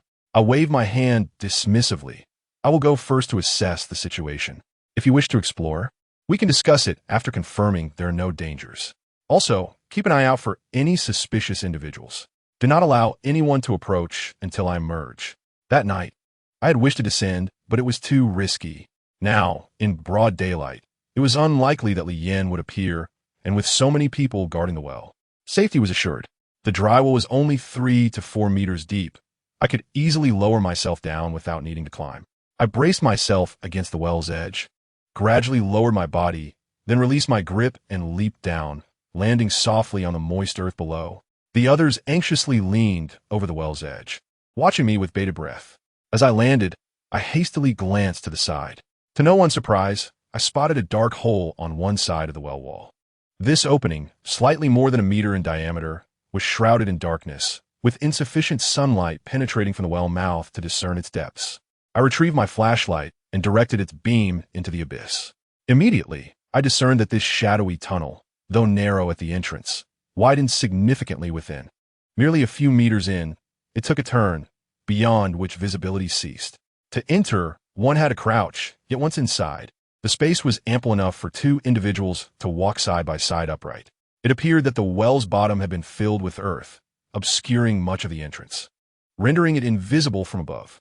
Having arrived, my curiosity compelled me to uncover what lay hidden within. I signaled silently to the surface, gesturing towards the tunnel before I ventured inside. The interior was indeed spacious, and to my astonishment, the tunnel was paved with blue bricks. Although subterranean, the surface was surprisingly dry, almost devoid of moss, and the marks above indicated considerable age. I proceeded cautiously, taking care with each step. Finally, I reached the bend in the tunnel and shone my flashlight around the corner. What I encountered left me utterly astonished. After the turn, the passageway began to slope steeply downward, with the beam of my flashlight illuminating the depths without revealing an end. How long and how deep could this tunnel be? From my vantage point, it appeared to extend into an unfathomable abyss. Observing the walls and the stone floor, I felt an increasing sense of intrigue. What was this place? An ancient tomb? I had encountered genuine ancient tombs before, yet one of such scale could only belong to nobility or royalty. Most critically, even imperial tombs were not known to possess such profoundly deep subterranean passages. I hesitated only briefly, lost in thought, before resolutely deciding to proceed. I descended slowly, the flashlight becoming my sole source of illumination, remaining vigilant for any lurking dangers. After navigating the turn, I began counting the steps downward. By the time I reached the 100th step, I had yet to see the bottom. Each step was approximately 20 centimeters high, meaning my descent had already reached 20 meters, not accounting for the depth of the dry well or the additional 100-plus steps ahead. Thus, this passageway was conservatively estimated to extend at least 50 meters underground. Even imperial tombs rarely reached such depths. What secrets lay hidden below? After traversing several more steps, I finally glimpsed an end. The tunnel concluded with a closed stone door. I approached cautiously, refraining from any sudden movements, and scrutinized the door.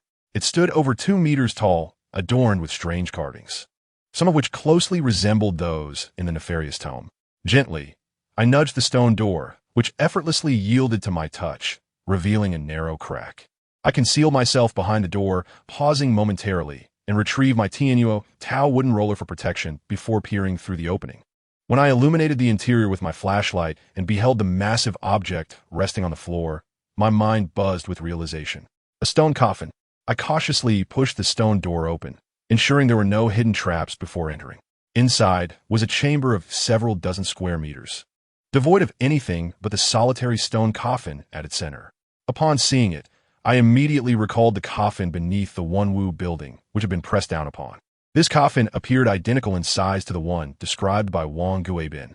It was evident that a connection existed between the two coffins. Lian's purpose for coming here was likely to open this stone coffin. At that moment, my heart raced. What secrets lay within the coffin beneath the building? It had become an enigma that remained unsolved. Now, facing another coffin, nearly identical, I had the opportunity to uncover the truth.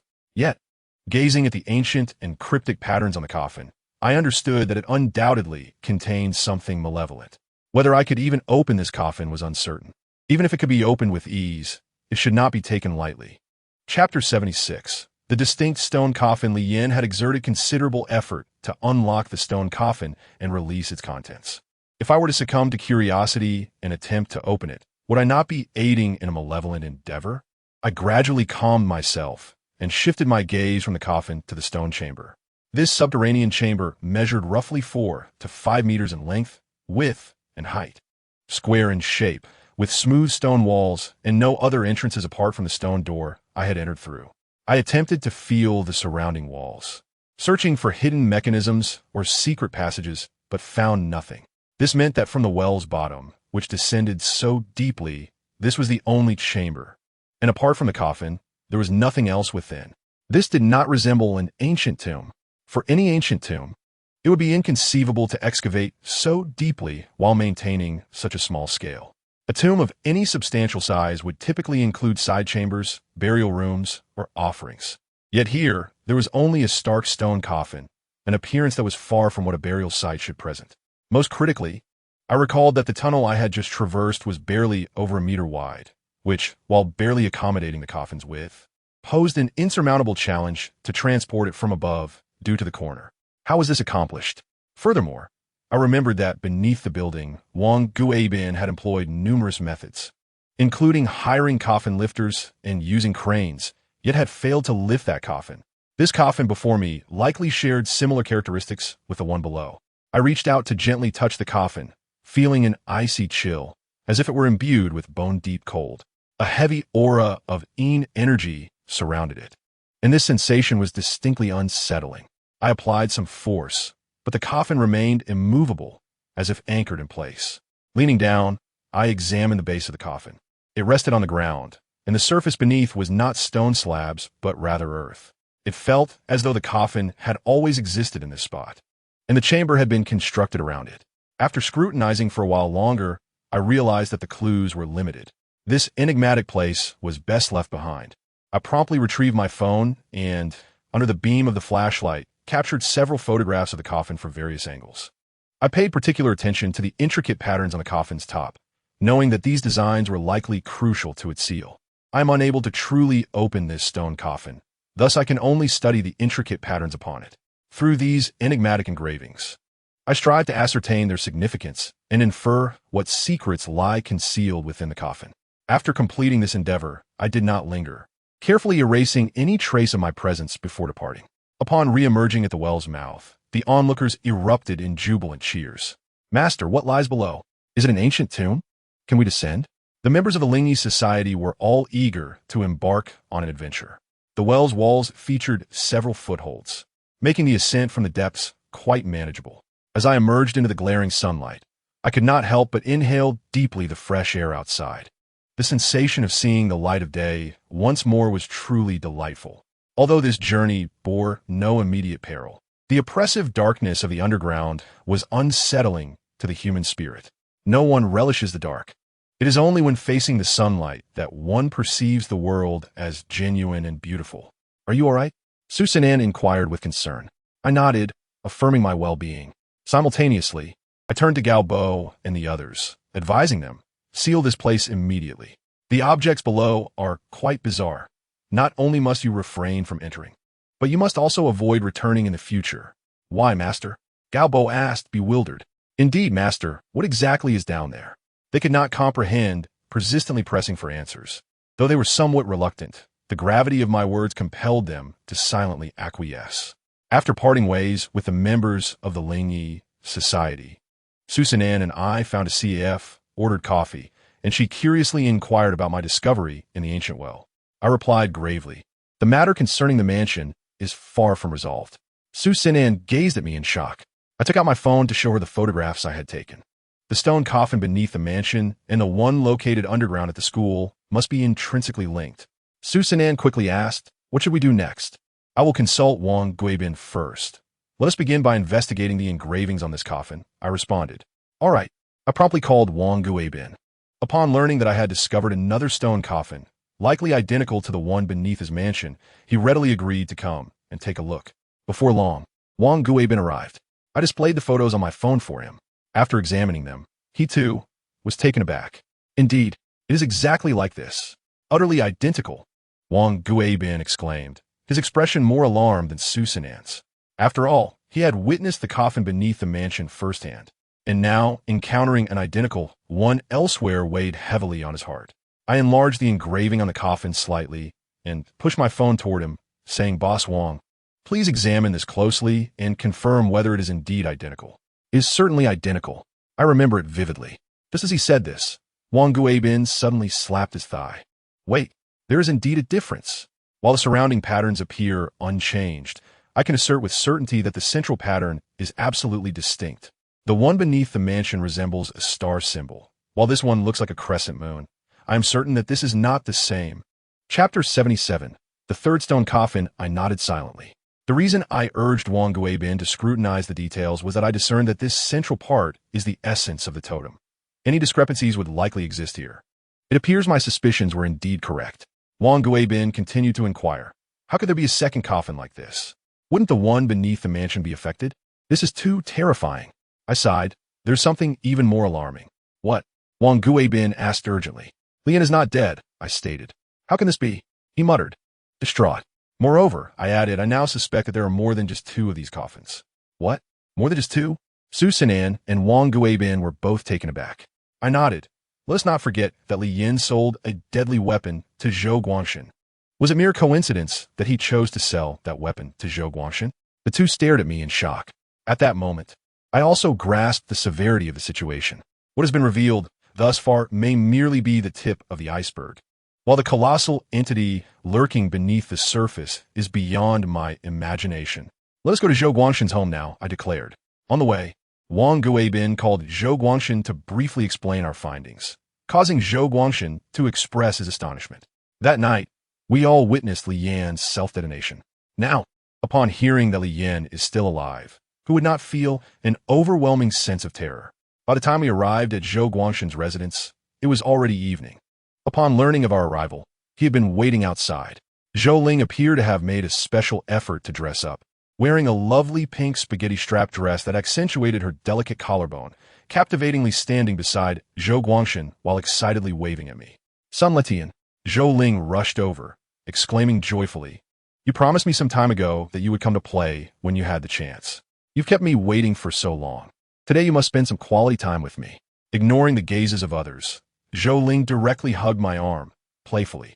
Su Sinan cast me a peculiar look, glanced at me, then turned her attention elsewhere. I felt somewhat awkward, but Zhou Guangshan quickly intervened. No, Zhou Ling pouted, tightening her embrace. Ahem, Wang Guibin said sternly. Niece, listen to your father. Master Sun is here today for a very important matter. Do not disturb him. The stone coffin beneath the mansion is like a ticking time bomb. Now that we have learned the truth about it, it is even more mysterious than we had anticipated. And he is more anxious than anyone. I quickly addressed Zhou Ling. Today, there's indeed something crucial to discuss. In the future, when you have time, come visit my home. Recently, Duoer has been mentioning you often. Upon hearing this, Zhou Ling finally relented, nodding earnestly with her sparkling eyes filled with sincerity. It's a promise. Indeed, it's a promise, I replied. Uncle Zhou, I fear there may be a similar stone coffin beneath your home. What? Zhou Guangshan exclaimed in shock. Where? How'd I not know? I pointed downwards. Of course, it is underground. However, Uncle Zhou, do not be alarmed. This is merely my hypothesis. Whether it exists remains uncertain. However, if we truly find the coffin, there will be grave consequences. But how can we search for it? We can't possibly demolish my house. Zhou Guangshan asked anxiously. I waved my hand. Uncle Zhou, do not worry. I will first examine the feng shui of this place. Good. Master Sun, I entrust this matter to you. If there truly is a coffin beneath the house, how will I ever sleep peacefully again? Zhou Guangshan lamented. I circled around Zhou Guangshan's villa, observing as I walked. His villa is situated close to the edge of the villa area, as there is a small mountain to the south, and its location offers a splendid view of the mountain, making it an exceptional site. Locating dragon veins requires open spaces. This area, like the old school district, has been developed by humans, making it challenging to determine specific locations. However, there is one prerequisite. If there truly is a coffin beneath, its position must be closest to Zhou Guangshan's home. Otherwise, Li Yan would not have needed to sell the deadly ancient mirror to Zhou Guangshan. Thus, through this point, the target could be narrowed down to a small scope. I surveyed my surroundings, sensing the flow of the dual energies of yin and yang. I circled the villa several times before finally coming to a halt. What do you think?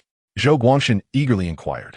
I nodded, pointing to an area that appeared quite ordinary, and said, Bring an excavator if there is a stone sarcophagus. It is most likely beneath this spot. All right, Zhou Guangshan quickly agreed.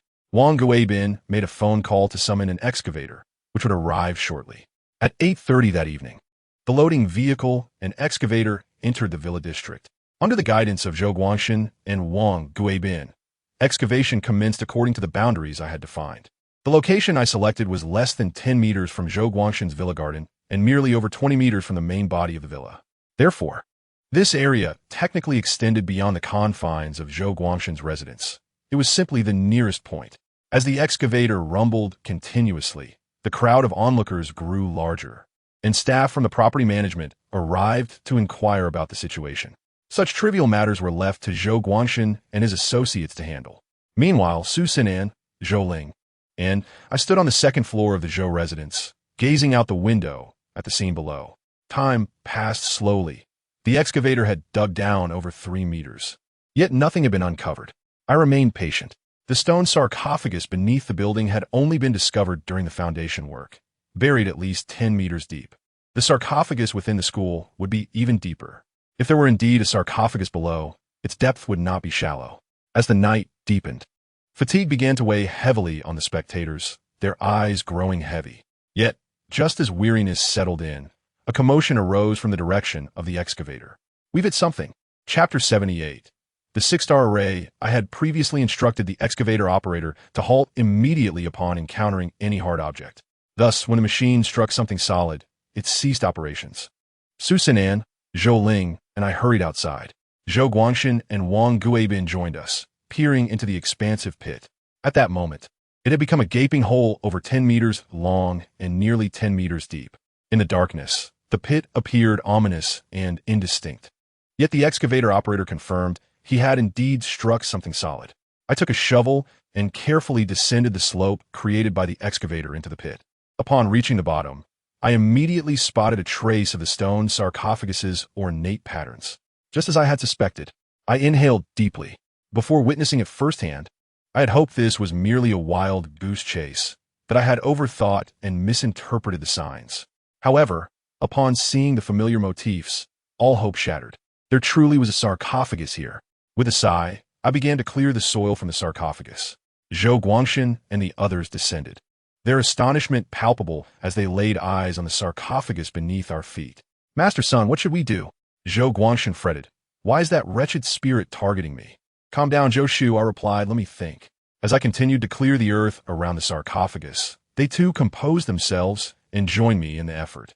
After more than half an hour, we finally unearthed the soil surrounding the sarcophagus, excavating a space large enough for a person to stand comfortably.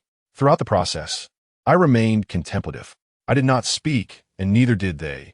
We silently worked together to clear the dirt from the sarcophagus. Once the dirt was entirely removed, they quickly turned their attention towards me. I set down the shovel, dusted off my hands and clothes, and sighed. Let's head upstairs to discuss this.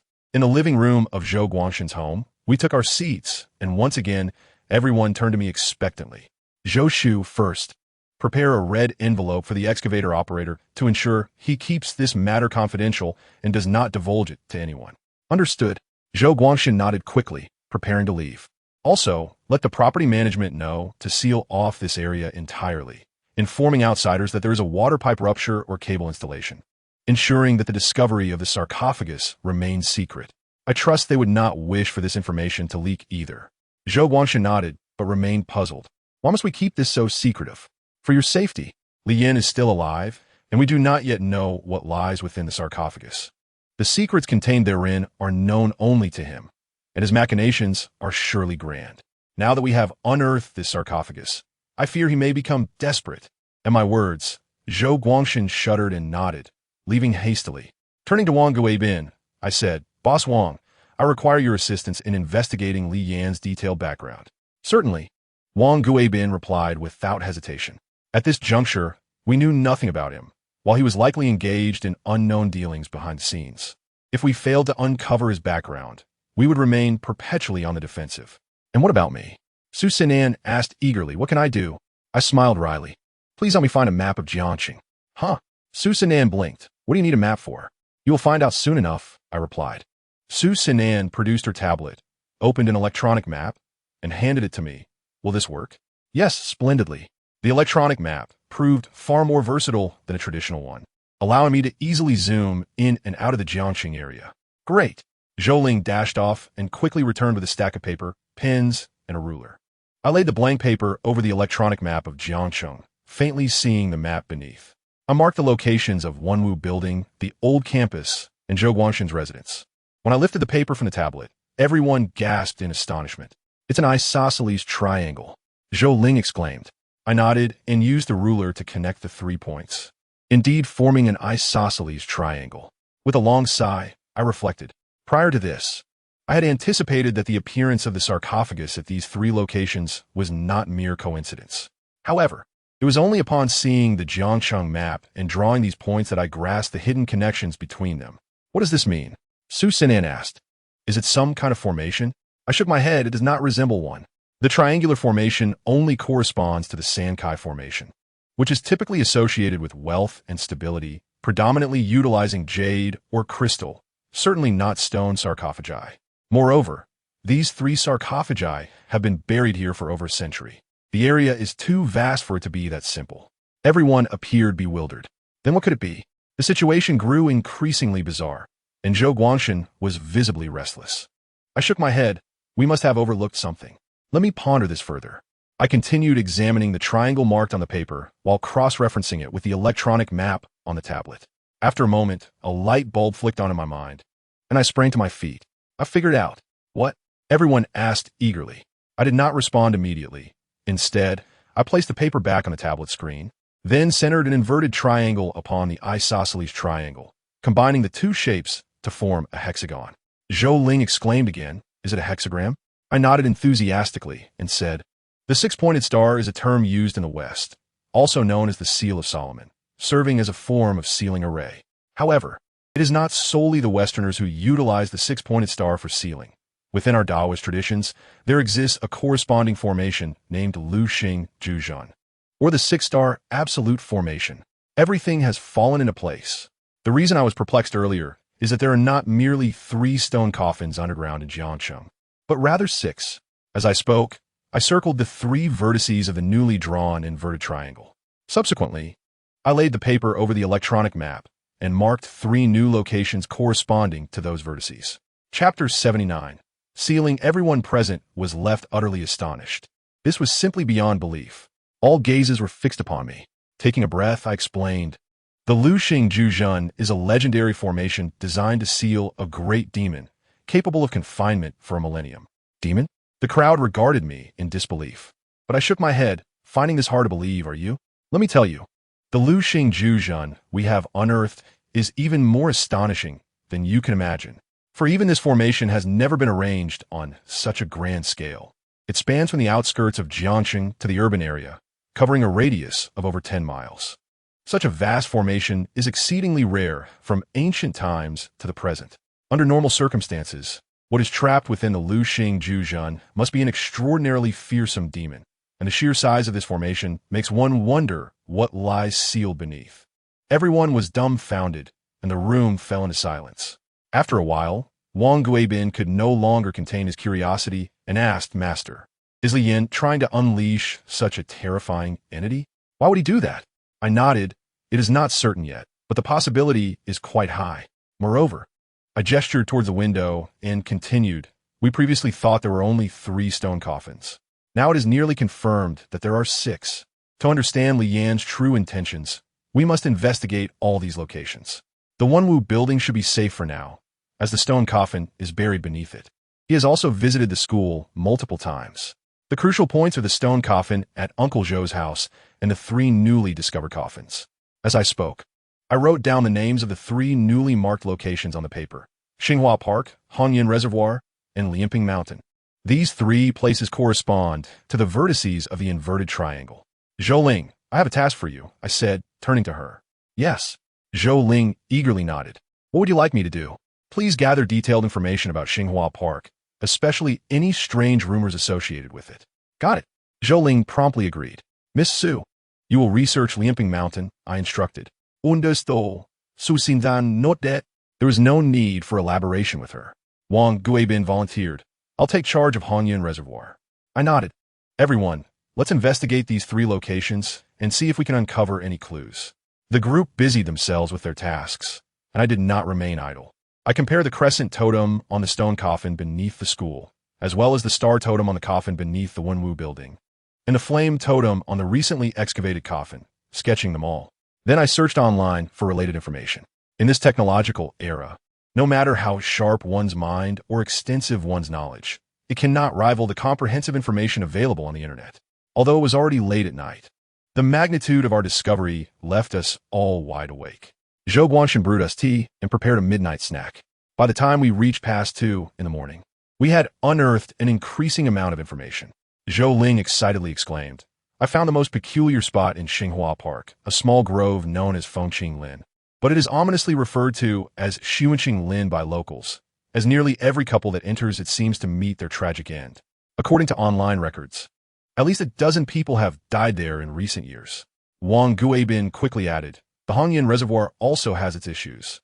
It serves as Jiangqing's drinking water source protection zone, surrounded by barbed wire.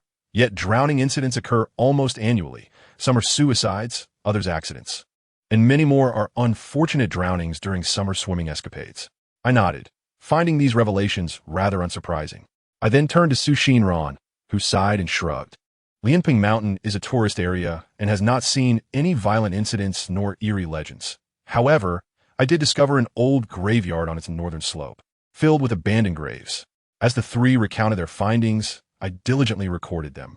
Once I had finished, I set down my pen with a wry smile and said, "Let me share what I have discovered. Firstly, the markings on the coffins, stars, crescent moons, and flames, are still too broad in scope. Given the possibility of 6 coffins, I opted to include symbols that are similar to these, such as water, wind, beast, celestial bodies, wood, lightning, and the sun. I do not know which of these symbols relate to the coffins, so I decided to incorporate all of them for investigation. Incredibly, I did uncover something. Taking a deep breath, I squinted and sighed. Can you guess what I found? I stumbled upon the Bai Lian Jiao. What? Bai Lian Jiao? The group gasped in astonishment. Su Xinran asked incredulously, "Is that the Bai Lian Jiao that led a rebellion during the Qing dynasty?" I nodded, then shook my head sort of, but not entirely. Bai Lian Jiao originated in the Tang and Song dynasties, with many branches, some righteous, others malevolent. The Bai Lian Jiao that rebelled during the Qing dynasty is but one faction. Su Xinran expressed her confusion, but I recall the symbol of Bai Lian Jiao is a lotus flower, isn't it? Indeed, I affirmed. We all know that the emblem of Bai Lian Jiao is a lotus. Prior to this, my knowledge of Bai Lian Jiao was limited. However, I recently discovered in a document regarding totems that the protective totems of Bai Lian Jiao include the sun, moon, and stars, water, fire, and wind. These 6 totems represent the 6 lotus petals that together form a white lotus. Of course, we can only currently identify 3 of these totems, so we cannot assert definitively that they are related to Bai Lian Jiao. However, once we locate one more coffin, we can ascertain whether there is a connection. Everyone stood in stunned silence. From the Wenwu building to the 6 coffins, from Li Yan's conspiracy to the 1,000-year legacy of Bai Lian Jiao. The situation grew increasingly bizarre and instilled a profound fear within them. I continued, "We have been misled. We assumed Li Yan's target was these coffins. In reality, each coffin serves as but a singular focal point within a larger formation. Each coffin may hold significance, but the most critical aspect lies at the heart of the Lu Xing Ju Zhen." Chapter 80, The Evil God. With that, I picked up a ruler and pen once more, connecting each pair of the 6 vertices. As I drew the lines intersecting at their respective points, a central intersection emerged on the paper. Here, the crux of the matter. I pointed to this location and subsequently marked it on the electronic map. Observing the map revealed that it was situated not far from the intersection of Changjiang Road and Fenglin Road, an open area surrounded by residential complexes, commercial centers, schools, and banks densely populated. I placed the marked paper on the table, and a profound silence enveloped the room. Observing the stillness around me, I quickly grasped their thoughts. "Very well, let us conclude this matter. It has become largely irrelevant to you all, and even more so to me. My continued investigation is a necessity of my profession, which does not permit indifference towards such occurrences. I understand your concerns. You have already contributed significantly to my efforts thus far, and henceforth, I shall pursue this investigation independently, sparing you any further inconvenience." With that, I rose and nodded at Zhou Guangxin and Wang Guibin. Wang Guibin appeared troubled, expressing, "Master, your understanding is truly appreciated. Initially, my only intention was to ascertain whether that building would face further calamity, and out of mere curiosity, to uncover why Li Yan sought to harm me. However, given how events have unfolded, I find myself genuinely frightened, and I shall refrain from accompanying you all any further. Rest assured, should you require my assistance, I, Wang, will be at your service without hesitation." With that, Wang Guibin made to leave. I smiled faintly and acknowledged him with a nod. Discovering the murder weapon within the building and breaking the 12 Sha formation indeed left little connection between him and this matter, especially considering that the developments had far exceeded both his expectations and my comprehension. If those stone coffins were indeed linked to the Bai Lian Jiao, then I could certainly understand his apprehensions. Since it no longer pertained to him, it was only natural to wish to distance oneself from turmoil. Zhou Guangxin sighed as he began to speak, but was interrupted by Zhou Ling Dad. "Even if you choose not to get involved, I will stand by Letian. Xiaoling." I interjected with a smile, "You should heed Uncle Zhou's advice. Continuing this investigation may lead to unforeseen consequences." Your willingness to assist is appreciated, but you are not part of this field. Your involvement may prove limited. Indeed, Zhou Guangxin quickly affirmed, you should listen to Master Sun. Your contribution would be minimal and might only complicate matters. He then added, Master Sun, like Wang, should you face any issues, do not hesitate to call upon me. I am ready to assist in any way I can. In the car, Su Xinran gazed at me intently. I managed a wry smile. Why do you look at me so? Su Xinran replied earnestly. Regardless of their choices, I am determined to accompany you. It may be dangerous, I cautioned. Then I shall stay by your side. Su Xinran declared, wrapping her arms around mine. Sighing deeply, I felt a weight of gratitude and concern. The more kindness she showed, the more I felt indebted. I quickly reassured her, let's not dwell on this. Perhaps I am overthinking.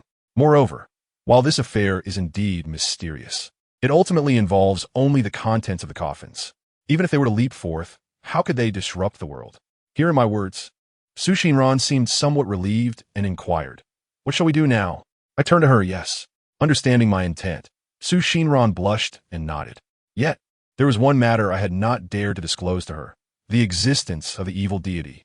I certainly recalled that during Li Yan's self-detonation and when Ma Xiaohong ignited the blood curse, both had uttered a name, the evil deity.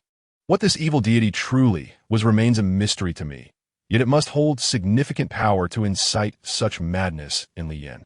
Furthermore, I had never heard of any cult that worshipped an evil deity. Even the very term evil deity is peculiar, for even cults would not label their own divine figures as evil. In summary, there are far too many enigmas surrounding this matter, and I do not wish for Su Xinran to venture into danger alongside me. After a satisfying meal, we found a hotel and checked into a room, indulging in a night of romance until dawn. The following morning, after breakfast, Wang Guibin called. Master Sun, I have uncovered a wealth of information regarding Li Yan. He exclaimed excitedly as soon as the call connected. Oh, please go on, Wang. Wang Guibin hurriedly continued. Li Yan hails from Jinling and arrived in Jiangxing 25 years ago, having achieved the third highest score in the science stream across the province to gain admission to university. There are even newspaper articles documenting his accomplishments, as he seemed destined for greatness. However, something inexplicable occurred during his junior year. He vanished as if he had evaporated, disappearing for over a decade, only to reemerge as a well-known feng shui master. Upon hearing this, I pondered silently. Thus, the crux of the matter lies in those missing years. Is there truly no trace of him during those years? Indeed, Wang Guibin sighed. It is as if he simply vanished from existence. He disappeared 25 years ago and reappeared a decade later, with no clues whatsoever from that intervening time. Oh, and there's another significant lead. Pray tell, Wang, I urged.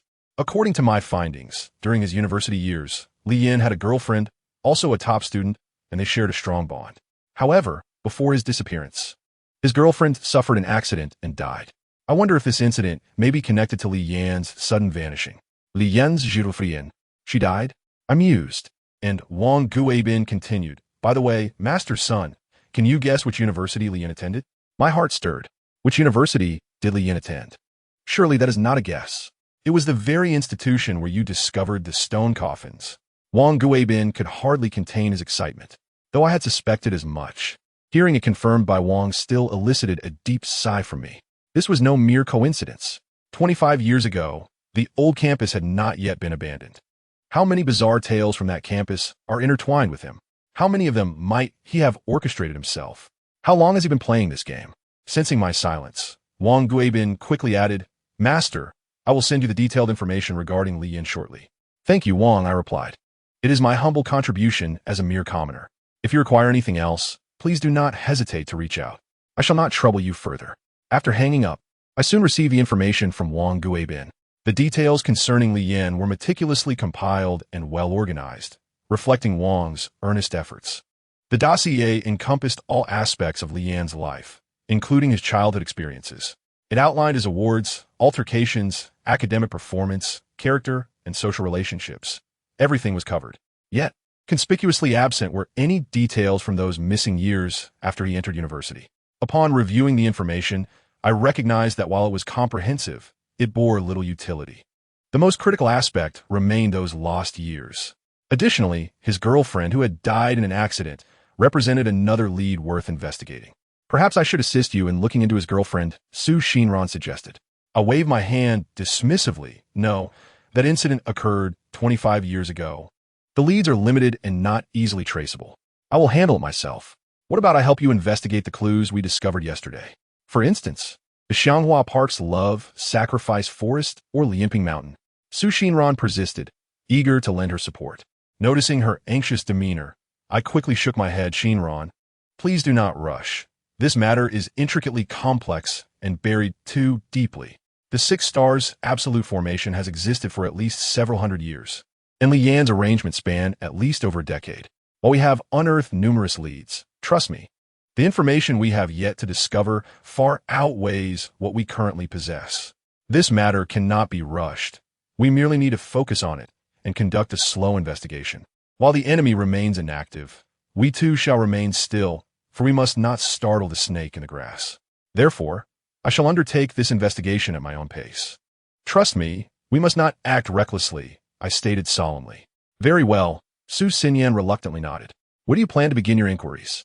I pondered for a moment and replied, let us start at the Xuanqing Lin in Xinghua Park. I shall go there this afternoon. I will accompany you. Su Xinyan quickly insisted. I smiled wryly and shook my head, saying, after all I have said, how can you still not understand? The adversary lurks in the shadows while we stand exposed. Our presence together makes us an obvious target. If we're discovered, it would surely alarm the enemy. And we cannot afford to act hastily. Very well. Without waiting for me to finish, Su Xinyan nodded despondently. I will heed your advice. After having lunch, we reluctantly parted ways, and I sighed with relief as I watched her figure disappear. Bringing her along would have made us too conspicuous, and more importantly, I did not wish for her to share in the dangers I might face. In the afternoon, I ventured alone to Xinghua Park. Upon my arrival, it was already past 3 o'clock. Following the park's map, I made my way directly to the Fengqing Lin, or the Xuanqing Lin, in broad daylight. I was not overly concerned about any dangers, save for Fengqing Lin itself. Fengqing Lin, located at the northwest corner of Xinghua Park, is quite secluded. Despite its poetic name, it is merely a small grove of maple trees. The remoteness of the location, combined with the eerie legends surrounding Fengqing Lin, means that even park visitors seldom venture this way. My intention for this visit was merely to gain a preliminary understanding of the area, without any expectations of finding the stone coffin immediately. As I stepped into the Xuanqing Lin, I was taken aback to see a woman clad in white hanging herself not far away. I shouted, rushing over. Upon getting closer, I was astonished to recognize her as by shouting. She wore a stylish white sports outfit, her shoes matching, exuding vitality. Yet here she stood on a rickety stool, her head ensnared in the noose, facing me in a most peculiar scene. My attention quickly shifted to the noose itself, a thick hemp rope, coarse in texture, suspended from a crooked tree. An ominous aura enveloped the noose, and a chill wind swirled around it. Hurry down. Without further ado, I rushed forward and lifted by shouting from the precarious stool. She trembled in my arms, awakening from trance. Her eyes filled with terror as she gazed at the noose, her mouth agape. It is all right now. I gently placed her on the ground and sighed. You were bewitched by a malevolent spirit. By shouting, stared at me blankly before suddenly collapsing into my embrace, sobbing uncontrollably. Brother, you have saved my life once more. She cried heart-wrenchingly.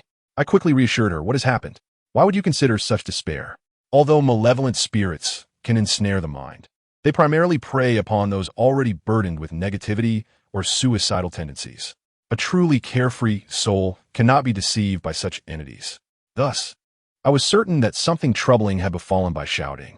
She clung to me tighter, weeping. Sister has been deceived. Brother, I have been fooled. How could I have been so foolish? She wiped her tears and, choking back sobs, continued. That night I was drunk. I discovered his true nature. At first, I thought he was just a scoundrel, but I had no idea he was a complete fraud. He deceived my heart and drained my finances. As she spoke, a realization struck her, and she exclaimed, thankfully, I was not deceived in body. Otherwise, I truly could not bear it. Brother, you must believe me, I am still innocent. Her hands gripped me tightly, her face etched with anxiety. Before she could divulge more, I quickly interjected with a smile, Sister, do not fret. I will not misconstrue your words. I can see you still possess your virtue. Grandfather is a reputable Ma'i diviner, and I have inherited his true teachings. Discerning this is a trivial matter for me. Chapter 82. Brother, do not leave. By Shouting's face brightened with surprise, and she nodded eagerly, yet her expression soon darkened again. That scoundrel not only siphoned off my money, but also borrowed a substantial sum in my name. Brother, I'm not only broke, but also in debt to loan sharks. I truly cannot endure this. She leaned against me once more, sobbing. Alas, I shook my head. Sister, we have known each other for some time, and I once thought you to be a shrewd woman. Yet here you are, acting so foolishly. What? By Shouting looked at me in astonishment. I boldly declared, ultimately, you were merely swindled out of some money. You were not even deceived in matters of intimacy. Is this truly worth contemplating death? Sister, let me tell you, there may be 1,000 or even 10,000 reasons to despair, but none of them ought to concern money. If you believe that your lack of funds is the reason you cannot continue living, it is only a reflection of your weakness, an escape from reality. Tears welled in her eyes, and seeing her on the verge of crying again, I continued, Sister, you possess great fortune. You are destined not to lack for wealth. This minor loss pales in comparison to your entire life. Do you consider this a hurdle? In truth, it is merely a small ditch along the expansive road of life. Cross it, and a broad path lies ahead. Otherwise, you may fall in and drown in that tiny ditch. Moreover, as I focused on By Shouting's countenance, I sensed something peculiar. Moreover what? By Shouting inquired eagerly. I smiled wryly, saying, Moreover, considering your features, you are destined to have benefactors. Perhaps your fortunes are about to turn, and adversity will transform into prosperity. By Shouting chuckled self-deprecatingly. You truly know how to comfort people. If there is a benefactor, then you must be mine. What about you? By Shouting wiped her tears, her expression tinged with anticipation. Shall we walk together? I shook my head, sister. You should leave first. I have matters to attend to. What matters? By Shouting pressed. I gestured toward the noose, choosing not to elaborate further. By Shouting shivered at the implication. You mean the malevolent spirit? I nodded. Sister, you should depart. This place may soon become perilous. Having witnessed all of this, I cannot simply walk away. This noose has claimed countless lives. It cannot remain. Most importantly, the spirits here may be connected to Li Yan, and regardless of the circumstances, I must deal with this matter. Yet By Shouting stubbornly refused to leave, especially upon hearing of the impending danger. She insisted. I will stay with you. I was both amused and exasperated. Stay? That would only complicate matters. Just as I was about to persuade By Shouting to leave, I noticed a red shadow flit behind a large tree. In that moment, as I turned to look, I caught sight of another figure darting behind a different tree. Alarm bells rang in my mind as I realized the gravity of the situation. A chilling wind began to swirl around us. I swiftly turned my head, scanning the surroundings, only to find phantoms of spirits flickering amidst the trees, appearing and vanishing as if intentionally trying to frighten us. As the oppressive atmosphere thickened, even By Shouting glimpsed the apparitions lurking behind the trees, her scream of terror echoing through the air. Run! By Shouting grasped my hand, eager to flee. Wait! Even if I cannot deal with all these spirits at once, I must first eliminate the noose. I raised my hand, gathering a sphere of yang energy, and reached for the noose. The moment I grasped the noose, it felt icy cold. Yet under the powerful yang energy enveloping it, it quickly crumbled into dust, scattering to the ground. Let's go. With a swift kick, I shattered the dilapidated stool, and only then did I grasp By Shouting's hand, urging her to leave with me. The number of spirits in the forest was considerable, and with By Shouting by my side, it was prudent to depart without delay. Upon exiting Xinghua Park, just as I was preparing to bid her farewell, she unexpectedly entwined her arm with mine. Brother, please don't go, By Shouting implored, her eyes brimming with vulnerability. Very well, I conceded, realizing that the harrowing events in the romantic forest must have frightened her deeply. Since she had driven, I climbed in her car, and we set off towards her home. During the journey, By Shouting confided in me about her dire circumstances. She was in a precarious position, possessing merely a few hundred yuan in cash, while her car and house had been mortgaged. Her ex-boyfriend had borrowed over 2 million yuan in high-interest loans in her name. And recently, the loan sharks had been persistently harassing her, driving her to despair. As she spoke, we arrived at her residential complex, parking beneath her building. Accompanying her to the door, I intended to leave, but By Shouting quickly urged, come in and sit with me for a while. She grasped my arm. Sister, it's getting late, I pointed out, indicating the setting sun. It was indeed evening, the sun dipping below the horizon. Yet by shouting held my hand tightly, her gaze shimmering with emotion. Please don't leave. You've saved me twice. I haven't had the chance to thank you properly. Come in for a glass of water. Unable to refuse her warm invitation, I entered her abode, where she busily prepared tea, poured water, and cut fruit. I indulged in the fruit and tea while she enthusiastically kept me company. By shouting began to share tales of her life and past, and before long, our conversation meandered towards our engagement, and from there to my grandfather. Just then, a resounding knock echoed from the door, a thunderous pounding that was deafening. I turned towards the entrance, but by shouting, quickly cautioned, "Don't open the door. It's the loan sharks." Really? The loan sharks are so brazen? Perhaps you should consider calling the police, I suggested, frowning slightly. I will help you handle this. Don't. By shouting exclaimed, gripping my arm and shaking her head. They're not good people. It's too dangerous. And what do I appear to you, if not a good person? I replied. Huh?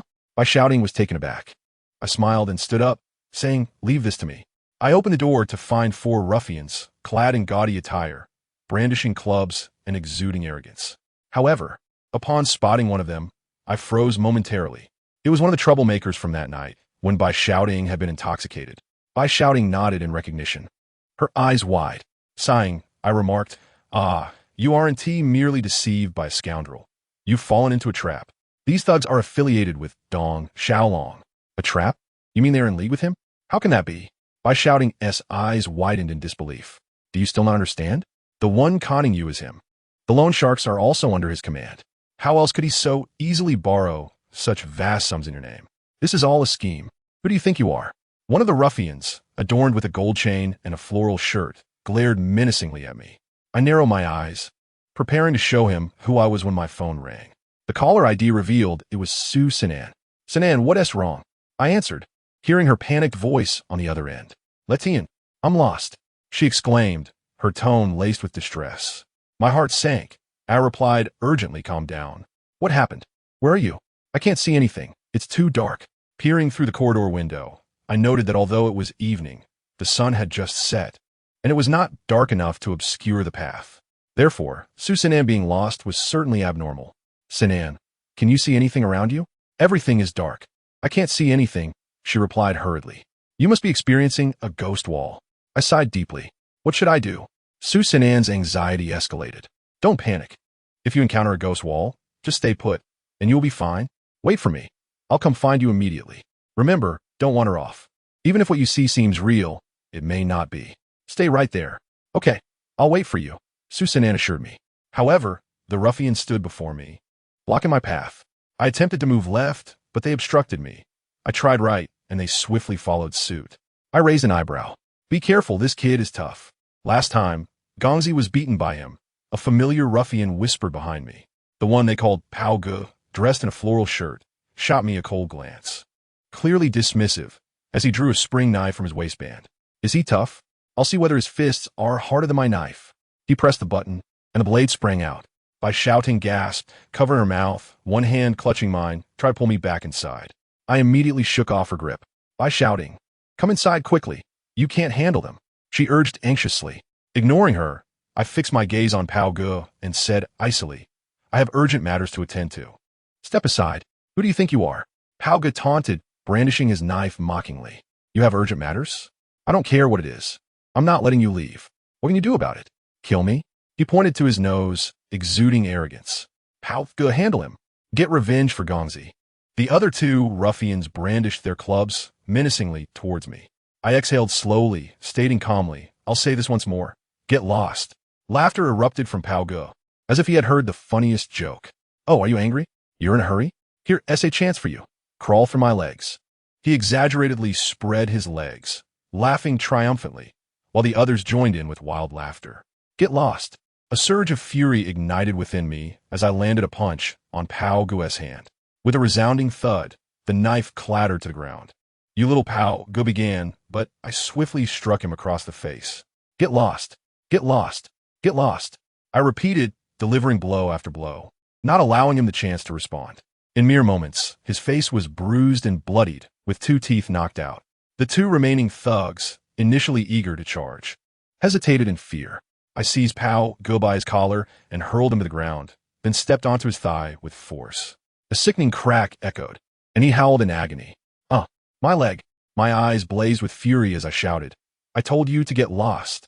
With another stomp on his other leg, he screamed in terror, desperately crawling backward. Don't come near me. Don't come any closer. He wailed, consumed by fear. Son Letian. At that moment, my shouting voice rang out. I snapped back to reality. As I gazed down, I was taken aback by the sight of Leopard Go crawling away in terror, his face smeared with blood and his leg shattered. Was this my doing? I looked at my own hands, vividly recalling the events that had just transpired. When had I become so ruthless? Not only had I bloodied his face, but I had also broken his legs. I instinctively took 2 steps back, feeling a sense of confusion. Several small-time thugs, panic-stricken, hastily assisted Leopard Go and fled as if they had seen a ghost. Brother, what happened to you? You were terrifying.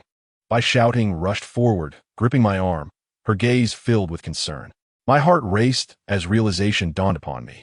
The presence of Insha energy. Grandfather had warned me to avoid absorbing ghosts.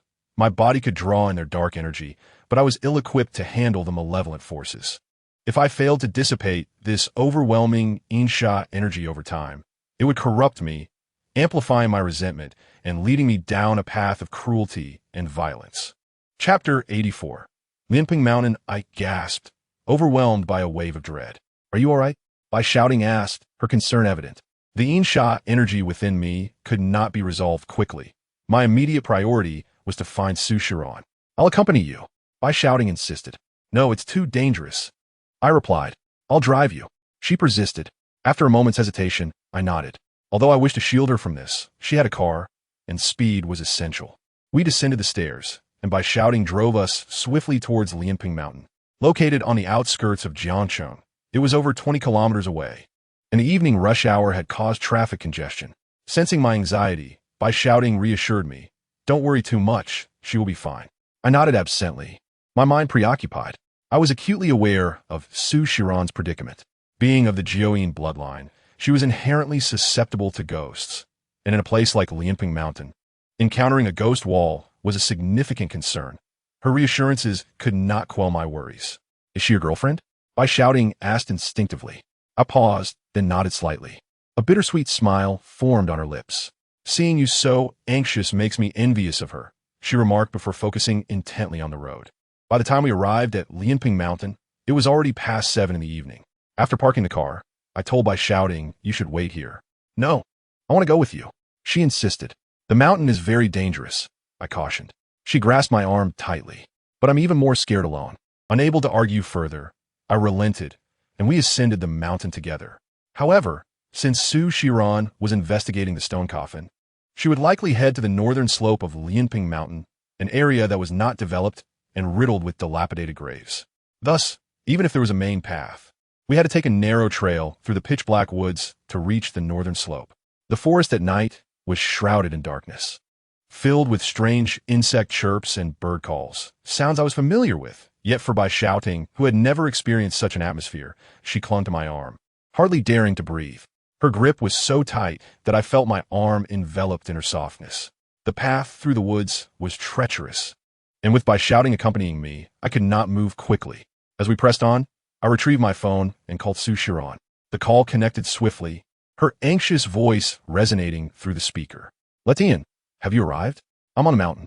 You're on the northern slope, right? I inquired.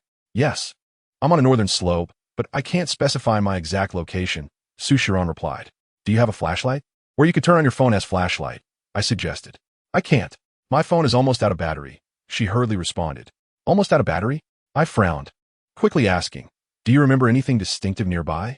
Searching for someone in the dark woods with a dying phone was akin to finding a needle in a haystack.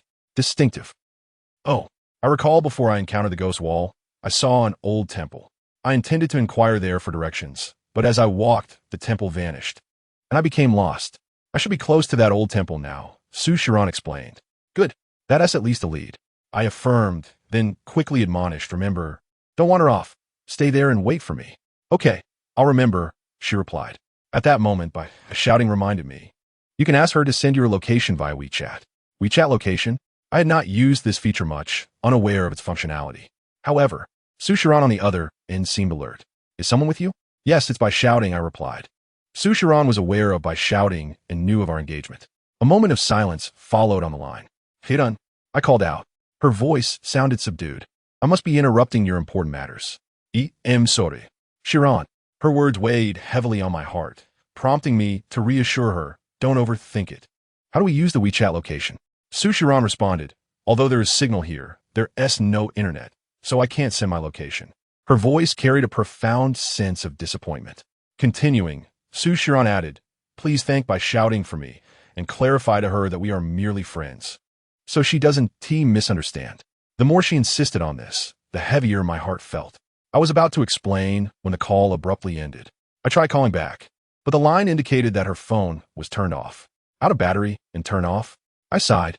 Beside me, by shouting, quickly remarked, your girlfriend, ISN, misunderstanding us. Is she? Don't worry. When I see her, I'll clarify everything. I found myself both amused and exasperated. Nevertheless, having gathered some clues, I no longer hesitated. I pulled by shouting along and quickened my pace towards the northern slope. Before this trip, I only knew that the northern slope of Lianping Mountain had a cemetery, but I never imagined it would be so vast. As we emerged from the woods, the endless expanse of graves left me utterly astonished. Beneath the dark night, the barren northern slope was dotted with lowly tombs. Most of these graves lacked headstones, and those that remained were askew, half-buried. How were we to find her? At a glance, there was no sign of an ancient temple, and the northern slope was not merely a barren graveyard, but a landscape of ravines and uneven terrain. Without a precise location, searching for someone here was akin to looking for a needle in a haystack. Just then, I noticed a beam of flashlight illuminating from not far away. I pulled by shouting along as we hurried towards it. The flashlight was wielded by an elderly man in his 60s, wearing an armband from the Lianping Mountain Forest Park administration. Upon seeing us, his expression shifted from surprise to shock. Excuse me, do you know where there is an old temple nearby? I inquired. Upon hearing my question, the old man's expression transformed from surprise to sheer terror. As my anxiety escalated, he finally spoke. That old temple you mentioned was burned down 25 years ago. He lamented with a deep sigh. 25 years ago, it was burned down? My eyes widened in disbelief. Upon witnessing my astonishment, the elderly man immediately pointed to a certain area above the hillside, saying, young man, do not blame this old man for speaking harshly. Your girlfriend may be beyond saving. Young man, do not venture there. The sincerity in his voice sent a wave of dread through my heart, and I began to comprehend the nature of Su Shinran's predicament. It was an eerie abode, a manifestation of malevolent spirits. Without an overwhelming presence of ghostly energy, such a sinister place could not materialize. As for the old man's warning about those who stumbled upon dilapidated temples and drew near, meeting untimely ends, I believed his words to be true. However, those who perished were not victims of the temple's terror, but rather victims of the illusory walls of the spectral realm, ensnared in a phantasm that ultimately led to their demise. At this juncture, I could only hope that Su Shinran would heed my advice, remain in place, and refrain from wandering. Thank you, sir. I expressed my gratitude, grasping by Shouting's hand as we hastily ascended the hillside. Young man, remember, if you encounter a dilapidated temple, do not approach. It is a ghostly temple. The old man shouted after us. I acknowledged him, yet my concern did not lie in the fear of encountering the temple, but rather in the dread of not encountering it at all. My young energy was too strong, and only those burdened with heavy energy, misfortune, or illness could perceive such malevolent entities. Nevertheless, we had to press on. We raced up the hillside amidst the graves, where the oppressive atmosphere of ghostly energy lingered. Yet we moved far more swiftly than through the forest. Soon, we had covered 700 or 800 meters and arrived at the area the old man had indicated. However, nothing was in sight. Just as I suspected, the ghostly temple seemed to prey upon the timid. Those who approached with courage would find it elusive. While I surveyed the surroundings, by Shouting tugged nervously in my hand. I could feel the tremor in her grip. What is that? She stammered, pointing toward the trees. Following her gesture, my eyes widened in realization. The dilapidated temple stood less than 100 meters ahead, shrouded in darkness. A red lantern hung at its entrance, conspicuously illuminated as if to draw attention, Yet I distinctly remembered that there had been nothing when I first glanced in that direction. I understood that this was the ghostly temple we sought. I almost forgot that by shouting also possessed the rare 9-yin constitution. And her luck was at an all-time low. If Su Shinran could see it, naturally by shouting could as well. Without her guidance, locating it would have proven quite challenging. My heart leaped with joy, but by shouting was terrified, clutching my arm tightly. What should we do? She whispered anxiously. I scrutinized the temple. It lay at the forest's edge, surrounded by a swirling mass of ghostly energy, faint yet palpable. A sudden realization struck me. The ghostly energy surrounding us mirrored that of the temple, indicating that we had already entered its domain. The distance to the temple was at least 60 to 70 meters. How could its influence extend so far? I quickly instructed by shouting, "Stay here, I will go ahead." "No," she exclaimed, shaking her head in fear. "I can't." I reassured her, "You truly must not accompany me this time. It is too perilous. If I reach the temple, I cannot guarantee your safety. Remain here and do not wander. Even if a ghost appears, it cannot harm you." Despite my reassurances, by shouting clung to my arm, shaking her head vigorously. "Isn't your girlfriend near the temple? Let's not go there. We can search around here instead," she insisted, her anxiety palpable. I shook my head firmly. "That won't do. She is trapped within the illusory walls of the temple. Unless we break through, searching from the outside will yield no results." After a moment of hesitation, by shouting finally nodded. "You must remember, no matter what you see or hear, do not leave this spot, and certainly do not approach the temple." I reiterated. She nodded anxiously. "You must be careful." I acknowledged her concern and proceeded toward the ghostly temple. The distance of 60 to 70 meters closed quickly, and I soon found myself at the temple's entrance. The closer I drew, the more astonished I became. The ghostly energy surrounding the temple was overwhelming, even outside. It felt as if the temple were real. As I gently touched the door, it felt icy to the touch. Without hesitation, I pushed the door open. Inside the dilapidated temple, an oppressive atmosphere enveloped me, flickering candlelight casting eerie shadows. Seated before the deity's altar was an old Taoist priest clad in a robe, holding a whisk with a jade hairpin adorning his gathered hair. Beside him sat 2 young acolytes in hempen robes, their backs turned to me, seemingly unperturbed by my sudden intrusion, as if they were unaware of my presence. I recognized that they were not living beings. The spirits before me had once been practitioners of Taoism in life, and now existed as ghosts. Understanding the gravity of my situation, I spoke. "Reverend, your formation has ensnared my girlfriend. Might I ask for a favor and release her?" "Ha ha ha, she must perish." The ghostly priest cackled sinisterly, and suddenly, he and the 2 acolytes twisted their necks 180 degrees, turning to face me. Their faces were grotesque, decayed, with one side devoid of flesh, their eye sockets empty, and they emitted an unsettling laughter. At the same moment, the oppressive, ghostly energy surged toward me. Just then, the temple door swung open again, and by shouting rushed inside. My heart sank, realizing the dire implications of her arrival. "Did I not tell you to wait?" With a quivering voice, she replied, I'm sorry, but there were ghosts chasing me outside." Sighing, I recognized that scolding her at this moment would be futile.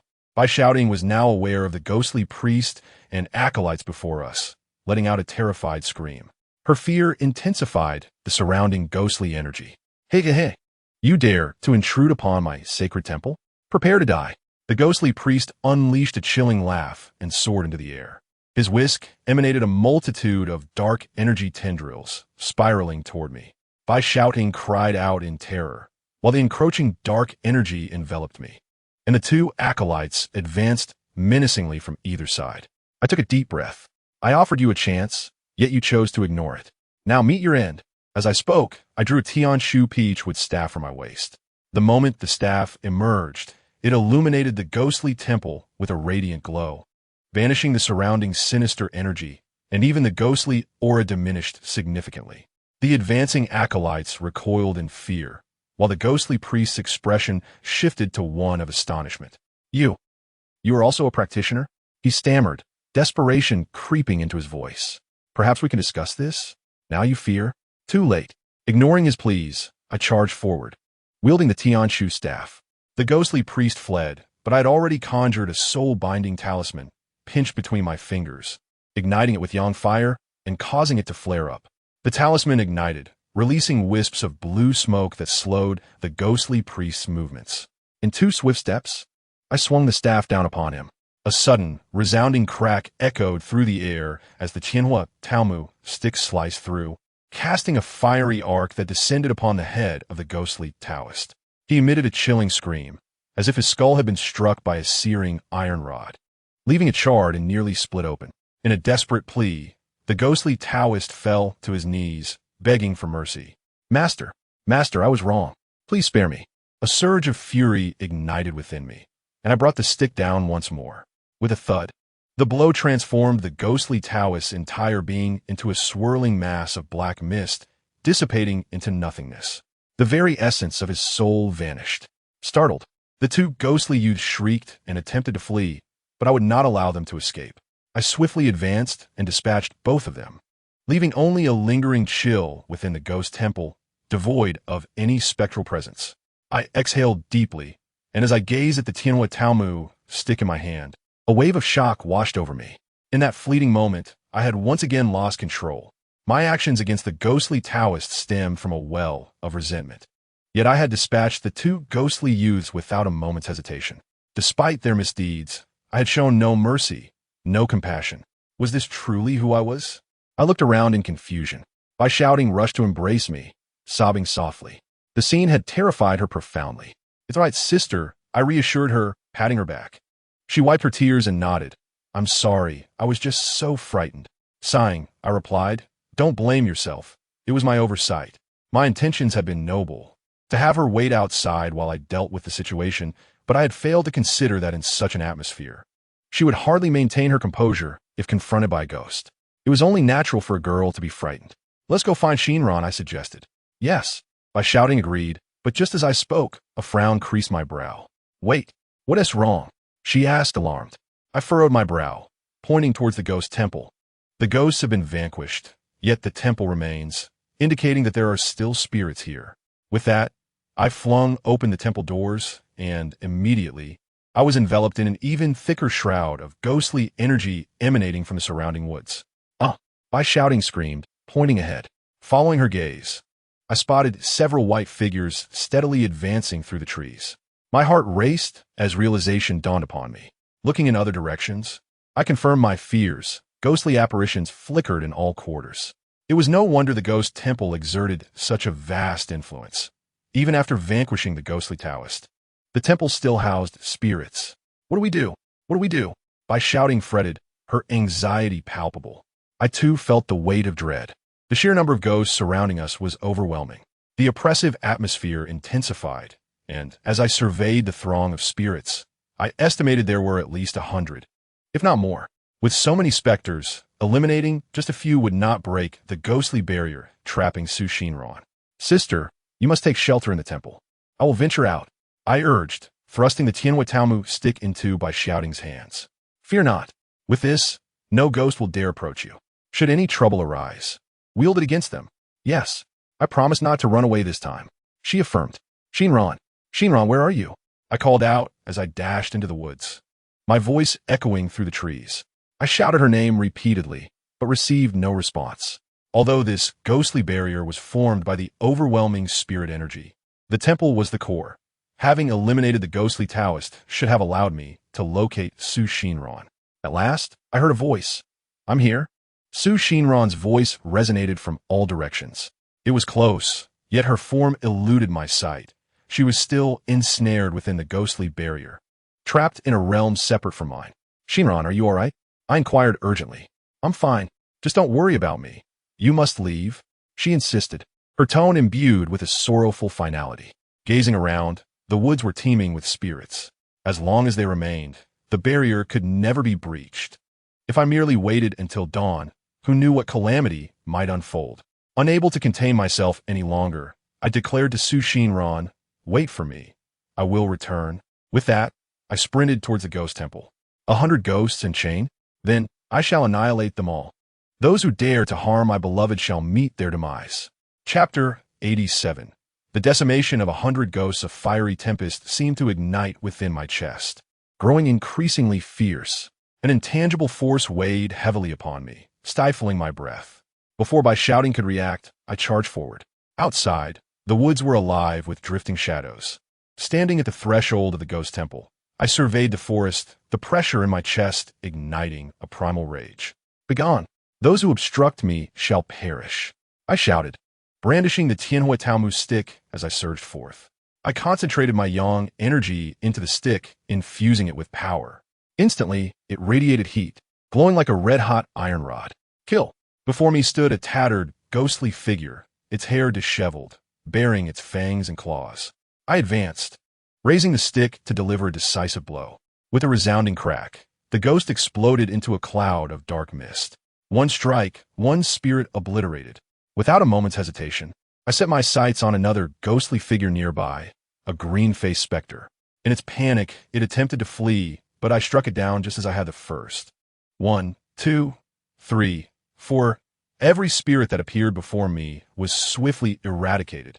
Unbeknownst to me, I had succumbed to a bloodlust, my surroundings filled with obstacles of the deceased. What 100 ghosts? They posed no threat. If they stood in my path, I would annihilate them.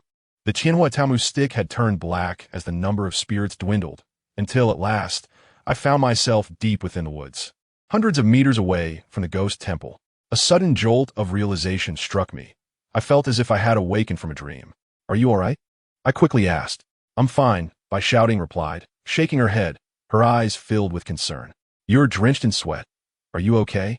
Am I okay? I am far from well. The events that had transpired weighed heavily on my mind, a throbbing pain echoing in my head. I had eradicated every ghost surrounding the temple. The decimation of 100 ghosts. This achievement was one that certain practitioners of Taoism or ghost hunters took great pride in. Their philosophies and beliefs diverged from mine. They adhered to the notion of a strict dichotomy between yin and yang, good and evil. In their eyes, ghosts should not exist in this world. Therefore, upon encountering any spirit, regardless of its nature, they would unhesitatingly strike down the specter. This was a reality I had long resisted accepting, yet now, I had become just like them. A profound anguish engulfed my heart. I knew I had once again succumbed to the influence of my inner demons. Becoming a harbinger of death, cradling my head in torment, I felt as though my very soul was being torn asunder.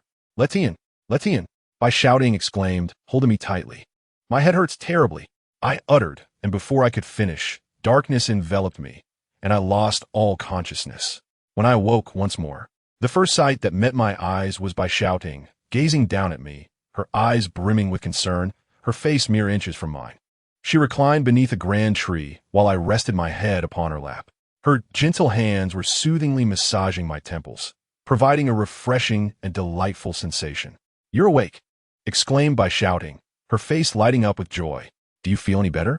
I nodded. The pain has subsided. I added, thank you. Moments ago, I had been suffering from an excruciating headache, a torment exacerbated by inner demons. But more significantly, the immense energy expended in vanquishing countless foes had taken its toll. Suddenly, I recalled Su Sinan and promptly sprang to my feet. I haven't found Sinan yet. How long have I been unconscious? I inquired anxiously. Not long. Just a few minutes, Bai shouting replied. I breathed a sigh of relief. Let us find Sinan and leave this place quickly. All right, Bai shouting nodded, though her expression appeared somewhat troubled. We began searching the vicinity, calling out Su Sinan's name. Soon, her voice resonated through the woods. I'm here. Upon seeing me, Su Sinan excitedly ran over. Dressed in professional attire, a white shirt paired with a black skirt, her stockings were torn from the thorns that surrounded us.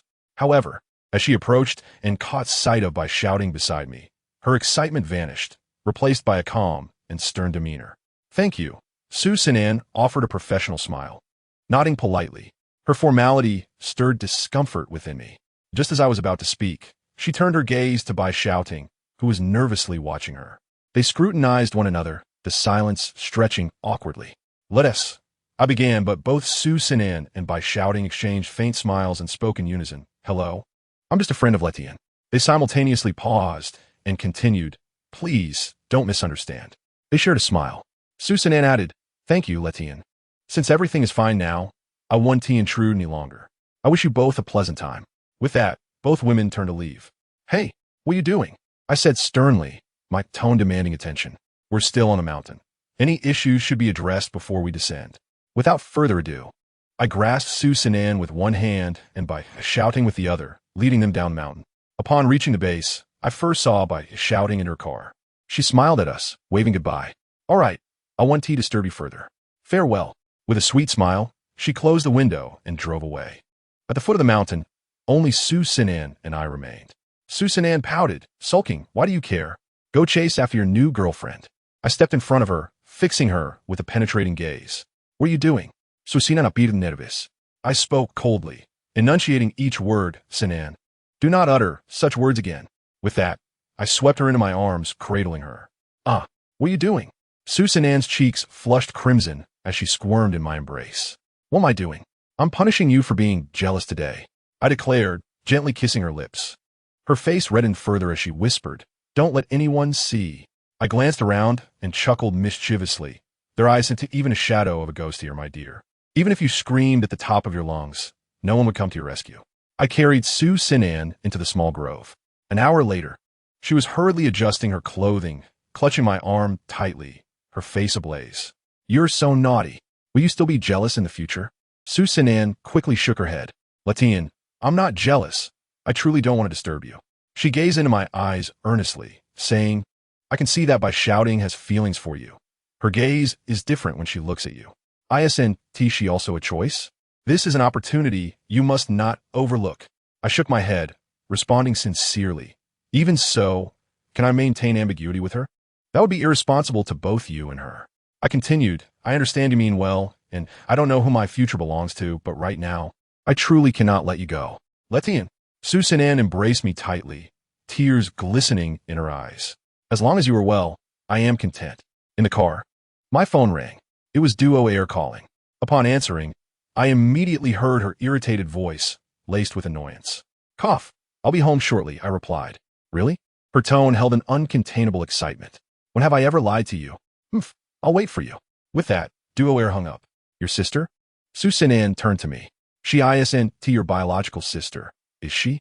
Su Sinan suddenly asked. I was taken aback, shaking my head. We are akin to siblings. Su Sinan smiled, her expression contemplative. After dropping me home, she assured me she would no longer act on her own and would always heed my words. Upon returning home, I found a freshly heated meal awaiting me, with Duo Air beaming as she waited. The sight of her instantly dispelled all the fatigue from my outing. Only at home did I feel a sense of peace and security. To my astonishment, despite assuring me she would act impulsively, Su Sinan called early the next morning with new leads. The 6 points within the Luxing Juzhan were identified as Wunwu Building, the Zhou family residence, the school, Lianping Mountain, the Lover's Forest, and Hongyan Reservoir. These 6 points merely served as the formation's nodes. Beyond these nodes, the most crucial aspect of the Luxing Juzhan was the core where the 6 points converged. Since I had yet to fully investigate the nodes, I hadn't had the chance to delve into the core, yet Su Sinan had already uncovered the location of the convergence. Don't rush to criticize me. First listen to the vital information I've gathered, Su Sinan urged. I couldn't help but smile at her tenacity. I sighed. What else could happen? Either we discover an ancient tomb or unearth skeletal remains. Su Sinan exclaimed. You can even guess that? How impressive. Indeed, Longshan Group has unearthed human bones. It said that those bones make up at least a dozen corpses. So many? I frowned slightly. Su Sinan continued. Currently, this matter remains confidential. Longshan Group hasn't disclosed it publicly. I learned about it through an industry friend. The situation is that Longshan intends to suppress this issue and sell the land. She paused before whispering, Should I buy that land? I was taken aback. Can it even be purchased? Of course, Su Sinan replied. I thought that if we acquire this land, it would facilitate any construction or endeavors we pursue. Moreover, given the incident, Longshan is eager to sell, so the price should be reasonable. What do you think? I smiled ruefully. Such land would surely cost a fortune. And with the incident, even you could uncover it. This matter cannot be concealed for long. Even if you buy it, developing it would be problematic. Aren't you worried it might become a liability? It's all right. Our company is a family business, and we have idle funds. It's merely a matter of my word. If there is a loss, so be it. I'm willing to do this for you. No. The more she insisted, the more I felt compelled to refuse. I've already owed her too much. Sinan, Let us not rush into this matter. We'll find another solution, I stated. Su Xinran hurriedly suggested, how about this? I can introduce you to someone from Longsheng Group under the pretext of investigating the bones. This way, we can conduct our inquiry with integrity. What do you think? Conducting our inquiry with integrity? That is indeed a splendid idea. However, a thought struck me, and I immediately replied, Xinran, we need not actively promote ourselves. We can simply wait for them to approach us. Huh. Susindran apir samwit increíbles. I chuckled and said, just a moment ago, I consulted my divination, and it was a Qin hexagram, indicating that the dragons are without a leader. This bodes well. I'm certain they will seek me out. As I finished speaking, Su Xinran quickly interjected, wait a moment, I have a call coming in. Let's hang up for now. All right. Shortly after hanging up, Su Xinran called back. With excitement in her voice, she exclaimed, you were right again. Chapter 89. The underground ancient tomb, I inquired, is it someone from Longsheng Group? Su Xinran smiled. I mentioned that Master Sun is quite busy lately and may not have availability, but I will try to facilitate the connection. How's that sound? Sound good, I agreed. With Su Xinran handling the communications with Longsheng Group, I was relieved of that burden. However, my greatest concern was the incident from the previous day. After repeatedly absorbing spirits, the malevolent energy within me had accumulated to a frightening extent. I had never imagined I would find myself in such a predicament. If left unchecked, I feared for the person I might become in the future. Thus, resolving the malevolent energy within me had become my top priority. The solution was not particularly difficult, yet the process was rather intricate. First, I needed to reduce the frequency of spirit absorption, ideally abstaining altogether. Then, I would have to purify the malevolent energy within. It is not that the malevolent energy cannot be purified. Rather, the process is cumbersome. For instance, purifying ancient mirrors or blood-red jade pendants could take anywhere from dozens of days to several months. The malevolent energy within me had reached a level that could influence my being, and its intensity rivaled that found in those dangerous artifacts. Otherwise, if I failed to completely purify the existing malevolent energy before new energy accumulated, all efforts would be in vain. Additionally, there was another critical issue. The reason for my spirit absorption was the inexplicable surge of yang energy within me. If I do not absorb yin energy, the yang energy would only continue to grow, becoming unbearably overwhelming. So, what should I do about the yang energy if I refrain from absorbing spirits? Absorbing spirits is like drinking poison to quench thirst. Yet, without this absorption, I cannot even manage that. Unless I were to stop absorbing spirits altogether and simply wait to be consumed by them. This is indeed a solution. But how could I entice the spirits to come to me willingly? As the morning passed, I occupied myself with alleviating the malevolent energy within while pondering how to attract spirits without absorbing them. Before I knew it, it was noon. After lunch, Su Xinran called again. She informed me that she had spoken with the head of Longsheng Group, who had offered 1 million to enlist my help in handling the land, ensuring that there would be no adverse effects on future development. No adverse effects? I cannot guarantee that, I thought. The land was the core of the six-star array. What lay beneath it? What might transpire in the future was entirely uncertain. So how could I assure that there would be no complications? Nonetheless, I agreed, as my true goal was never to handle those bones. At 3 o'clock in the afternoon, Su Xinran came to pick me up, and we made our way to the land owned by Longsheng Real Estate. Master Sun, it is a pleasure to finally meet you. Upon disembarking, a rotund man with a beaming smile approached me for a handshake. Hello, Boss Qian. I smiled and shook his hand. On our way, Su Xinran had already briefed me on the situation at Longsheng Real Estate. This plump gentleman was named Qian Guahao, the owner of Longsheng Real Estate. Although he was in his 40s, like Su Xinran, he was a second-generation affluent individual.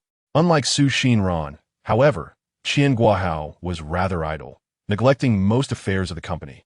And it was only in light of this situation that he felt compelled to step in. As we exchanged pleasantries, we walked toward the plot of land. Along the way, Qian Guahao leaned closer and lowered his voice. Master Sun, you must be aware of the situation with this land. I am quite anxious about it.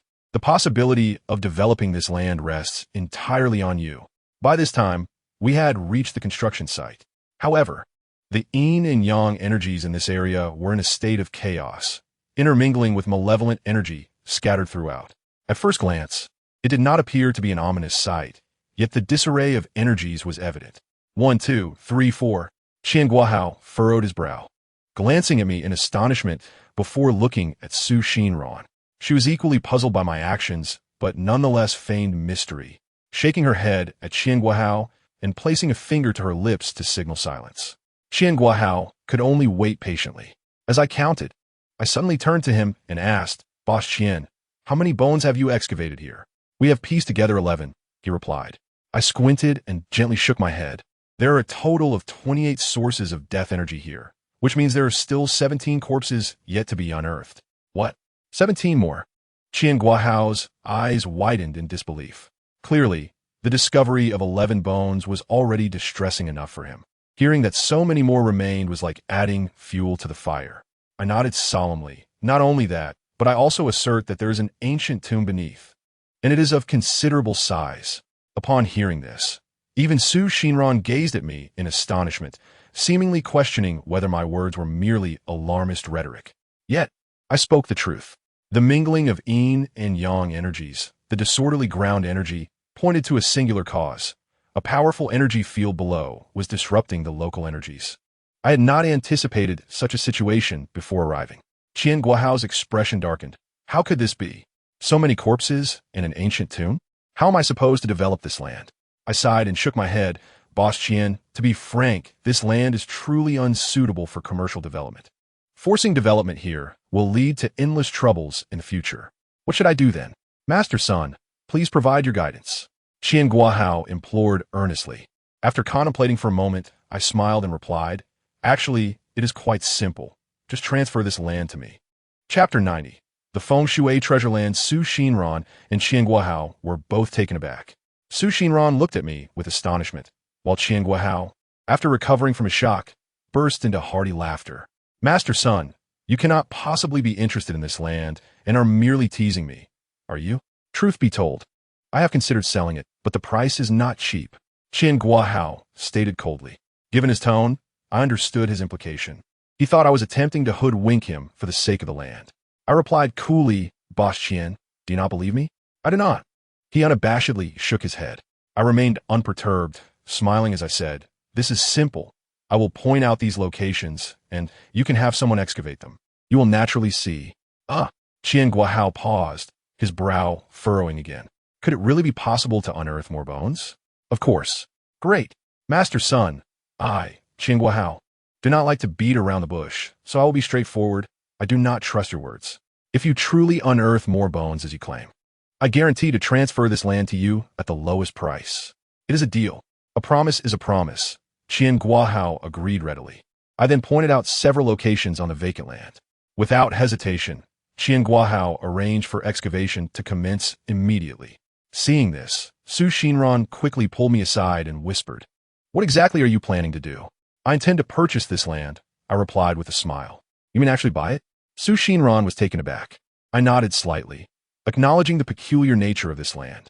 However, if we could resolve the issues beneath, it would indeed become a site of exceptional geomantic fortune, one that I hold in high regard. "Very well, I shall purchase it," Su Xinran declared. I quickly shook my head. "No, Xinran, please do not covet this land. Its value lies solely in its potential to dispel the malevolent energies and address the underlying troubles. Otherwise, it is utterly undevelopable. You would be at a loss. Allow me to acquire it instead, and I shall consider it a gift for you. If I buy it, it will be a present for you," Su Xinran insisted. I forced a smile and shook my head. "Xinran, you still do not understand? This is far too precious. I truly cannot accept it." "But where would you procure such funds?" Su Xinran asked with concern. I chuckled lightly. "Do not worry. Just yesterday, I consulted the divination, and I am currently blessed with auspicious fortune. Great wealth is on the horizon. Earning money will not pose a challenge." Su Xinran fretted. "But acquiring such a vast expanse of land requires a significant sum." Before she could finish, a commotion arose from the excavation site. "Boss, we've struck something," shouted a worker. Qian Guahao hurried over, watching as workers unearthed numerous withered, pallid bones from the pit, and he turned to me, visibly astonished. Soon enough, discoveries began to emerge from other locations as well. 2 sites, 3, 4, 5, the number of skeletal remains being excavated increased exponentially. With each spot, I had indicated yielding results without exception. Master Sun, Qian Guahao exclaimed excitedly. You are truly remarkable. You were right. I am utterly impressed. I replied calmly. Boss Qian, I speak only the truth. This land is exceedingly complex. The 28 corpses are merely the surface. The most troubling aspect lies in the ancient tomb beneath, which undoubtedly harbors sinister elements. Even I cannot guarantee a complete resolution. Master Sun, you need not say more. I, Qian, shall offer this land to you at a low price. As he spoke, Qian Guahao's eyes glinted with shrewdness. To be candid, I have held this land for several years. I acquired it at a remarkably low price of 800,000 per mu, and its total area is 130 mu, summing up to a total of 104 million. You are aware that the real estate market has surged in recent years.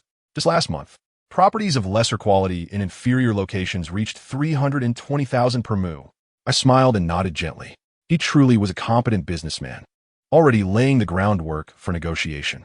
Qian Guahao swiftly continued. In these past few years, land prices have more than quadrupled. Master Sun, you are a person of great stature.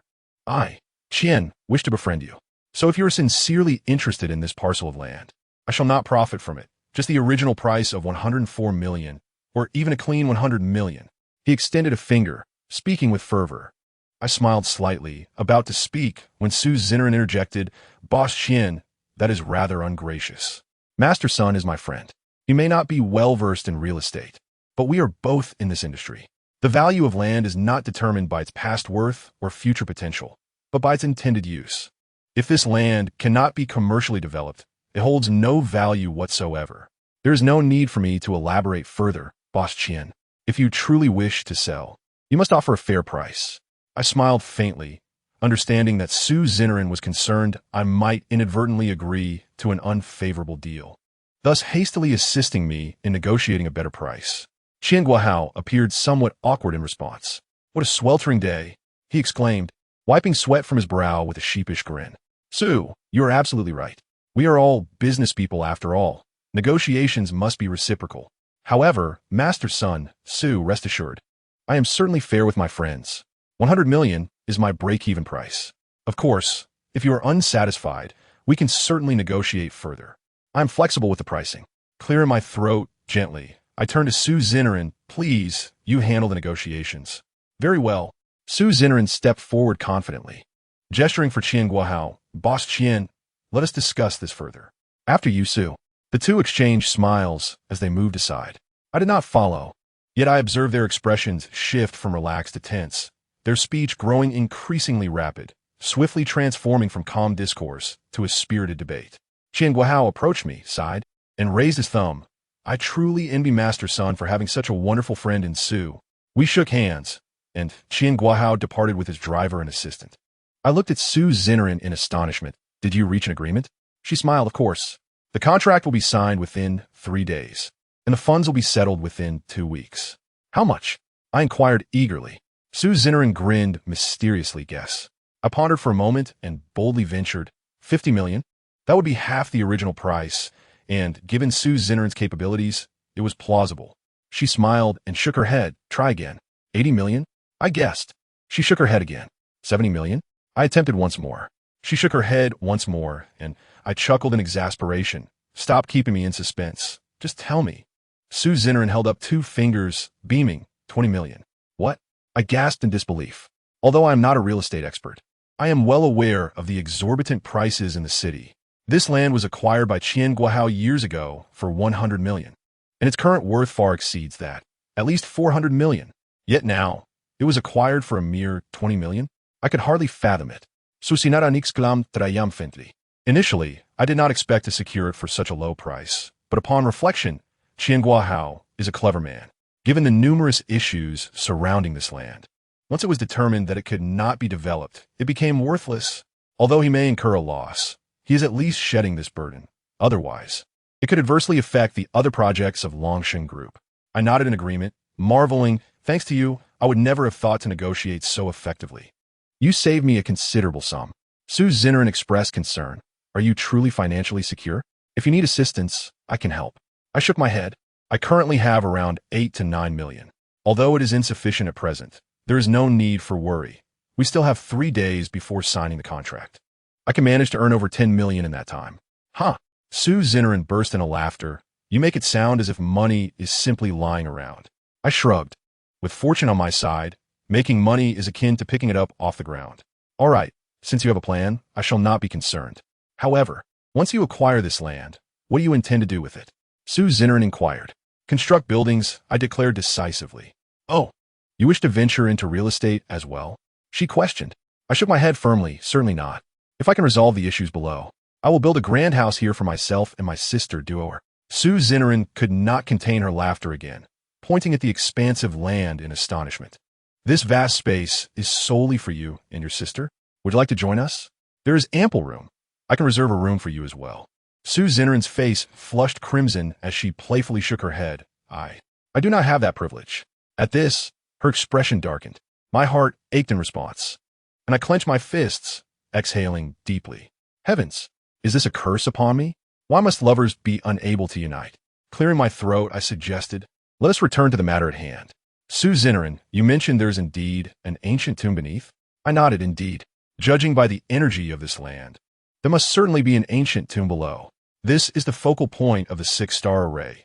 The presence of an ancient tomb can hardly be coincidental. I believe what we seek lies within that tomb. Sue Zinnerin's eyes widened. If that is the case, we should commence excavation without delay. I waved my hand dismissively. There is no need. I pointed to a corner of the land where several barren trees stood. Su Shinran looked over, puzzled. There is something amiss there, I remarked. Oh, Su Shinran viplaid, surprised. How did you discern that? You'll understand once you take a closer look, I said with a faint smile. As we approached the trees, Su Shinran suddenly realized, oh, these trees appear to be on the brink of death. I shook my head. They are not on the verge of dying. They're already dead. These are all deceased trees. I lifted my gaze to the canopy. The branches were sparse and bare, starkly contrasting with the surrounding lush greenery. Growing up by the mountains, I was all too familiar with such dead trees. Dead trees? What's the issue? Su Shinran still seemed perplexed. The issue is significant. Do you know what type of trees these are? Su Shinran shook her head. I stepped closer to the dead trees, patted the trunk of one, and sighed. You might not believe this, but these trees are all Jinsi Nanmu. What? Su Shinran exclaimed again in astonishment. I continued. The finest Jinsi Nanmu can grow to heights of 20 to 30 meters and are so thick that 2 people cannot encircle them with their arms. Yet these appear quite ordinary, with only a decade or so of age. They have been deliberately killed. Su Shinran, taken aback, said, I don't quite understand. But I've heard that Jinsi Nanmu is quite valuable. Why would someone want to kill these trees? It's due to the characteristics of Jinsi Nanmu. I asserted decisively. Did you know that most emperors' coffins are made from Jinsi Nanmu? This is because it is exceptionally resistant to decay, repels insects, and does not easily warp. Even when buried for hundreds or thousands of years, it does not rot. This is likely one of the reasons the designers of ancient tombs chose Jinsi Nanmu. With that, I approached one of the dead trees, embraced it, and turned it forcefully. A creaking sound echoed, and the ground behind the tree split open, revealing a fissure over a meter in diameter. Su Shinran was dumbfounded. I exhaled slowly indeed. How did you do that? How did you know there was a mechanism? Is there an ancient tomb beneath? Su Shinran asked, astonished. I reflected. It's not difficult to deduce. These dead Jinsi Nanmu trees are similar in size and thickness to the surrounding trees. Thus, those who lack sufficient knowledge about trees would likely mistake them for ordinary dead trees. Since someone deliberately planted these decay-resistant Jinsi Nanmu trees here, there must be a reason. Coupled with the ancient tomb below, it isn't hard to guess that there is a mechanism here. I shrugged. Su Shinran and I moved behind the tree, and I took out a flashlight to peer below. What lay beneath was a tunnel leading deep underground, so deep that the beam of the flashlight could not reach the end. Just as I was about to speak, Su Shinran hastily covered my mouth. Don't go, she urged, shaking her head in concern. I gently removed her hand, reassuring her, don't worry, nothing will happen. The truth is so close. I must take this final step to see for myself. My brow furrowed. What is wrong? Su Shinran pressed. I sighed. Moreover, I suspect the yin has been here. When I turned the mechanism earlier, I noticed signs that someone had tampered with this tree. What? He has been here? Then you absolutely cannot go down. Su Shinran clutched my hand tightly. I reassured her, it's fine. Precisely because he has been here, I must go down and take a look. And rest assured, even if he has been here, he's certainly isn't here now. I'm merely going to see. It will be fine. Unable to dissuade me, Su Shinran could only caution, just be careful. I nodded and smiled faintly at her. Wait for me. With a wave, I leaped into the chasm. The hole was only 2 or 3 meters deep, leading to the tunnel below. The moment I jumped down, I was struck by how similar the environment was to the ancient well in the old campus. It was a vertical entrance, with another opening below leading into the tunnel. I waved at Su Shinran and then entered the tunnel. Sure enough, after walking about 10 meters down the tunnel, it turned a corner. Beyond the bend, the tunnel sloped downward, seemingly endless. Could there be a stone coffin below? I shook my head. It couldn't be that simple. If everything truly connected to the Bai Lian Jiao, then the 6 focal points of the Luxing Zhuzhen would correspond to the 6 protectors of the Bai Lian Jiao. The Bai Lian Jiao possesses both righteous and sinister aspects. What they sealed is difficult to ascertain. However, it is certain that the demon sealed by them is not one of their own. As I pondered this, I continued my descent.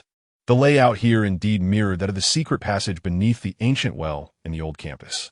After approximately 200 steps, I finally reached the end. At the end, there stood a stone door. Upon seeing it, I paused in surprise. The door was not securely closed. Someone had indeed been here. I exhaled slowly and gently pushed the stone door open, peering inside. What I saw took my breath away. Inside was a stone chamber, similar in size to the one beneath the ancient well in the old campus. However, the floor of this chamber was piled high with gold and silver treasures. Golden bars, shiny silver ingots, pearls, agates, corals, and glass were scattered everywhere, shimmering under the beam of my flashlight. Even I was momentarily captivated by the spectacle before me. Just as I had mentioned to Su Shinran about my recent good fortune, I had unexpectedly stumbled upon such wealth. Nonetheless, I have never held much interest in money, so I quickly detected the anomaly. Among the myriad treasures, there were no jade or crystal artifacts. At first glance, this seemed inconsequential. However, for someone in my field, jade and crystal are far more precious than gold and silver. Both jade and crystal serve as ordinary treasures and can also be utilized in formations. Yet curiously, none were present here. Is this normal?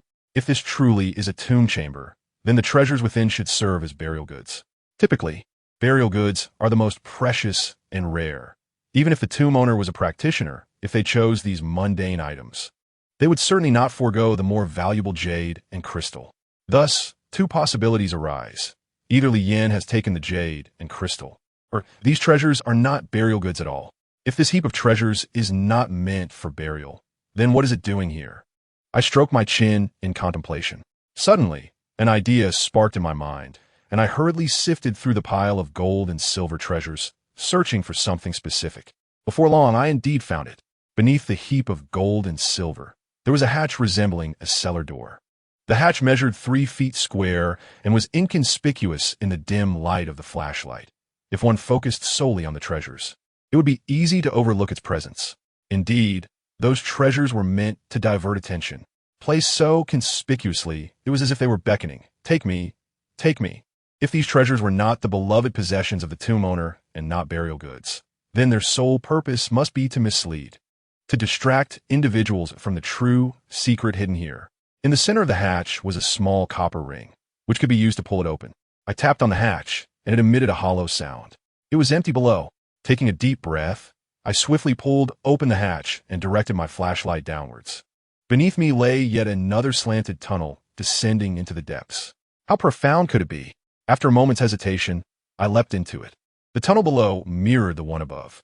Armed with a flashlight, I cautiously made my way down, pondering whether Li Yin had discovered this cellar.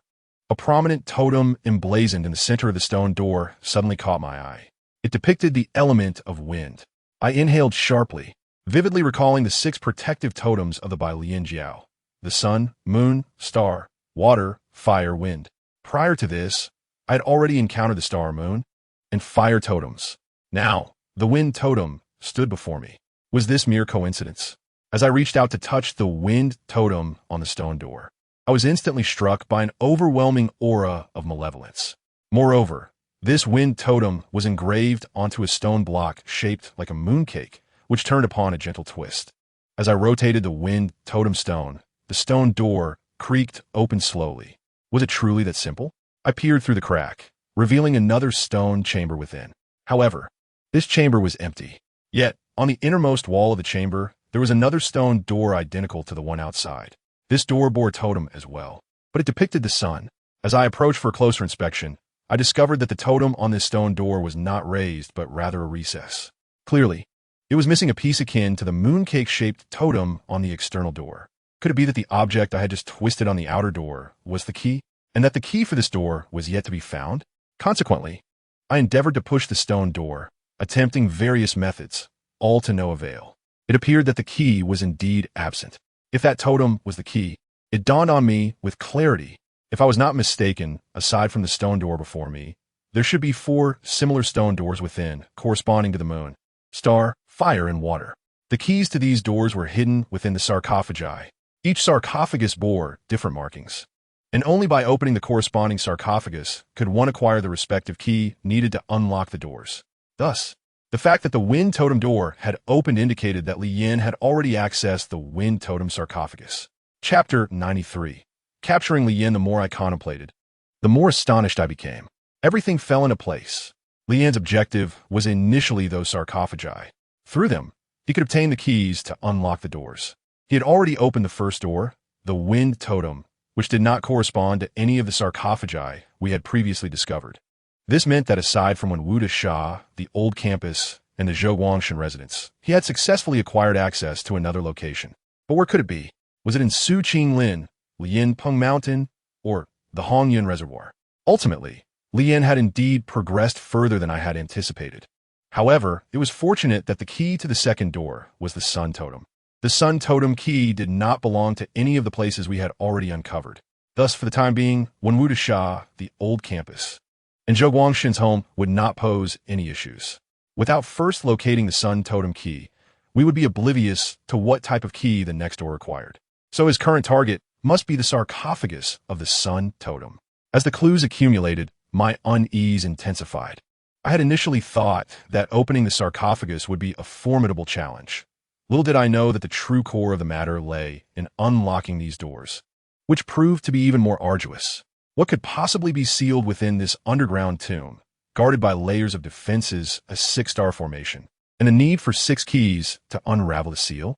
Yet, upon learning of all this underground complexity, I had formulated a plan, regardless of Li Yan's intentions. Whatever was sealed under the scrutiny of the 6-star formation and the stringent defenses should not be released. Therefore, since Li Yan's goal was to decipher the formation and break the seal, my task was to counter his efforts, preventing him from opening those sarcophagi and acquiring the keys, thwarting his nefarious schemes. The Star Totem sarcophagus sat beneath Wenwuda Sha and would remain undisturbed for now. The Moon Totem sarcophagus, located within the stone chamber beneath the old campus's ancient well, had already been visited by Li Yin, and it seemed he was powerless there. As for the Fire Totem sarcophagus at Zhou Guangshan's residence, although Li Yin did not require it at present, it was prudent to secure it in advance. At the very least, I had now established a lead on Li Yan's next course of action, the sarcophagus of the Sun Totem. Upon reaching the tunnel's exit, Su Xinran breathed a sigh of relief upon seeing me. "How was it? Is there an ancient tomb inside?" she inquired, curiosity evident in her tone. I shook my head. "Not certain yet. There is a stone door below that requires a key, which may be within the sarcophagi. Therefore, if we can secure the sarcophagi, this place becomes less critical." "How intricate!" Su Xinran exclaimed, astonished. I nodded, retrieving my phone to call Zhou Guangshan. "Master Lisun, is there something amiss?" Zhou Guangshan's voice revealed a hint of tension upon answering my call. "Uncle Zhou, please fill in that pit outside your house and place a concrete slab over it. It would be best to cover it with something to thoroughly seal the sarcophagi beneath," I instructed. "Absolutely no problem." Zhou Guangshan promptly agreed, then inquired, "Have you discovered something?" "Yes, I've gathered some clues. The sarcophagi are extremely important, so we should seal them up. The 6-star formation serves as a sealing array. My approach will be straightforward, a physical seal, as long as we cover it with a thick layer of reinforced concrete. I doubt Li Yin will dare to boldly excavate with a digger," I asserted. "All right, I'll take care of it right now," Zhou Guangshan replied without hesitation. In the car, Su Xinran asked, "Is there anything I can assist you with?" I contemplated briefly, initially considering telling her to refrain from involvement. but I worried that if I restricted her too much, she might take matters into her own hands and investigate elsewhere. After some thought, I replied, "Could you help me install some surveillance here?" "Of course." Susinran eagerly nadif. I cautioned her, "Place the surveillance at a distance.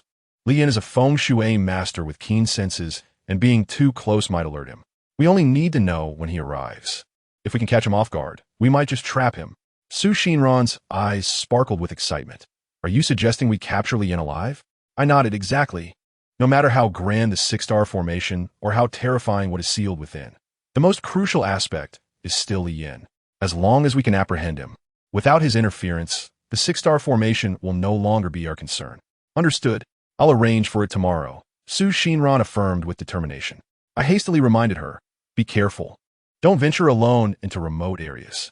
"Yes, I know," she replied with a gentle smile. However, shortly after arriving home, I received a call from Bai shouting, "Not good. Those people are back. There are so many of them, and they're banging on the door." I'm terrified. Bai shouting's anxious voice, tinged with a sob, reached my ears, accompanied by a cacophony of banging sounds. I furrowed my brows and quickly asked, "Have you called the police?" "Yes, I reported it, but the police can't do anything about them. They leave, and the gang returns. I don't know what to do." Bai shouting was beside herself with worry. "Wait for me. I'm on my way." After hanging up the phone, Dewar, lounging in the living room while engrossed in a melodramatic soap opera, cast a glance in my direction and coldly remarked, "Brother, you have changed. Just watch your television. This girl has become addicted to those over-the-top dramas, and I can hardly be bothered to manage her anymore." Stepping outside, I hailed a cab and headed straight for B. Aishi Otiang's residence. Upon arriving at her doorstep, I noticed the surroundings were deserted, yet the door was splattered with paint, and the walls on either side bore the ominous words Hu Inchi In written in bold red. I knocked on the door, and it swung open almost immediately. "Coming quickly."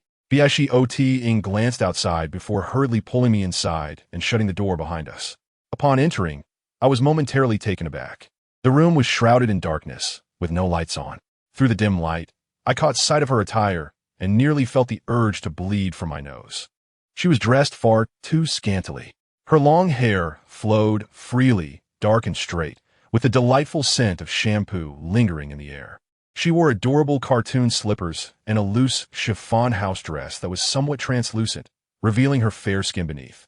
Most strikingly, the hem of her house dress fell just above her thighs, accentuating her slender legs, giving the impression that she was not wearing any pants at all. I felt an overwhelming heat in the room. "Sister, why are you dressed like this?" I asked in astonishment. Biashi Otin glanced down and sighed. "Don't even mention it. Those ruffians cut off my electricity.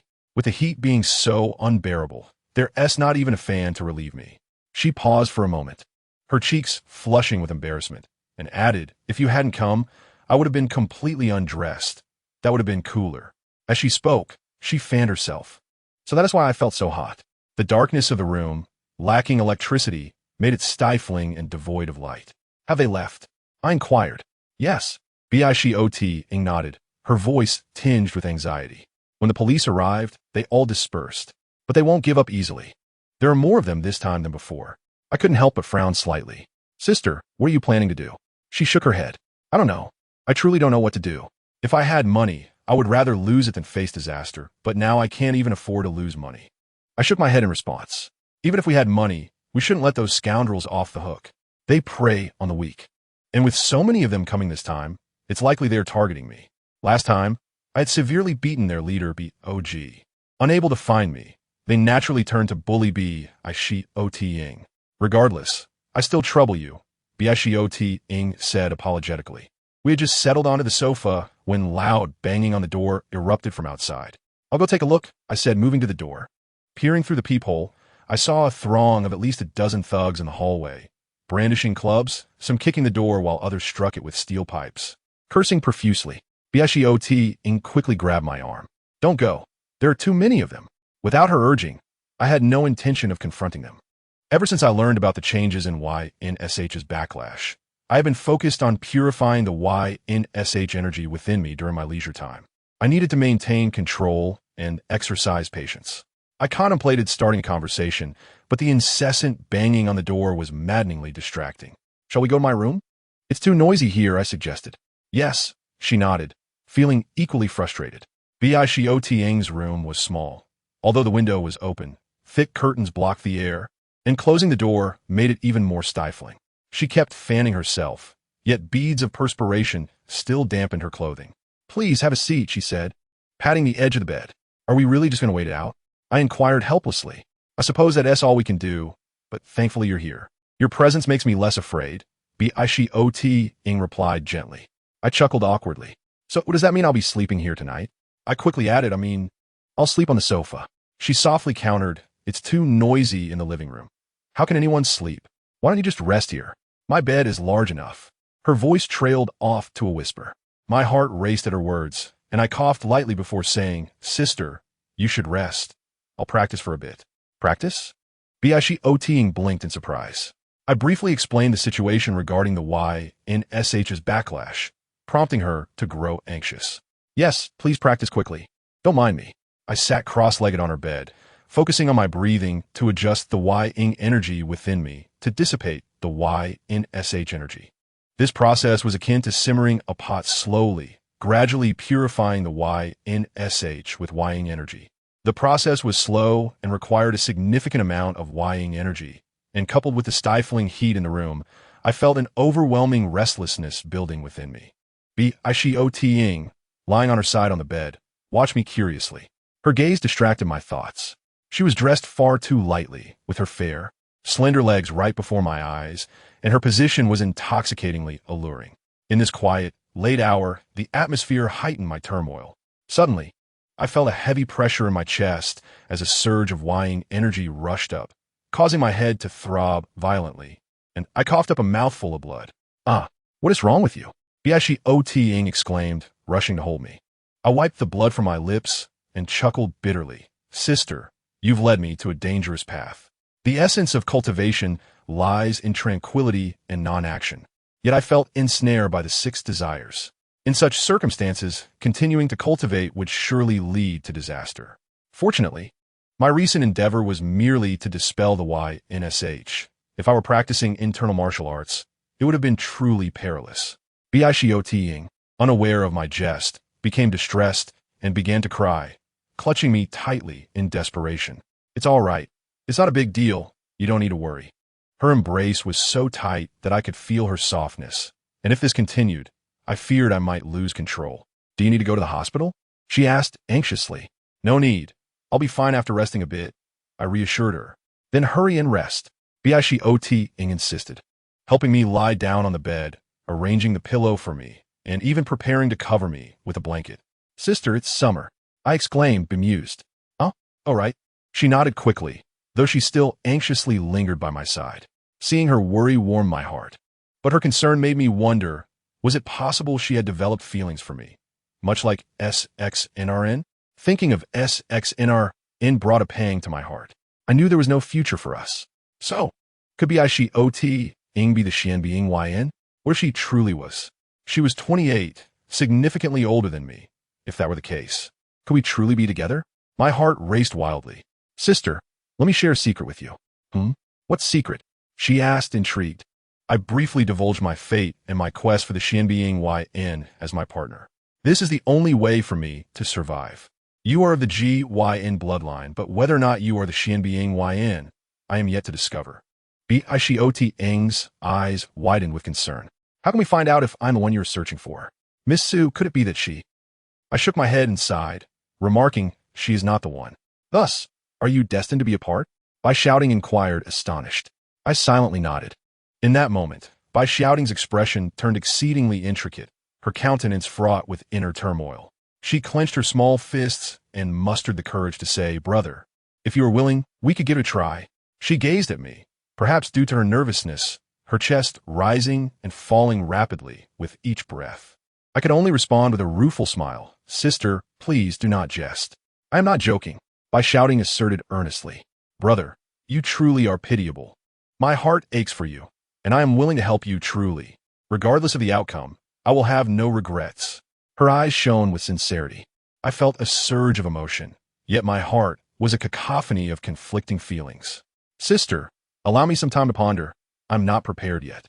Upon hearing my words, Betrothed expression instantly dimmed. She nodded quietly, her voice tinged with melancholy as she said, "I understand, You still hold Miss Sue in your heart. I genuinely empathize with you. You both cherish one another, yet cannot be together.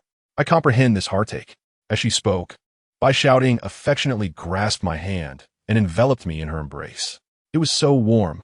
This sensation was incredibly soothing. Leaning against her felt akin to finding refuge in a safe harbor. Having been raised by my fourth uncle and grandfather, my home lacked the presence of women.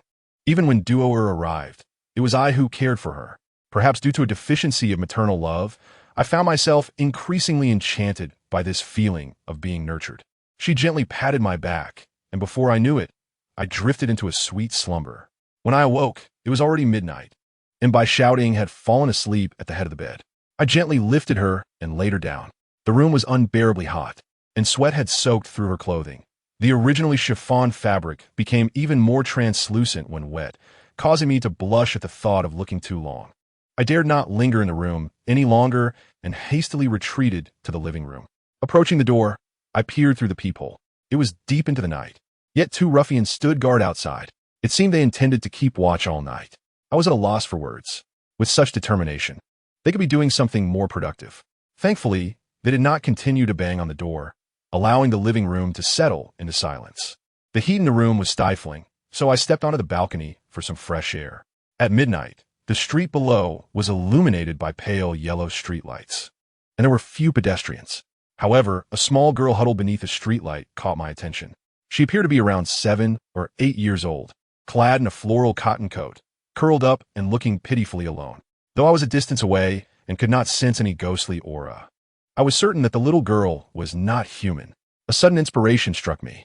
Without electricity, there was no way to cool the place down. I formed a hand gesture and invoked the Wu Gui secret technique. The Wu Gui secret technique is a method of summoning spirits, enabling me to command up to 5 spirits simultaneously. Soon, the little girl beneath the streetlight seemed to sense something, standing up and looking toward me in surprise. I waved at her while casting a soul-attracting talisman. Instantly, the girl's body appeared to move of its own accord, drifting toward me until she passed through the balcony and entered the living room. "Master, what are your commands?" The little girl asked, her voice trembling with anxiety. "Do not be afraid. I summoned you for no other reason than to offer you a place to sleep, as you seem quite lonely outside. Come and rest here," I said, patting the sofa beside me. "Sleep? Sleep here?" The little girl stared at me, bewildered. I could only chuckle at the absurdity of the situation, disregarding her confusion, and decisively formed another gesture, channeling my energy as I pointed to the sofa and commanded, "Little spirit, obey my command and sleep." The light in her eyes dimmed, and she promptly complied, settling down on the sofa. With the presence of the little ghost, a chill swiftly enveloped the room, transforming it into a refreshing haven, more comfortable than an air-conditioned space. The cool atmosphere allowed me to sleep soundly. The following morning, Bai Shouting and I were awakened by a series of urgent knocks on the door. Listening to the persistent banging from outside, I could not help but sigh. These ruffians were indeed dedicated. Bai Shouting looked at me, seemingly recalling our conversation from last night. Her cheeks flushed as she hurriedly got up to say, "I will prepare breakfast for you." She went to the bathroom, took a shower, and changed clothes before starting on breakfast. Meanwhile, I summoned the little girl, allowing her to play on the balcony while I waited for Bai Shouting to finish. Time passed slowly, and soon it was noon. The ruffians had changed shifts multiple times but showed no signs of leaving, as if they had resolved to remain there. Bai Shouting appeared disheartened, and I too felt stifled by our predicament. The stone coffin, the ancient tomb, and the 3 newly discovered formation points were all pressing matters that prevented Li Yin from finding the new key. With so much to attend to, I had no desire to linger in this situation. "This is not acceptable. We must devise a plan to escape," I declared. Bai Shouting immediately grasped my hand. Anxious as she said, "Please, do not resort to fighting again." I nodded. "Yes, I will think of a solution." I certainly had no intention of fighting, but without conflict, how could we make our escape?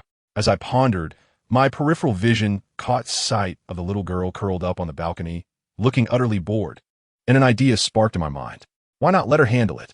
I swiftly approached the balcony and addressed the little girl. "I have a task for you. When a moment comes, I want you to go outside and touch the heads of those ruffians."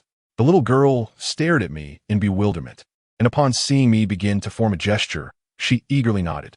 "Who are you talking to?" Bai Shouting asked, astonished at my apparent soliloquy. "It is nothing. We are leaving now," I replied. "Outside the door?" "Do not worry. I have it all planned." I first opened the door for the little girl. As she stepped outside, before the ruffians could react, she reached out her small hand and touched their heads. The moment the ruffians were touched by the ghost, they shivered, their eyes glazing over in confusion. "Go. Now is our chance," I urged, seizing by shouting S hand as we rushed out. Chapter 96. A birthday gift. Once outside, the little girl followed us. "Thank you, but you no longer have any business here. Farewell," I waved to her. By shouting, feeling the emptiness around us, anxiously clutched my arm. Together, we strolled out of the community with a confident stride. "What shall we do now?" By shouting inquired. I contemplated for a moment before responding, "Let us stay at my home. My sister often finds herself alone and bored. Your presence would be a welcome companionship for her." "Thank you." By shouting expressed her gratitude promptly. On our way back, by shouting received a phone call. After a few exchanges, she hung up, appearing dejected. "What is it?" I asked. By shouting lowered her head, her fists clenched as she reluctantly said, "Today is my mentor, Professor Lee's 60th birthday. He is hosting a banquet this evening and wishes for me to attend." As she spoke, her head drooped even lower. I nodded. A 60th birthday is indeed a significant occasion. "You should go." By shouting immediately shook her head. "The issue is, I currently lack a proper gift. Professor Lee has done much for me. How can I attend the banquet empty-handed?" By shouting looked at me with hopeful eyes and asked, "Brother, could you lend me some money?" "Absolutely not," I replied decisively. Instantly, her expression fell. I continued, "Sister, do not misunderstand. It is not that I am unwilling to lend you money. If you truly need it, I could lend you millions. However, preparing a birthday gift for your mentor is not something one should finance with borrowed money. I intend to lend you money, yet your fortune will vanish." By shouting gazed at me in astonishment, asking, "What shall we do then?" I smiled gently. "What is there to perplex you? Since he is your esteemed mentor and has been kind to you, he undoubtedly would not mind whether the gift you present is extravagant." By shouting nodded eagerly indeed. Professor Lee is a good man and seldom accepts gifts. Therefore, the value of the gift is inconsequential. What truly matters is the thoughtfulness behind your selection. I patted my chest and continued, "You still have a few hundred yuan. Go and thoughtfully choose a gift that Professor Lee would appreciate." "I only have a little over 200 yuan. What can I possibly buy with this?" She lamented. "All of Professor Lee's students are elite professionals from various fields, and with such a meager amount, anything I buy would be unworthy." I sighed. "Sister, your mindset is confined. Subconsciously, you equate worth with wealth. You may lack money now, yet you still wish to compare? I have said it is about thoughtfulness. A bowl of longevity noodles, if made with your own hands, signifies sincerity. A longevity peach, if hand-picked, embodies the same sentiment.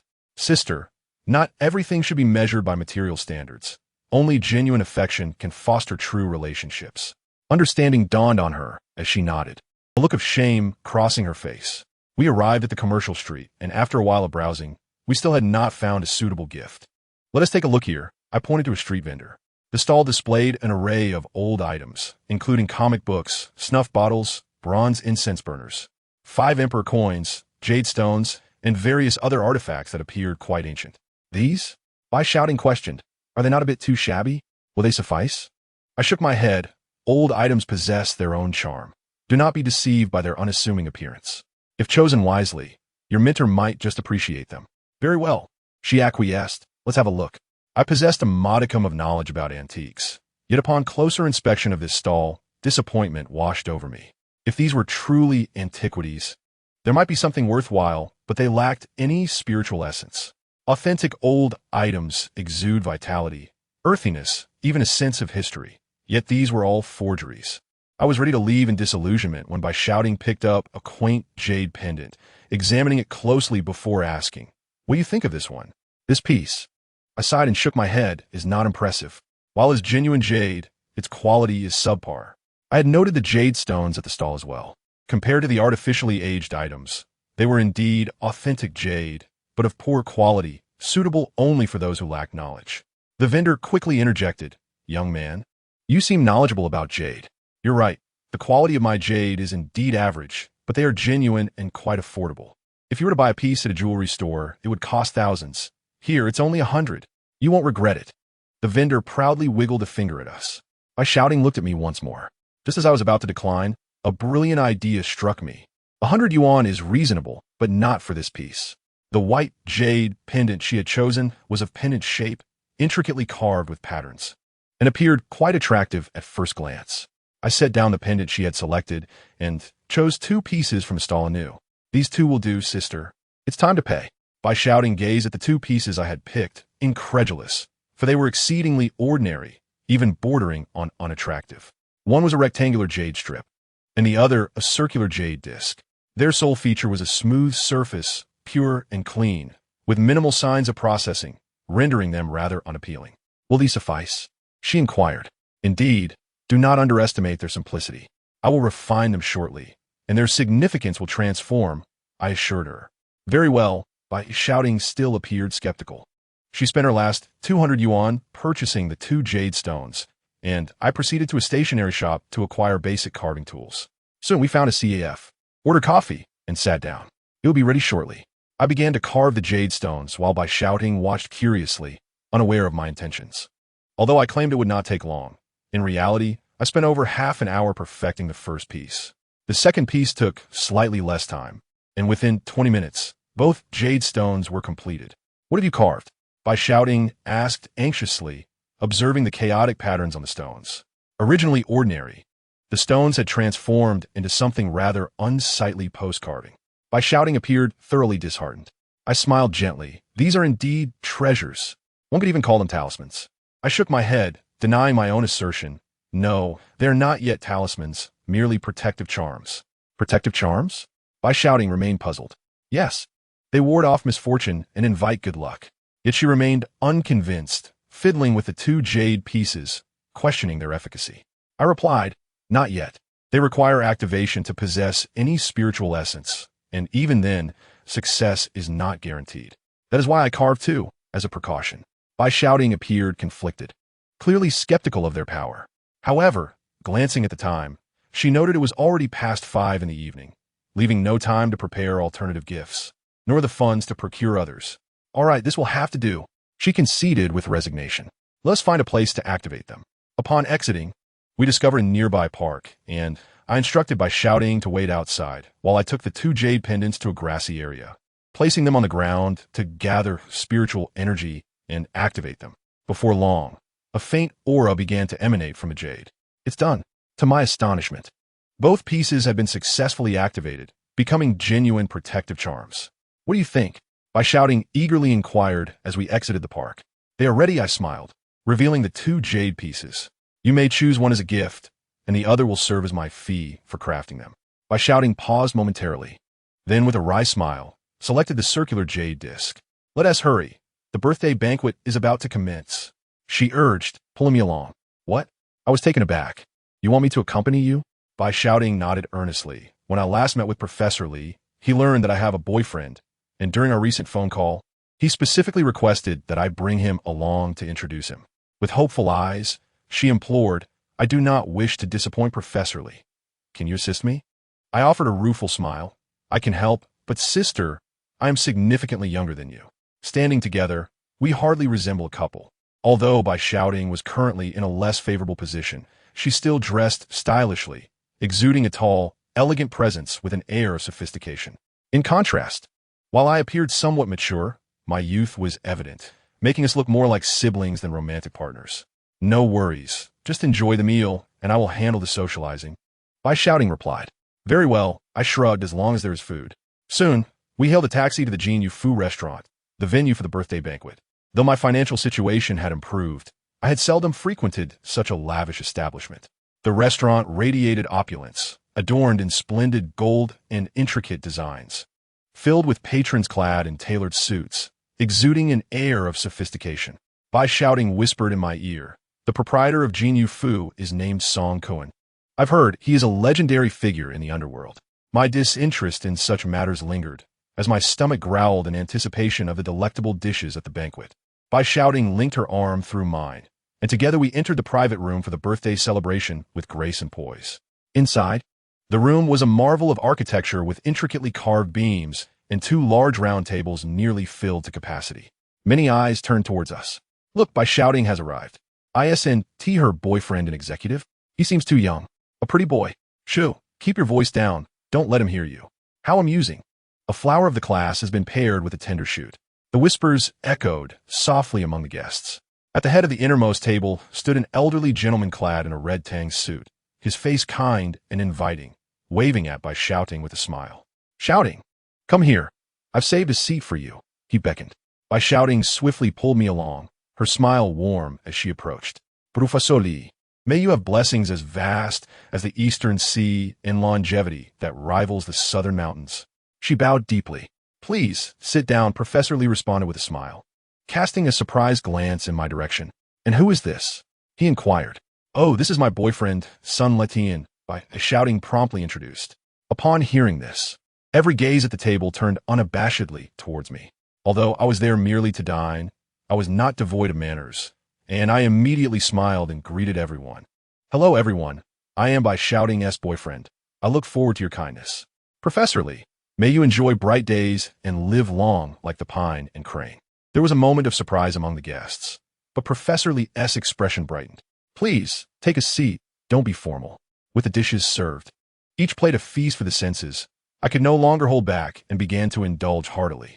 Noticing my lack of pretense, some cast disparaging looks my way. A man in a suit with gold-rimmed glasses smiled faintly and said, Greetings. My name is Zhang Ziqiao. I work in finance. May I ask what field you are in?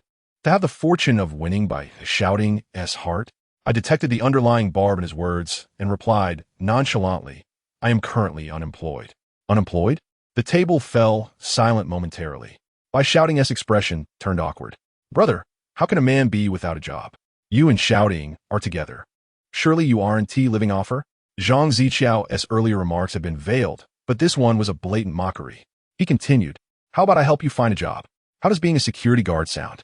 It may be tough work, but the salary is over 4,000, which is quite suitable for you, similar to what my housekeeper earns. 4,000? Isn't the salary for security guards only about 1,800? I shook my head. I just resigned from that position last month. Upon hearing my candid admission, Zhang Ziqiao was momentarily taken aback. However, in an instant, he burst into laughter, a cruel edge to it. A security guard? Ha ha! Shouting, I pursued you all through school, but you ignored me. You were my goddess. I thought I was unworthy of you. And look at you now. Ha ha ha! A security guard? Zhang Ziqiao laughed uproariously, pointing at by shouting and then at me. Your boyfriend is quite something. Ha ha ha! Enough, Ziqiao! Professor Lee interjected, unable to tolerate it any longer. No profession is inherently superior or inferior. We are all cogs in society. As long as one works hard, they contribute value. Zhang Ziqiao shook his head dismissively. Professor Lee, you are correct that professions are equal, but people are not. Some individuals are simply beneath contempt. He shot a scathing glare at by shouting, his meaning clear. Chapter 98. The amulet, noticing Professor Lee's expression darkening.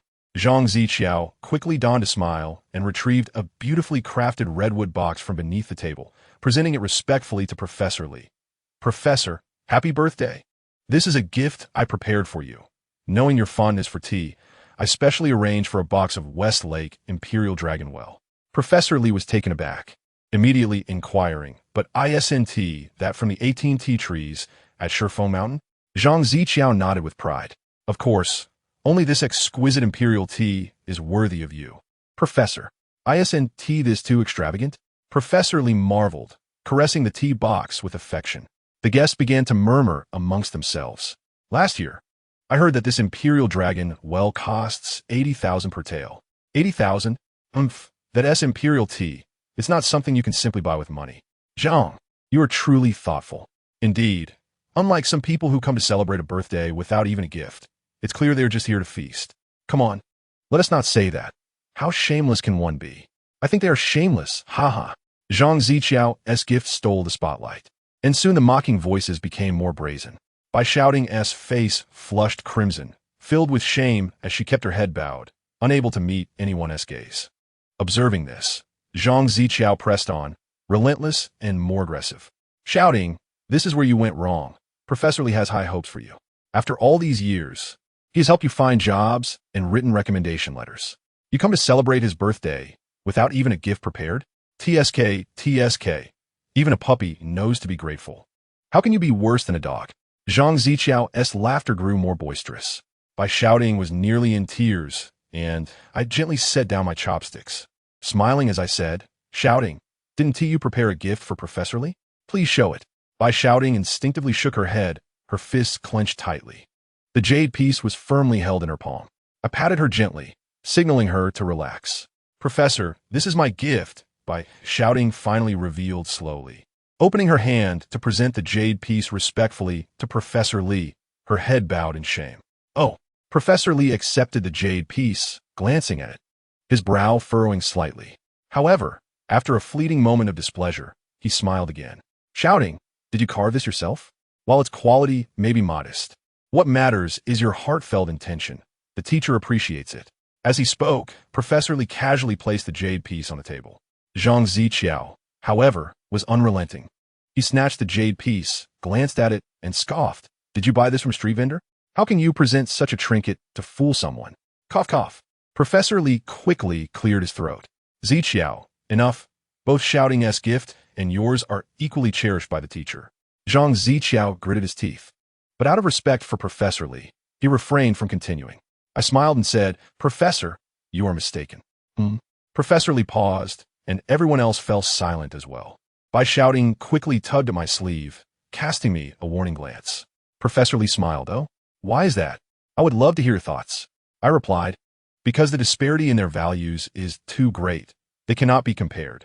The so-called Imperial Dragon, well, T cannot possibly be measured against the amulet that Shouting has presented you. They are incomparable." I waved my hand with a smile. The room erupted in chatter. By Shouting was frantic, too ashamed to lift her head. Zhang Ziqiao stared wide-eyed, coldly declaring, "Kid, you are exceedingly arrogant. That broken jade isn't worth even a single leaf of my Imperial Dragon well. Where do you get the audacity to speak such nonsense?" Huh, this person must be out of his mind. Exactly, anyone with eyes can see that Senior Zhang's gift is far more valuable. Professor Lee exchanged pleasantries, and now he has gotten too full of himself. He truly doesn't know the heights of heaven or depths of the earth. Professor Lee was momentarily taken aback, then picked up the jade piece from the table. Examining it closely, he queried, "Did you just say this is a talisman?" "Indeed, it is a genuine talisman, capable of turning misfortune into fortune, bringing auspiciousness in times of peril, a priceless treasure," I proclaimed with pride. "This is a thoughtful gift prepared for you by Shouting." Just then, the door to the private room swung open. "Talisman? What talisman?" A hearty voice resonated before the person even entered.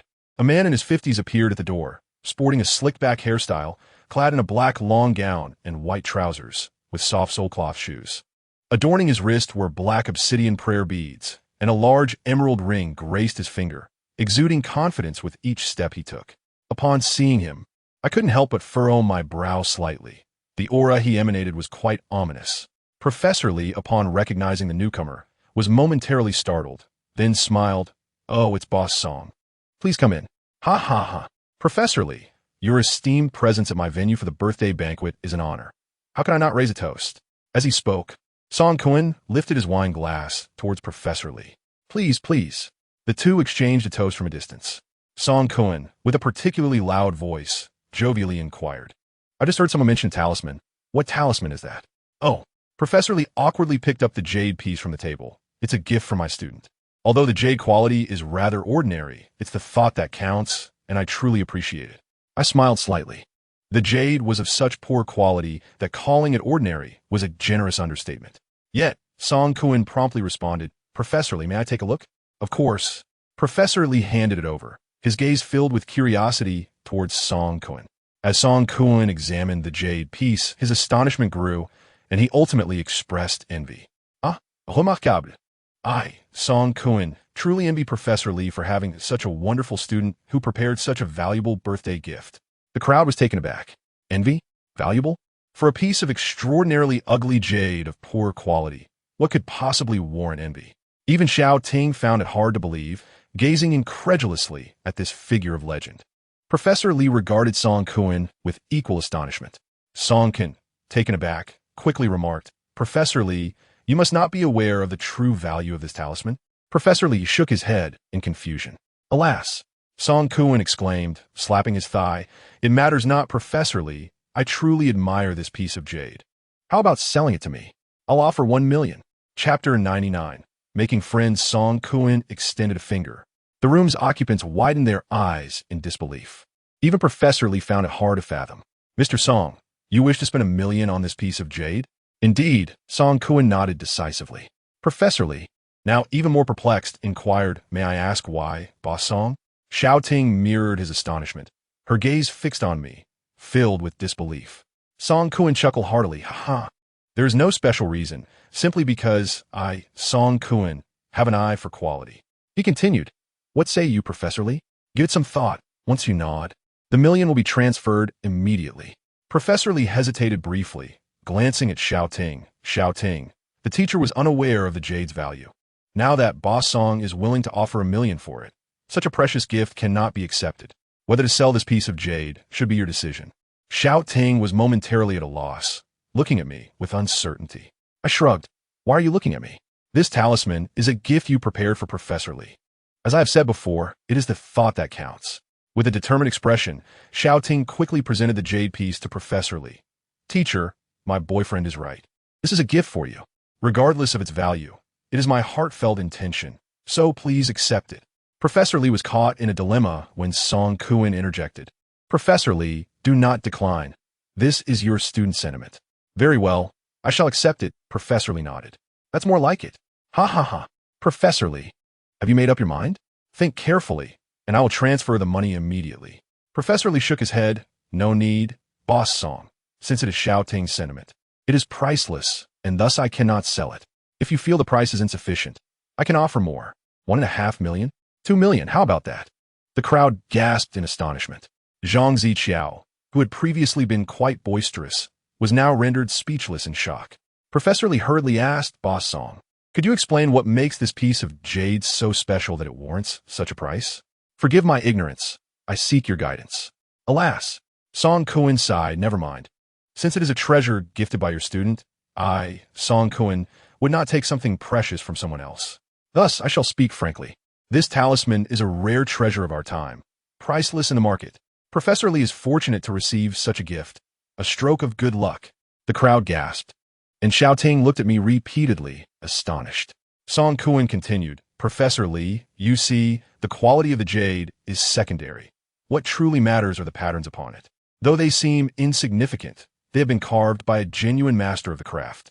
If you observe closely, you will see the subtle glimmers of spirit flowing within the patterns.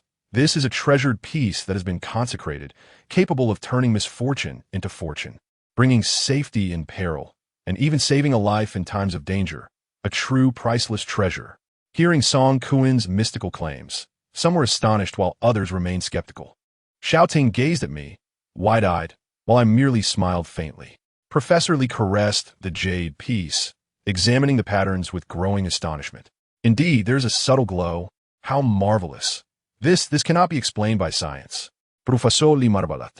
Song Kuan nodded. I once had a brother who, in his youth, was fortunate enough to acquire such a talisman.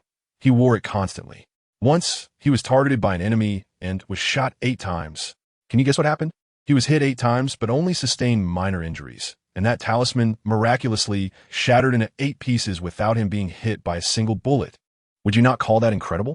As the crowd absorbed Song Kuan's legendary tale, they expressed their awe. I simply smiled faintly, unaffected by their excitement, and continued my meal. Xiao Ting, where did you acquire such a precious treasure? Professor Lee inquired. Song Kuan quickly interjected. Is it possible to find another such talisman? If so, I, Song Kuan, would be willing to pay handsomely for it.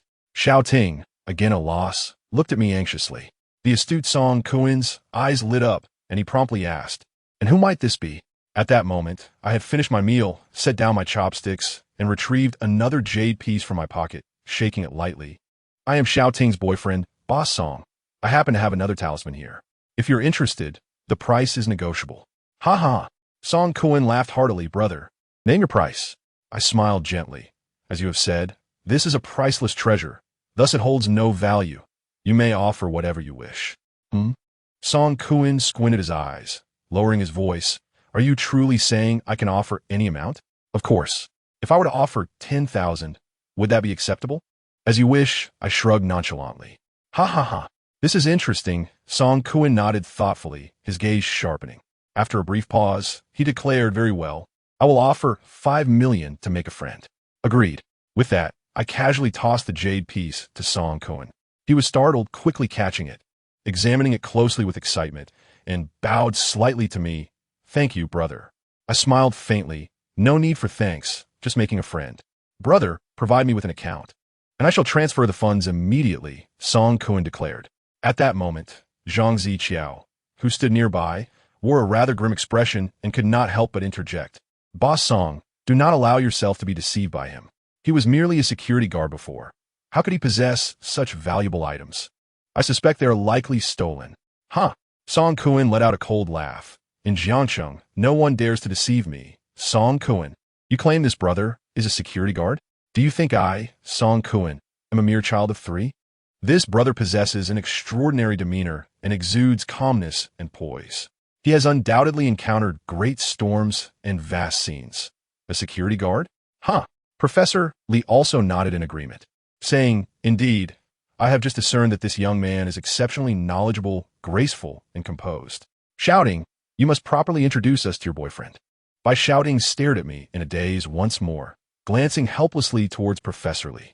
I understood that her knowledge of me was quite limited, so before she could speak, I took the initiative to say, Professor Li, I am merely an unemployed drifter, hardly worth mentioning.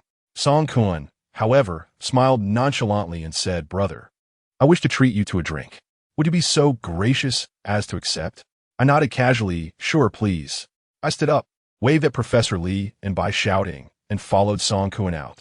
As soon as we stepped out of the private room, Song Kuan eagerly said, There were too many people earlier, it was difficult for you to speak. Now that it is just the two of us, could you kindly tell me where this talisman came from? I made it, I replied directly, without any pretense. Song Kuan gasped in surprise indeed. Ha ha ha. He clapped me on the shoulder and laughed heartily. Brother, do not blame me for taking advantage of you. I have decided to befriend you. I responded without reservation, smiling. Brother Song, you are too kind. It is I who am fortunate to call you my brother. From his facial features, I could discern a harsh demeanor, a ruthless heart, and a decisive character. Yet simultaneously, he exhibited a generous disposition and valued brotherly loyalty. Such a person is worthy of friendship and deep connections. As long as one does not deceive or betray him, he will stand by you through thick and thin. Ha ha ha. I like your straightforwardness. Come, let us head upstairs. I will introduce you to a few friends. As we walked and conversed, I kept my circumstances rather simple, and he only knew that I had crafted those 2 talismans. As for Song Kuan, he was indeed a remarkable individual. During our ascent, he briefly introduced himself. He was the proprietor of this establishment and owned about a dozen properties in Jiangcheng, most of which were bars and entertainment venues. Once a prominent figure on the streets, he had now retired from that life, but still commanded respect from both the legitimate and illegitimate realms of Jiangcheng. As we arrived at the private room upstairs, he exclaimed, Ha ha ha ha, Master Zhou, Ba Xiao, my apologies for keeping you waiting. Allow me to introduce this young brother I have just taken under my wing, Sun Letian. He is quite the character. As Song Kuan spoke, he draped his arm around my shoulders and continued, Brother, let me introduce you to Master Zhou, a renowned feng shui master from Hong Kong, exceptionally skilled. You know the Gambling King? The feng shui of the Gambling King's family was adjusted by Master Zhou. This is Zhao Ji, the owner of Hengxiang Club. I need not elaborate on Hengxiang Club. It is well known across the country. You must have heard of it. Boss Xiao and I are old friends. Otherwise, I could not invite such a distinguished guest to my humble abode. I nodded in greeting to the two, exchanged a few pleasantries, and was promptly pulled into a seat by Song Kuan. However, once I sat down, no one paid me any further attention. The atmosphere in the private room seemed to revolve around Master Zhou, who spoke at length, eloquently discussing destiny and fortune, cyclical luck, and analyzing birth charts, culminating in discussions of auspicious and inauspicious omens, citing classical texts with authority. Song Kuan and Zhao Ji soon became engrossed, believing every word. Mr. Zhao, according to your birth chart, you belong to the metal of the sea, but this year is the year of the Xian Chou, and next month will be the month of the Jiao Wu. Your fortune is unfavorable, and your annual luck is poor. The god of food faces the 7 killers. Your wealth is afflicted, and the officials clash with calamities. Great misfortune awaits. Master Zhou shook his head and continued, as for Boss Song, your birth chart reveals a right official and a wounded spirit. This month, you will encounter petty people. Keep your distance from them and stay close to virtuous individuals, or you may face financial disaster. As he spoke, Master Zhou cast a cold glance at me, scoffing softly. I nearly spat out the tea I had just sipped. Song Kuan instinctively turned to look at me, and the atmosphere in the room suddenly became somewhat peculiar. I was at a loss whether to laugh or cry. If he wished to deceive, let him do so. Why drag me into it? It seemed I had to speak up. Master Zhou, I shall grant you another opportunity to organize your thoughts and repeat what you just stated. I said calmly. I had found his nonsense increasingly intolerable, and it seemed he had intentionally directed the flames towards me. I could not let him get away with it. Tell me, what did you say? Master Zhou stammered, taken aback by my audacity, clearly not expecting such disrespect. Zhao Ji frowned, and even Song Kuan's expression turned sour. You. Master Zhou trembled with anger, pointing at me as he coldly declared, you insolent youth dare to speak so boldly. This is truly outrageous. Boss Song, is this how you entertain your guests? If you do not expel this insolent youth, I, Zhou Tianxi, shall take my leave. With that, Master Zhou dramatically shook his robes and turned away. Song Kuan's face darkened, and as he was about to speak, I interjected, Brother Song, this so-called Master Zhou is nothing but a fraud. You treat him as a guest, yet he regards you as a lamb to slaughter. According to him, both you and Boss Zhao are facing unfavorable fortunes and financial disasters. It is pure nonsense. Is his next step to offer to resolve these issues while pocketing your money? Song Kuan was not foolish. His eyes flickered with realization. He immediately retorted, Brother, Master Zhou is a renowned feng shui master. If you claim he is incorrect, you must present some evidence. Exactly, Zhao Ji added with a stern expression. Master Zhou is someone I specifically paid handsomely to invite. What qualifications do you have to question him? I replied nonchalantly, this is simple. I can also cast a divination for both of you. By comparing my readings with Master Zhou's, you will discern who is correct. Both men paused, and Song Kuan's eyes sparkled with anticipation as he looked at me. Very well, let us proceed as you suggest. Song Kuan declared promptly. Zhao Ji, puzzled, inquired, what exactly do you do? I waved my hand dismissively. I am merely an unemployed drifter who knows a bit about feng shui and metaphysics. Oomph. Master Zhou still exuded disdain, snorting coldly. I, Zhou Tianxi, do not wish to compete with such an unknown youth. I smiled, rest assured. I shall not lower myself to compete with a self-proclaimed master of dubious merit. You may read your fortunes as you please. I shall read mine. And by the time I am finished, Boss Zhao and Brother Song will naturally understand. With that, I turned my gaze toward Zhao Ji. Let us begin with you. Boss Zhao. Zhao Ji nodded, though his eyes still held contempt as he coolly remarked, Young brother, do you plan to use birth charts to divine your fortune? I shook my head. No, I have a more eclectic approach. I will not adhere strictly to birth charts. I will simply make a few observations. Haha. Zhao Ji seemed unconvinced. As a successor of the Ma, Yi Xiong, what birth chart analysis or plum blossom divination was merely child's play for me. I scrutinized him closely and immediately declared, Boss Zhao, that scar on the back of your hand was left when you were 7 years old. How do you know? Before I could finish, Zhao Ji jumped up, his eyes wide with shock as he stared at me in disbelief. Song Kuan and Master Zhou's expressions also turned serious. I offered no explanations and continued. Furthermore, this scar appeared in the evening, at dusk when the sun set and yin and yang converged. At that time, you must have broken a bowl, correct? At this point, I gazed intently at Zhao Ji. Zhao Ji had become as immobile as a statue, petrified by the revelation. Is everything accurate? Song Kuan asked, his face awash with astonishment. Zhao Ji nodded rigidly. Yes, it's all correct. With a sudden thud, Zhao Ji collapsed from his chair. Master, you are truly a master, he exclaimed, rushing over to grasp my hands with fervor. I sighed. Boss Zhao, you believe everything I say now, don't you? I do. I believe it all. Master, I would trust you even if you claimed the earth is flat.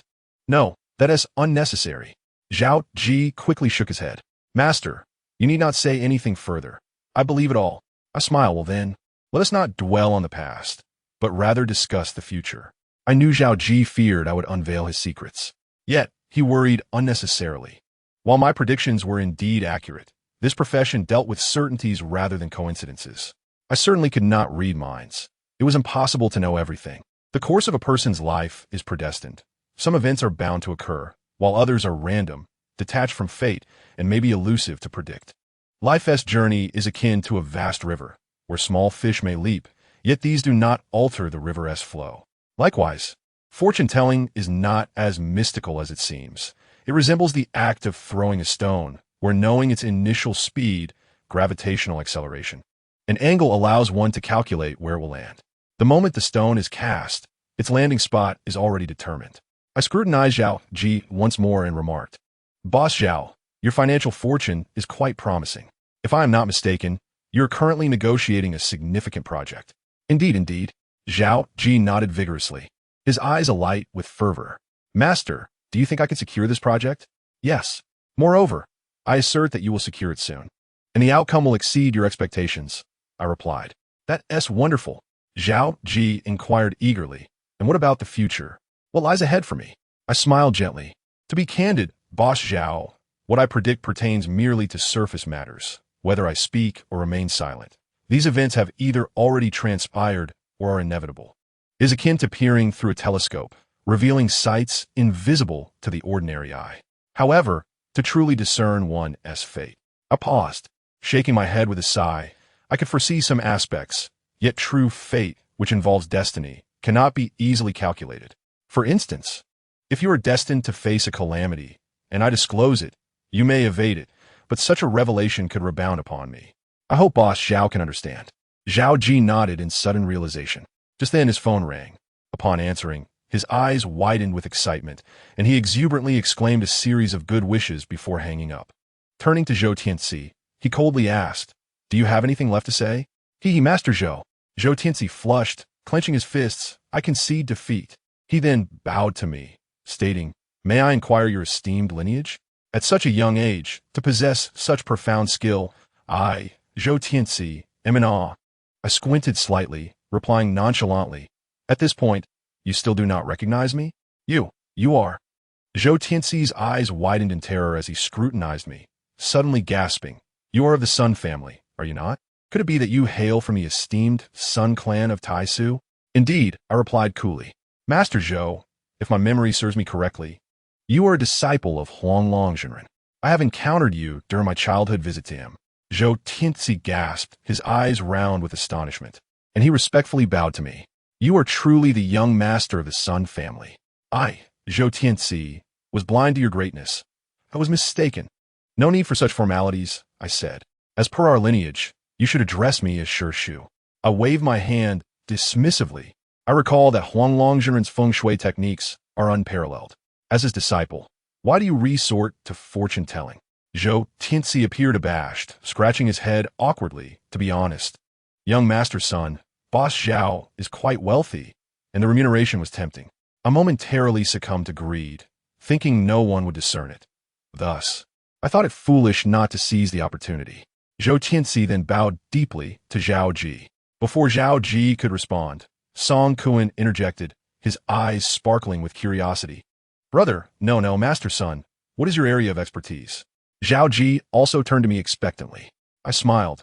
"I do not possess a singular specialty. Rather, I have a modest understanding of various matters." "A broad understanding?" Song Kuan quickly praised, "Impressive." "Ahem, may I request master son to offer me a reading?" "Rest assured, the compensation will be substantial." I waved my hand. "Brother Song, you flatter me. If it is merely superficial, our relationship requires no payment. However, if we delve into fate..." Song Kuan's eyes brightened. "Fate can be discerned?" "Master son, whatever the cost." I sighed. "It is not merely a matter of money. As I mentioned earlier, reading one's fate is akin to glimpsing the secrets of the heavens. Regardless of whether one alters fate, I will inevitably face repercussions. Of course, it is not impossible to read. It simply requires special conditions. Please, master son, share your requirements. As long as I can fulfill them, it shall not pose a problem." "Very well," I nodded. "To read fate, I require 10 pieces of spiritually attuned jade. As for monetary compensation, I am indifferent. Any sum will suffice." Both Song Kuan and Zhao Ji were momentarily stunned. "Is that all?" Song Kuan exclaimed, bewildered. Zhou Tianxi quickly interjected. Boss Song, you are underestimating the significance of the jade. The jade he requests is not ordinary. It must possess spiritual energy. Such jade appears similar to the mundane, yet only true experts can distinguish it. And it is exceedingly rare. 10 pieces can only be selected from thousands of ordinary jades. Song Kuan enlightened, pondering briefly before declaring, no problem. I will procure 10,000 pieces of jade from Master Sun to choose from. As for the payment, he clenched his jaw and extended a hand, 5 million. I smiled faintly. He was a shrewd individual. 5 million was no trifling sum, and it held a particular significance for both of us. Forging a friendship. Agreed. Brother Song, please provide your birth date and time. I will conduct a thorough reading. Thank you, Master. Song Kuan promptly gave his birth details, while Zhao Ji appeared eager, seemingly wishing to have his fortune told as well. Reading fate, revealing heavenly secrets, and influencing the cosmic order indeed incurs backlash. This was no deception on my part. However, the cosmic order is not immutable, especially in the pursuit of enlightenment, which inherently defies the heavens. The backlash can be mitigated through virtuous deeds, and it is not as severe as it seems.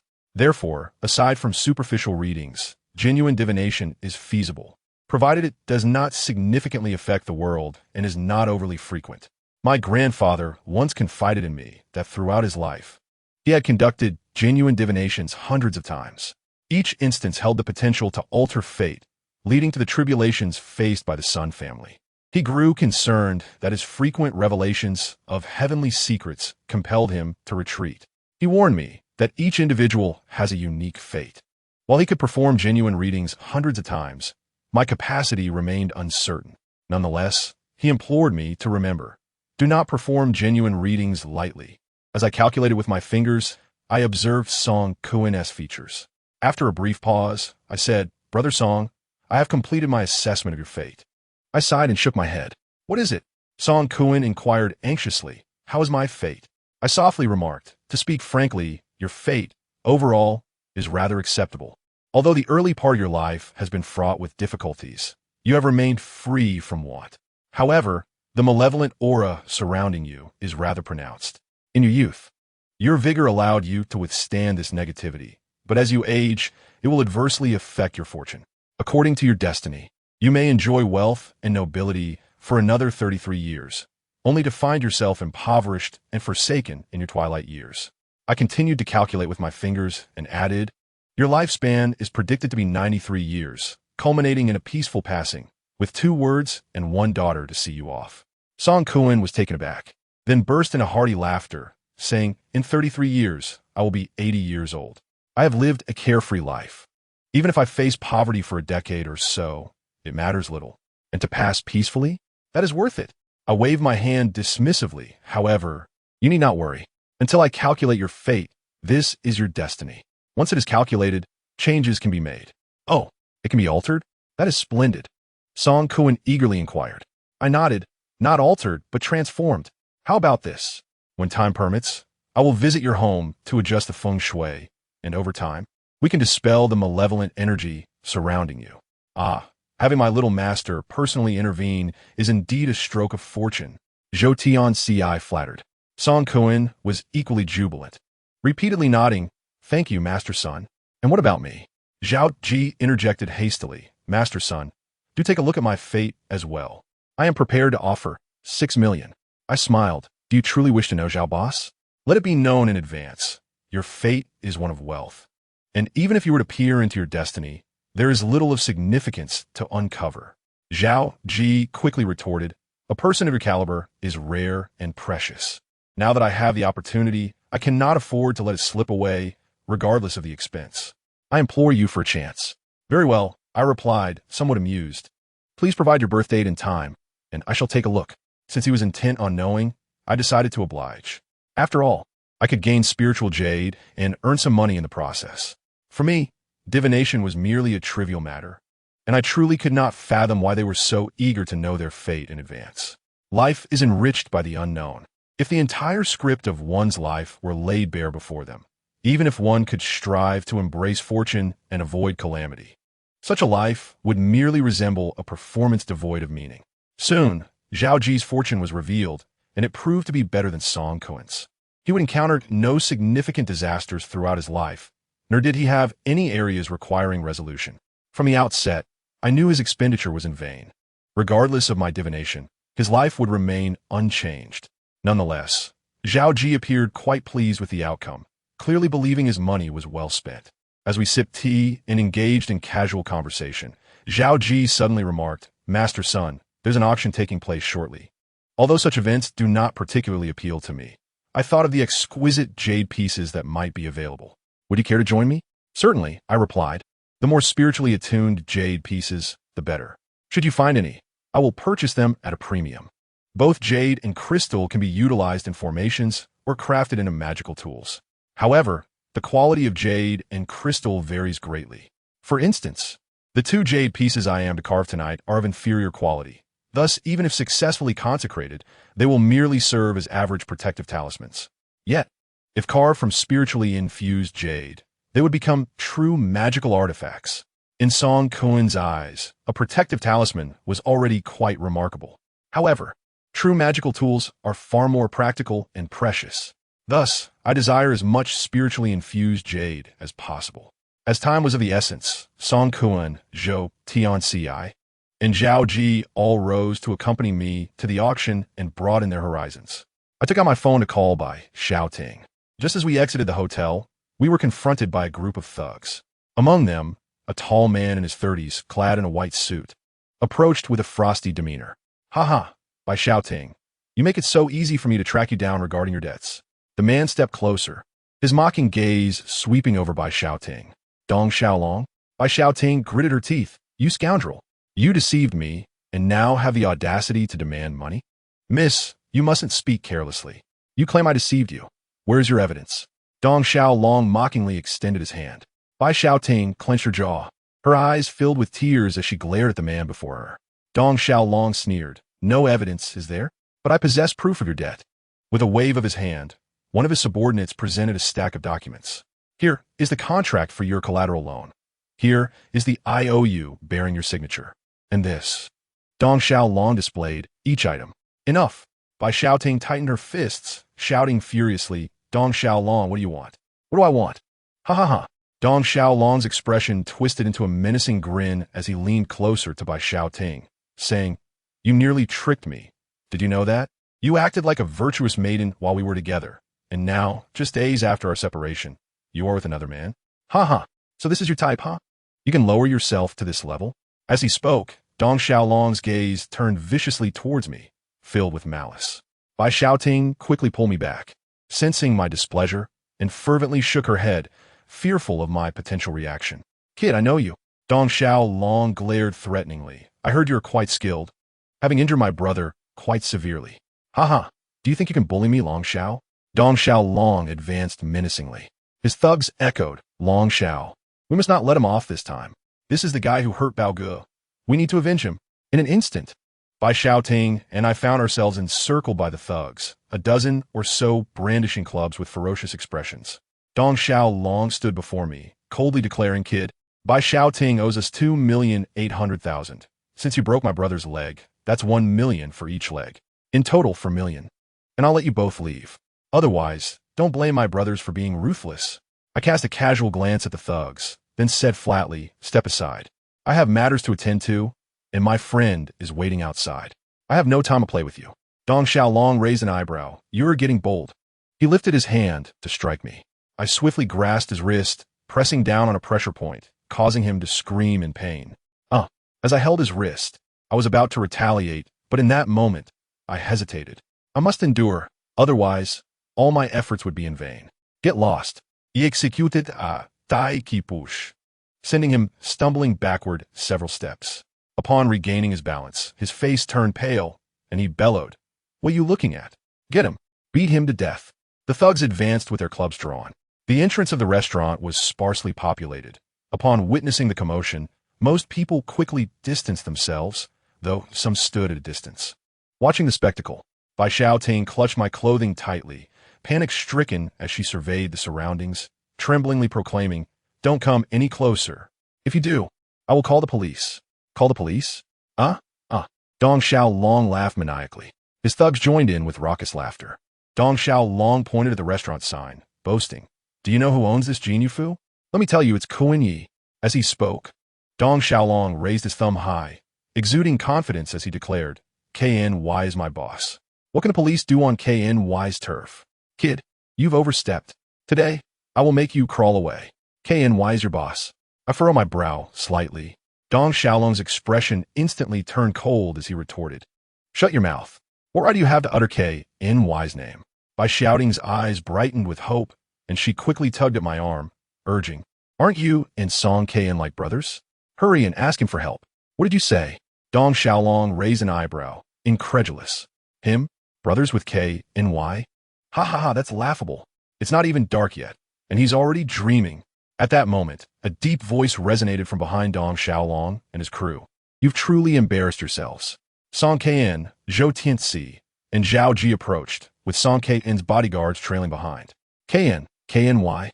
Dong Xiaolong's face changed instantly as he regarded the grim-faced Song KN in disbelief. KNY. The minions quickly bowed in respect.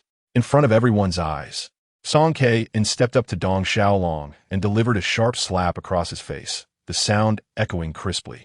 Slap! Dong Xiaolong, unable to evade or avoid it, was left dazed, clutching his face as he asked, "KNY, what did I do wrong?" Ignoring him, Song KN hastily approached me and bowed deeply. Dong Xiaolong gaped, unable to comprehend the scene unfolding before him. With an apologetic expression, Song KN whispered, "I'm sorry, Master Sunday. It's my fault for not keeping them in check. Are you all right?" I waved my hand dismissively, sneering, "Boss Song, I never expected these extortionists and deceivers to be your men." Song KN quickly wiped the sweat from his forehead, explaining, "Master, you misunderstand. They're merely using my name to commit misdeeds. I have washed my hands of such matters for years, abstaining from the underworld and not profiting from them. This truly has nothing to do with me." Zhao Ji also hurriedly clarified, "It's true, Master Sunday. I can vouch for that. But ultimately, it's still old Song's fault. If he hadn't taken on the role of boss, he could have enjoyed a peaceful life, but instead, he left behind a mess." Yes. Song KN nodded repeatedly. "It's all my fault. I will discipline them properly." With that, Song KN turned, his gaze piercing as he fixed it on Dong Xiaolong and his cohorts, his eyes sharp enough to seem ablaze. "Drag him out and break his legs." Dong Xiaolong was left stunned, collapsing to his knees. "KNY, I was wrong. Please, give me another chance." "Oomph."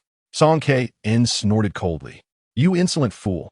Master Sun is magnanimous and will not hold it against you, but I, Song KN, will not tolerate any nonsense. Drag him out, break his legs, and dispose of him." Seeing this, Dong Xiaolong quickly crawled on his knees to Bai Shouting, clutching her leg. Chapter 104. A pair of jade pendants Bai Shouting recoiled in alarm, retreating hastily. Before she could speak, I remarked coolly, "What are you doing? Are you touching my girlfriend's leg?" "Huh?" Dong Xiaolong was taken aback, and as realization dawned, his face turned pale, quickly shaking his head. No, I wouldn't dare." "Oomph," I scoffed, pulling Bai Shouting closer and addressing Song KN, "Brother Song, you can handle your own affairs." Song KN, being astute, understood immediately and waved his hand. The bodyguards advanced, dragging the wailing Dong Xiaolong away. Dong Xiaolong's minions could only watch obediently as their leader was taken away by Song KN, not daring to utter a word. "Let's go," I said. "Yes. Don't let these trash affect your mood," Zhao Ji added quickly. "I apologize, Master Sunday. Yes, I was wrong, and I will ensure they are properly disciplined from now on." I replied nonchalantly, "Brother Song, you are too polite. I understand that their actions were done without your knowledge. However, they have sullied your name by committing such heinous acts, and you must bear some responsibility. Therefore, I advise you to distance yourself from them." Yes. Thank you, Master Sunday." Our group exited and headed straight for the auction. The auction was being held at the Hai Tian building, and although it had already begun, with Song KN and Zhao Ji leading the way, we progressed smoothly into the venue. Our sudden appearance drew many curious glances, with some of Song KN and Zhao Ji's friends greeting them in surprise, and even Zhou Tianxi was recognized, receiving a respectful call of Master Zhou.